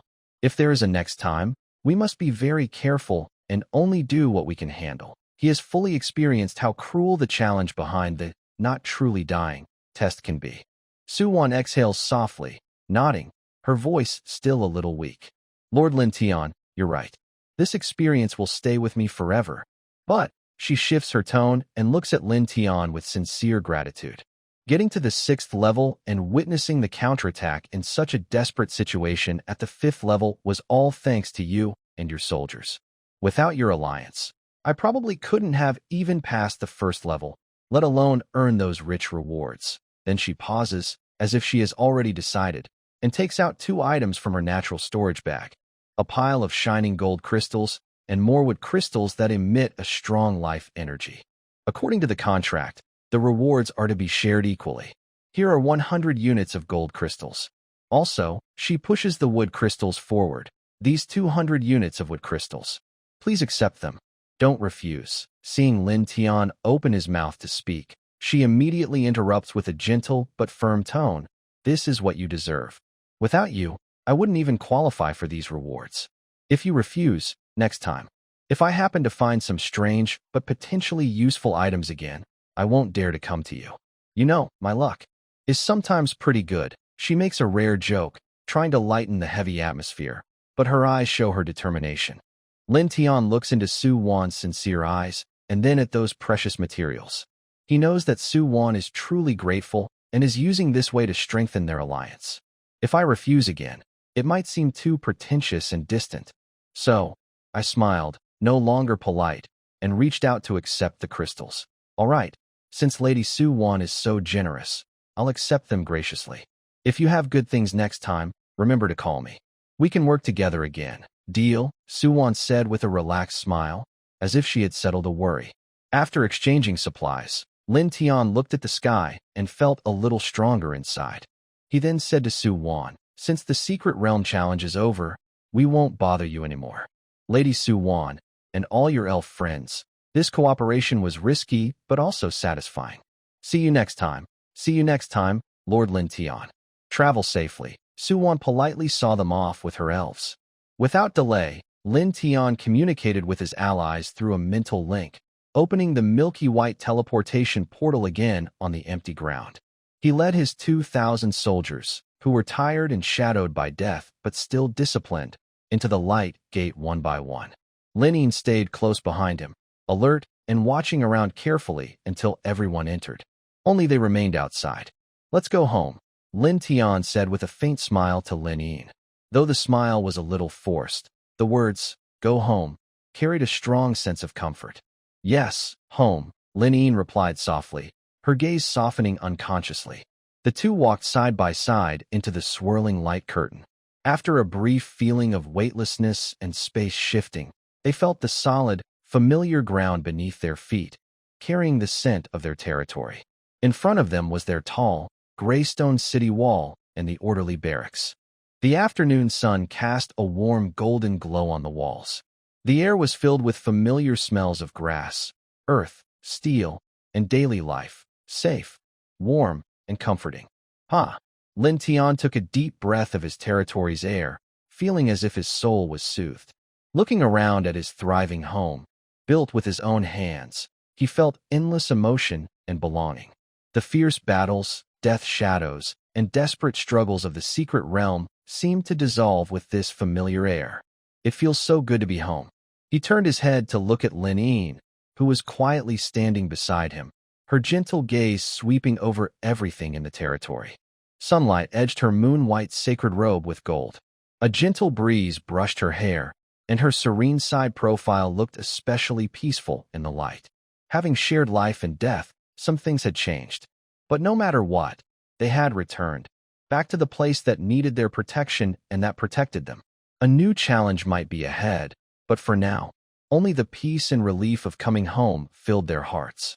The shining light of teleportation faded completely into the afternoon sun. When Lin Tian's feet touched the hot but solid ground of Lingtian City, he finally exhaled slowly, feeling a deep sense of relief almost like exhaustion. All this peace, normalcy, and vitality stood in stark contrast to the cold, deadly mirror image on the mysterious plain, where despair, fierce fighting, piercing arrows, and the terrifying touch of death had once been. The smell of home hit him strongly, making Lin Tian feel dizzy as if he had stepped into another world. His eyes grew warm, but his gaze first fell on the 2,000 soldiers who had followed him back. They didn't cheer or relax. They stood silently and stiffly in front of the teleportation point. The sunlight reflected off their silver armor, stained with dust from the mysterious realm and still faintly smelling of blood. The armor shone coldly, but couldn't hide the shock, emptiness, and deep exhaustion in their eyes. Many looked pale, lips pressed tight, eyes staring blankly ahead, as if they had no focus. Their bodies still held a defensive, slightly forward-leaning posture, muscles tense. It was as if the chilling sound of bowstrings and the roar of monsters still echoed in their ears. Most of them had experienced being pierced by arrows, torn by claws, or covered in the arrow rain of the mirror realm Lin, moments of death. Even knowing it was fake, the pain that sank into their bones, the cold rush of life slipping away, and the fear of endless darkness had left deep scars, like a nightmare impossible to forget. Right now, they looked more like survivors wounded in spirit, just crawling back from the edge of hell, rather than victorious heroes. Watching his brothers who had risked their lives and sacrificed everything for their territory, Lin Tian felt a strong mix of sadness, concern, and heavy responsibility in his heart. He took a deep breath, calming his restless mind, and stepped forward to the front of the group. He cleared his throat. His voice was not loud, but it carried a steady, special strength that could cut through exhaustion and numbness, clearly reaching everyone's ears. Brothers, 2,000 eyes slowly focused on him, some sluggish, some confused. We are all alive, Lin Tian spoke. His first words did not praise or summarize the battle results. He simply stated the most basic and precious fact at this moment. He looked around at the crowd, pausing a moment longer on a few soldiers whose spirits were especially low, their bodies still trembling slightly, as if silently offering support with his gaze. I know what happened inside the secret realm. It was tough. Then he continued, speaking honestly, without any airs of a leader, as if talking to comrades who shared life and death. That pain, that darkness, that feeling. I went through it too. Damn, it was really uncomfortable. He used a rough word, which made the tense faces of the soldiers relax slightly, and their eyes showed a bit of shared understanding. Even the leader feels this way. But it's all over now. Lin Tian raised his voice, firm and decisive. Look around. Where are we? This is Ling Tian City, the home we built brick by brick. The injuries on your bodies are fake. But the sun here, the city walls, those are real. He paused. Then his tone became gentle yet firm. So, listen to me. This afternoon, everyone, disband. Go back to your tents. Wash yourself with hot water. Scrub away that dirt and cold sweat. Rest well and recover. Don't worry about skipping work this afternoon. I won't deduct your rations. The monsters around our home, those that are not very smart, have already been cleared out by Lin Yin and his team. There's nothing left. If you want to find some spirit crystals, you'll have to go 2 miles out. It's not worth it. So, rest assured and relax. Get your spirits back up. That's the main thing. Do you all understand? Understood. Thank you. Thank you, Lord. At first, the The soldiers' responses were scattered and dry, but soon more and more people reacted. Their voices gradually gathered, and although still hoarse with exhaustion, they carried a sense of genuine gratitude and relief. Their tense shoulders visibly relaxed, and many took long, deep breaths, finally releasing the built-up tension. Their eyes, once hollow, were now replaced with a longing for warm water and a soft bed. Dismissed, Lin Tian waved his hand forcefully. Yes, the soldiers saluted and then, in small groups, walked back to their tents. Their steps were slow but slightly lighter, and they whispered quietly among themselves. The conversation shifted from the terrifying topics of mirrors and death to other subjects. Watching the soldiers gradually blend into the daily life of the territory, Lin Tian's forced smile slowly faded. A deeper, more complete exhaustion swept over him like a tide. It was not just physical tiredness, but also a huge mental drain. Guilt from poor decisions, helplessness in facing the mirrors, the image of Lin Yin covered in blood yet still bravely protecting him, and the intense pain and darkness of the cold arrow piercing his chest. All these emotions mixed together, weighing heavily on his heart, making him feel almost unsteady. Now, he just wanted to return to the Lord's mansion, a quiet, private space where he could be alone to process everything. Or, he slightly tilted his head. Lin Yin stood quietly beside him, half a step away, like a silent yet unwavering shadow. Since returning from the teleportation, she had said almost nothing. The warm afternoon sunlight flowed over her moon-white holy robe. Her stunning face showed signs of weariness. The intense battles in the secret realm and her final sacrifice had taken a heavy toll on her as well. Yet, her eyes remained as sharp as a precise targeting device, fixed steadily and almost stubbornly on Lin Tian. Her gaze was complex beyond description. It was caring, like a warm stream trying to soothe the tiredness between his brows. It also carried hidden fear, as if looking away might cause him to fall into danger again. And there was an undeniable, almost instinctive protective will, subtly marking her surrounding space as her watch zone. Let's go. Lin Tian turned his head, meeting her focused gaze. He offered her a tired but genuine smile, slightly strained, and spoke softly. Let's go back and rest for a while. Lin Yin didn't say anything, just nodded subtly and naturally followed, maintaining a precise half-step distance. Her gaze stayed fixed on him, not shifting as he moved. The sunlight stretched their shadows long and close, one behind the other, silently heading toward the Lord's mansion, the symbol of their territory's heart.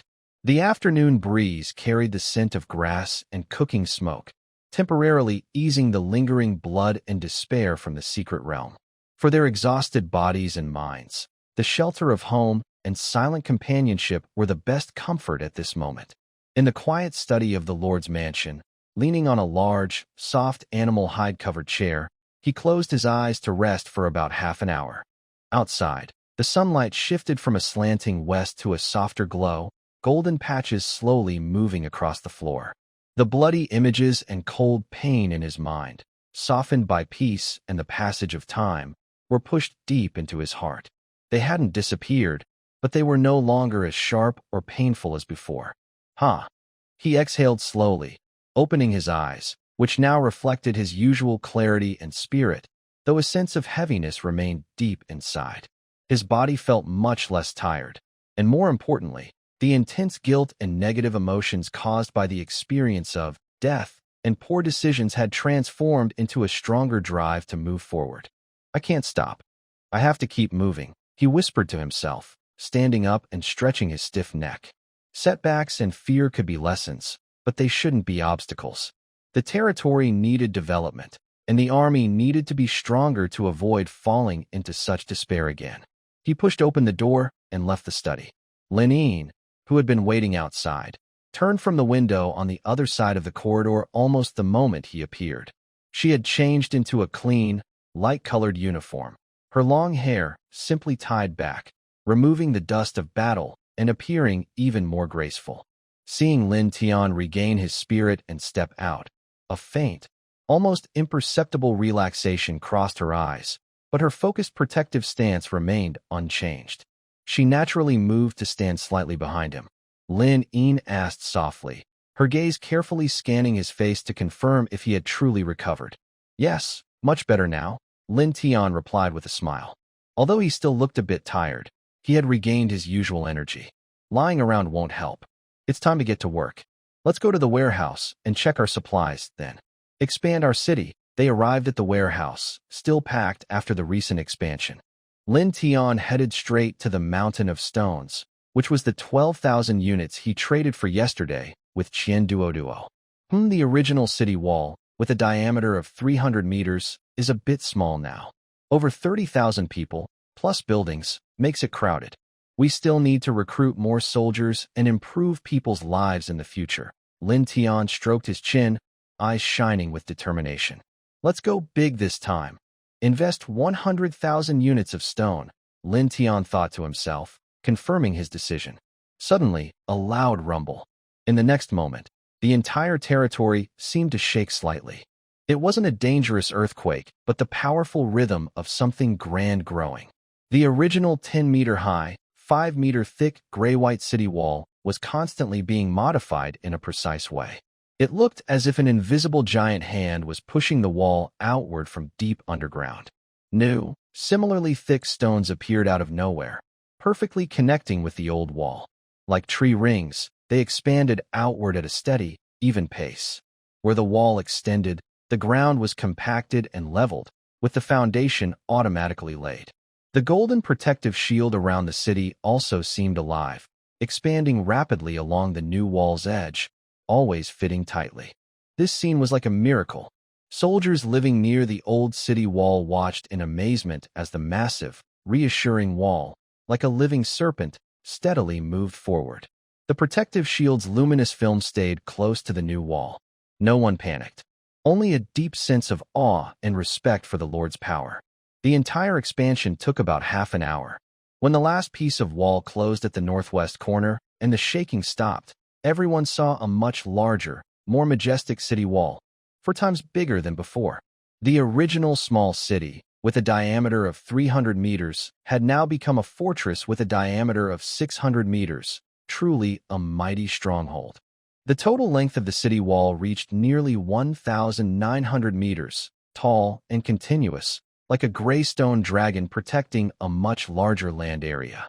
Inside the territory, the space suddenly became very open. The buildings that once seemed crowded now appeared sparse as they spread out in the newly expanded area. Lin Tian, along with Lin Yin, climbed onto the city wall again. Standing at the junction of the old and new walls, he looked out and saw a much clearer view. Good. Now it looks more like a proper city, Lin Tian said, patting the new battlements firmly, feeling their strength and feeling proud. He turned around and walked along the top of the wall, which had nearly doubled in size. Having just walls isn't enough. We need to build more large defensive crossbows, he said to Lin Yin, who was quietly observing the new defensive layout of the city wall as he walked. Every few steps, he stopped to check the city defense crossbow, permanent, blueprints, and chose to build them. Massive, intimidating crossbows that require several people to operate appeared quickly on the wall, consuming resources. 20 more city defense crossbows were added evenly along the expanded wall, joining the original 20 to form a denser, overlapping fire coverage network. Once built, Lin Tian didn't hold back. He opened the resource panel and poured a large amount of spirit crystals into these new war machines, ensuring each crossbow was fully stocked with ammunition. Watching the crossbows glow faintly with energy after the spirit crystals were injected, and the heavy energy bolts automatically filling the slots with shimmering projectiles, he nodded with satisfaction. Now, even if a few giant rotten bears or larger beast tides come, these walls and 40 crossbows will be enough to handle them. He smiled at Lin Yin, a hint of pride in his tone, as if saying, paying for stronger gear makes you stronger. Lin Yin's gaze swept over the dangerous-looking crossbows and then looked at the suddenly much larger territory inside the wall. She nodded lightly, a cold glint flashing in her eyes. A bigger space meant more flexible strategic options and more room for development. Stronger defenses meant a safer rear. For her, who had experienced the dangers of secret realms, this was especially important. After leaving the wall, Lin Tian didn't stop. The territory was expanding, and the army was growing steadily. The existing facilities needed to keep up. He reopened the management panel and began to upgrade and build new structures boldly. The barracks, dining hall, kitchen, warehouse, bathroom, and sanitation facilities have all been built, greatly improving the basic living conditions in the city of Lingtian to support a population of 10,000 people. Although there are currently only over 30,000 residents, I believe that with my development speed, reaching this goal is not far away.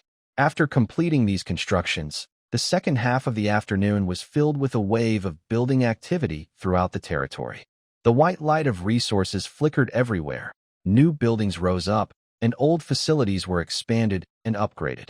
As the sunset cast an orange glow across the sky, the wave of expansion and improvements gradually slowed down. Standing in the now larger and more even square in front of the Lord's mansion, Lin Tian looked around and felt a deep sense of achievement. A brand-new, majestic city wall with a diameter of 600 meters stood like a strong arm. Everything was moving toward a more prosperous and stronger territory. More importantly, after experiencing the shadow of death in the secret realm, the steady progress and seeing his homeland grow and improve little by little greatly eased his lingering fears. All right, the main framework is in place. Now I just need to fill in the details slowly, Lin Tian sighed, rubbing his slightly swollen temples. The intense planning and resource management had also taken a toll on his mind. He turned around and returned to the Lord's Mansion study. It was time to review the gains from this secret realm challenge.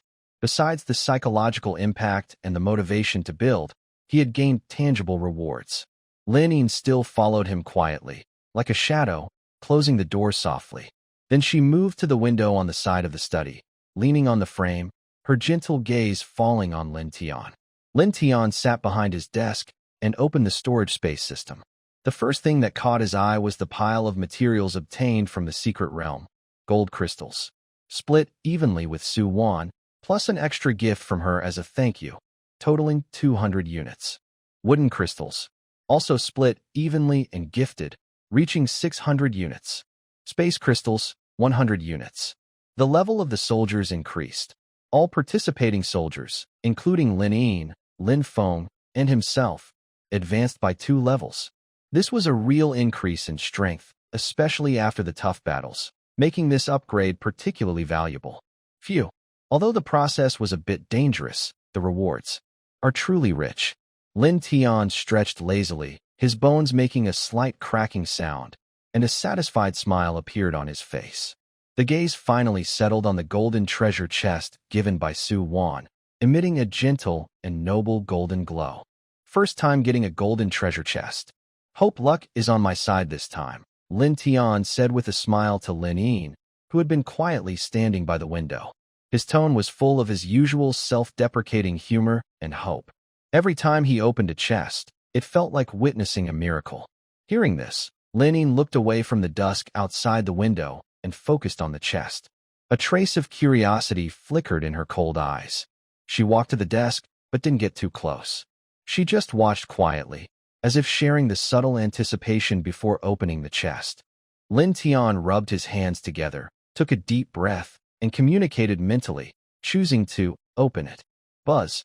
A pure, concentrated golden light radiated from the chest, lasting for a few seconds before quickly dimming and fading away. The chest disappeared, leaving only one item floating silently in midair. It emitted a more restrained and profound golden glow, sharing the same source as the previous light. Only one thing, Lin Tian's hopeful expression faltered slightly. His eyebrows instinctively furrowed, and the little hope of good luck he had felt was suddenly deflated like a popped balloon. Golden treasure chest. Other people's chests often give 2 or 3 rare items, blueprints, materials, special scrolls bundled together. But mine is just one. A familiar, faint sadness called bad luck welled up in his heart. He sighed helplessly but reached out to take the only item.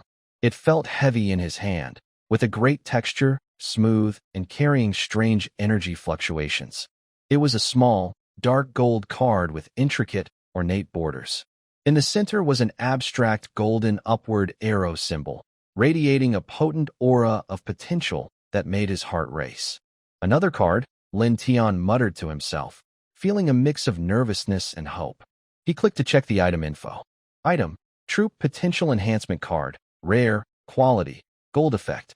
After use, it can directly increase the potential cap of a rare quality troop by 1 major level, for example, from Rare High to Excellent High. Restriction: Only usable on rare quality troops. Potential Enhancement Card: Increase 1 major quality, Rare to Excellent. However, when he saw the prominent condition below, only effective for units of rare quality, his excitement instantly froze on his face. It quickly turned into a helpless smile, and he couldn't help but raise his hand to his forehead. Another restriction, just like last time. And it only works for rare quality units, he muttered softly, his tone filled with mixed feelings. It felt like he had found a magical key that could open a treasure room, only to discover his own vault was made of reinforced concrete, with no matching lock. All that treasure was useless without a way to open it. He carefully stored the heavy, golden, potential boost card, gold, into the deepest part of his storage space, placing it alongside precious materials like space crystals and gold crystals. Let's keep it for now. Good things aren't wasted. If not now, I can trade it with other lords for something valuable. It's still a profit. He looked up and saw Lin Ying quietly watching him. Her clear eyes seemed to hold a hint of curiosity, as if she was wondering why he was sighing and rubbing his forehead. Nothing's wrong. Lin Tian smiled at her and pointed toward the storage space. I got a good card, but I can't use it right now. Lin Ying seemed to understand, but not quite, sensing the relief and teasing tone in Lin Tian's voice. She nodded slightly and didn't ask further. As long as he wasn't worried about the secret realm, she didn't mind anything else. Before he knew it, the sun had quietly set, turning the clouds at the horizon into a brilliant orange. The shadows of the Lord's mansion stretched long, and time slowly moved to 5:30 p.m. The warm daytime air gradually faded, replaced by a cool evening breeze. Lin Tian went to the steps in front of the Lord's mansion, stretching his shoulders which had become stiff from sitting and thinking. His gaze casually swept over the expanding and open territory. In the distance, near the Lingtian city gate, he heard heavy footsteps with a light, lively sound, along with faint chatter, coming closer. From afar, he saw a large group of soldiers winding along the newly widened road outside the west gate. This was the main force led by Lin Yin and Lin Yu, out on patrol to clear nearby monsters and train new soldiers. Compared to when they set out, the new soldiers had gained valuable experience in combat, and their aura had become more solid. Most soldiers carried or hoisted their hunting gains in their hands. You're back? Looks like a good haul. Lin Tian's eyes brightened, and a smile appeared on his face. The slight tiredness in his heart was eased by this lively scene. He quickly walked down the steps to meet them. Lord, Lin Yin and Lin Yu, who were leading the team, immediately saluted when they saw Lin Tian. Lin Yin still looked calm and steady, with some fresh battle scars on his armor. Lin Yu wore a gentle smile, and a soft glow of holy light surrounded her, indicating her healing work had gone well today. Thank you for your hard work, Lin Tian said, patting Lin Yan's heavy shoulder armor. He then nodded to Lin Yu. It looks like today wasn't a wasted trip. The brothers all have something to show for it. Good. Very good. He turned around and loudly addressed the soldiers who had already begun gathering and unloading their harvests. Everyone listen up. All the meat and pelts from today's hunt must be sorted and stored in the warehouse. Hurry up, finish quickly. Once you're done, everyone can rest and have dinner. Thank you, Lord. The soldiers cheerfully responded, their fatigue seemingly gone.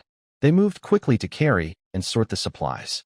The camp suddenly became livelier, filled with joy from the harvest and anticipation for dinner. Watching the soldiers work in order, the air was thick with the smell of fresh meat and a faint scent of grass and trees. Lin Tian felt a sense of achievement rise in his heart, building their home and supporting everyone. At dinner time, the large new dining hall was bustling with voices and the aroma of meat. Lin Tian ate a simple meal, but his mind was elsewhere. As he chewed on the crispy yet tender roasted pork, he quickly calculated in his mind. The rewards from the Secret Realm Challenge were abundant, and the city wall expansion and improvements to people's lives had been completed. But hoarding resources didn't directly increase combat power. especially rare materials like gold crystals and wood crystals. Leaving them unused was pointless. They needed to be transformed into real strength for the territory as soon as possible. The unknown roars in the night, the threatening orc tribe in the north, and the increasingly tough challenges ahead all reminded him that time was running out.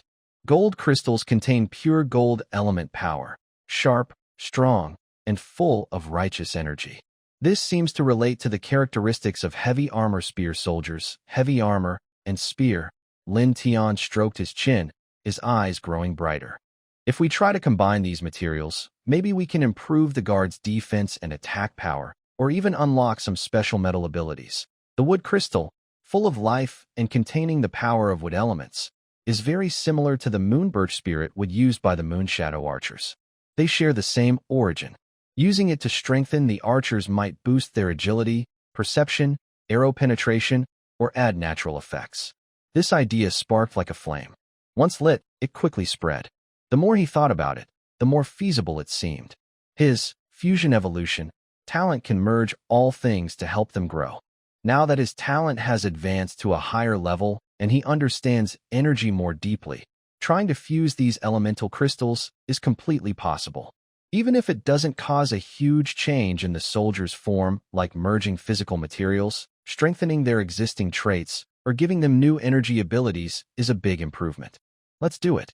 Practice makes perfect. After finishing the remaining food quickly and wiping his mouth, his gaze naturally turned to Lin Yin, who was sitting beside him, eating vegetables delicately and gracefully.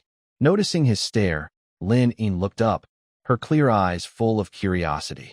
Lin Yin, Lin Tian leaned slightly forward, lowering his voice with excitement. I have a task for you, Brother Tian. Just tell me what to do. Lin Yin immediately put down her chopsticks, sat up straight, and looked focused. After dinner, go find Lin Feng. Have him select 200 of his highest-level brothers from the heavy armor spear guards and gather them at the training ground in front of the Lord's mansion right away. Lin Tian spoke quickly but clearly. Then, also pick 600 of your best archers from your Moonshadow team and bring them over. A hint of doubt flashed in Lin Yin's eyes, but she had never hesitated to follow Lin Tian's orders. She didn't ask why. Instead, she quickly reviewed her archer's situation in her mind and nodded efficiently. Yes, I'll go right after I finish eating. After a while, she stood up. Her moon-white figure looked especially elegant in the noisy dining hall. She took a few steps back, then looked back at Lin Tian with some concern.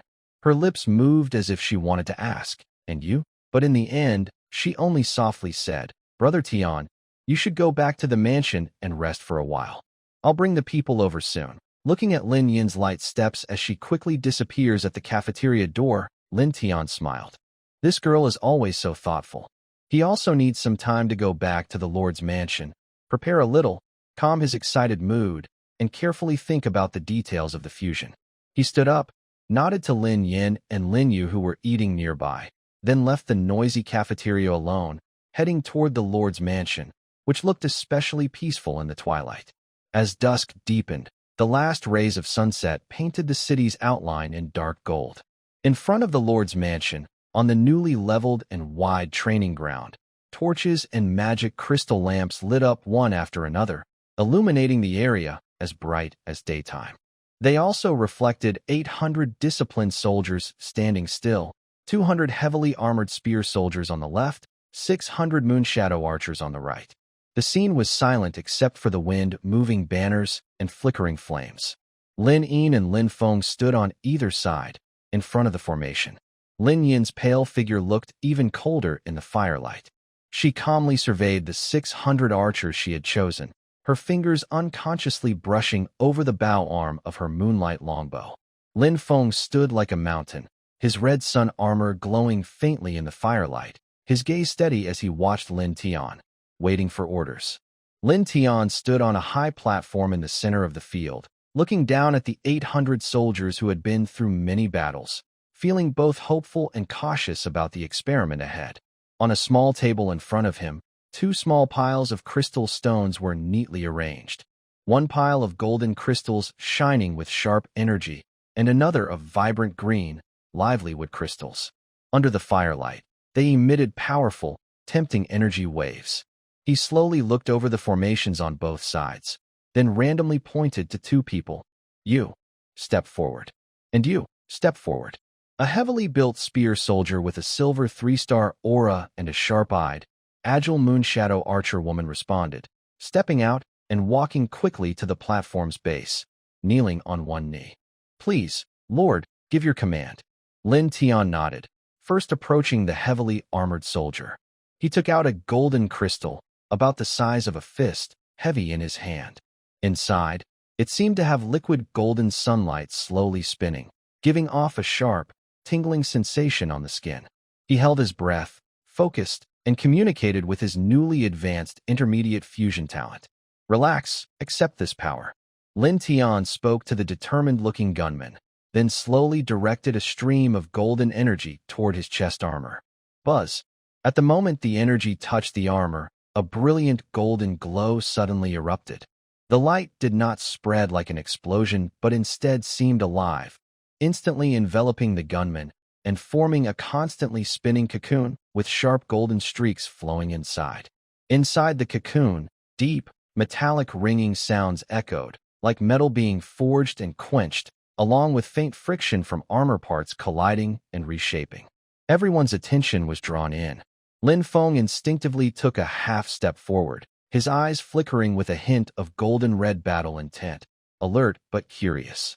Lin Yin slightly clenched her bow, her clear eyes fixed on the cocoon, then quickly glanced at Lin Tian to confirm he was okay before continuing to watch. After a few moments, the golden light suddenly receded, as if absorbed by a sponge, and quickly merged into the soldier's body. The light faded, and a new figure stood in place. It was still that soldier, but his aura was completely different. He was no longer wearing the heavy silver armor, but a set of dark gold, deep-colored, sleek, and sharp-looking metal armor. The long steel spear in his hand also transformed into a strange pattern of interwoven silver and gold, covered with flowing dark gold hues. Its cold gleam and sharpness made it seem invincible just by holding it, giving off a tense, metallic edge. It carried a unique, skin-tingling sense of metallic sharpness. How do you feel? Lin Tian asked eagerly, then opened the troop panel. The soldier moved his arm, and the dark gold armor made a low, pleasant friction sound. His eyes shone with surprise and strong confidence. He knelt on one knee and said loudly, reporting to the Lord, I feel, my strength has greatly increased, my body feels lighter, but my defense seems stronger, and I have gained an unmatched sharp power inside. Fusion successful. Heavy armor gunman golden armor gun guard. Unit quality. Excellent high epic high. Growth potential. Platinum 9 stars. Current level. Silver 3 stars. Progressing together. New skill. Power of the golden spirit active effect. When activated, it enhances attacks with sharpness and bleeding traits, causing wounds that are hard to heal and continuously drain life. Under the blessing of the power of the golden spirit, attack power is greatly increased. Passive effect. The golden armor gains the self-repair trait, allowing it to slowly absorb free gold elements from the air or repair itself by consuming a small amount of its own energy. Normally, it significantly increases resistance to physical attacks and gold-based magic.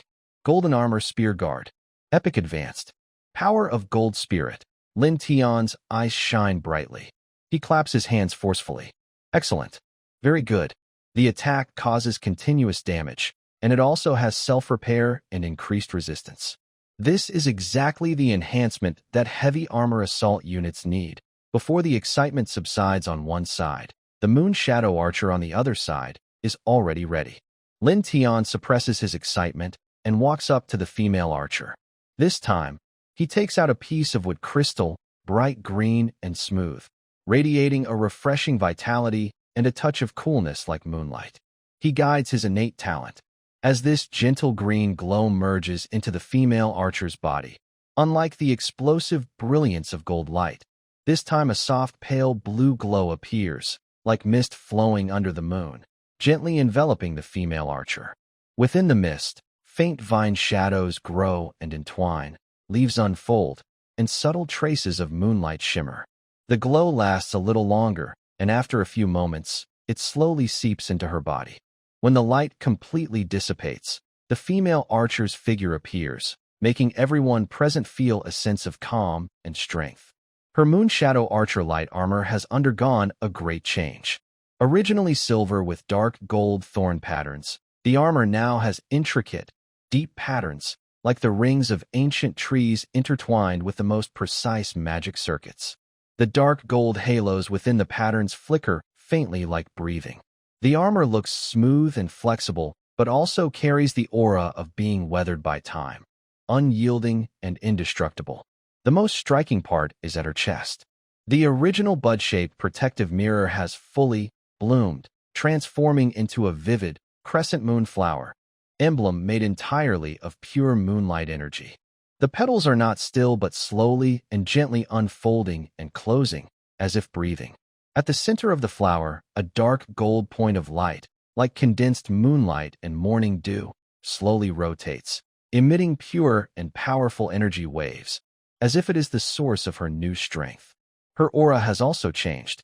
She has lost some of the ethereal agility of the Moonshadow Archer and gained a calm, mysterious, and natural authority like a forest huntress. Standing quietly with the bough, he seemed to resonate secretly with the surrounding night, the gentle breeze, and even the ground beneath his feet. Lin Tian immediately checked her panel. Fusion successful. Moonshadow Archer Tsangyu Hunter. Unit quality. Excellent Advanced Epic Advanced. Growth potential. Platinum 9 stars. Current level. Silver 2 stars. Synchronously upgraded. New skill. All things in nature effect. Temporarily adds multiple powerful natural attributes to arrows, with flexible switching. Vines bind. When the arrow hits, natural energy erupts, causing tough vines to grow and bind the target. Armor-piercing thorns. The arrow carries extreme piercing and tearing abilities, very effective against heavy armor units. Decay spores. The arrow contains decay power, weakening the target's defense and status, possibly causing ongoing poison damage. Life drain. The arrow can slightly absorb the target's life force, restoring the user's health. All things in nature. Vines, armor-piercing, decay, even life drain. Lin Tian gasped, more surprised than when he saw the golden armor spear guards. This is no longer just an archer, but a tactical master. You can switch arrow attributes based on the battlefield, facing various enemies. So versatile, this means that Tsangyu Hunter could simultaneously serve as a controller, armor breaker, and debuffer. Its strategic value is hard to estimate. The experiment was a great success, and the results exceeded expectations. Not only did the quality improve significantly, but a highly potential exclusive skill was also gained. Lin Tian couldn't hide his excitement. He turned to the 800 eager and shocked eyes below, laughing loudly, his voice echoing through the night sky. Brothers, do you see? This is power. This is the future. Then he pointed to the remaining gold and wood crystals on the table, his voice full of confidence and passion. Now, it's your turn. Heavy armor spear soldiers, fuse with gold crystals. Moonshadow archers, fuse with wood crystals. Tonight, I want 200 unstoppable gold armor spear guards and 600 unpredictable Tsangyu hunters. Fusion begin. With his command, the powerful fusion talent force surged again, golden light and blue-green mist like two magnificent energy tides, flowing toward the two sides. Under the night sky, Lin Tian City was undergoing a deep transformation, blending sharpness and nature in a double evolution. Looking at the 200 golden armor spear guards and 600 Tsangyu hunters before him, illuminated by torchlight and crystal glow, their breath and aura had completely changed, as if reborn. Feeling the powerful presence that mixed sharp metal and natural majesty, Lin Tian's chest swelled with pride and excitement. This bold attempt exceeded expectations, adding over 800 high-level epic fighters to his territory, a strategic strength any lord would dream of. But when his eyes fell on the remaining space crystals in his storage, shimmering with a faint silver-blue starry light, a hint of hesitation and thought appeared amid his joy. Gold crystals match gold, sharpness, and toughness, perfect for heavy armor spear soldiers. Wood crystals relate to wood, growth, and nature, similar to Moonshadow archers. Both blends achieved nearly perfect results, reaching epic high quality. Lin Tian stroked his chin and slowly paced on the high platform of the training ground. The firelight stretched his thoughtful shadow. But these space crystals contain mysterious and rare spatial power. Which type of soldier should I combine them with to maximize their use? Maybe even create unexpected, wonderful changes? Heavy armor spear soldiers? Their tough attack style doesn't seem to fit with spatial power. Rock armor soldiers? Their heavy earth connection seems far from the ethereal nature of space. Holy priests? Space, healing, and purification. Those don't seem strongly related. His gaze involuntarily shifted again to the 600 Sanyua hunters, recently transformed, surrounded by moonflower and natural energy. The power of Moonlight inherently has attributes like penetration, concealment, and change. These seem to have a potential link with the shuttle, fold, and conceal aspects of space power. Moreover, archers need excellent vision, prediction, and sudden attack ability. Could space abilities bring a qualitative leap? Once this idea arose, it was hard to suppress. He had just used wood crystals to strengthen the Moonshadow archers, emphasizing nature and moonlight attributes. But what if he used space crystals to explore a different possibility, focusing on the combination of space and moonlight?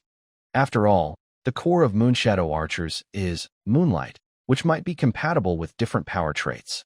Definitely worth trying.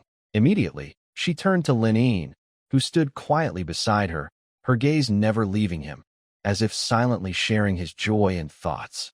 Lin Yin, hang in there a little longer. Pick 100 of the highest level sisters from your Moonshadow archers. We'll try a new approach. Hearing this, Lin Yin's clear eyes showed a slight surprise. She looked at Lin Tian, then at the newly fused and powerful Moon Hunter, seeming to understand Lin Tian's plan. Without asking more, she nodded softly. Yes, Brother Tian. She turned around, her figure like ripples under the moonlight, silently leaving the training ground. After a moment, she returned with another 100-strong Moonshadow archer team. These female archers were also elite. Watching their sisters who had fought together today changed so much.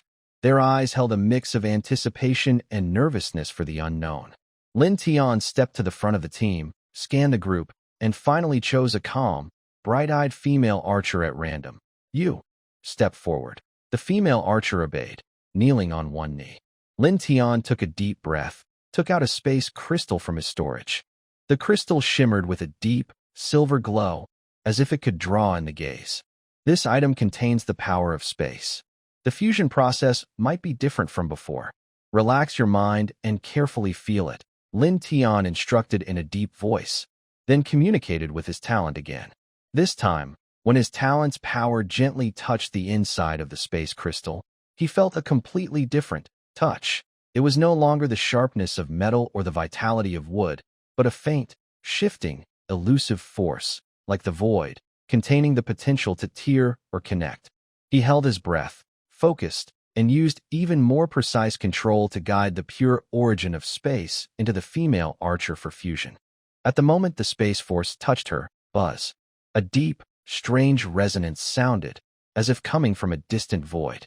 Centered on the female archer, the surrounding scene twisted and folded strangely for a moment. Flames, shadows, and the ground appeared as reflections in rippling water, briefly distorted and doubled. Visible space waves, like water ripples, spread outward from her, causing the air to emit a faint creak, like glass cracking but not breaking. During the entire fusion process, accompanied by the thrilling space tremors, everything felt mysterious and unpredictable. Lin Feng subconsciously tightened his spear, frowned slightly, and let a faint glow of the sunfire power flow through him, instinctively alert to the unstable space changes. Lin Yin quickly stepped forward, almost shoulder to shoulder with Lin Tian.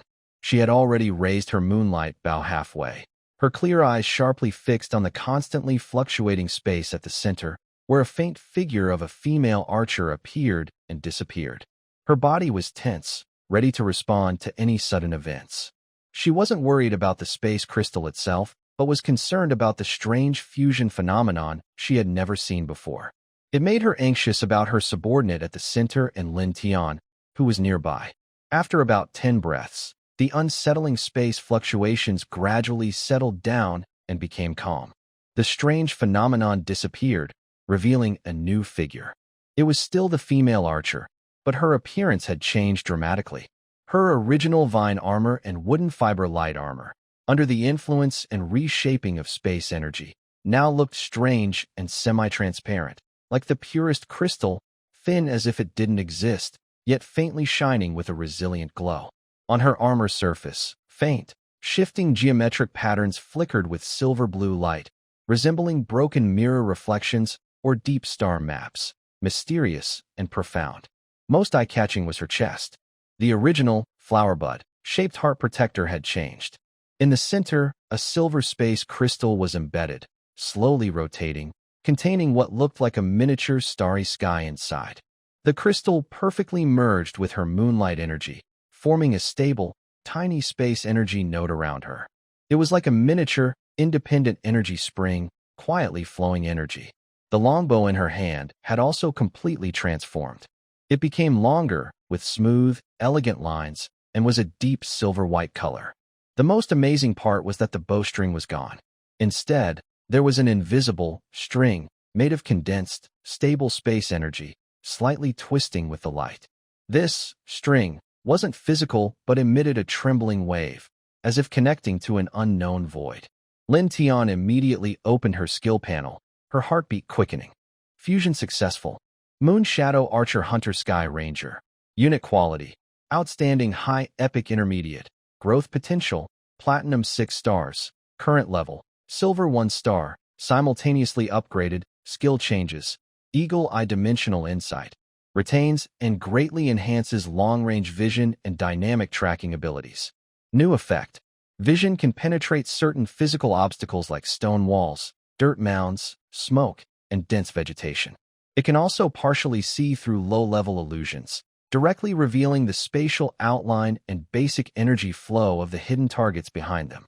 Moonlight Affinity Void Moon Shadow. Retains the attack power boost under Moonlight. Under Moonlight, Hunter Sky Ranger can perform short-range, shadow jumps. They can seamlessly merge into a shadow, appearing instantly from another shadow under Moonlight. On moonless nights with some starlight, this ability's range is halved. New skill, Dimensional Void Arrow Effect. The arrow is not an ordinary projectile, but a special energy arrow infused with space power. Its biggest feature is that it does not fly in a straight line. It can teleport through space during flight, making its trajectory unpredictable. The arrow can pierce through voids and easily bypass obstacles. It can penetrate shields and deliver near-certain hit attacks on targets hiding behind strong cover.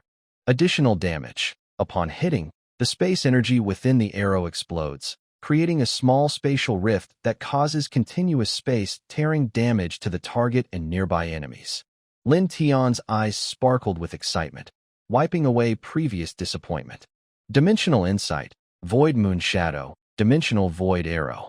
These are practically designed for long-range sniping, behind enemy lines eliminations, and precise target removal, strategic-level assassins, and snipers. Although overall quality is slightly lower, Lin Tian believes Hunter Sky Ranger's strategic value and potential to turn the tide of specific battles might even surpass Golden Armor Gunner and Sangyu Hunter. Imagine a team of 100 snipers with the ability to see through obstacles, jump freely in shadows, fire unpredictable space arrows, and ignore terrain. This would make any enemy commander lose sleep and render their defenses useless. Absolutely amazing. Ignoring safety measures, the space shuttle arrow. Just thinking about it is frightening. Lin Tian couldn't help but quietly praise, his face full of joy from discovering a treasure. He looked at the ranger hunter who had just completed evolution and was feeling a bit confused about their new powers, his eyes full of excitement. Success. Although the adaptation might not be as perfect as the first two, this effect is exactly the kind of sharpness we need. Lin Tian turned around and looked at Lin Yin and Lin Feng. His voice was a little high-pitched from excitement. Lin Yin, have the remaining 99 sisters come forward one by one. Lin Feng, let everyone step back a bit and stay alert. Yes. Lin Yin also showed a hint of surprise and understanding in her eyes, as if she realized how dangerous this new type of soldier could be, and immediately followed the command.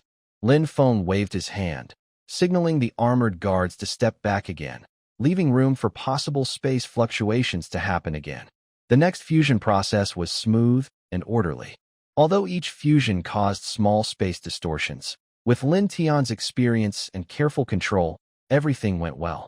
When the last space crystal was used up and the final ripple of space settled, 99 more ranger hunters appeared on the training ground, all holding mysterious, stringless void bows. A total of 100 epic-level ranger hunters with strange space abilities stood in neat rows. Lin Tian stood on the high platform, overlooking his newly formed ghost army, which would make any opponent extremely nervous.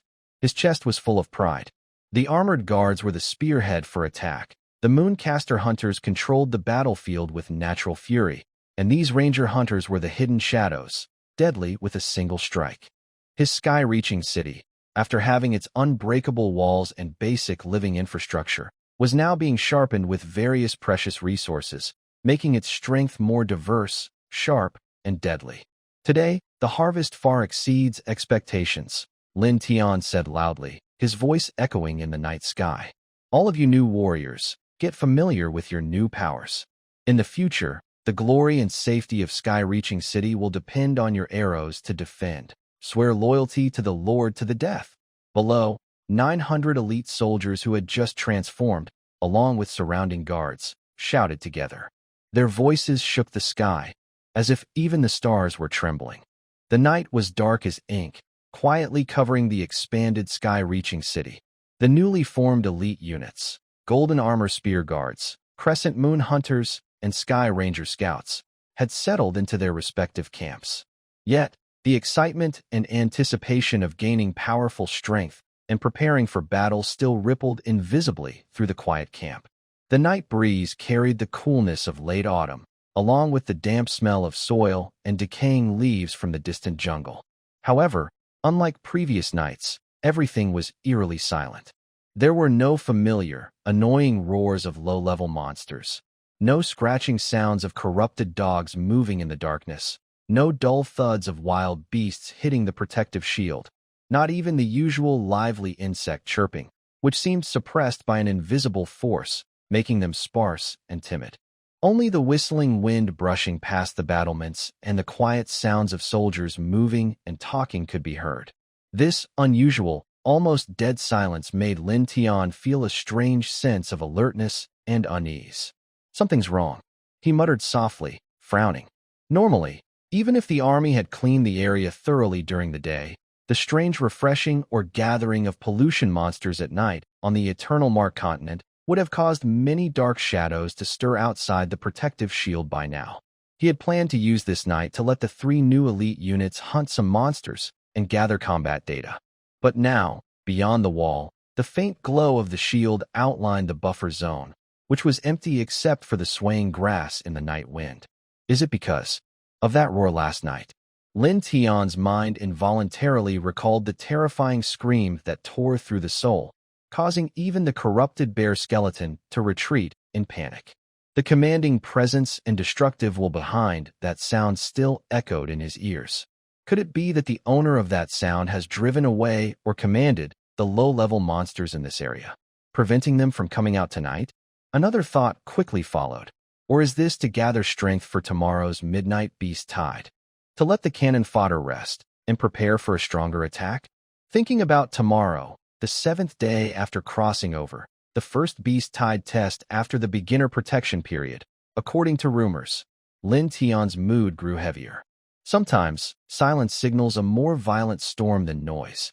To test his guess, he suddenly activated the area chat channel visible only to the Lord.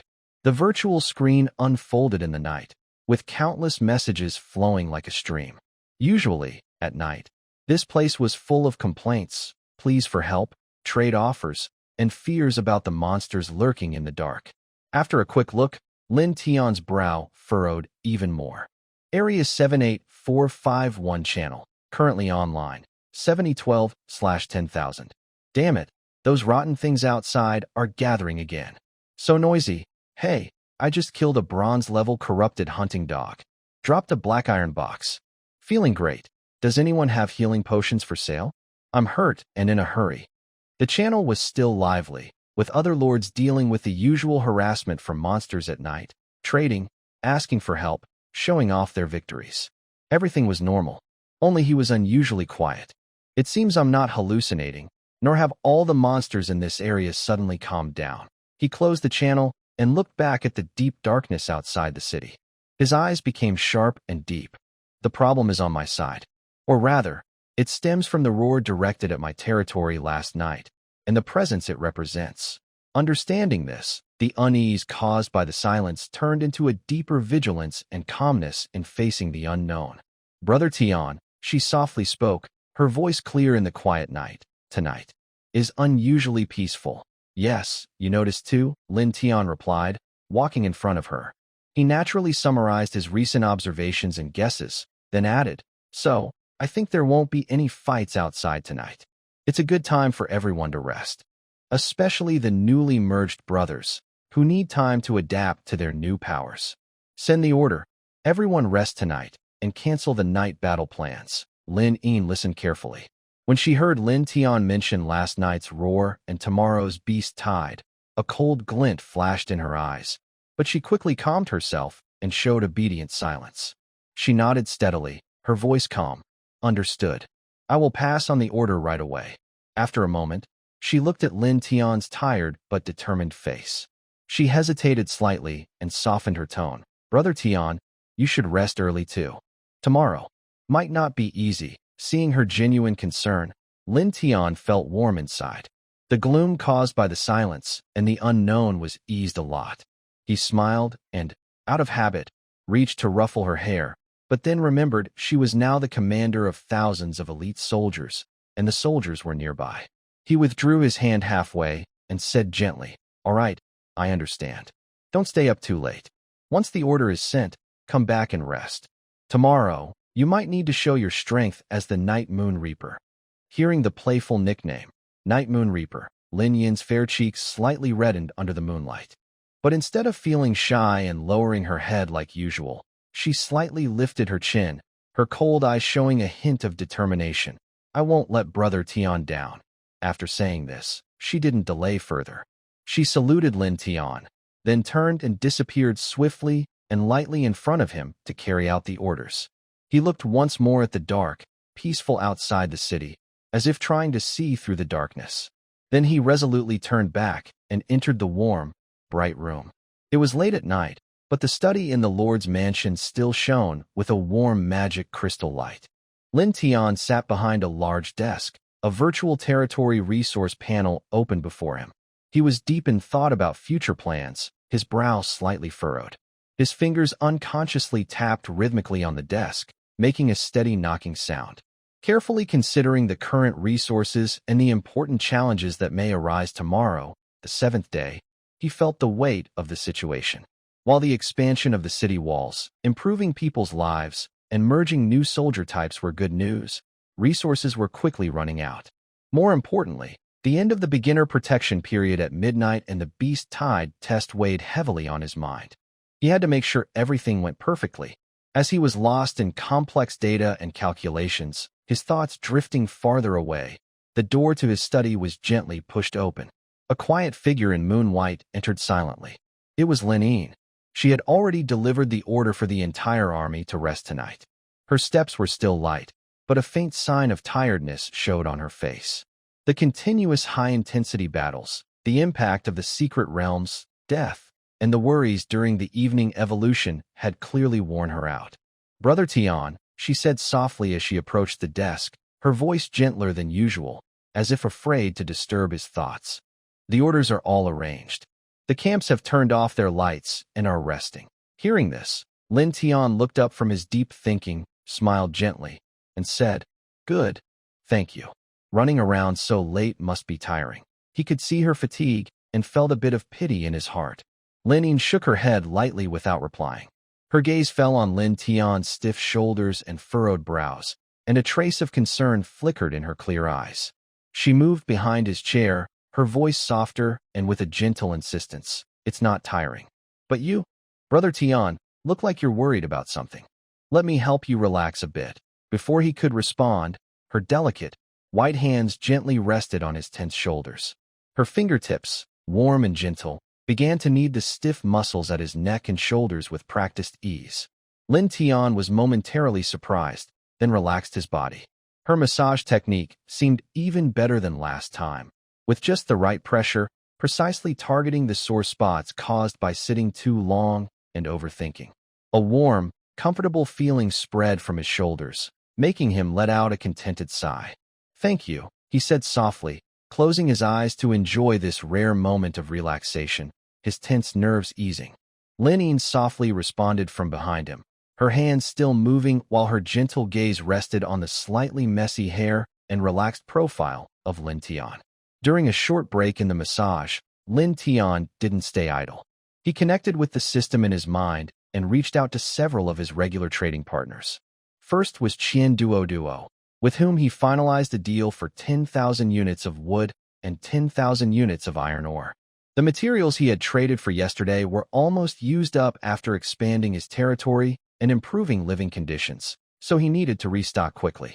Fortunately, he still had over 10,000 units of stone left, which would be enough for now. Next was Chun Hao, the honest miner who didn't disappoint him. He had mined another 5,000 units of Xianhuang stone, which greatly eased Lin Tian's worries about materials for expanding his spirit guards. Lin Tian immediately bought them all. Then came Li Jinghua, the dwarf blacksmith, whose efficiency was as impressive as ever. He had forged 10,000 units of refined iron today. After several large transactions, Lin Tian's resource stockpile was full again. Feeling pleased, he remembered something else and opened his chat with Su Wan. "Lin Tian, Su Wan, are you resting? I'm here to restock. I left in a hurry this afternoon and forgot about it." Sends an embarrassed emoji. After a short wait, Su Wan replied, sounding busy. "Su Wan, not yet. I'm still counting spirit plants." "Lin Tian, you're too polite. We're allies now, so just call me by my name." "The usual items? How much do you need?" Seeing her cheerful reply, Lin Tian smiled. Just as he was about to type his request, he suddenly remembered the unused potential boost card, gold, he had obtained earlier, and thought of Su Wan's rare forest elves. "Maybe." "Lin Tian, yes, the usual, various vegetables, fruits, and spirit rice. Give me as much as you can. Also, 10,000 units of moon birch spirit wood. And how many healing potions and holy lotus fruits do you have in stock?" Su Wan quickly replied the healing potions didn't produce much today, only about 2,000. But a new batch of holy lotus fruits just ripened, around 2,000 as well. With the other food items, I'll pack everything together for 25,000 spirit crystals, ally price. The price was fair. Lin Tian was about to agree, but paused, deleted what he had typed, and entered a new message. "Lin Tian, the price is fine. Additionally, Su Wan, today I opened a treasure chest and received an item that might be more useful for you. Take a look and see if you're interested." He then sent the details of the potential enhancement card, gold, While Su Wan was about to calculate her resources, she saw the card information sent by Lin Tian. Her emerald-like eyes widened instantly, and her breath caught. A potential enhancement card. It can directly upgrade a rare grade troop to an excellent grade. This is exactly what she most desires right now. Her natural elf troop is of rare quality. Although it has unique abilities, it struggles in intense battles due to its basic stats and growth potential. If she can upgrade her elf to excellent grade and gain new skills, it would be very important for both the upcoming Beast Tide and her long-term development.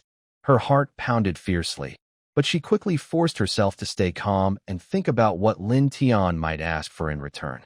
The value of this card is hard to measure with normal resources. Su Wan, taking a deep breath and replying, "This card is really very useful for me. Lin Tian, what do you want to exchange it for?" "I'm willing to trade anything I have." Seeing her reply, Lin Tian knew she was interested and didn't beat around the bush. "Lin Tian, when I opened this card today, I thought of your elf. So, I propose to exchange this card for the 100 units of space crystals you obtained today. Of course, the other resource trades we discussed earlier remain the same." Su Wan looked at the words, space crystals, and paused in thought. While space crystals are rare and contain space energy, for her current elf system centered on nature, life, and moonlight, they are somewhat difficult to use. A card that can instantly boost her core combat power is more practical. Plus, tomorrow is the beast tide. Suwon, without hesitation, deal? Space crystals are not as urgent for me as this card right now. Let's trade everything together, including the previous resources. Lin Tian agreed. Happy cooperation. With the trade confirmed, Lin Tian's storage suddenly filled with mountains of moon birch spirit wood, packed medicines, and sacred lotus fruits, fresh water spirit vegetables and grains, and the 100 space crystals that reappeared in his hand, shimmering with starlight. Meanwhile, Suwon received a golden card that could change her elf's destiny. Everyone gets what they need. That's good. Lin Tian nodded contentedly. This temporarily unused card was exchanged for urgently needed strategic resources and strong alliances, which was a good deal. After finishing his work, Lin Tian happily reopened the trading platform and regional chat channel, browsing like strolling through a night market, looking for unexpected finds or interesting information. Most trading posts were dull, mostly basic resource exchanges or low-level equipment and medicines. The chat channel was still full of complaints about night monsters, team invitations, show-offs, or begging for help.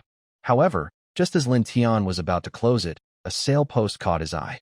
Top-tier recipe, price, 5 spirit crystals each, quantity, 500 copies, seller's note. Trash from opening a gold treasure chest. Takes up space. Clear out, no bargaining. Special recipes. Below, a long string of other lords' complaints. 5 spirit crystals for a lousy recipe? Are you crazy about money? Who has time to study cooking these days?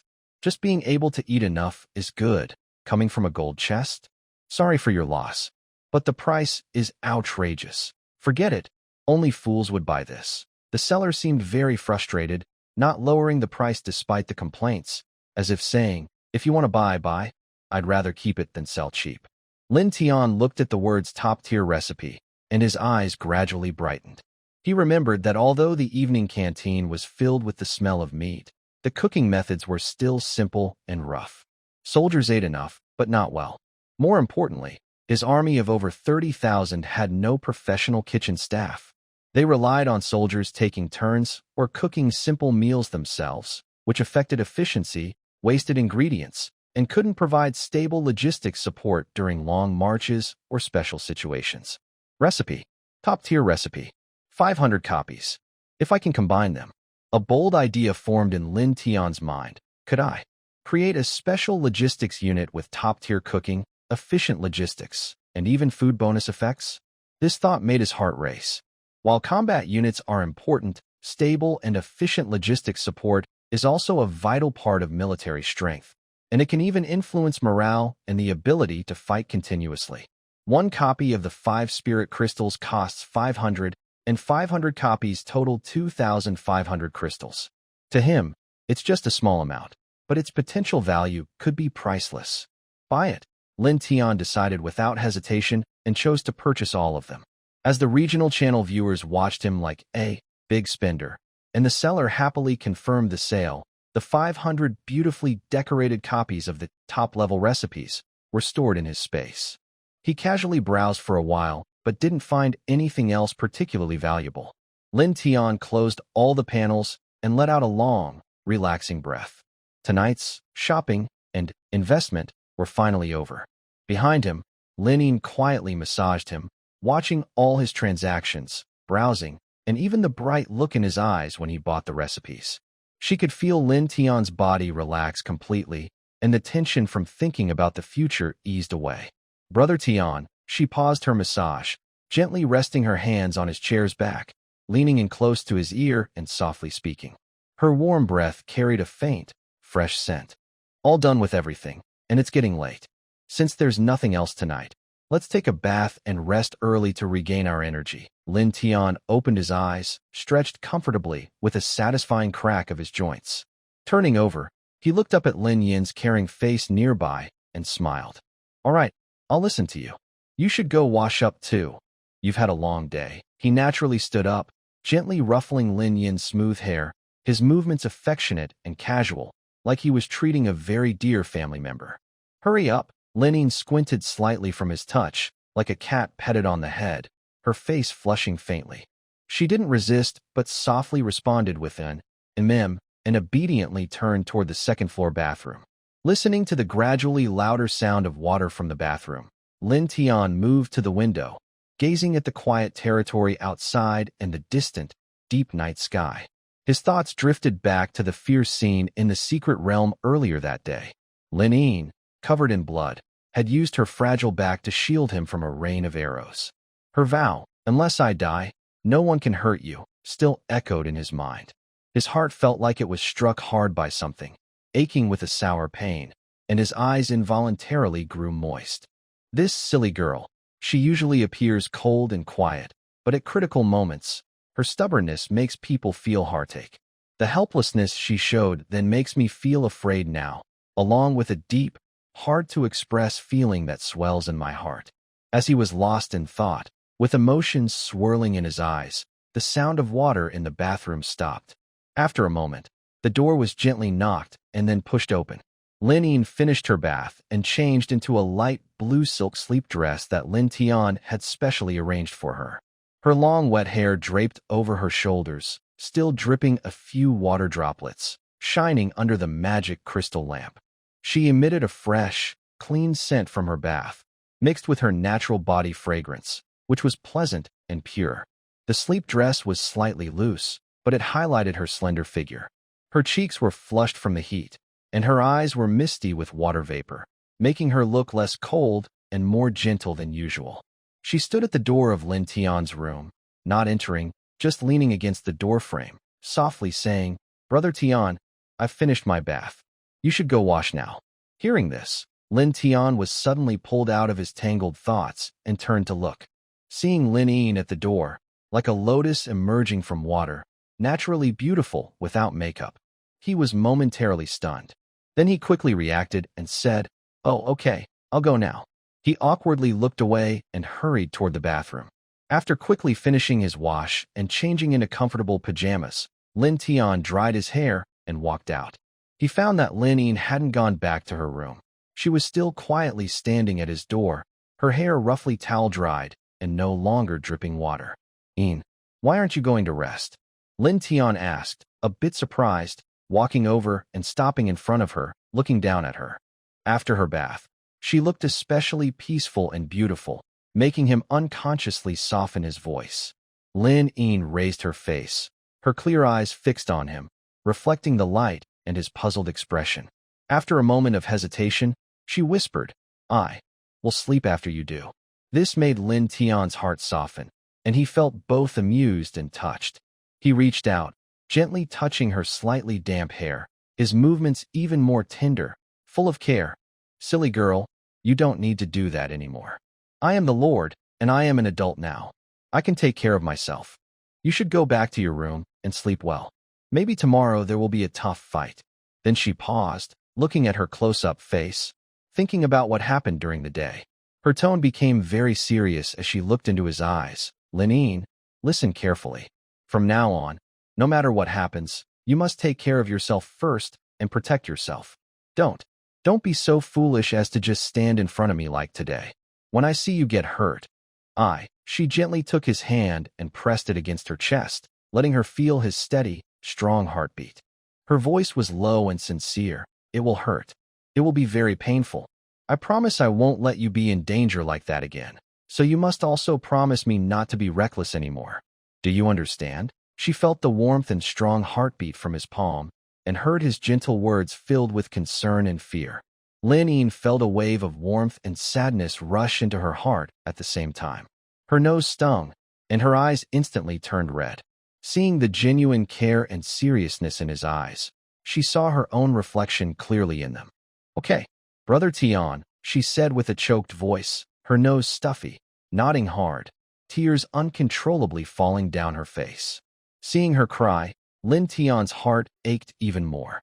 He gently wiped her tears with his thumb, his movements clumsy but tender. "Be good, don't cry anymore. Go to sleep." Before he finished speaking, Lin Yin seemed to have made a decision or been overwhelmed by her feelings. She suddenly tiptoed, lifted her face, and, taking advantage of Lin Tian lowering his head to wipe her tears and being unguarded, quickly and softly pressed her lips, cool and gentle, with a fresh scent after bathing, against his cheek. It was like a dragonfly skimming water, quick and fleeting. Time seemed to stand still at that moment. Lin Tian froze completely. His hand paused mid-air, his mind blank. The fleeting but very clear, soft, moist touch on his face, like a faint electric current, shot through his whole body. After kissing him, Lin Yin was also startled. She suddenly stepped back, her face turning bright red like a ripe tomato, spreading all the way to her ears and neck. Her eyes widened with panic, shyness, confusion, and a hint of mischievous regret, mixed with a faint, inexplicable hope that even she didn't understand. Looking at Lin Tian's stunned expression, her heart was pounding so hard it felt like it might jump out of her throat. She couldn't stay any longer. "I am going to bed. Good night. Brother Tian," she stammered as she hurriedly said this.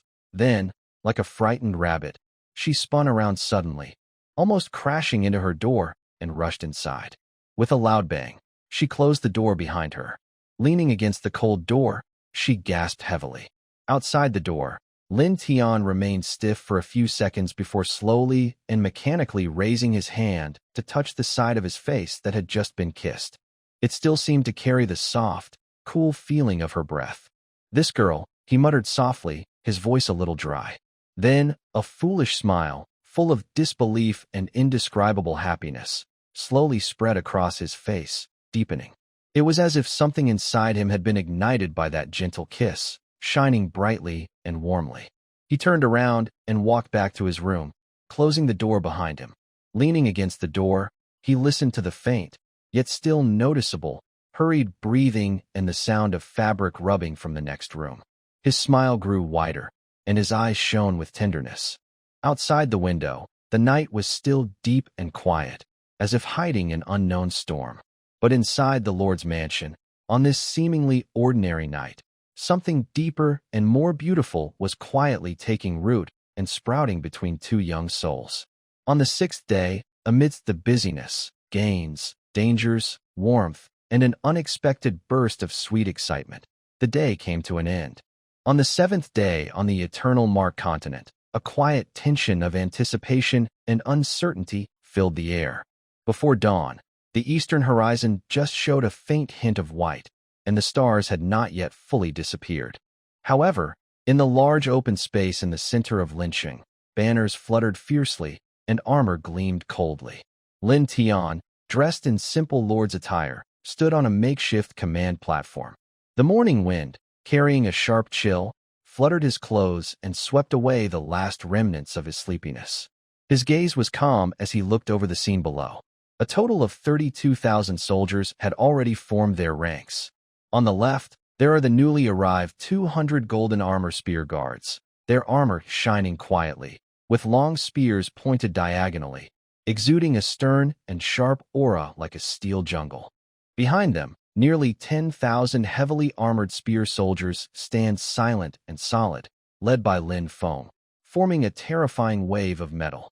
In the middle, there are 5,000 mysterious rock spirit guards and a formation of 5,000 rock armor soldiers, commanded by Lin Yin. They resemble the strongest moving fortress on the land, steady and unbreakable. On the right, the most eye-catching group.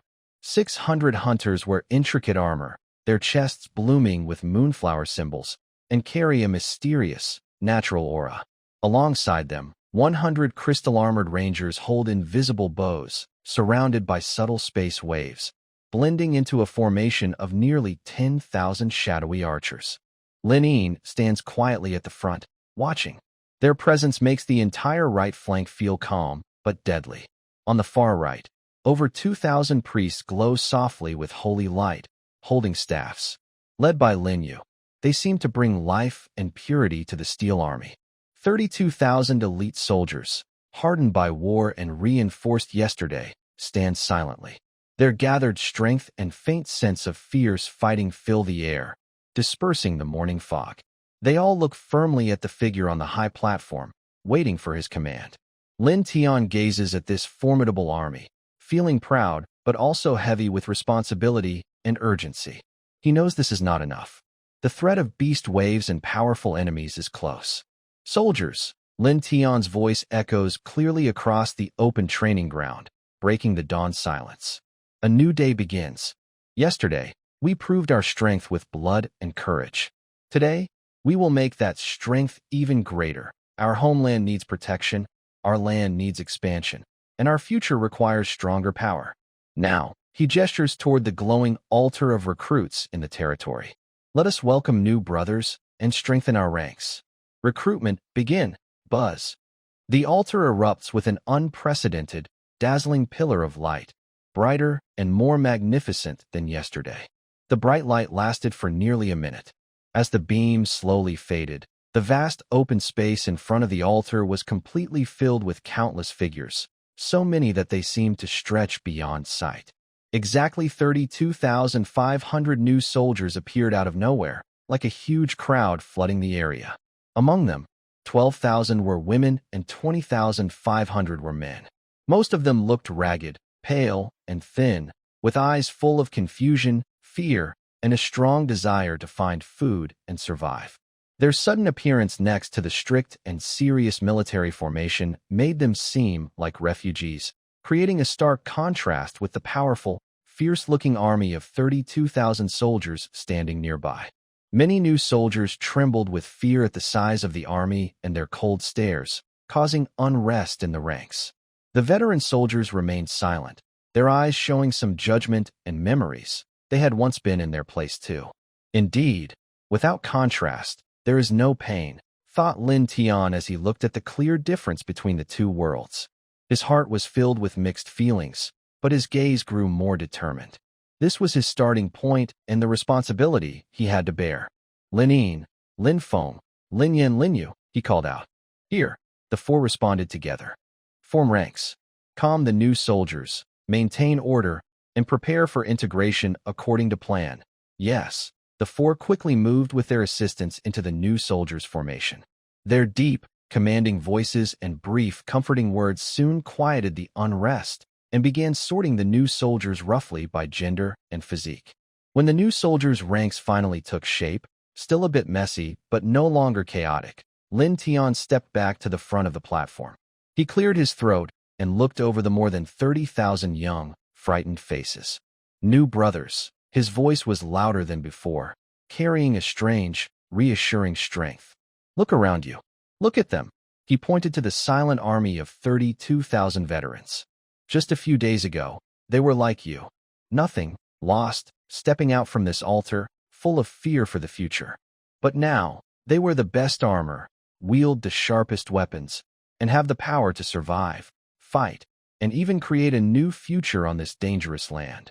Then he paused, letting his words echo in everyone's mind, and firmly declared, Your lord, Lin Tian, promises here that as long as you remain loyal to the territory, fight bravely, and follow discipline, I will grant you the same strength.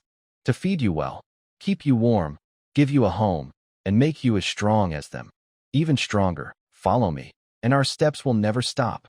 Our sharp spears will point toward farther lands. Hold tight to your future weapons, and sharpen your courage. For survival, for our home, accept this gift. Merging and evolving. Let's begin. Without saying more, he used his mind communication talent. The huge amount of materials piled nearby, such as fine iron, moon birch spirit wood, mysterious yellow stones, healing potions, and sacred lotus fruits, began to move invisibly. Boom, buzz, splash. Different colored energy streams, like living rivers, swept through the new soldier camp again. On the left, bright gold and red iron light shot into the sky. 10,000 new male soldiers grew taller in the glow, covered in iron armor, transforming into 10,000 armored spear soldiers. Joining with the original spear soldiers, Lin Feng's army now had a total of 20,000 heavily armored spear soldiers. In the middle, thick yellowish light spread out. 10,000 male soldiers' bodies turned to stone, their breath steady, evolving into 10,000 rock armor soldiers. With the original troops, the total rock armor soldiers exceeded 15,000. Next, 5,000 rock armor soldiers, who couldn't evolve yesterday due to a lack of yellow stones, transformed into mysterious gray rock spirits under richer yellow light. Lin Yan's core defense force doubled instantly. On the right, cool silver moonlight surged like a tide. 10,000 new female soldiers became more agile, with sharp eyes, holding long bows, transforming into 10,000 moon shadow archers. The total number of archers approached 20,000.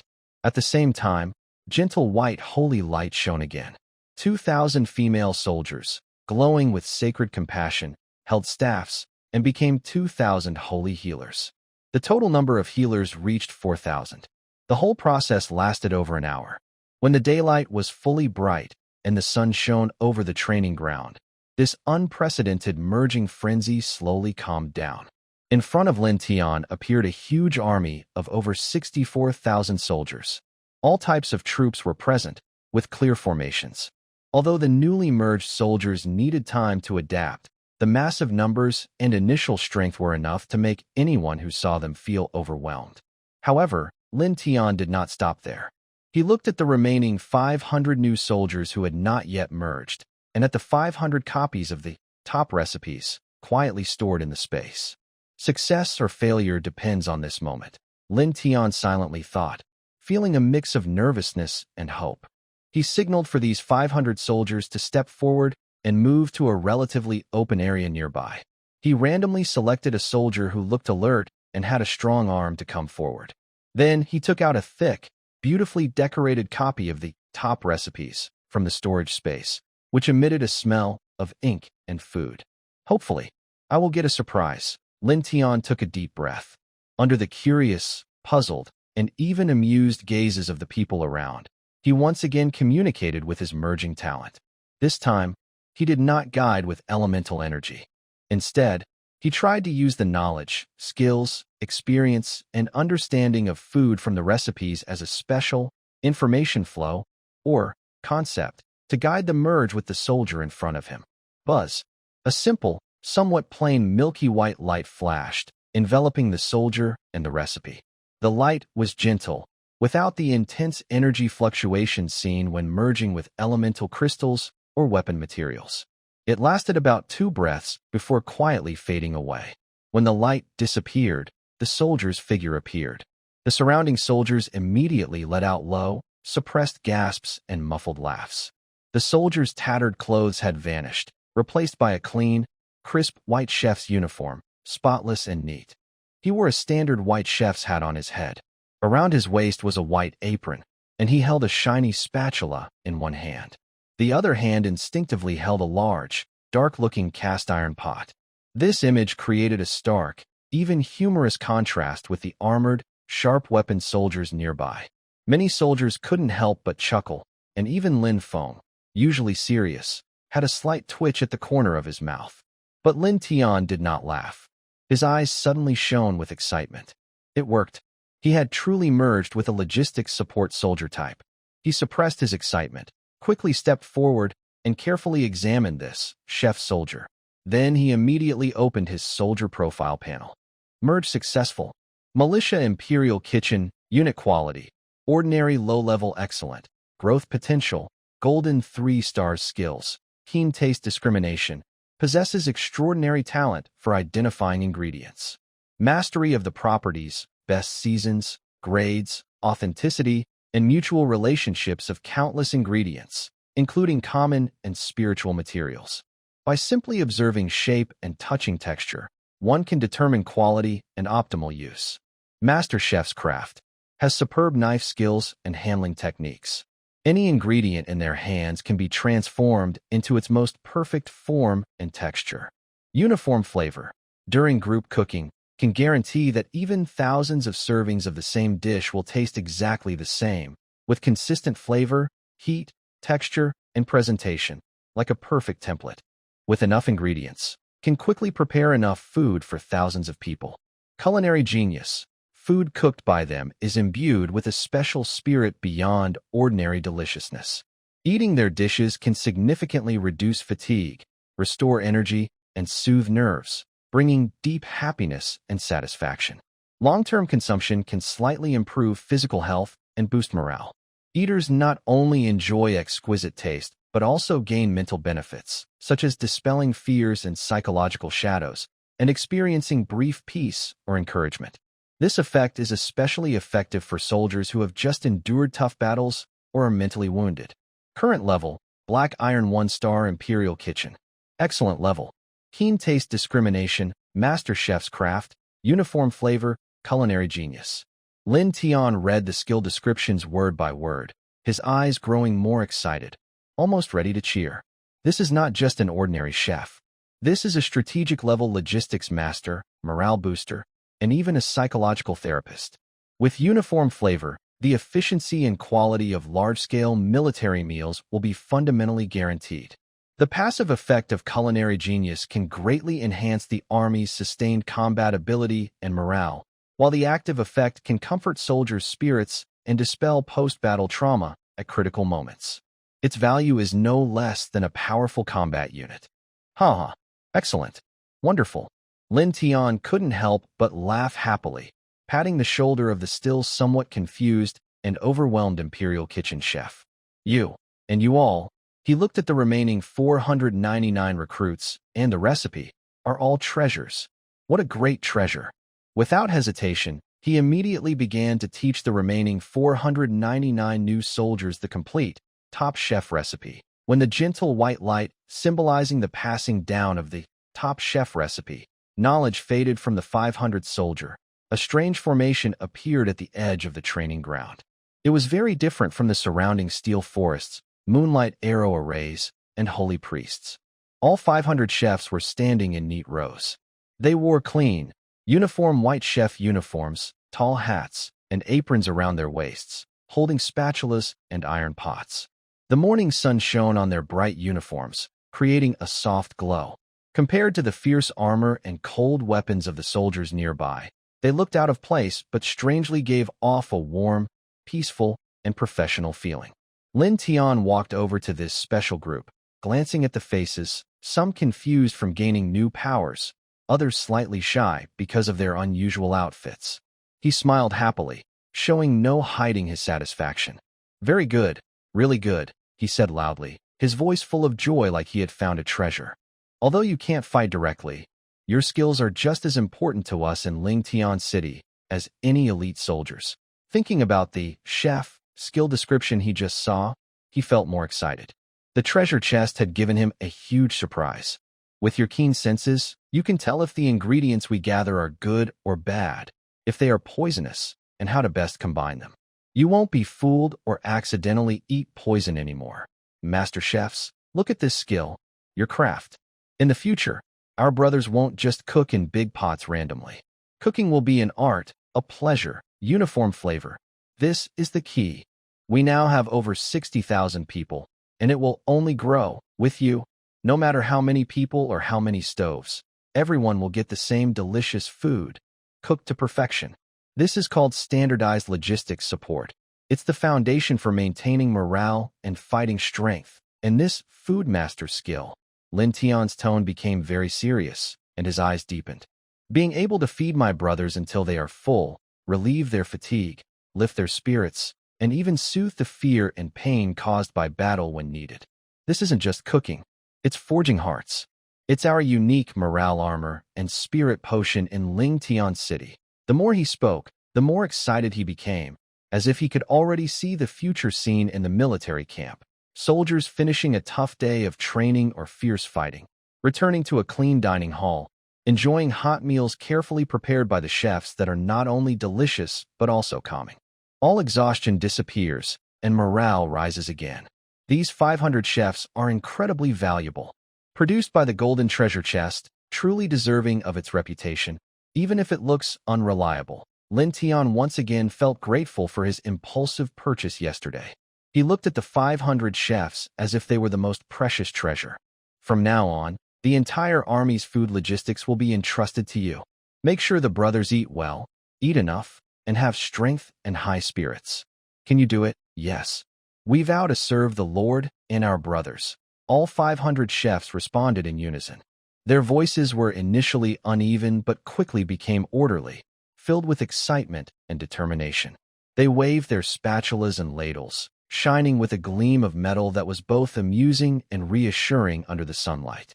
After dealing with this unexpected surprise, Lin Tian's mind shifted back to the overall military strength.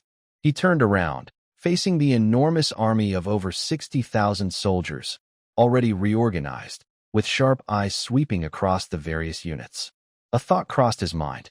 He took out the 100 remaining space crystals he traded for with Su-1 yesterday, the initial experimental leftovers. These crystals contained the precious power of space laws. Although their compatibility with the Moon Shadow Archer's original essence seemed less perfect than with wood crystals, and their Hunter-Ranger quality was slightly lower, the abilities they granted, Dimensional Rift Arrow, Void Moon Shadow, and Dimensional Insight, were invaluable under specific tactics. I need a more flexible and deadly assassin unit, Lin Tian decided. His gaze fell on the large archer formation led by Lin Yin. He calmly ordered, "Lin Yin, yes." Lin Yin's clear voice immediately responded. A moon-white figure stepped out from the archers, moving lightly, but with determination, to Lin Tian. She slightly tilted her head, her clear eyes waiting for Lin Tian's command.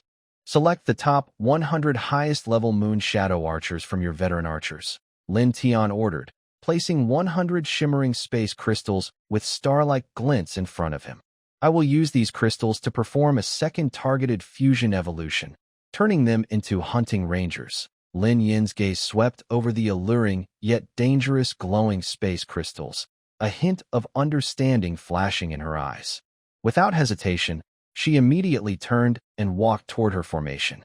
Soon, 100 of the most focused and sharp-eyed Moon Shadow Archer female soldiers stepped forward silently and quickly, standing before Lin Tian. Although the fusion process still caused small ripples of space distortion, with previous experience, Lin Tian controlled it more smoothly. 100 space crystals were successively merged into the bodies of the elite Moon Shadow Archers. The space shimmered and flickered, accompanied by faint humming, as each mysterious, crystal-armored hunting ranger with a bow appeared one after another. They stood quietly, adapting to the new power resonating with the void within them, their eyes becoming deeper and more inscrutable. When the last hunting ranger completed her evolution, Lin Tian had a clear plan for the current military strength of his territory. Taking a deep breath, he filled his lungs with the crisp morning air. He climbed the high platform again, overlooking the vast army below, which had grown from just a few dozen to this massive force. The sunlight cast his shadow over the orderly ranks, as if crowning him. At this point, the total force of Lin Tian City was over 64,500 soldiers, divided clearly: 20,000 under Lin Feng, 19,800 heavy armor spear soldiers, and 200 golden armor spear guards; 20,000 under Lin Yin, 600 Moonlight hunters, 200 hunting rangers, and 19,200 Moon Shadow Archers; 20,000 under Lin Yin, 10,000 Mystic Rock Spirit Guards, and 10,000 Rock Armor Soldiers; 4,000 Saint Healer Priests under Lin Yu, plus 500 newly added Culinary Guards today. Each army unit had its own role, working together to form a relatively complete military system with offensive and defensive capabilities, unique logistics support, and distinctive features. The sun fully rose above the horizon, casting golden light over the new city walls of Lin Tian City and illuminating the newly reorganized and mighty 60,000-strong Iron Stream Army on the training ground. Lin Tian stood on the high platform, looking at the powerful force he had built. His chest was full of pride and responsibility. He knew that the real test would come with the arrival of the seventh night. But this well-organized and strengthened army gave him great confidence. Standing on the high platform, he looked down at the large army before him. The army was fully organized, with a strong appearance, totaling over 64,500 soldiers. Lin Tian's excitement gradually turned into calm planning and decision-making. The threat of the beast tide loomed at midnight, but daytime was also precious. They couldn't wait idly. They needed real combat to train new soldiers, resources to grow their territory, and they also had to remove potential threats nearby. The Kumo Minotaur tribe, found by Lin Feng deep in the northern forests and with over 5,000 warriors, was like a thorn that always made him uneasy. Now, it was time to remove it. His gaze swept over the armies below, and Lin Tian quickly formed a clear plan in his mind. 500 kitchen staff. He first looked at the neat white formation and spoke gently but firmly. "You are the life stove of our army. the morale furnace for our brothers. Fighting is not your strength. Your battlefield is in the kitchen, the warehouse, and logistics. Then he pointed to the new, large dining halls and warehouse areas behind the territory. Immediately go to the dining halls and take full charge of preparing food for the entire army today. All fresh meats, vegetables, fruits, and spiritual rice in the warehouse are your responsibility to identify, handle, and distribute.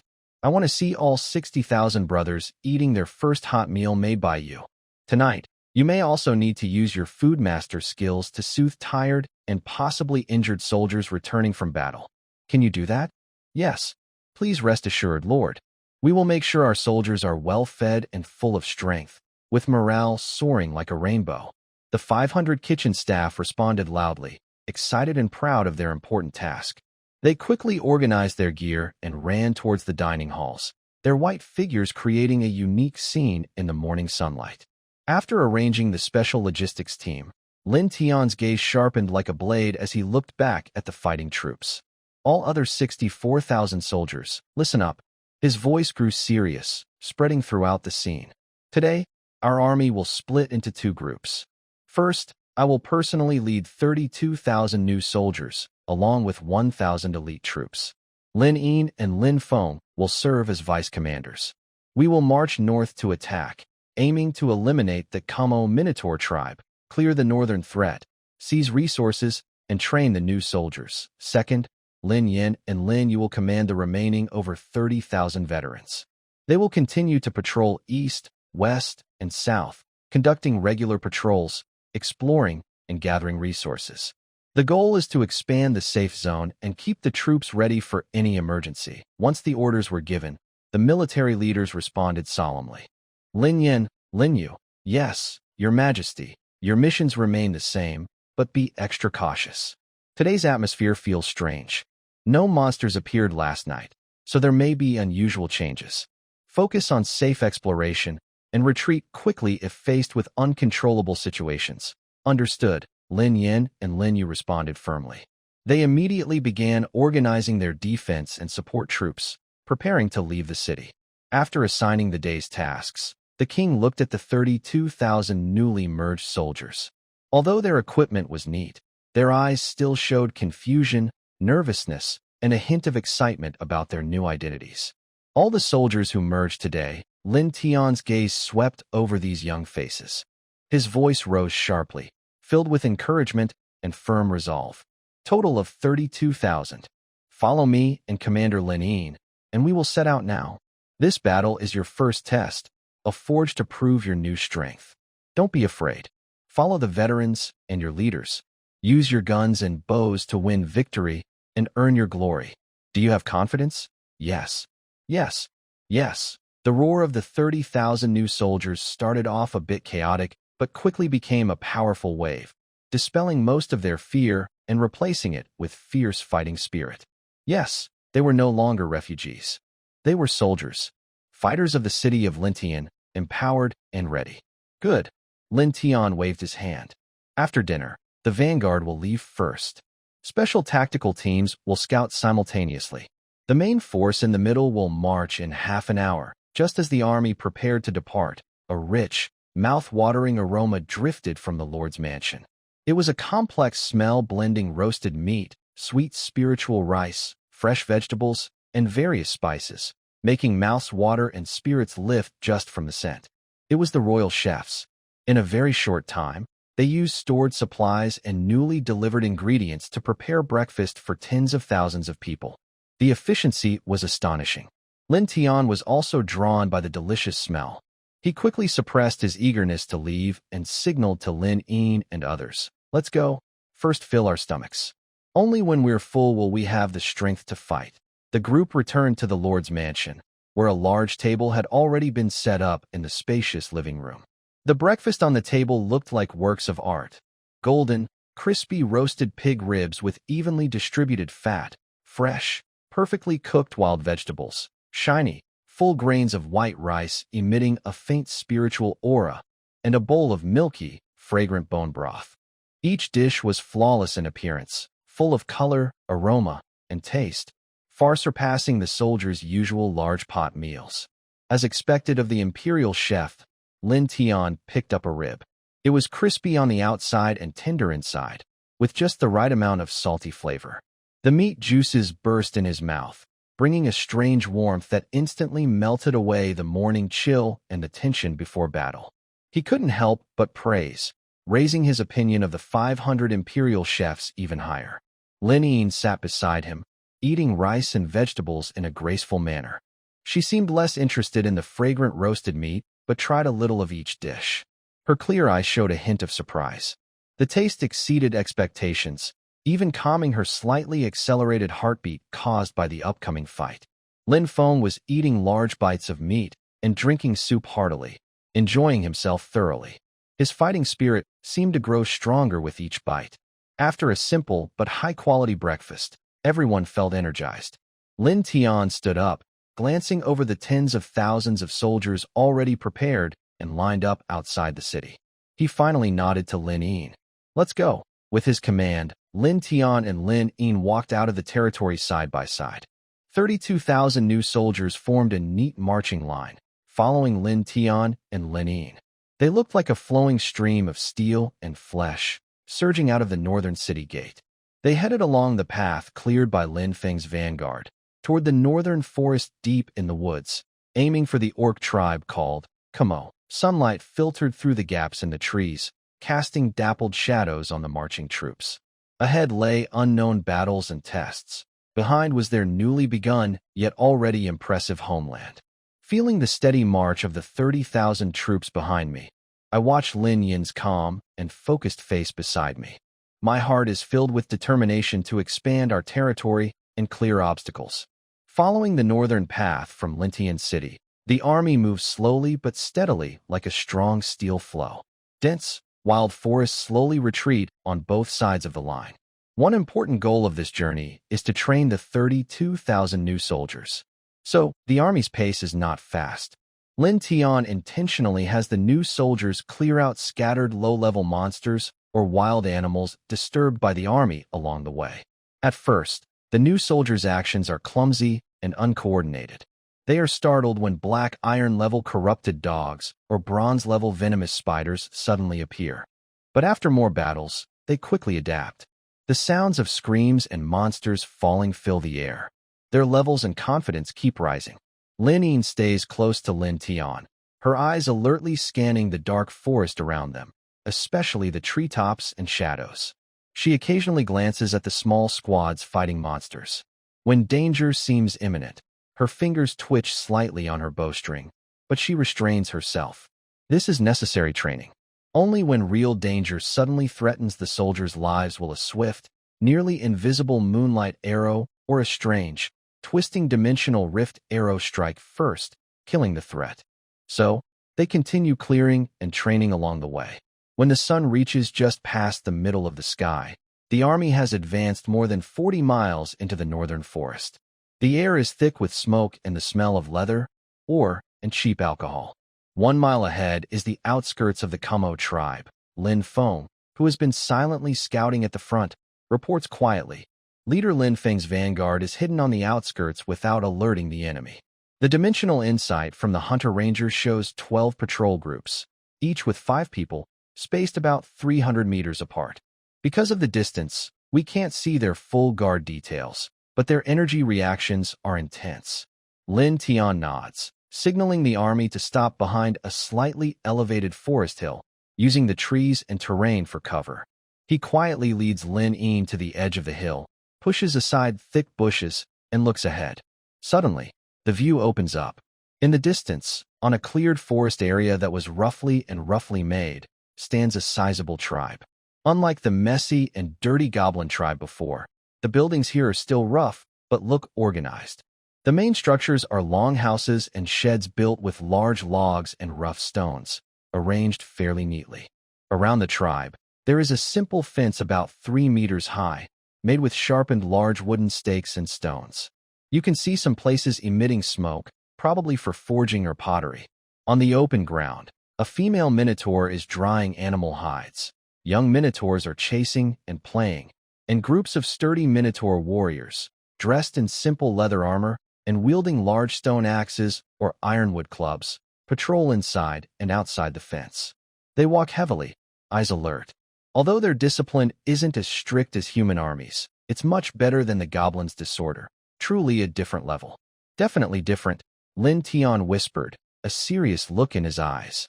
This minotaur tribe is clearly more organized, with higher productivity, which suggests they are stronger in battle and more determined to resist.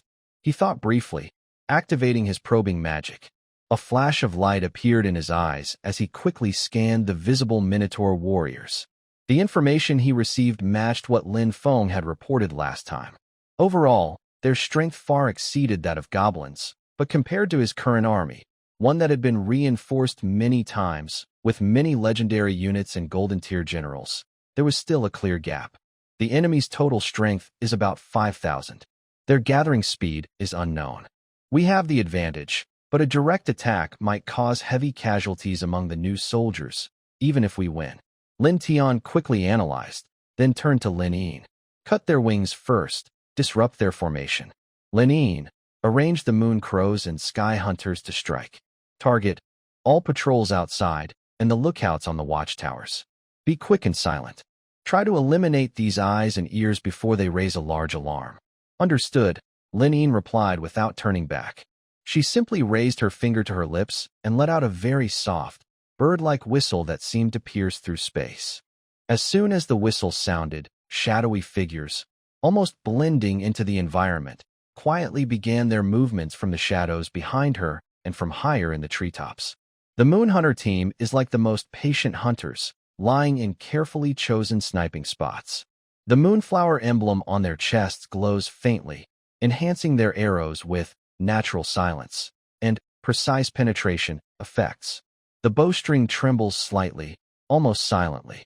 Each arrow, wrapped in delicate vine-like shadows or carrying a cold, sharp edge, moves as softly as a death god's breath, flying hundreds of meters with precision into the eyes, throats, or gaps in the armor of patrol bullmen. When hit, the bullmen usually only manage a short grunt before collapsing heavily. Their wounds are eroded by natural energy, making healing difficult and preventing loud sounds. The Sky Hunter's kills are even more strange. They don't need a clear straight line of sight. Using dimensional insight, they can see targets behind walls or near wooden posts. Their bows, made of space energy, produce no physical arrows. Instead, they shoot tiny, twisted beams of space light. These energy beams perform unpredictable short-range teleportations during flight, bypassing obstacles and hitting targets from tricky angles. When they strike, they cause small tears in space, instantly taking lives with almost no sound. On the watchtower, a bullman guard, confused and looking around, suddenly clutches a mysterious blood hole in his neck or chest and falls down, dying without understanding where the attack came from. Thanks to the coordinated efforts of the two elite ranged units, the outer patrols and several prominent watchtowers were silently cleared within 10 minutes. Advance, get within 500 meters outside the tribe's wall. Seeing this, Lin Tian quickly ordered. The vanguard, led by Lin Feng, with 1,200 elite soldiers, used terrain and trees for cover and silently moved toward the tribe's wall. Lin Tian and Lin Yin, with the main army of 32,000, kept a safe distance and followed slowly. However, just as Lin Feng's front troops reached their target position, ready to find weak points or the gate, an unexpected event occurred. Moo! A loud, angry bull roar suddenly echoed from a tall watchtower inside the tribe. It turned out that one bullman guard was not stationed at the tower, but was hiding lazily at the lower part of the stone platform. He had just avoided the Sky Hunter's sniper attack, and now saw the faint shadows of many humans approaching from the forest edge below. Enemy attack. It's a human. Over there. The Minotaur's sentinel pointed in the hidden direction of Lin Feng's front line, shouting loudly and pounding a beast-hide drum nearby. Bang! Bang! Bang! The loud, rapid drumbeat instantly broke the silence of the forest and woke up the entire Kumo tribe. Enemy attack?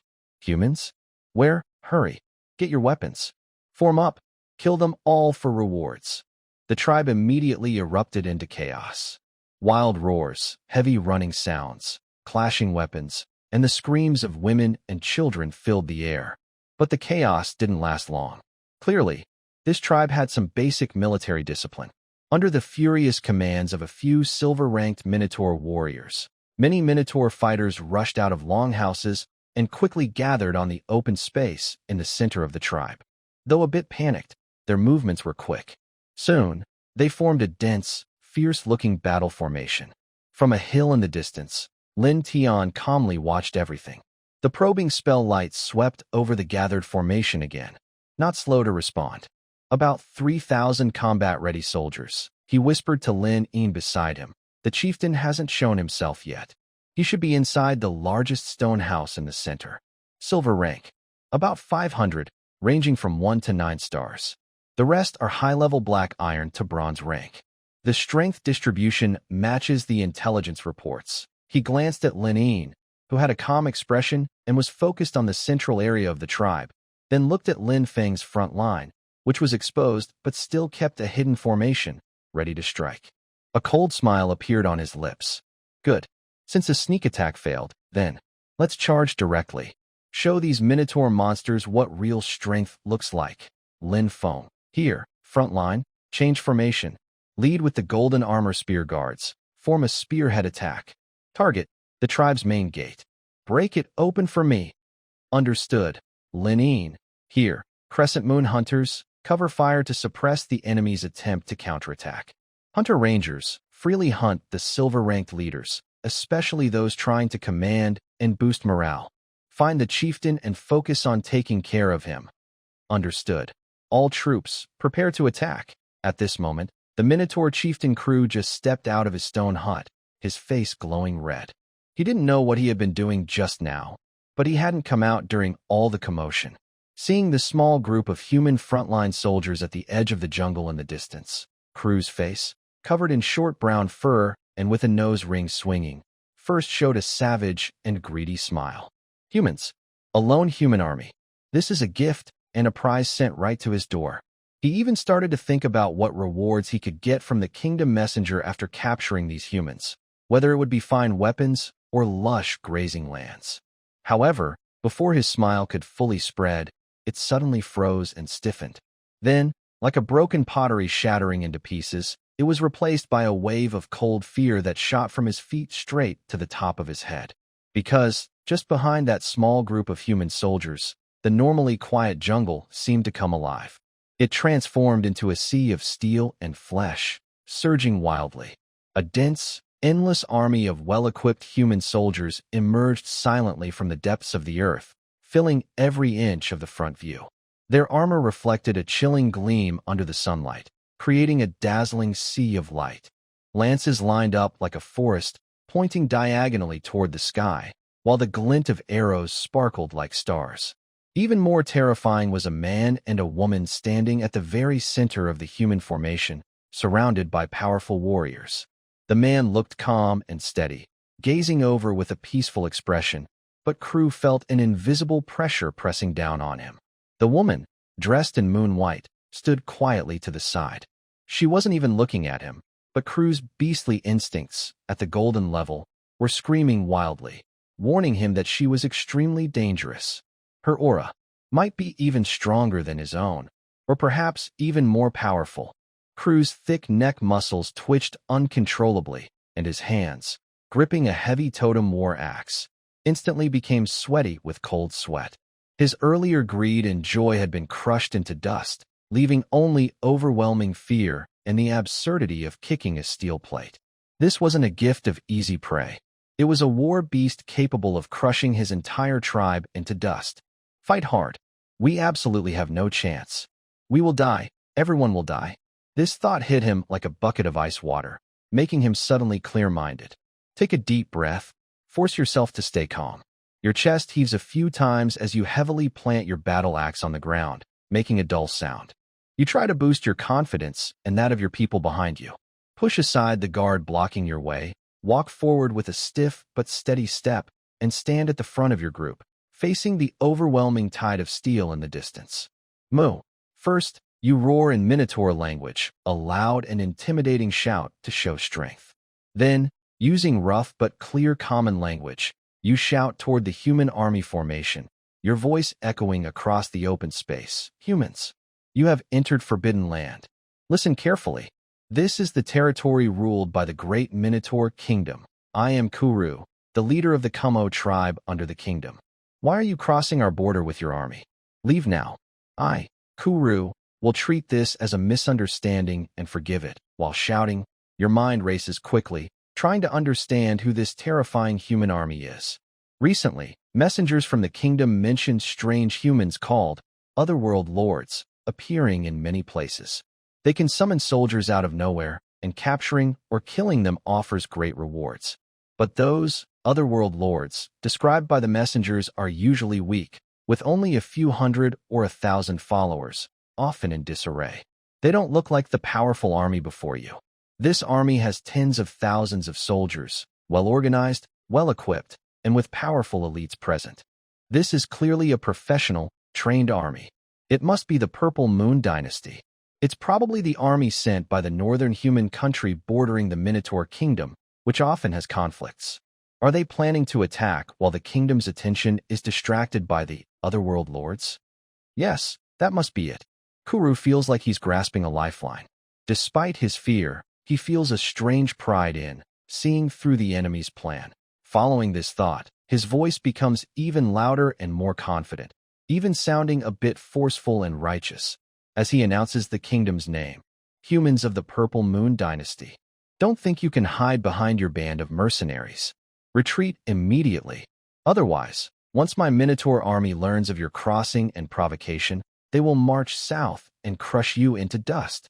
It's still time to retreat now. He tried hard to lift his muscular chest and waved his battle axe in a threatening pose, but the slight tremble of the axe's tip and the flicker in his eyes revealed his inner fear. The Minotaur warriors behind him were also shaken by the endless human army in the distance. Their fierce momentum faltered, and they grew uneasy, but under the pressure of their chief and leaders, they barely kept their formation. From afar, Lin Tian watched the Minotaur chief's act of false pride and hidden fear with calm eyes. When he heard the names Minotaur Kingdom and Purple Moon Empire, a sharp light flashed in his eyes. The killing intent in his gaze faded, replaced by deep thought and curiosity. The Minotaur Kingdom, the Purple Moon Empire. He murmured, so this is how the powers of this land are divided? A beastman kingdom and a human empire, sharing a border, locked in conflict. Until now, he had only a vague idea of the world of eternal continent from scattered messages and regional channels. Now, from the mouth of this native chief, he finally caught a glimpse of the real-world structure. This information might be as valuable as winning a battle. It seems I can't kill him just yet, Lin Tian thought, changing his plan in an instant. The strike he had prepared turned into a more careful strategy. He needed a living source of information, someone who clearly knew much about the local powers, geography, and how the natives viewed the so-called otherworldly lords. Turning his head, he looked at Lin Yin beside him and saw her frowning slightly, as if thinking about the words Minotaur Kingdom and Purple Moon Empire. Sensing his gaze, she quickly came back to herself. Her clear eyes met his, full of silent questions. Should they fight, talk, or do something else? Lin Tian shook his head slightly, signaling her to stay calm. Then he turned his eyes back to the Minotaur chief, Kalu, who was still trying to appear strong. The Minotaur Kingdom? The Purple Moon Empire? Lin Tian spoke, channeling a bit of energy, so his voice carried clearly through the wind. It wasn't loud, but it held a calm authority. Chief Kalu, I'm afraid. You've mistaken us. We are not from the Purple Moon Empire. Then he paused, and in Kru's suddenly uncertain and suspicious gaze, he slowly continued, his tone turning cold like the northern wind. As for who owns this land, you'll find out soon enough. He didn't respond to Kru, the orc chieftain's angry threats and demands, nor did he show any interest in glancing at him again. He slightly turned his head, his gaze resting on Lin Yin, who stood quietly like a bamboo under the moon. His voice was calm but carried a firm, unquestionable resolve. Lin Yin, do you see that gold-ranked orc chieftain? He raised his chin and pointed toward Kru, who was trying to act calm at the front of the formation. Yes, Lin Yin's expression was cold. She had already locked onto Kru and responded softly to confirm. Once the fight starts, Keep your eyes on him. Lin Tian's tone was calm, as if giving an unimportant order. Hurt him badly, but don't kill him. I want what's in his mind. Understood. Lin Yin's reply was brief, but her fingers on the Moonlight longbow subtly adjusted their position. The moonlight flowing on the bowstring seemed to become more condensed and icy. Her aura didn't suddenly surge, but became more restrained, like a volcano about to erupt. All destructive power was compressed into her calm body and the tense bowstring. Next, Lin Tian's gaze shifted to Lin Feng, who was already poised like a drawn sword, and to the 1,000 elite soldiers behind him. He said, Lin Feng, your mission with the Golden Armor Spear Guards, the Sangyu Hunters, and the Sky Hunter Rangers is to quickly eliminate all silver-ranked orc leaders, leave none alive, and completely break their command structure. The remaining enemies should be wounded or driven back, giving the new recruits a chance to gain experience. This battle is also a test of your new abilities. Yes, sir. I will show these savage bulls what true sharpness is. Lin Feng responded with fiery fighting spirit. His Crimson Dragon spear trembled slightly, producing a low hum. Everything was arranged perfectly. Lin Tian leisurely turned his gaze back to the battlefield, a faint smile of interest on his lips, as if he wasn't commanding a battle involving tens of thousands, but was simply watching a play whose ending was already decided. By the way, I also want to see what kind of surprises the golden spirit power of the Golden Armor Spear Guard, the forest and all things of the Moon Hunter, and the elusive dimensional rift arrow of the Hunter Ranger can bring. Chief Kulu saw that his threats and bluffing not only failed to make the humans retreat, but instead only earned silent contempt and the human leader whispering to his companion. His last hope was completely shattered, especially when the human leader turned his head again. With a faint smile and a look of cold indifference and amusement in his eyes, Kulu felt a cold chill run from his tailbone straight to his head. Ugh! Damn! Humans, you are too overbearing, Kulu shouted angrily, his nose rings swinging wildly. Young warriors, for the tribe, for the glory of the kingdom, kill these invaders. He knew there was no retreat now, only battle. Although the enemy's forces were terrifying, he relied on his golden-level strength and his 3,000 brave warriors. He believed they could fight to the death, at least. Tear off a piece of the enemy. Amid his furious roar, the Minotaur warriors also became more savage, glaring with bloodshot eyes, swinging their battle axes and clubs, and shouting war cries as they launched a counterattack against the advancing human front line. The heavy sound of hooves made the ground tremble slightly. The charge of 3,000 Minotaurs was quite imposing. However, this seemingly fierce charge was met at the moment of contact by an invisible wall made of steel, moonlight, and death, an expression of despair. The Golden Armor Spear Guard moved. Facing the rushing tide of Minotaurs, the 200 soldiers in dark gold armor did not retreat, but stepped forward together. They pointed their silver and gold spears diagonally, and suddenly, dazzling golden light burst from the tips. Aura of gold spirit. Unleash. A deep roar came from beneath their helmets. In an instant, the 200 spears seemed to turn into 200 burning golden lightning bolts. The dark gold patterns on the spear bodies lit up instantly, and an unstoppable sharpness surged into the air. They formed a tight small spear formation, with Lin Feng as the arrowhead, like red-hot knives slicing through butter, boldly crashing into the Minotaur charge. Pop! Crack! Boom! The attack empowered by the gold spirit power was terrifying beyond words. The Minotaur warrior's thick leather armor, tough skin, and even his iron axe and shield are all fragile compared to the golden spear tip imbued with the sharp and armor-piercing traits. When the spear pierces, it causes a large penetrating wound, and a difficult-to-dispel, golden spirit energy clings to the wound, continuously eroding the flesh, hindering healing, and causing heavy bleeding.